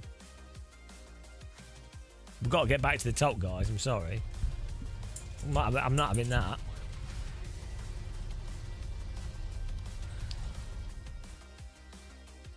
Right, here we go. Look at this. First time. So 125.378. Traction 125.8. Right,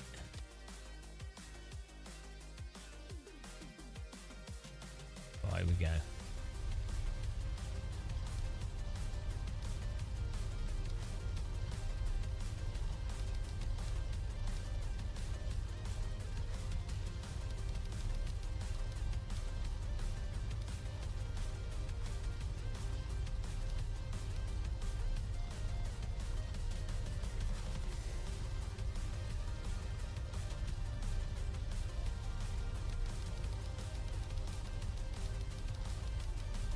We can do, I swear, yeah. I mean, you guys were right. It was overheating.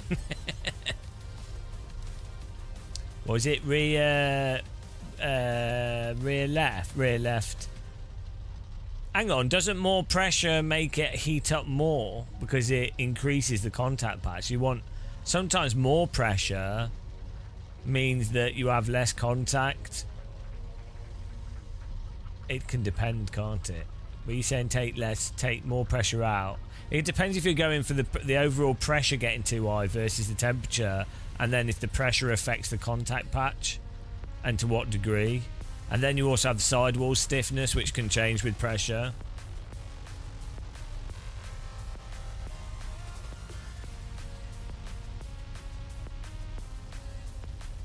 So, okay. I guess a more pressure should make a more rigid tyre. How much we take out? Let's put it on 30. Ah, that's the maximum we can change.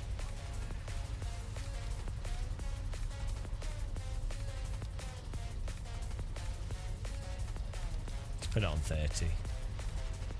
32. I don't know what a bar is. Makes me want a chocolate bar.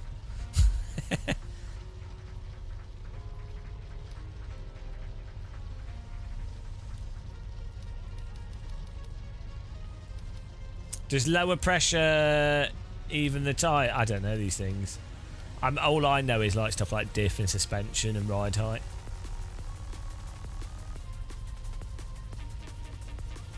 Air does expand with heat, yeah. Okay, take off. How do we turn off symmetrical? Oh, space.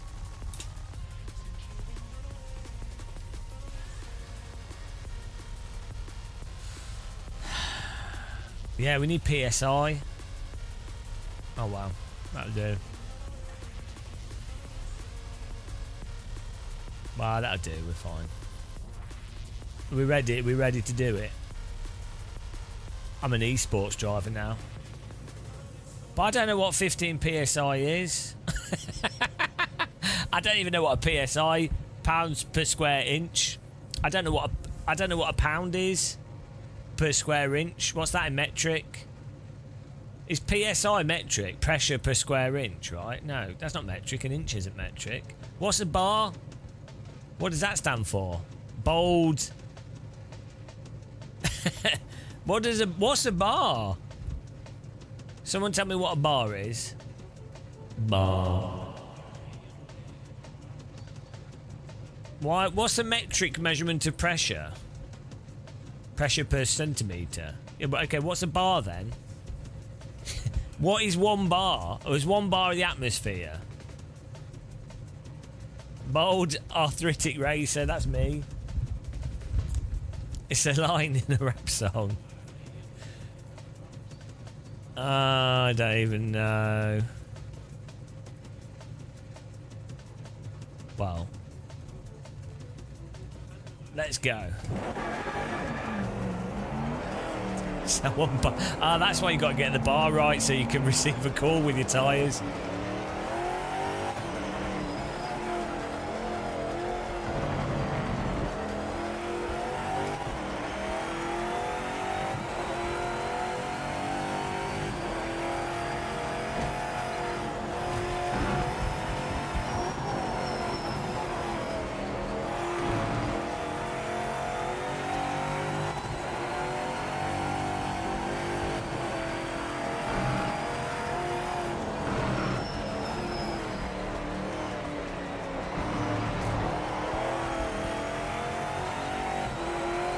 Running automatic. Ping! I was wondering why my tyres were making that noise every corner.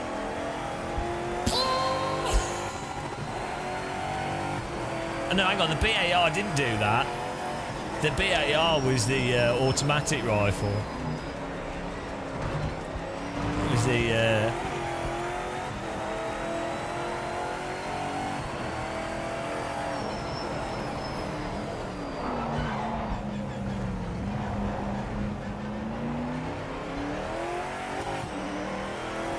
Yeah, the M1 Grand in that. Here we go, guys. Let's see if we can do a good lap straight away.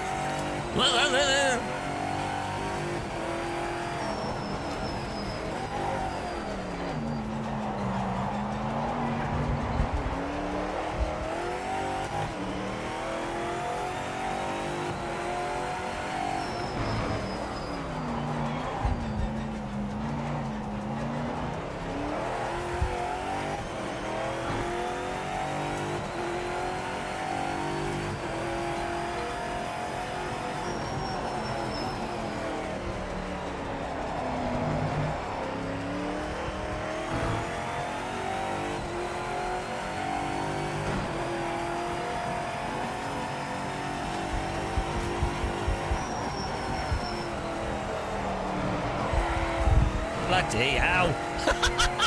Can't believe we caught that. Shit the bed.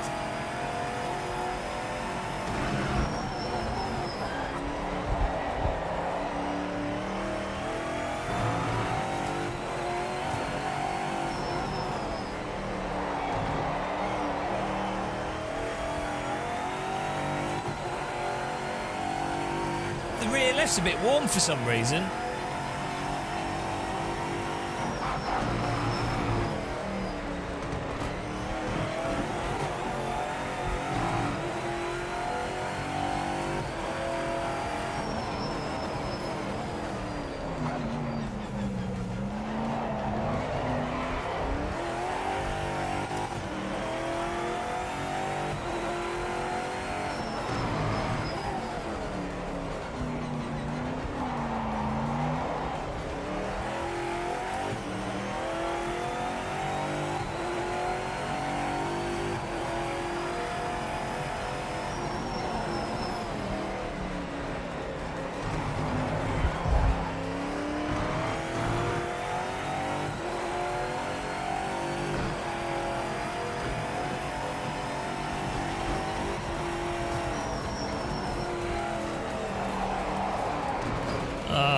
Too much faster into that.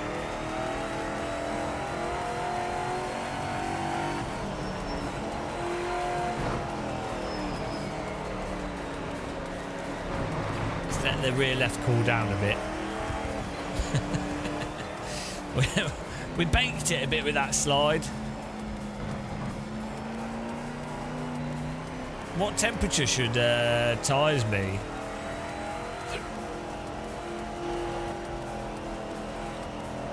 Isn't it normally like 65?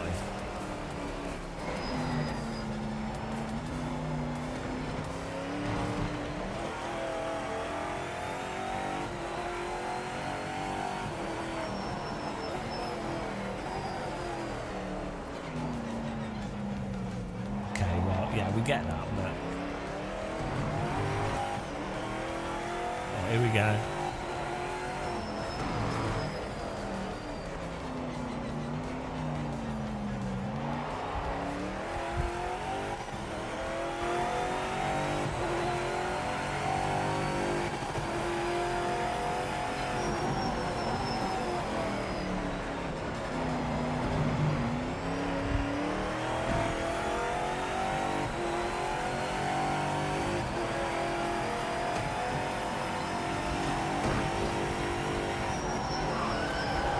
Bloody hell!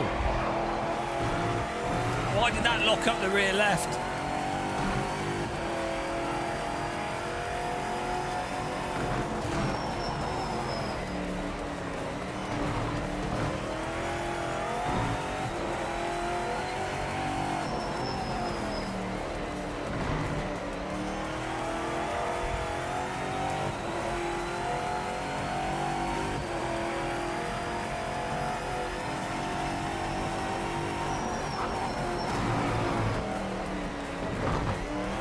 Contradict the tyres there. Whoops.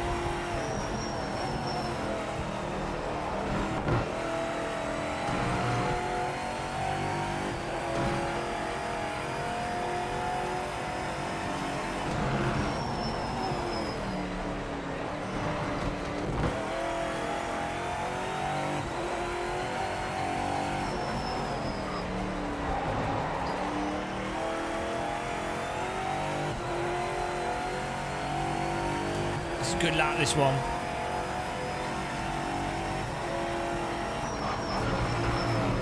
Oh, the tyre's gone because I smacked it off out of the way.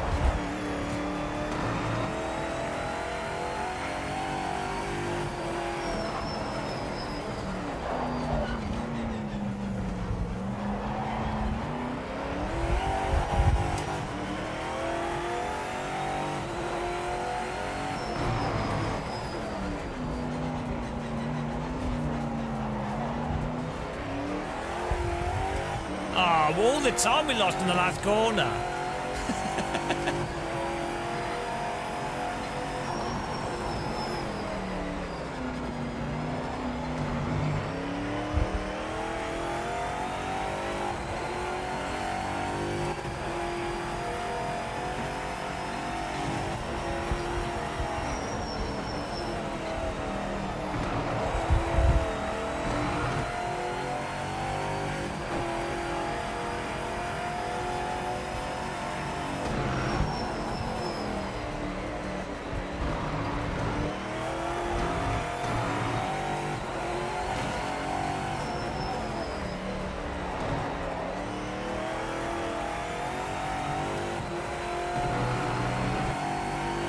Bloody hell.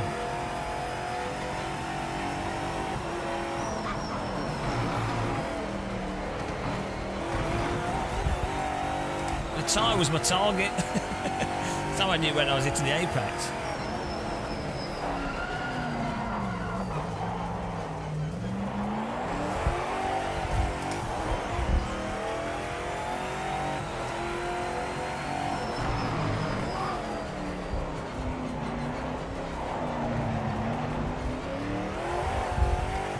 There we go.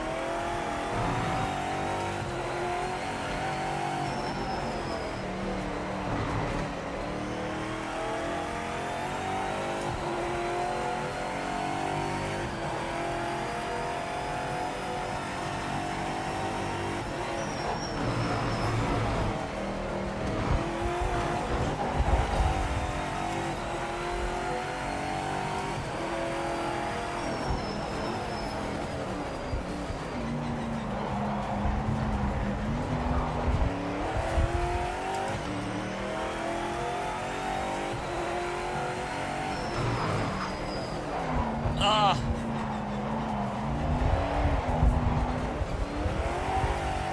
Bugger. We were doing all right lap then.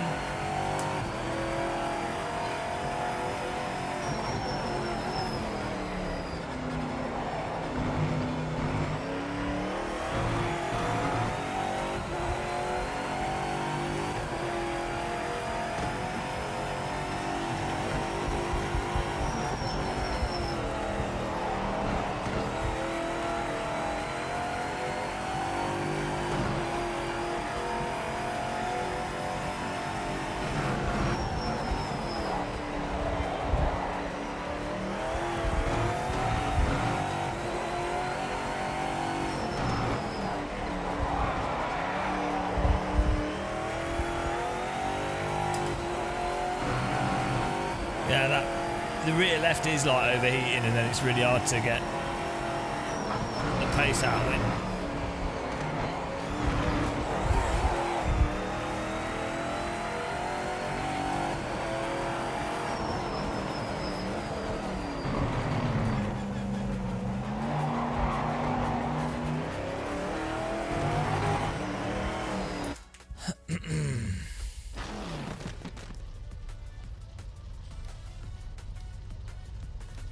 That's the maximum we can reduce on it.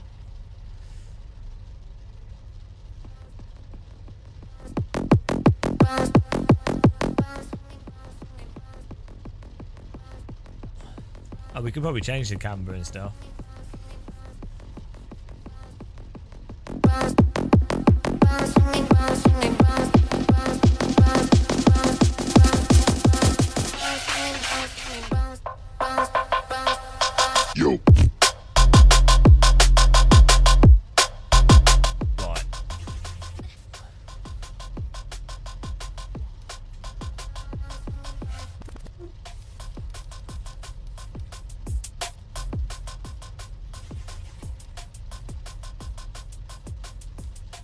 We ready? I think we can do a 125 flat, actually. I think that's possible. But 125.4 should be possible, at least.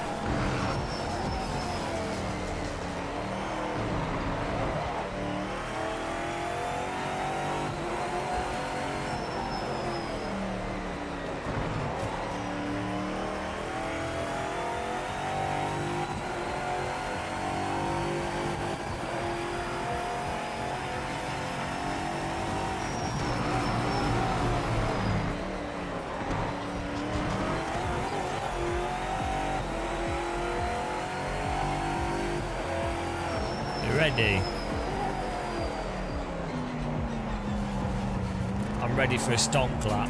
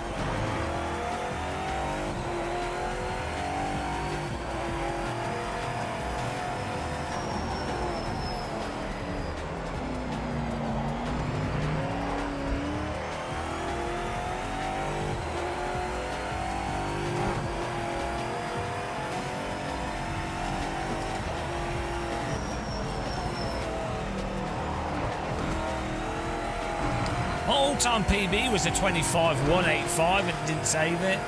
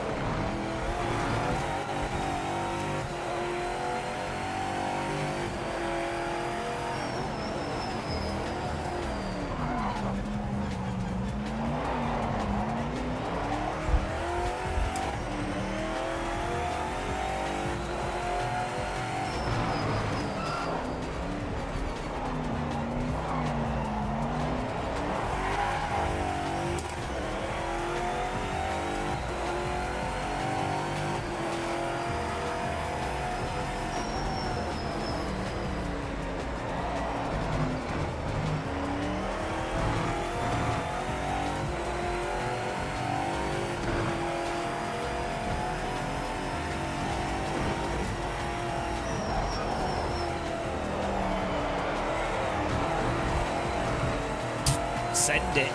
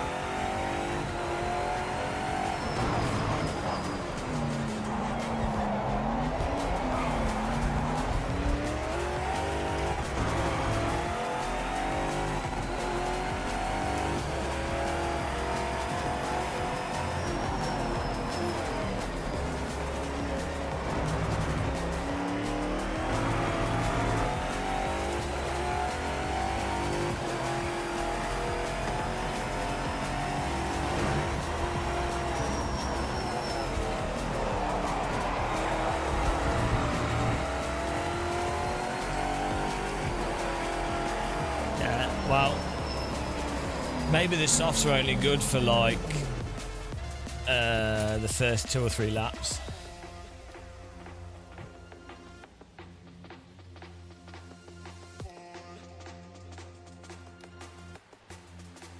Why is it not saving my time? We did it.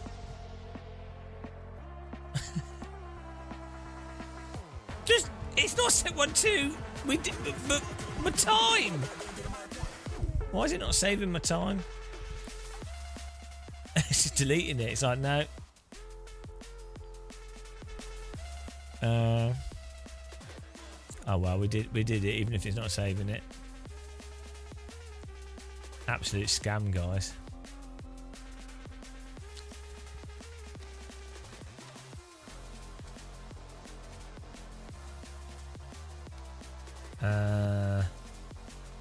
Daytona. What car's this?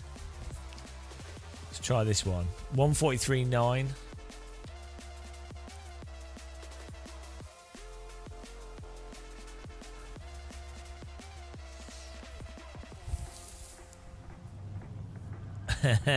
Okay, which car, Skywilk?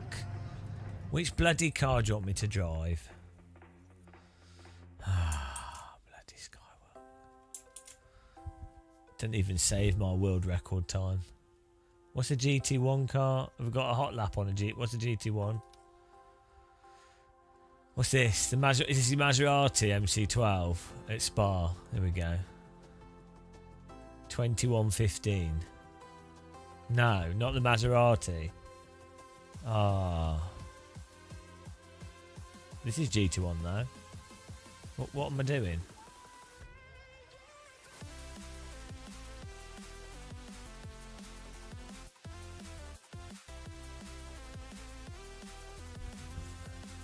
Skywilk. Skywilk.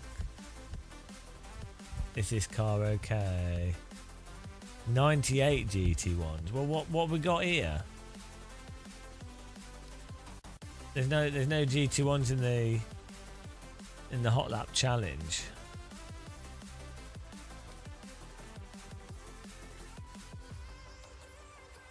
This one, the Porsche. Do you want me to do the Porsche? Oh, it's on the Nürburgring though. What's the R8? The Audi R8. This one. The Audi R8 LMP. That's a Canadian time most, but we can do that. Let's do this one.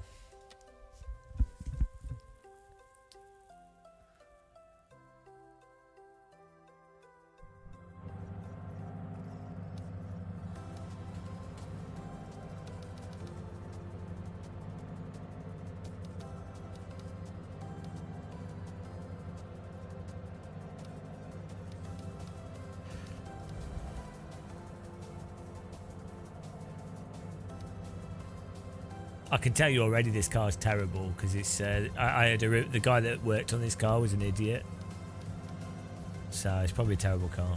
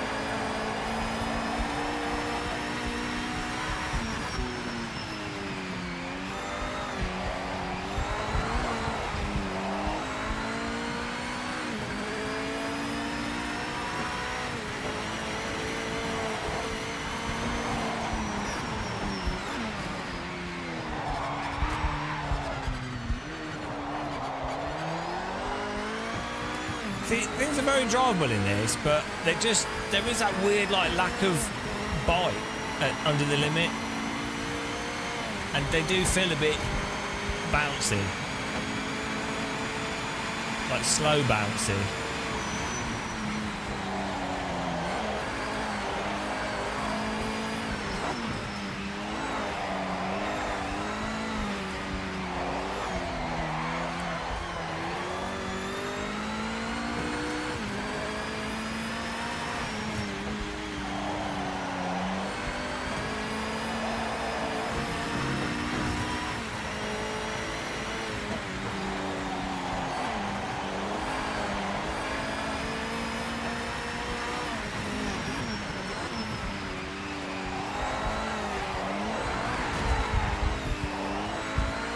I'm not sure if it has the like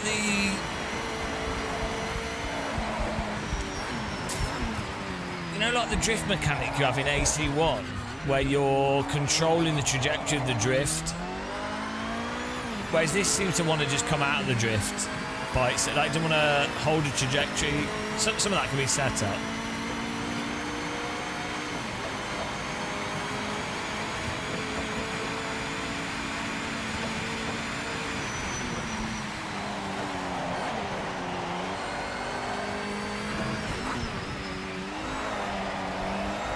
Not that it's bad.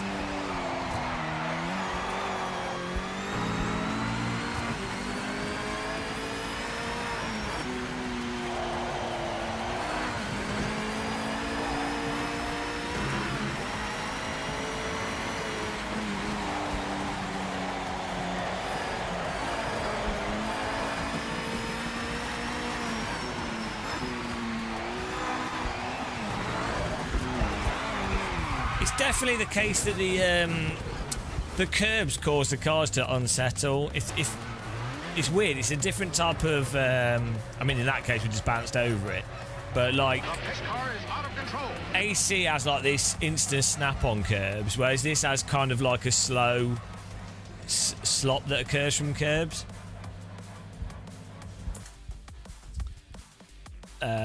Not that that's entirely unrealistic. Like, if you drive on some curves with steering angle, the car will go. In real life, it depends, but...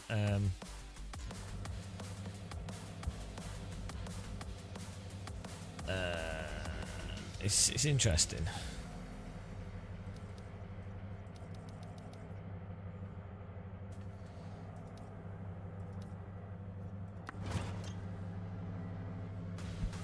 Oh. Turn this down, force me back down a bit, it's a workout.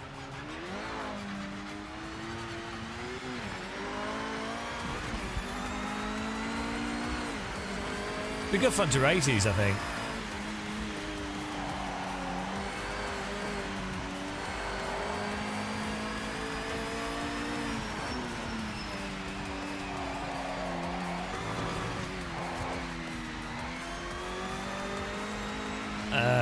iRacing's physics are total shit, so like that sim does not handle cars at the limit at all right. Under the limit it's great, but on the limit iRacing is completely balked. And it's really weird that people put up with it, how much they do.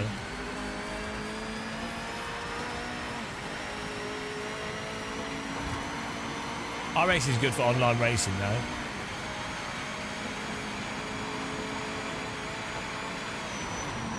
First iRacing slamming the deck. Well, people need to be reminded. I don't know how people... I mean, you're not going to come here and say bollocks about iRacing. Its physics are terrible at the limit. Like, the tyres just don't come back. Nothing like a tyre.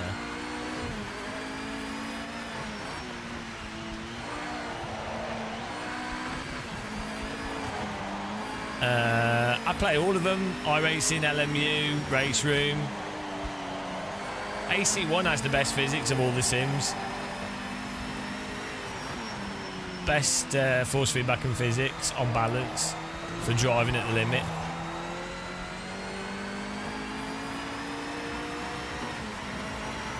iRacing has good online matchmaking, but the netcode and physics are terrible. Race Room has fun jumping multiplayer, but the physics are a bit sloppy. Rensport has, like, you can jump in and play it, but it's a bit bland with the content and it's a bit slidey and sloppy. AMS2 has good AI racing and stuff and nice graphics, but the camera settings make me motion sick and the physics are a bit weird.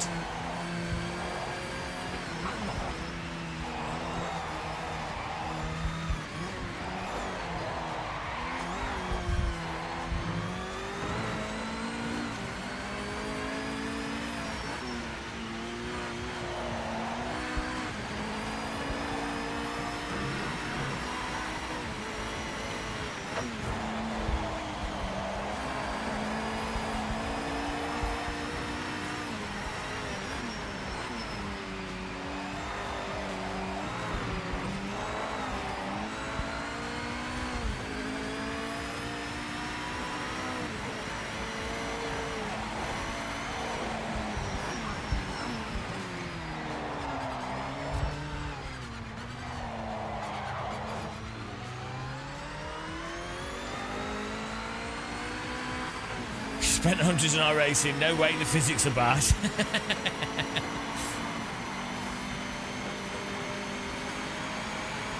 you literally, iRacing, I've got 3,000 hours in it over the last 2 years. The way you drive iRacing is like a bobsled. You have to do everything before the corner.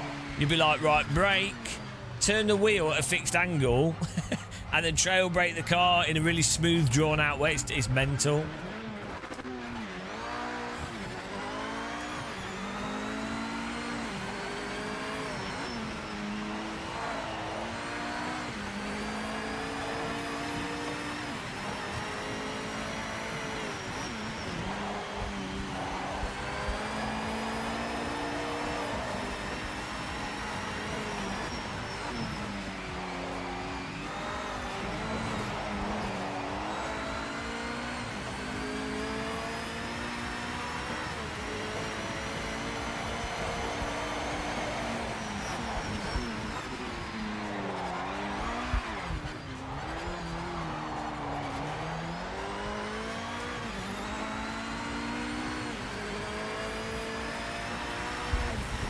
No, this is like a mixture of Automobilista 2, but with fixed tyre model at the limit, but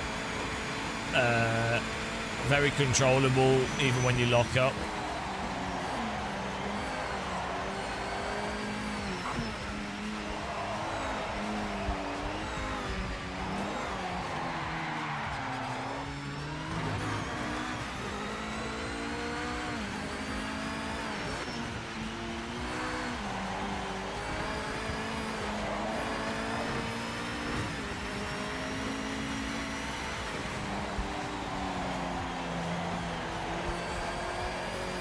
It's not too bad, but the camera settings could be a lot better. Like they need a proper lock to horizon option.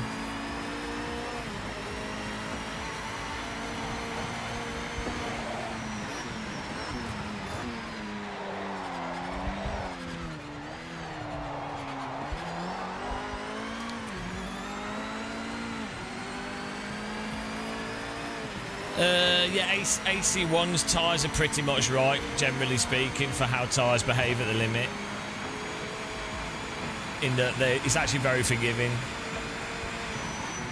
In some ways, AC1 is too unforgiving, and in some ways, it's too forgiving. Problem with iRacing is they just literally turn off.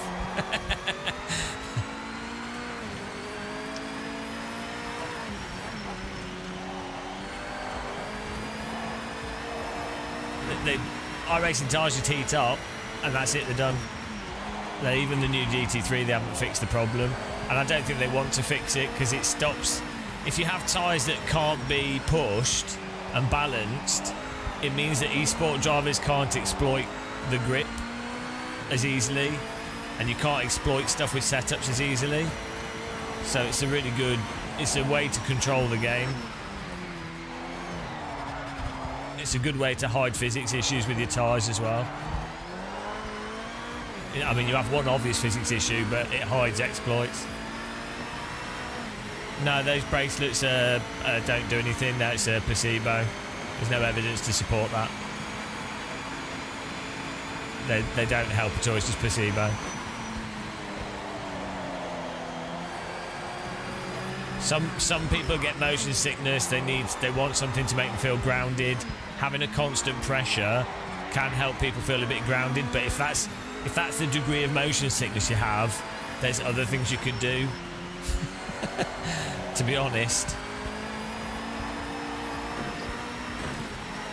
If you've got a force feedback wheel in a driving simulator, that would be keeping you grounded.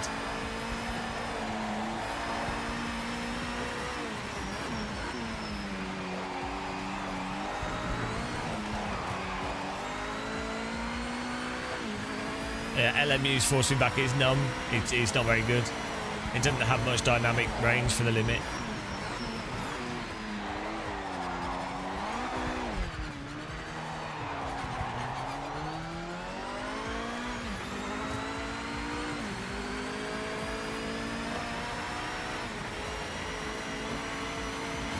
Woo.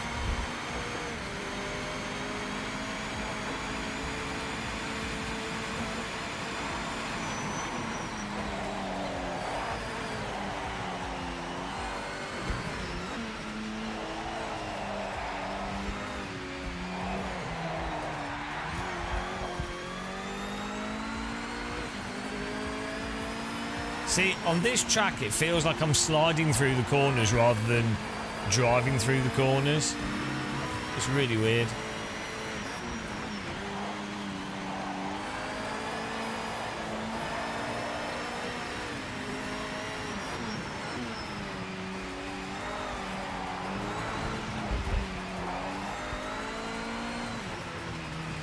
It's drivable, though.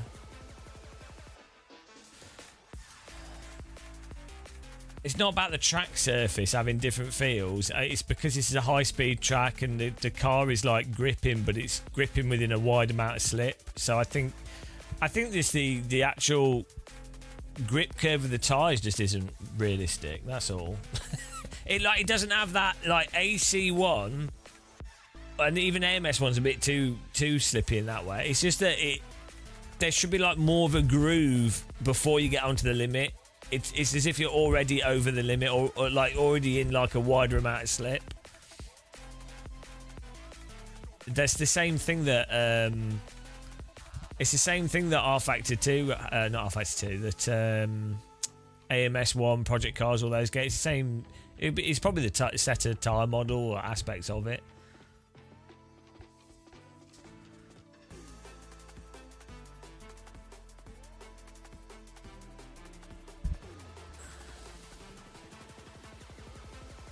This doesn't have AMS2's braking issues. That's the thing. Like, it doesn't. You can lock up in this. It doesn't bin you. You can brake really late. It's not as overactive on the throttle. So it seems to me like the diff and the suspension simulation is probably better in this. Maybe tire model as well. I don't know, but that definitely seems a lot better.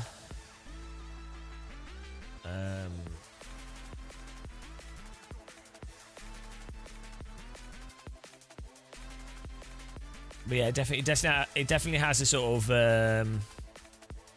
that sort of balloon tire syndrome. It's what it feels like. Not as well as they do in AC1, AMS1, or iRacing, but it's not like AMS2 where it feels like you just can't get the cars to turn in. Like, so lift off oversteering this is what you'd expect. And like braking, but getting on the brakes turns the car in nicely as well. But they don't really have good force feedback for it, but it's the car's responding nicely. The AI's got some bugs in it, but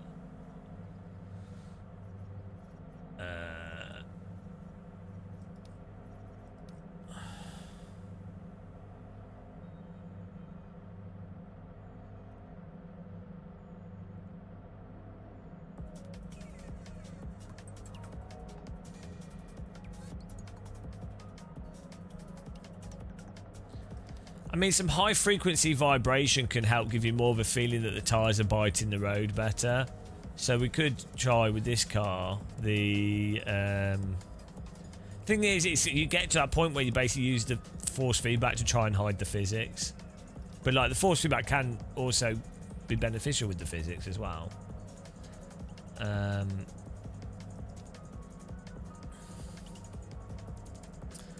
Or detrimental, but there's aspects where you're like, this is what happened with AMS2, where you're like trying to constantly tweak the force feedback to try and hide its weirdo physics.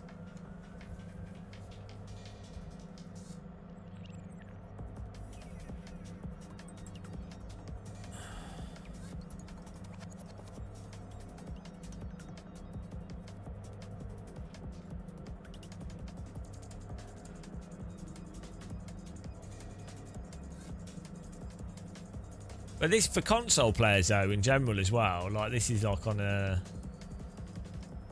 like another level. Like, this is way better to drive than bloody Gran Turismo and stuff. Evo should feel a bit better with 0.4, I think.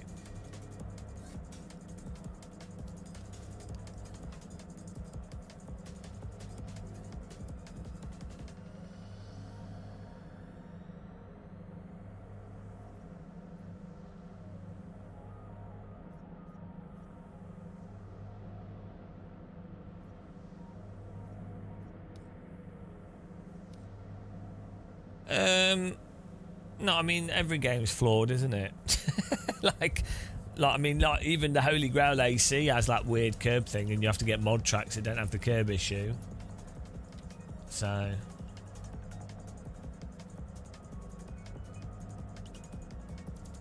the thing will be is, ultimately what matters is from a gameplay perspective, right? If the online racing in this allows you to jump in and do online racing, and that's fun, you got a good game. That's all that matters. If your goal is like absolute raw physics simulation, well, just play bloody Assetto Corsa, right? So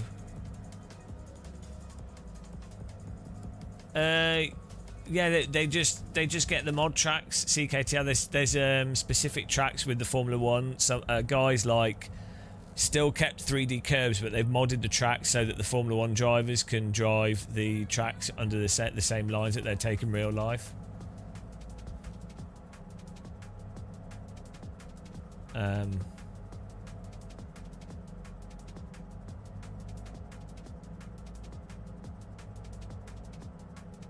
Yeah, no, I've played AC 0.4. I thought it was quite good.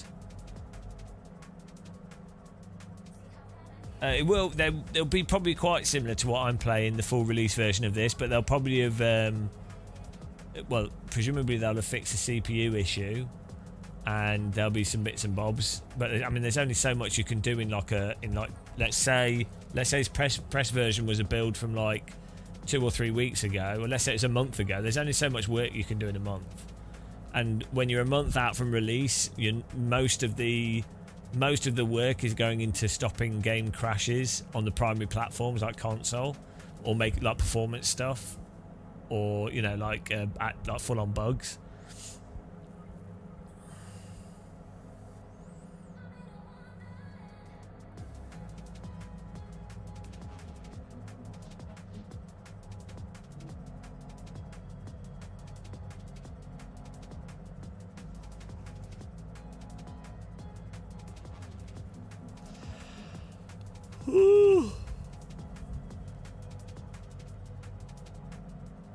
AC1's not that good on console now.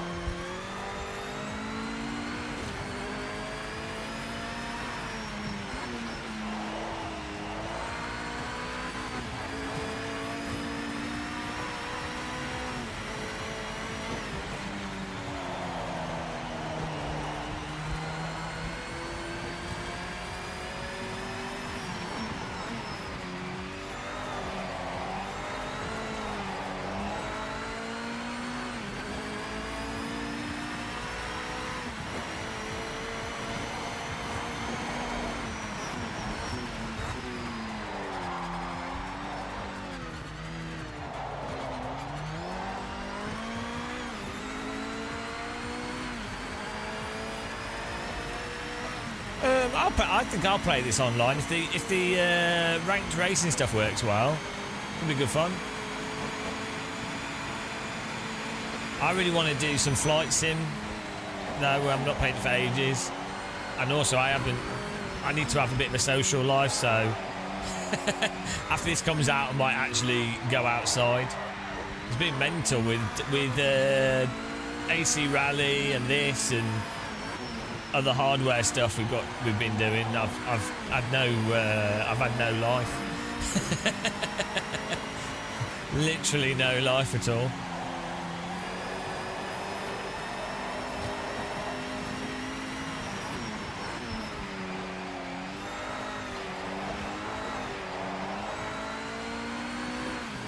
This is my life. The degree of no life is even shocking to myself. It's pretty funny. I haven't met up with any friends for like a month. It's mental. Could be dead. They'll be messaging me going, "Oh, are you dead?" So this time of year is always insane for YouTube stuff, though.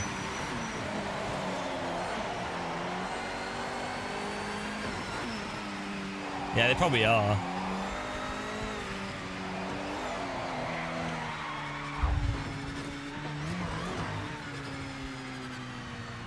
What are? Oh, just go. If you lack friends, I'm not even joking.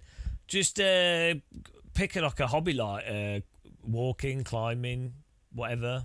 Something where you go to something regularly, and you'll meet people. It's not hard. But yeah, a lot of people when they're sort of like in their 30s struggle to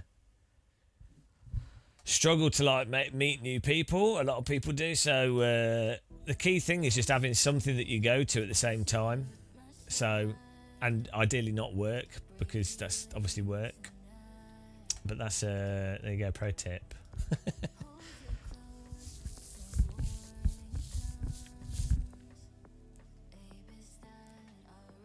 Yeah, cycling can be good, but the downside of that is you have to know cyclists, and they're the worst people. Yeah, don't do like motorsport is quite good for social stuff because everyone's just stood around, but people that do motorsport are normally very boring. Very boring people do motorsport.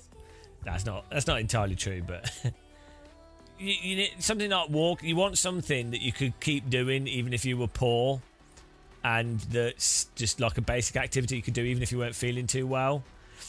So, because there's a lot of activities, like a lot of people do motorbike riding or, you know, whatever, but they can't do it all the time. So as they get older, they're like, that hobby disappears and then they're screwed. So like stuff like walking, painting, you know, just like, not like, I guess cycling probably is fine, or like park walking, that kind of stuff.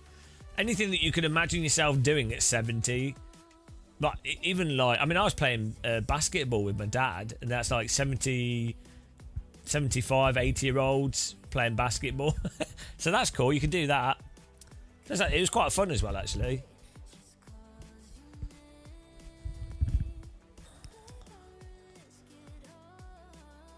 Oh, yeah. Flying glider people. They're good. They're like really chill people that are just relaxed, but then they keep killing themselves by flying into hillsides, so there's a downside of that.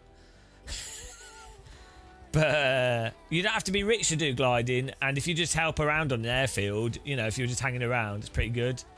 But yeah, the worst thing with gliding is I watch loads of glider channels, and like every year someone dies, so that's a bit depressing.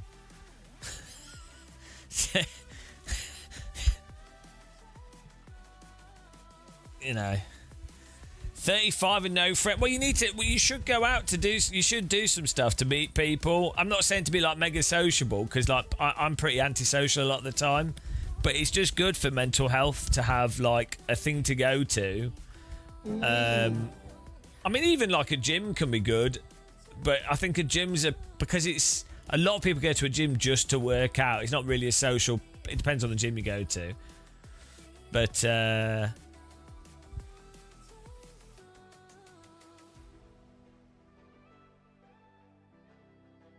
Yeah, you just want something that's like chill. You want an environment that's not like.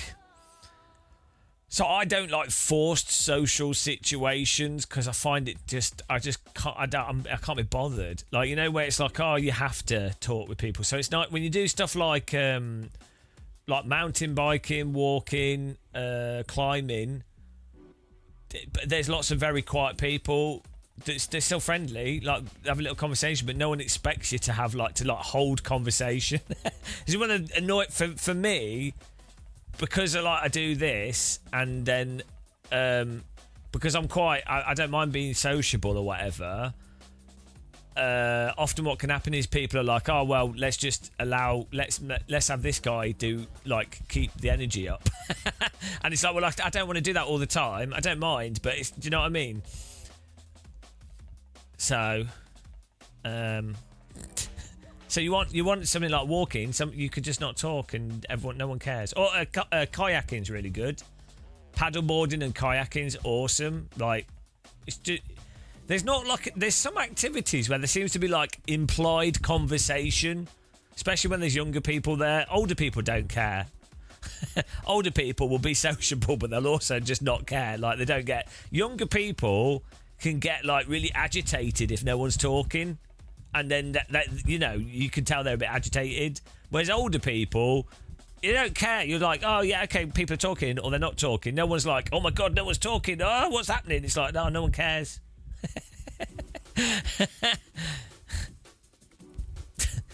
So yeah, there's, you know.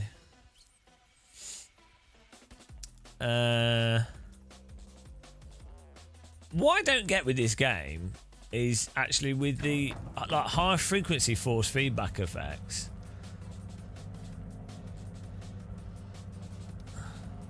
Just seem very muted.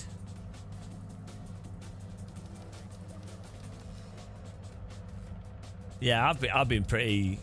I think I've been pretty old as well. Let's try this on here. It's got Bathurst in it, I think. Should do that.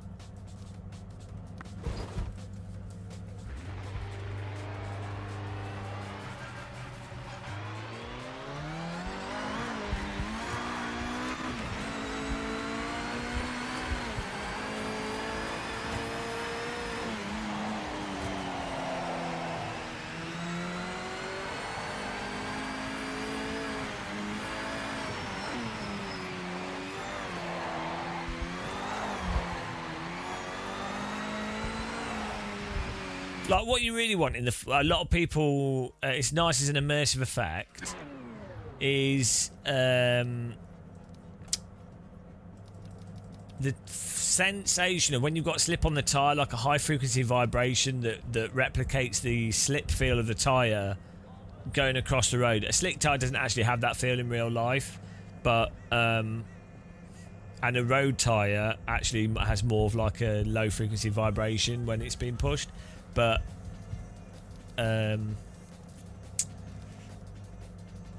it's nice as a way to give a sensation that they slip from the tyre. This is a thing that motion rigs do well and really help with.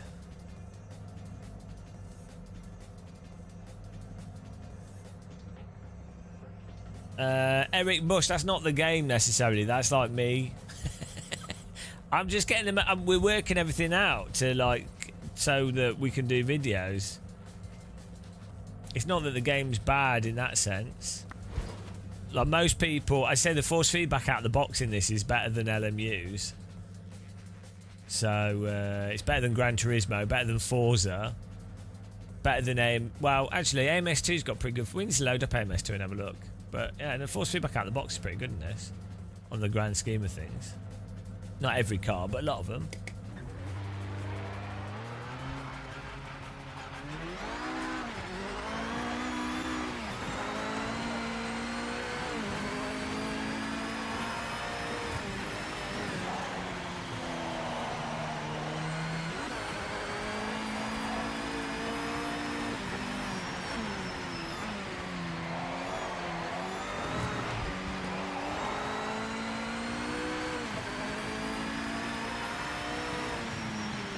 It's because the force feedback on the console games is shit.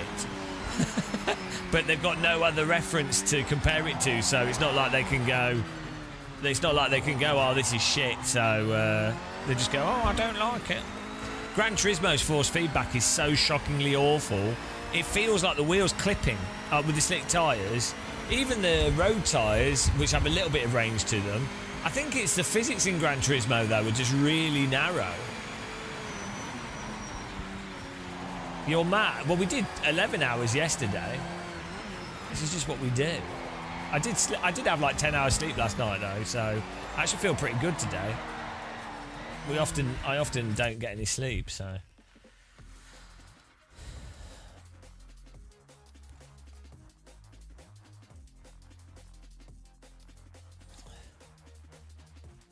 Yeah, exactly. GT7 slick tyre is like you've got infinite grip and then it just turns off. It's just, that's not how slicks feel. I don't know, like supposedly they got data, right? But I think the problem is some developers get data and they just slap it into their thing and then go, well, we put the data in. It's stupid. It's like, well, it doesn't drive like a slick tyre. So what's the point? The data doesn't matter, really.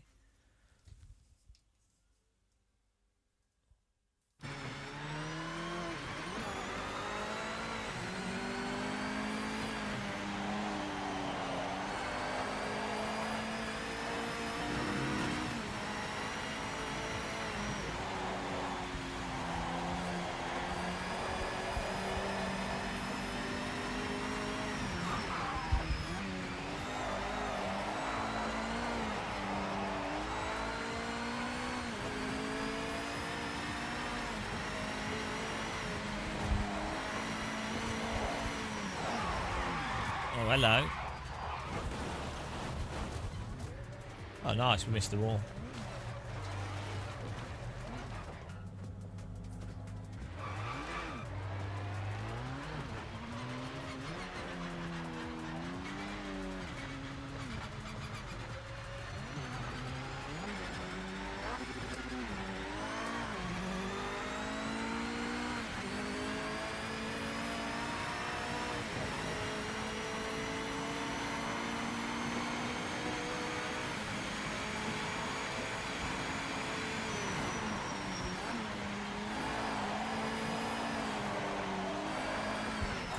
Bloody hell.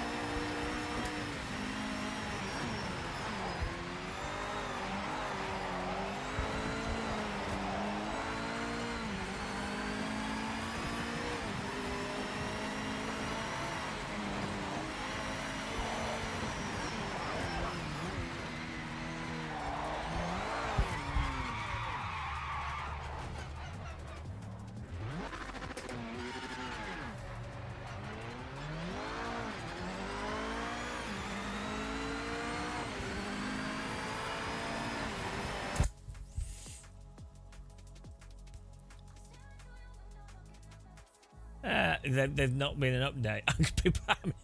Like every 5 minutes, someone asks the same question. They will do a build before launch, presumably.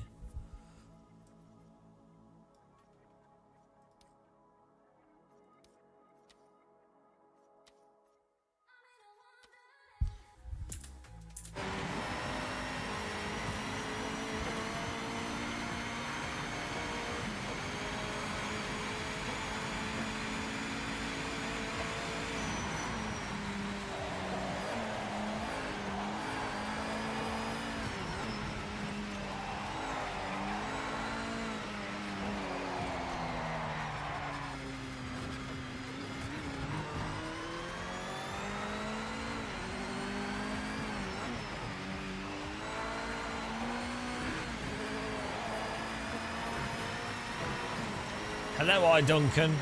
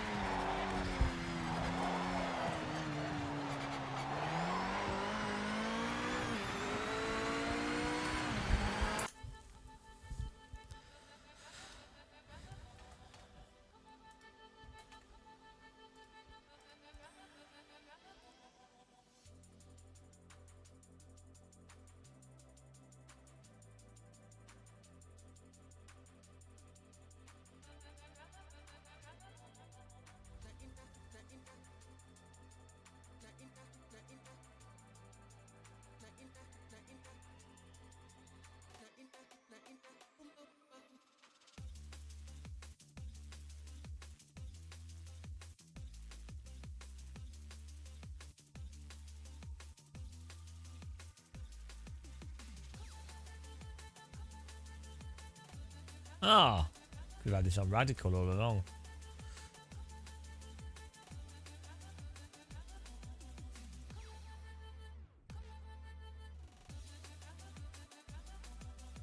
What have I really changed? Not too much, but I know exactly what all the settings do now if I want to change something, so...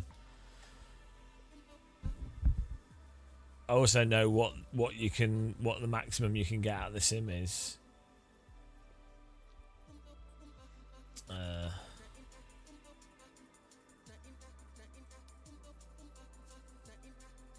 Like stuff like you might as well set the global force feedback gain to 100% in this.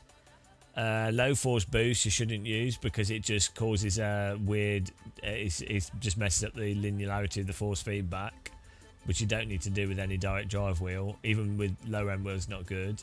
Force feedback detail is like a weird booster for like bumps and stuff, but you probably on braking it starts going mental. So like sort of 15 to 20, but it depends how strong you have your force feedback. The smoothing is not too bad in it actually. Probably put a bit of that on. Force feedback headroom doesn't seem to work properly. What it's supposed to do is stop like big jolts and things, but it doesn't do anything. The haptic thing basically only adds a very high frequency vibration that doesn't really work properly on the Moser wheel, and a gear shift clunk. And then on the in-car settings,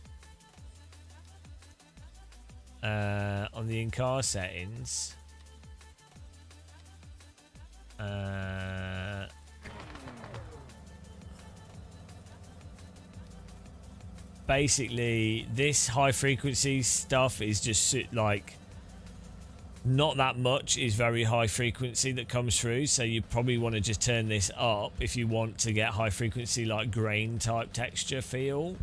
The mid setting tends not to have that much stuff of dynamic range in it, and some cars have like a bit of a bugged out mid force, so you end up with a bit of a weird centering effect. And the EQ low has the bulk of the force feedback that's the actual detail for like self-aligning force, so the most important part of the detail. And then if you can turn rack feel off, but it's just better with it on 1. And then you can adjust the strength of the car here per car. So yeah. And then yeah, so yeah, we'll do a video explaining it all, but like now I've tested everything and I know exactly what happens, so that I can make a vid. Like I could have, like I read the force feedback file that explains a lot of the stuff, but I can't relate it. I couldn't have related it to what was actually going on. But having tried it and done every setting, now I know it. Now in my brain, if I feel one thing in the car, I'll be like, oh yeah, well, I just want to turn that down by 4. Like, do you know what I mean? That's it. Like, that's just how that is. Like, I've calibrated. No, you don't. You don't need to be a NASA engineer to play the game. To be honest, most of the cars, you could just have these on 1 and you'd be totally fine. It's like 3 AM. This amplifies the self-aligning force. I think it just gives it even more strength, but you don't need to do that. It's already strong enough, so you don't need it. The pace car is out of control. So if you do minus, the wheel will like pull itself by itself. So yeah. I guess if they ever put a vehicle in the game, so let's say they put a monster truck in the game that had inverted caster, then having negative alignment boost would allow you to still have self-aligning force even though the caster was negative. So that could be useful in that scenario.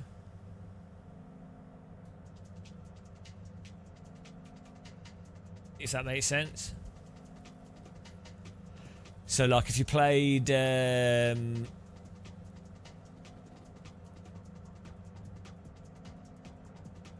you ever played BeamNG, there's some buggies and stuff in that where the caster is... It's not the caster. The caster is actually still positive or negative. I don't know, but it's like still trailing.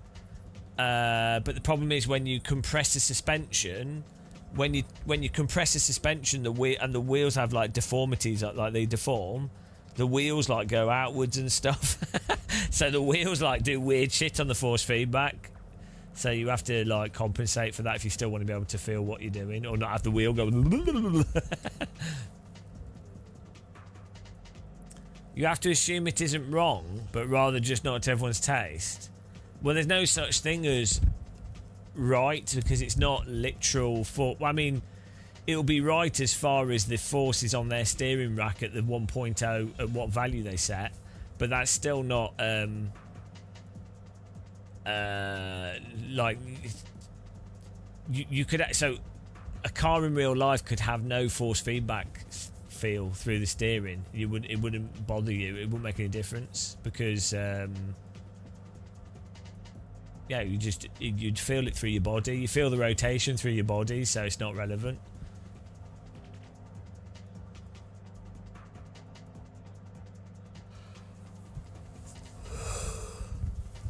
What was I going to do? I was going to tweak something.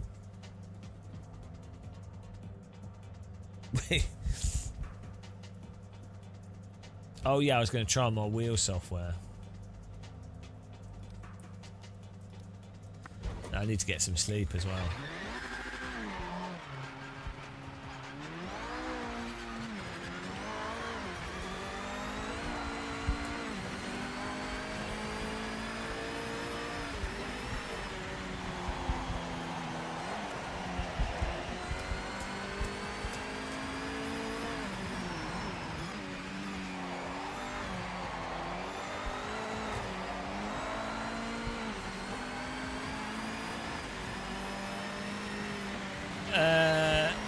Yeah, I mean, you can always, you'll be able to feel the friction of the steering rack and stuff in any car, really.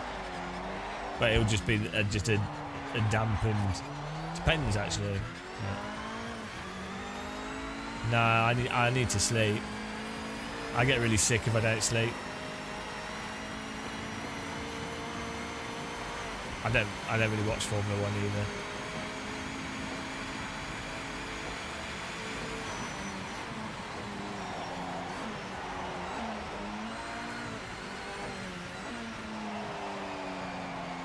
I think this scrub sound doesn't really help in this for the sensation of sliding.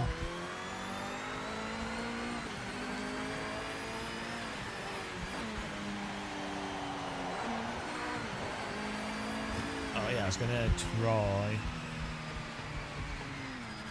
Also, it does feel a bit springy. Like, well, I don't know why it can't be more abrupt in forces. Maybe it's just the tyres.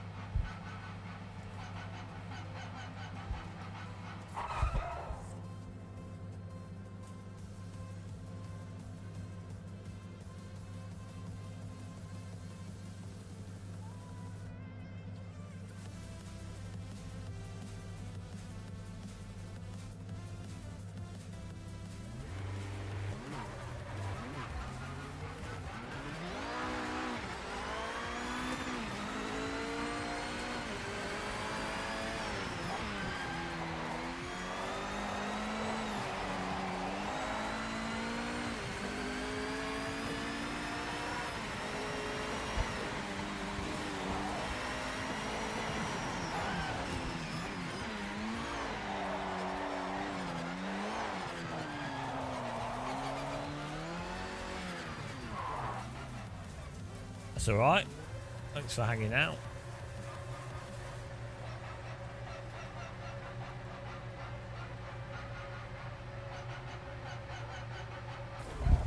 Bloody hell.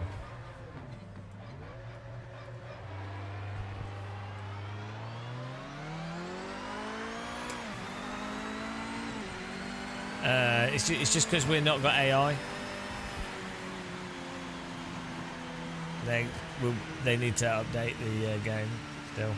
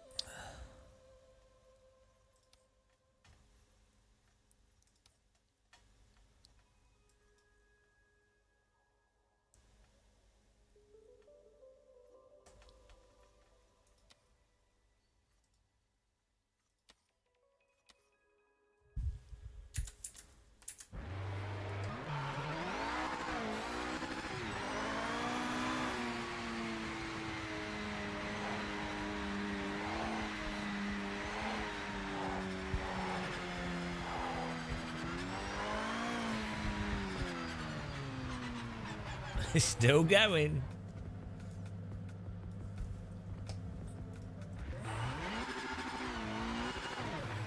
Yeah, we're doing all right.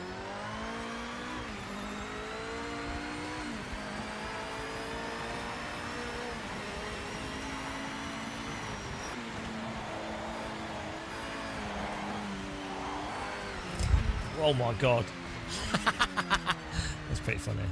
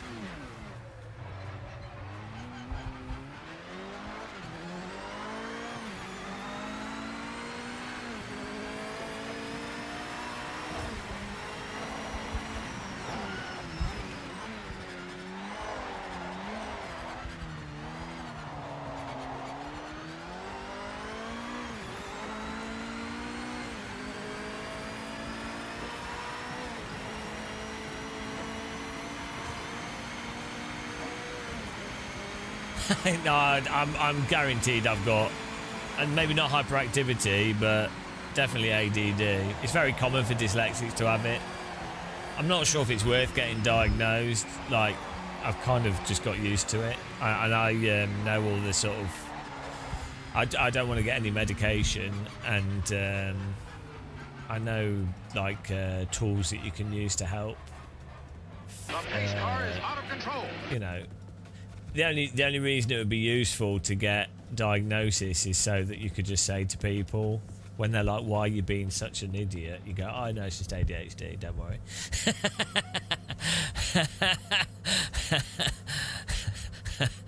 It'd be good as an excuse. They'll be like, "Why can't you remember the most basic of stuff? Why do you forget the most simple things?" "Oh, I'm just dumb." Okay.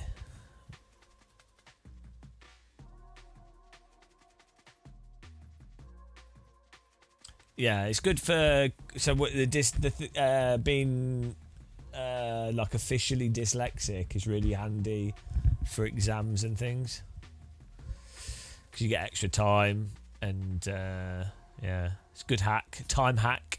I think I should get extra time in the race. Yeah, I mean, but like it's really handy for people that are like struggling. If someone's struggling with life in a certain way. Them knowing why they're struggling so they know what to do to not struggle as much is really useful. But yeah, there's this weird... Oh yeah, I got free laptop in school. Yes. But there's this weird thing, isn't there, where people are like... I know you weren't doing this in chat, but there's a thing where influencers especially are like, I've got Tourette's, I've got ADHD. Like some of them do, and it's... The people that do, it's useful them telling people, but do you know what I mean? That it can turn into like a sort of gimmick for some people. Not for other people, it isn't. And also, if someone says something, you should take it at face value. But you know, there's definitely like it's trendy now, which I guess is. But to be honest, it's better that it's trendy to be dyslexic or autistic or whatever, Tourette's, or it's better that it's better that that's trendy than it is for someone to be bullied for it. So, you know, if you had to pick from it being obnoxious versus, you know, someone feeling terrible, it's probably better. It's better for it to be obnoxious, isn't it? That's it. Like, that's the problem. The thing is, the labels aren't useful in some ways, but like what I just said, if someone is struggling to understand why they're struggling with something, having a label where you go, right, these tools are actually generally useful for people with these types of struggles, and it helps them. Well, that's useful, isn't it?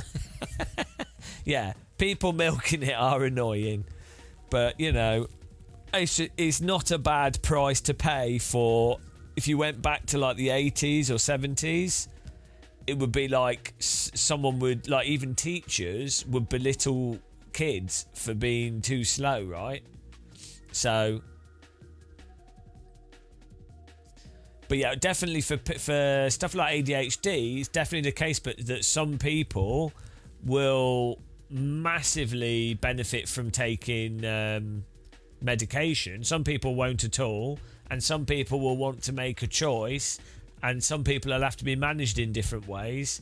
And also, like, even stuff like some people have like depression and anxiety.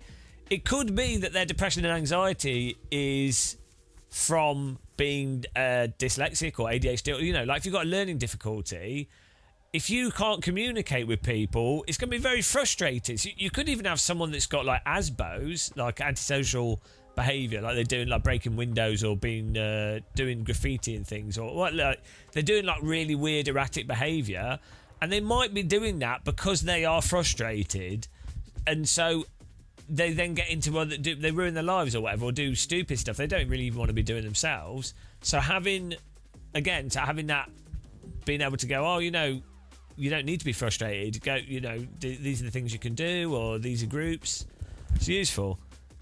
So it's a balance, isn't it?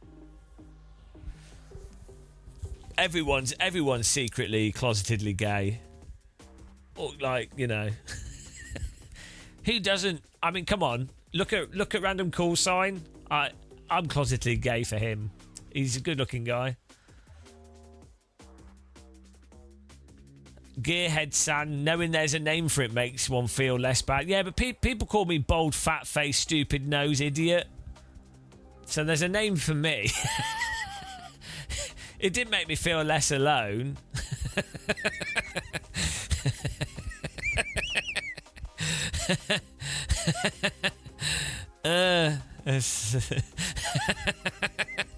I felt even more lonely. If you think someone's normal, though, then you probably don't know them well. No one's normal. No one's normal at the end of the day, are they? And you don't want. Why would you want to be normal? Like, normal is like ChatGPT, and that's very boring. You want everything. So, if you look at people in your life that are interesting to like different friends or people you hang around with or do stuff with, right? The ones that are normally the most fun are the least normal. Not sometimes normal people, like sometimes very normal people are great as well. There's nothing wrong with like that sort of just being normal, an average of that culture. That can be great as well. So there's nothing wrong with being normal either, but there's nothing wrong with being a bit abnormal either, you know.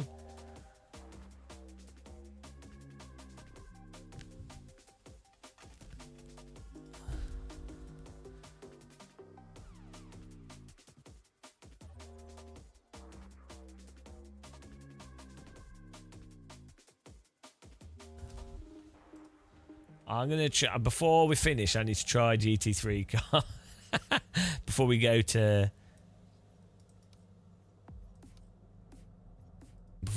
bed. It's not saving my amazing lap times. Even though it says complete. Game of Muscles being banned. Just absolutely scammed.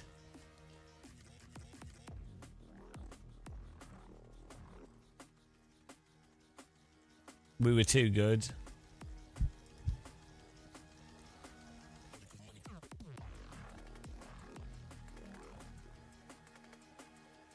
No, I don't really like Formula 1 that much. I'll watch it if it's... It could be a season decider though, couldn't it, Vegas?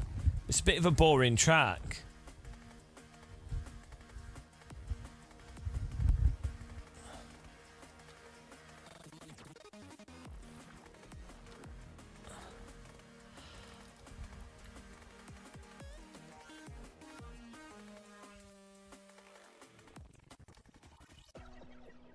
I normally drive Porsches in Sims.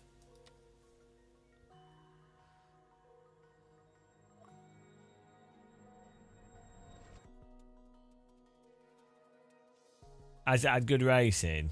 Okay, I think I just missed it 'cause it's at a weird time. What time's the race start? How long from now?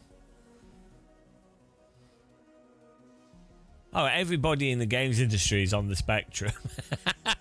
You can't work in the games industry unless you were on the spectrum. It's just how it is.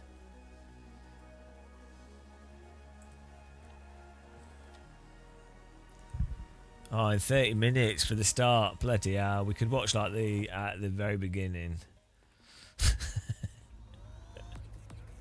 Oh, I don't know. Bloody 4 AM. This always happens. One of the best, if not the best.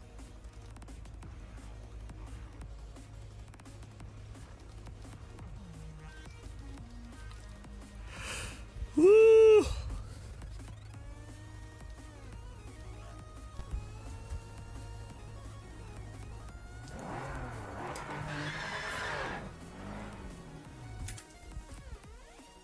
Cockpit. God, you're such a cockpit.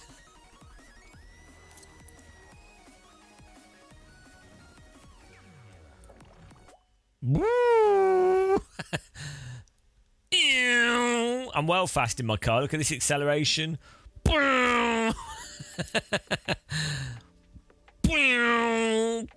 faster than the car. That's like the speed of sound, that.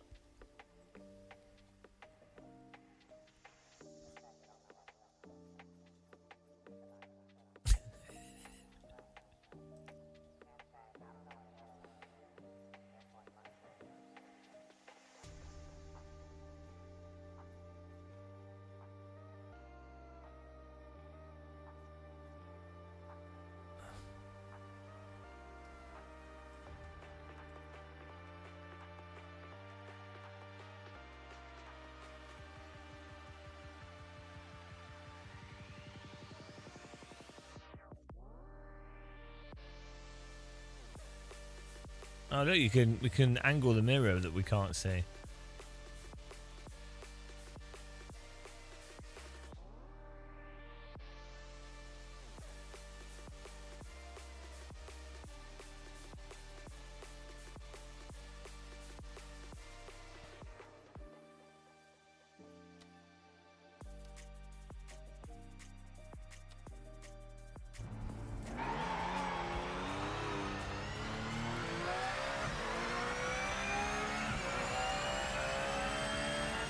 Oh, you're not ready to...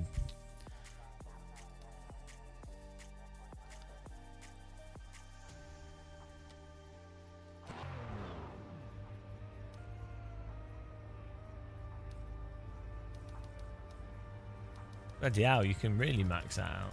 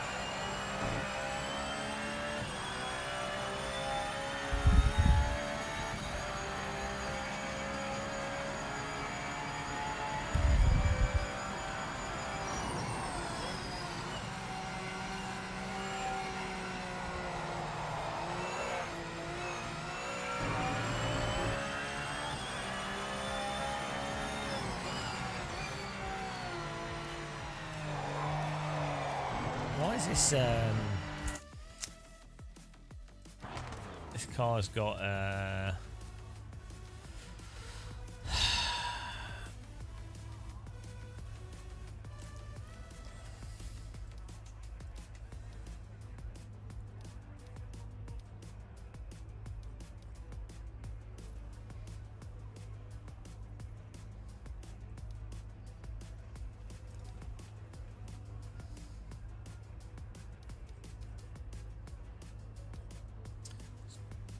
Quite like weak alignment force, as if the caster was low.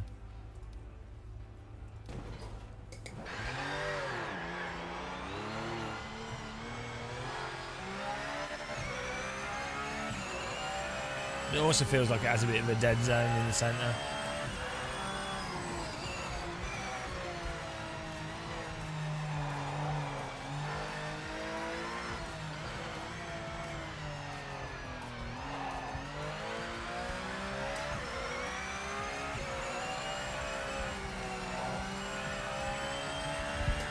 I think that this has the same problem that the Lister Storm has.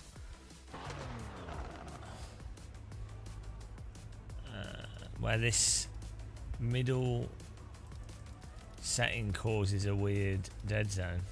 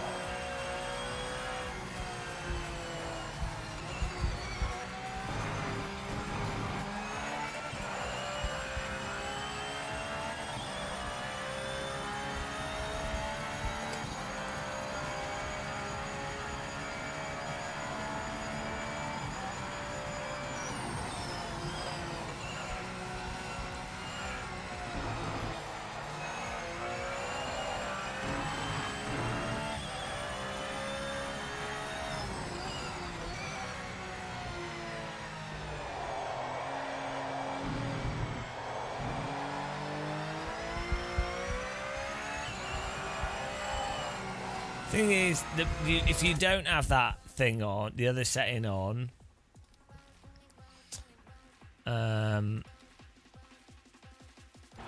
you then end up with oscillation because I think the force feedback's like got a hump in it from you EQing it.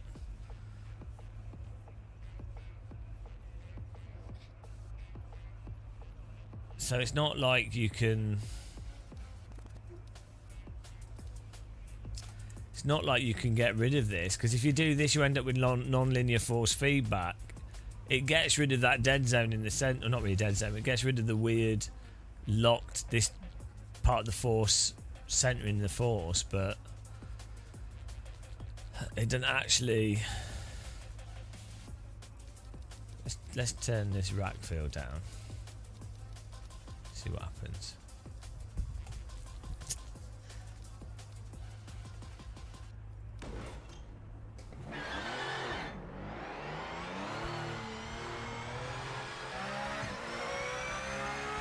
It's still there.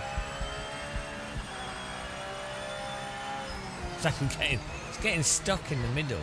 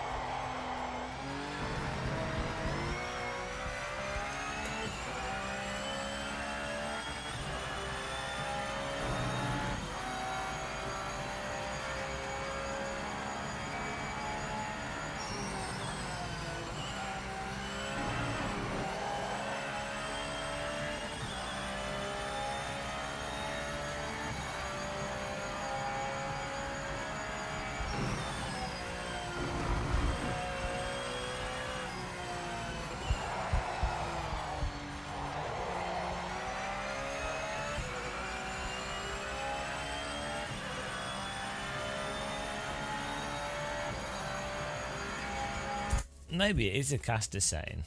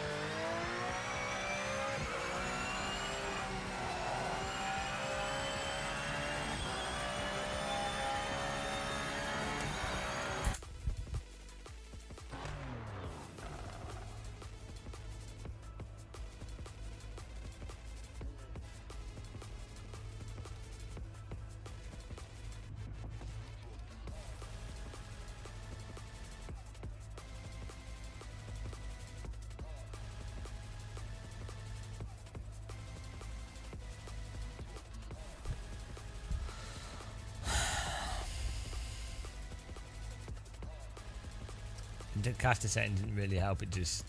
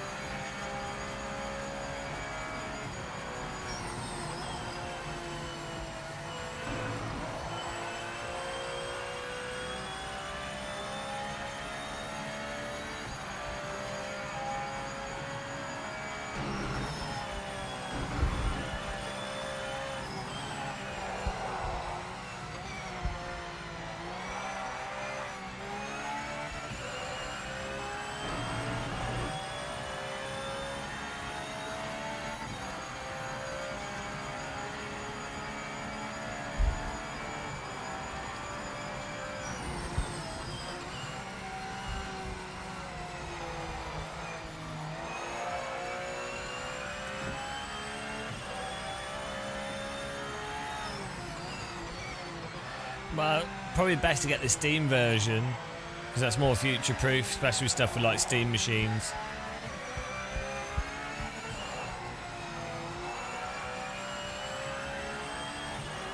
But I don't know if they fixed the PC version at what point for the CPU stuff.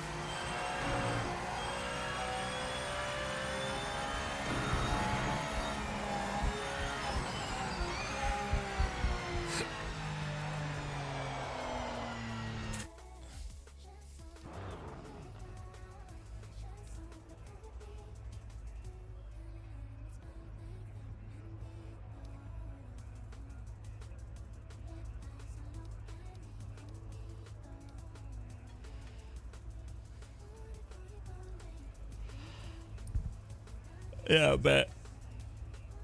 I'm sure the PC version probably end up being better in the long run. But yeah, who knows?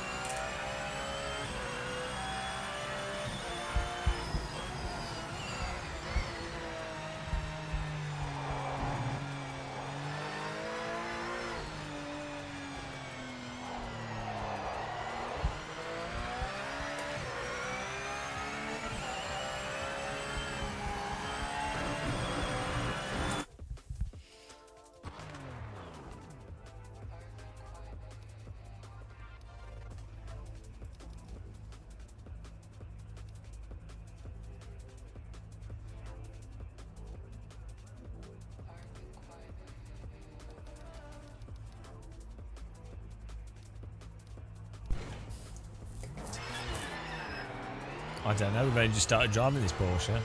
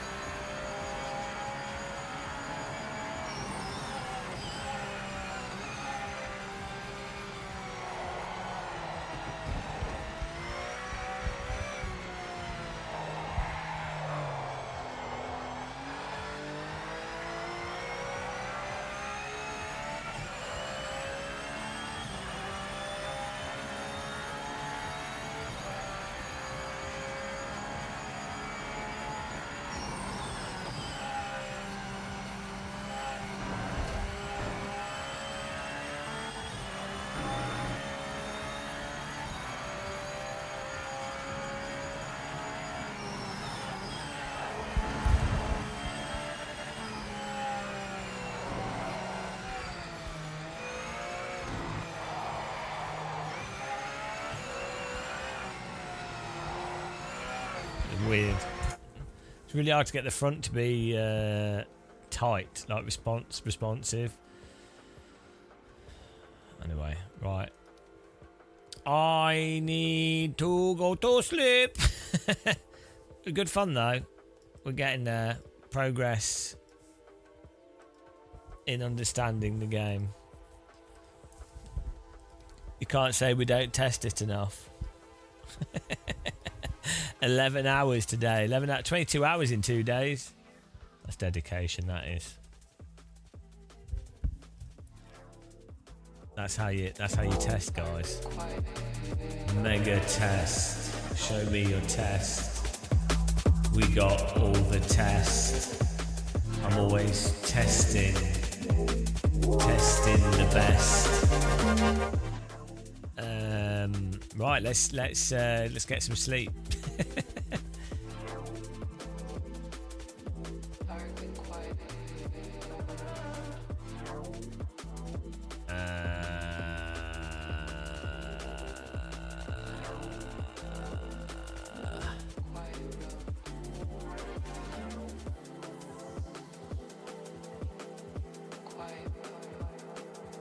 Right.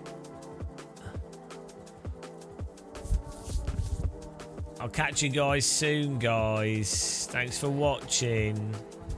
Have a good night. Appreciate everyone that took part. It's been good fun. I've enjoyed myself. It's been a fun stream. I'm going to send you to my Australian brother. Have a good night, guys. Have a good night. Bye. Thanks for watching. See you tomorrow.